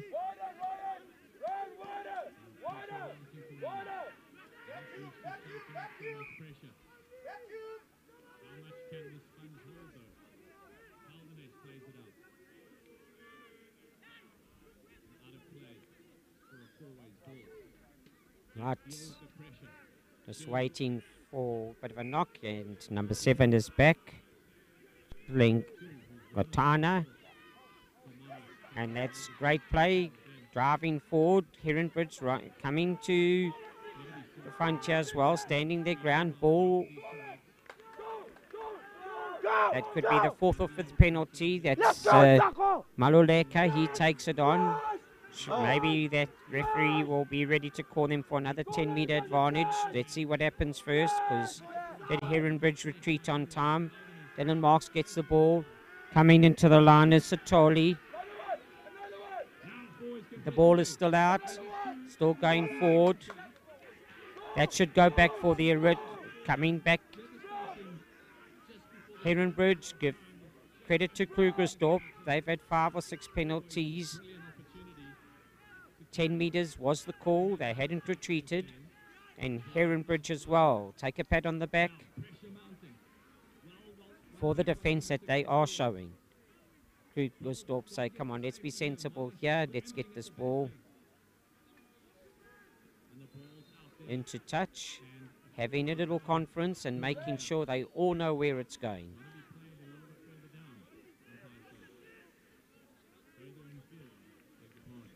The chances are that it's going to go to Kumalo, then number 6. No, it's not. It's going to the back. A superb take by number 4, Buyani. Here comes a hard-running Kuduza, number 8. This is so close now to the line. This must be about the 7th penalty in a row. It's tap and go. And try scored.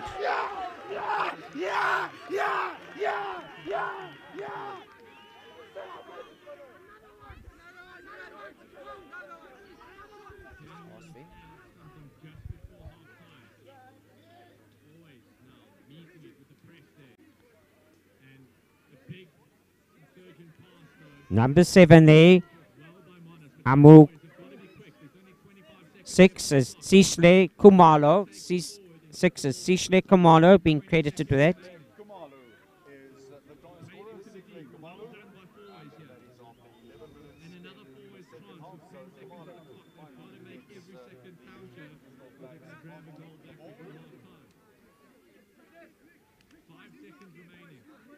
Very interesting now. Timothy Goliath, the hooker, he's now taking the kicking responsibilities.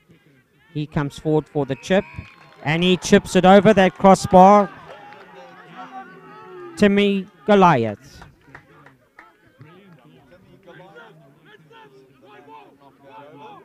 So the score goes to 13-7. We got a game on here now, ladies and gentlemen.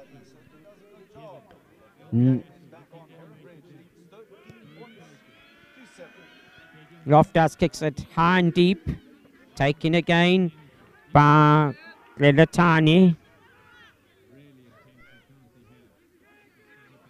That's Pullen. He's been seen. It's going through the hands now. Is he going to... Hard tackle again is the call. Krugersdorp playing at pace now. Marks the man with the ball. Soft hands needed here. Are Krugersdorp going to actually come off the line? They've done just that with Kagiso Nyati. But straight down. He did recycle it in Nyati, but his players coming to his rescue, went straight off their feet. And Lofthouse has got an important kick to the corner. And he responds just as requested by his team, taking it 2 meters into the 22 of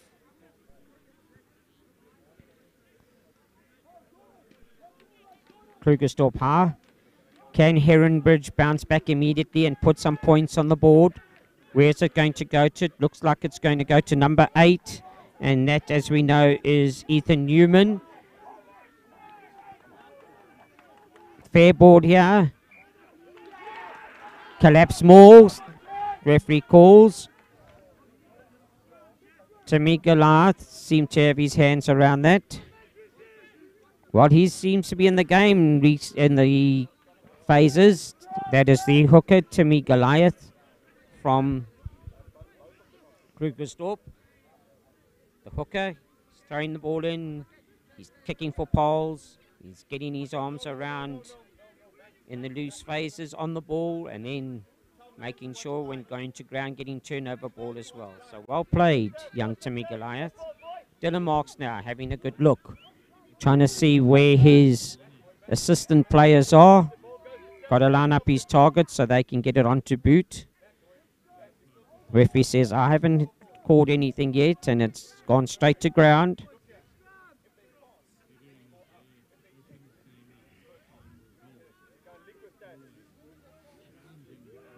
Very important scrum this for both sides.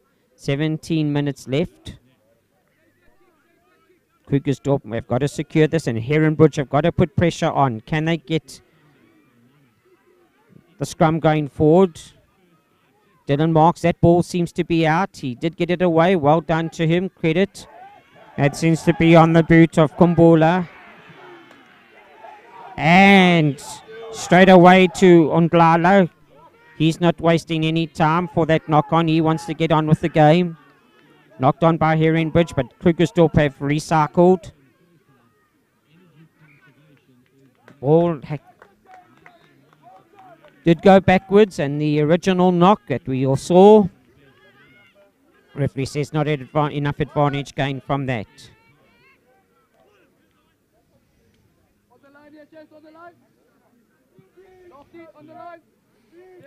Well, this last game of the tournament definitely living up to the expectations. Keeping everybody here pinned to the activities on the field here, including us watching where this is going to go, with Dylan Marks ready to feed just outside his 22. That's a good scrum from Heronbridge.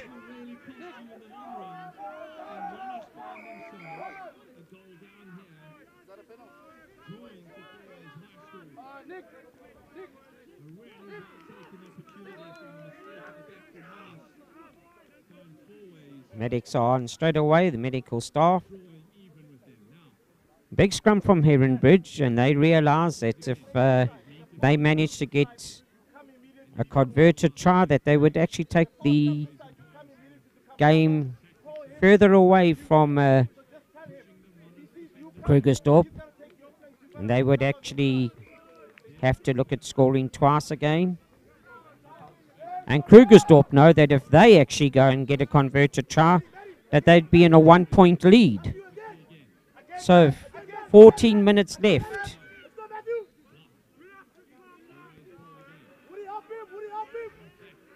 Sitting on the fence here now is the ball, and who wants to take it and actually score those points?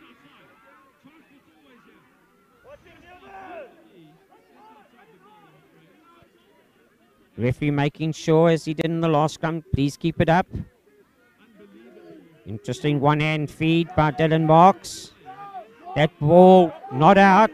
Number 8 actually keeping it under his feet.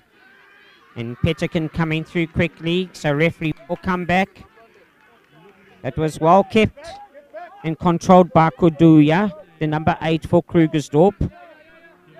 Everybody thought that ball was out, but that extended leg of his controlled it.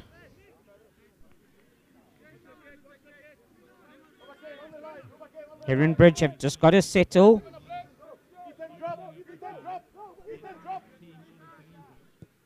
This big kick to the touchline. And it is a big kick as well. Onto the 10-meter line of Heronbridge. Krugersdorp getting the go-forward ball now.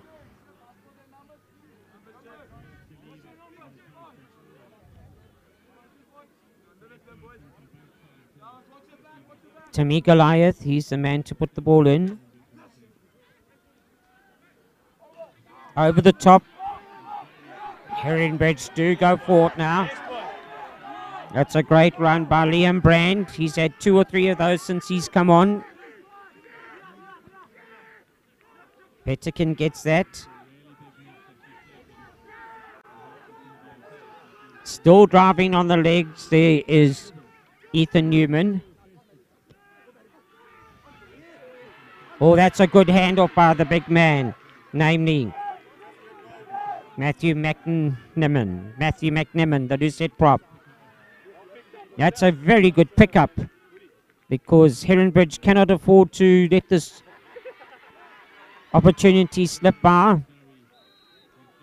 Just a recycle ball, a pick up and go. Still again, recycled ball. And try awarded.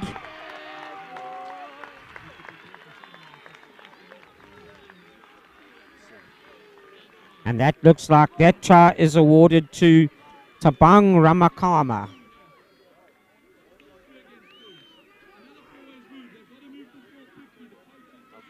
Ramakana is the man who gets it down for Heronbridge.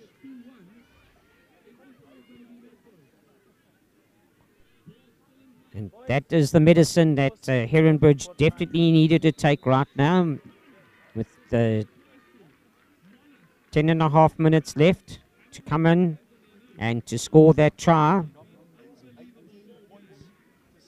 This takes it a little away from Krugersdorp High.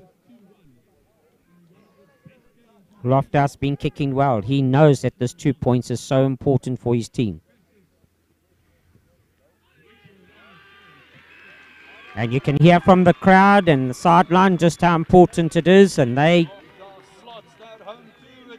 had already recorded the 2 points before the flags went up.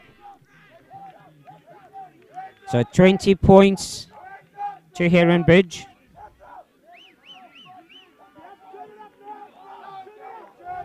And 7 points to Krugersdorp High, 13 points left between the two teams. So 2 converted tries needed. We've seen this so many times when the side is needing to put their side into attacking position. The kickoff hasn't gone the full 10 meters. And Heronbridge will be receiving that with glee.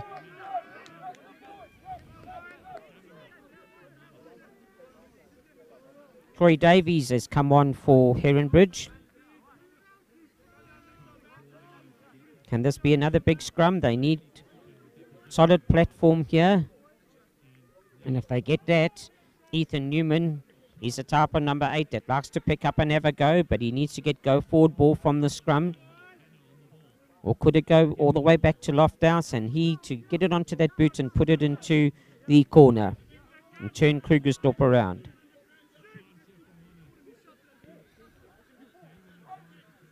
China Stedo yet. It is done. Petterkin's done just that. Through the hands, picked up by Lofthouse. That was a good pass. It was through the hands, and if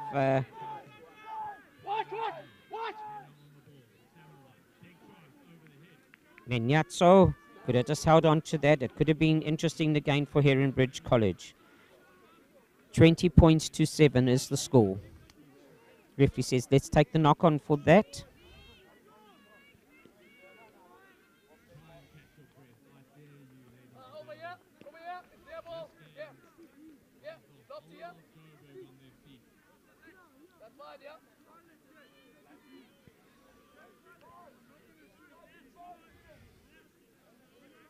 Gobella class change at scrum off as well for Krugersdorp. Gobella class has come on at 21.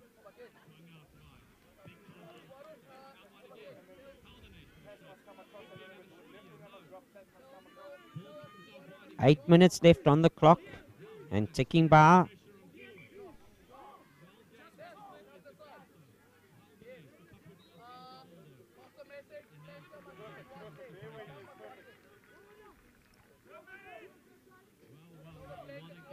To better class and Krugersdorp, will they try and run from here? They want to try and be a bit expansive and see if they can get it to the flying outside runners.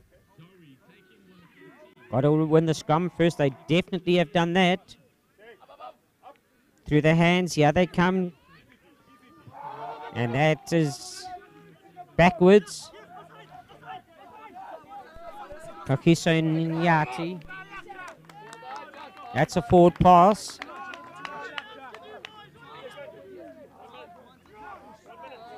And once again, Tabang Ramakoma, he's made ground across the field.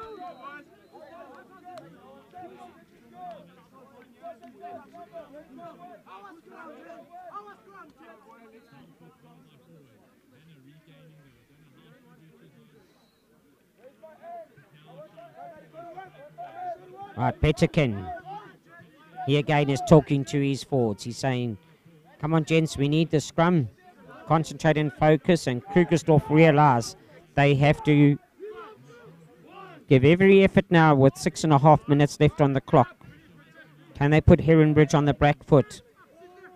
Good attacking option. Too much movement. And before that ball is fed in, with too much movement, that can go anywhere. And one of the most important aspects of the game is to keep that scrum steady. Because with it wobbling around like that, the option that will come into play is downwards, and we don't want that now at this stage of the festival, with any injuries from a collapsed scrum. So let's keep it up, and referee now doing the right thing to make sure these players concentrate. The excitement and the tiredness creeping in.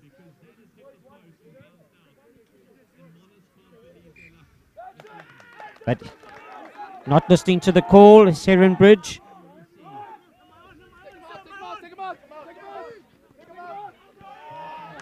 Nyati, Kakiso Nyati. He's the man caught and taken into touch. And Troy Davies, replacement hooker, he's got the time now to secure the line out. With 5 minutes left on the clock at this festival for 2022. That ball has been won. It's been tapped back. Lofthouse puts the ball up. This is going to be a tester. It is well taken by Krugersdorp. And that was Corsa underneath that high ball. Showing that trying to feed it back. He did well to get underneath it.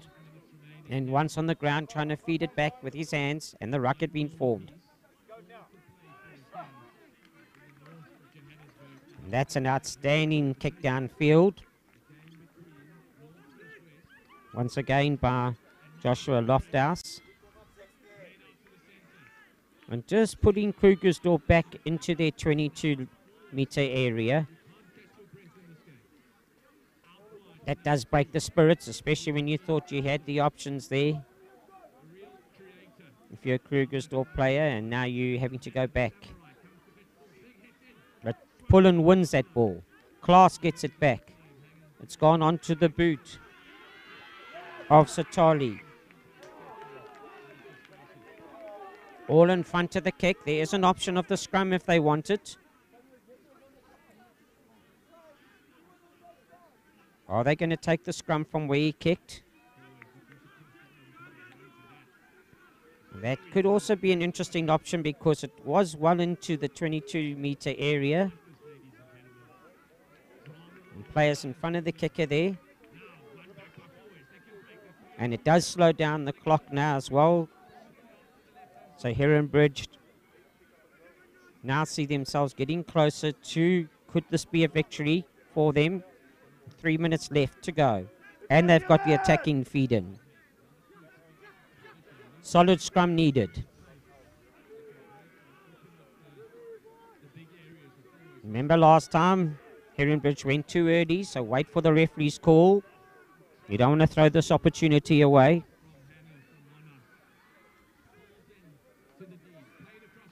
Ball in. This ball's got to come back. This ball's got to come back. Number 8, Ethan Newman gets it. There's a flying Menyatsi. But that's been knocked forward. 2.5 minutes on the clock. I'm sure we all believe that Krugersdorp, in the spirit of the game, are going to throw everything at this to try and run it from deep within their own 22. Heronbridge will be well aware of that. They will be up to the task to try and close it down on defense.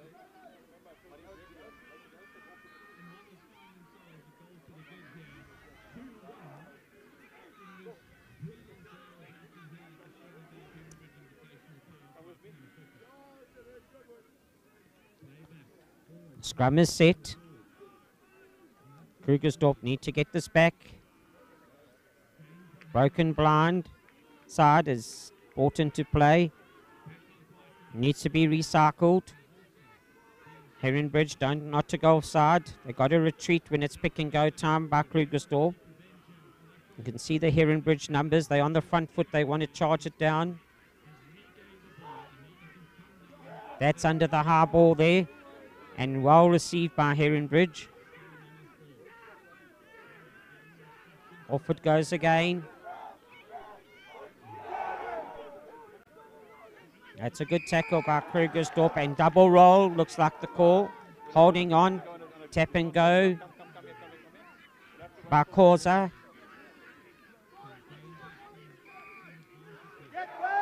Straight off their feet is Heronbridge. It's not going to matter too much to them now because there's a minute left. And they can sense that they're probably victorious in this game. Sikakani, the captain, says, we're not finished, Krugersdorp. We're taking it and I'm going to show the way. Klaas picks up and goes. Feeds it to his standoff fields. Klaas again. He gets it out to Kumalo, the number 6 flanker.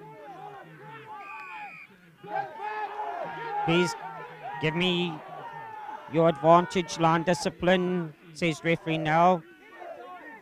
Klaas is the man with the ball. That's a great tackle as well. You just need numbers to clear out.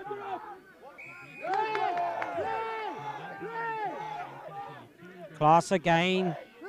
That goes on to Ondala.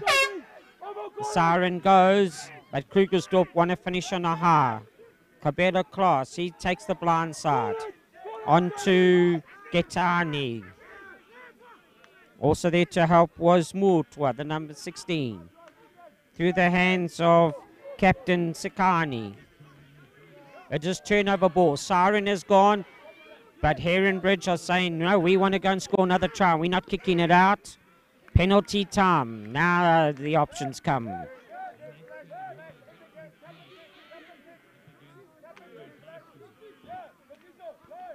And it looks like this could go to the touchline, tapped, and it could go out. That's what he's going to do is Loftus. He's tapped it. So he's taken away the penalty option and kicked that straight into touch. And ladies and gentlemen, a very impressive effort from Joshua Loftus and a very impressive effort from Heronbridge, the hosts. And they would have really enjoyed winning that game by 20 points to 7.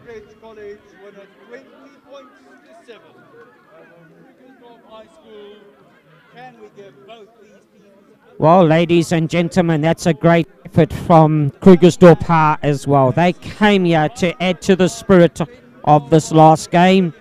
And it's always exciting to play against the hosts, and also at times quite difficult when you've got the whole sideline option, basically the home crowd.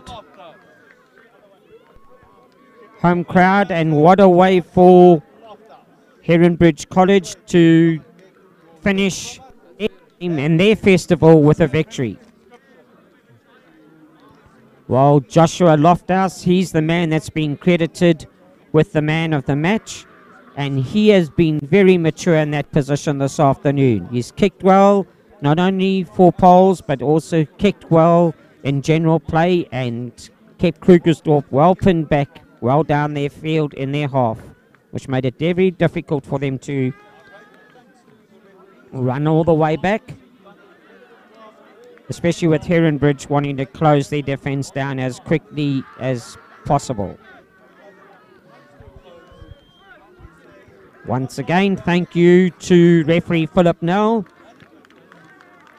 Thank you to the medics who have also worked tirelessly throughout this festival, and to all the assistant help, to camera work, the cameramen and table who have been operating the control for us to enjoy the vision and the game here on screen. To all the stalls that have been set up here at this Heronbridge Festival.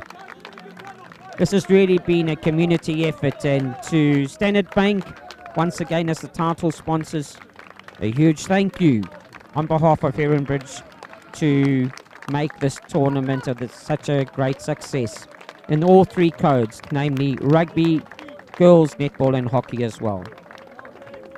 I've enjoyed my time with you over these 24 games of the last 3 days. It's been an absolute honour to have been included here at the Heronbridge Festival. And from me, Barry Wilson, I say to each of you as listeners and supporters, a huge thank you for enjoying this final game with me. So until we meet again, I'll say good night to you and enjoy the rest of the week as we have enjoyed this festival. Good night from me, Barry Wilson, and the Standard Bank Heronbridge Festival.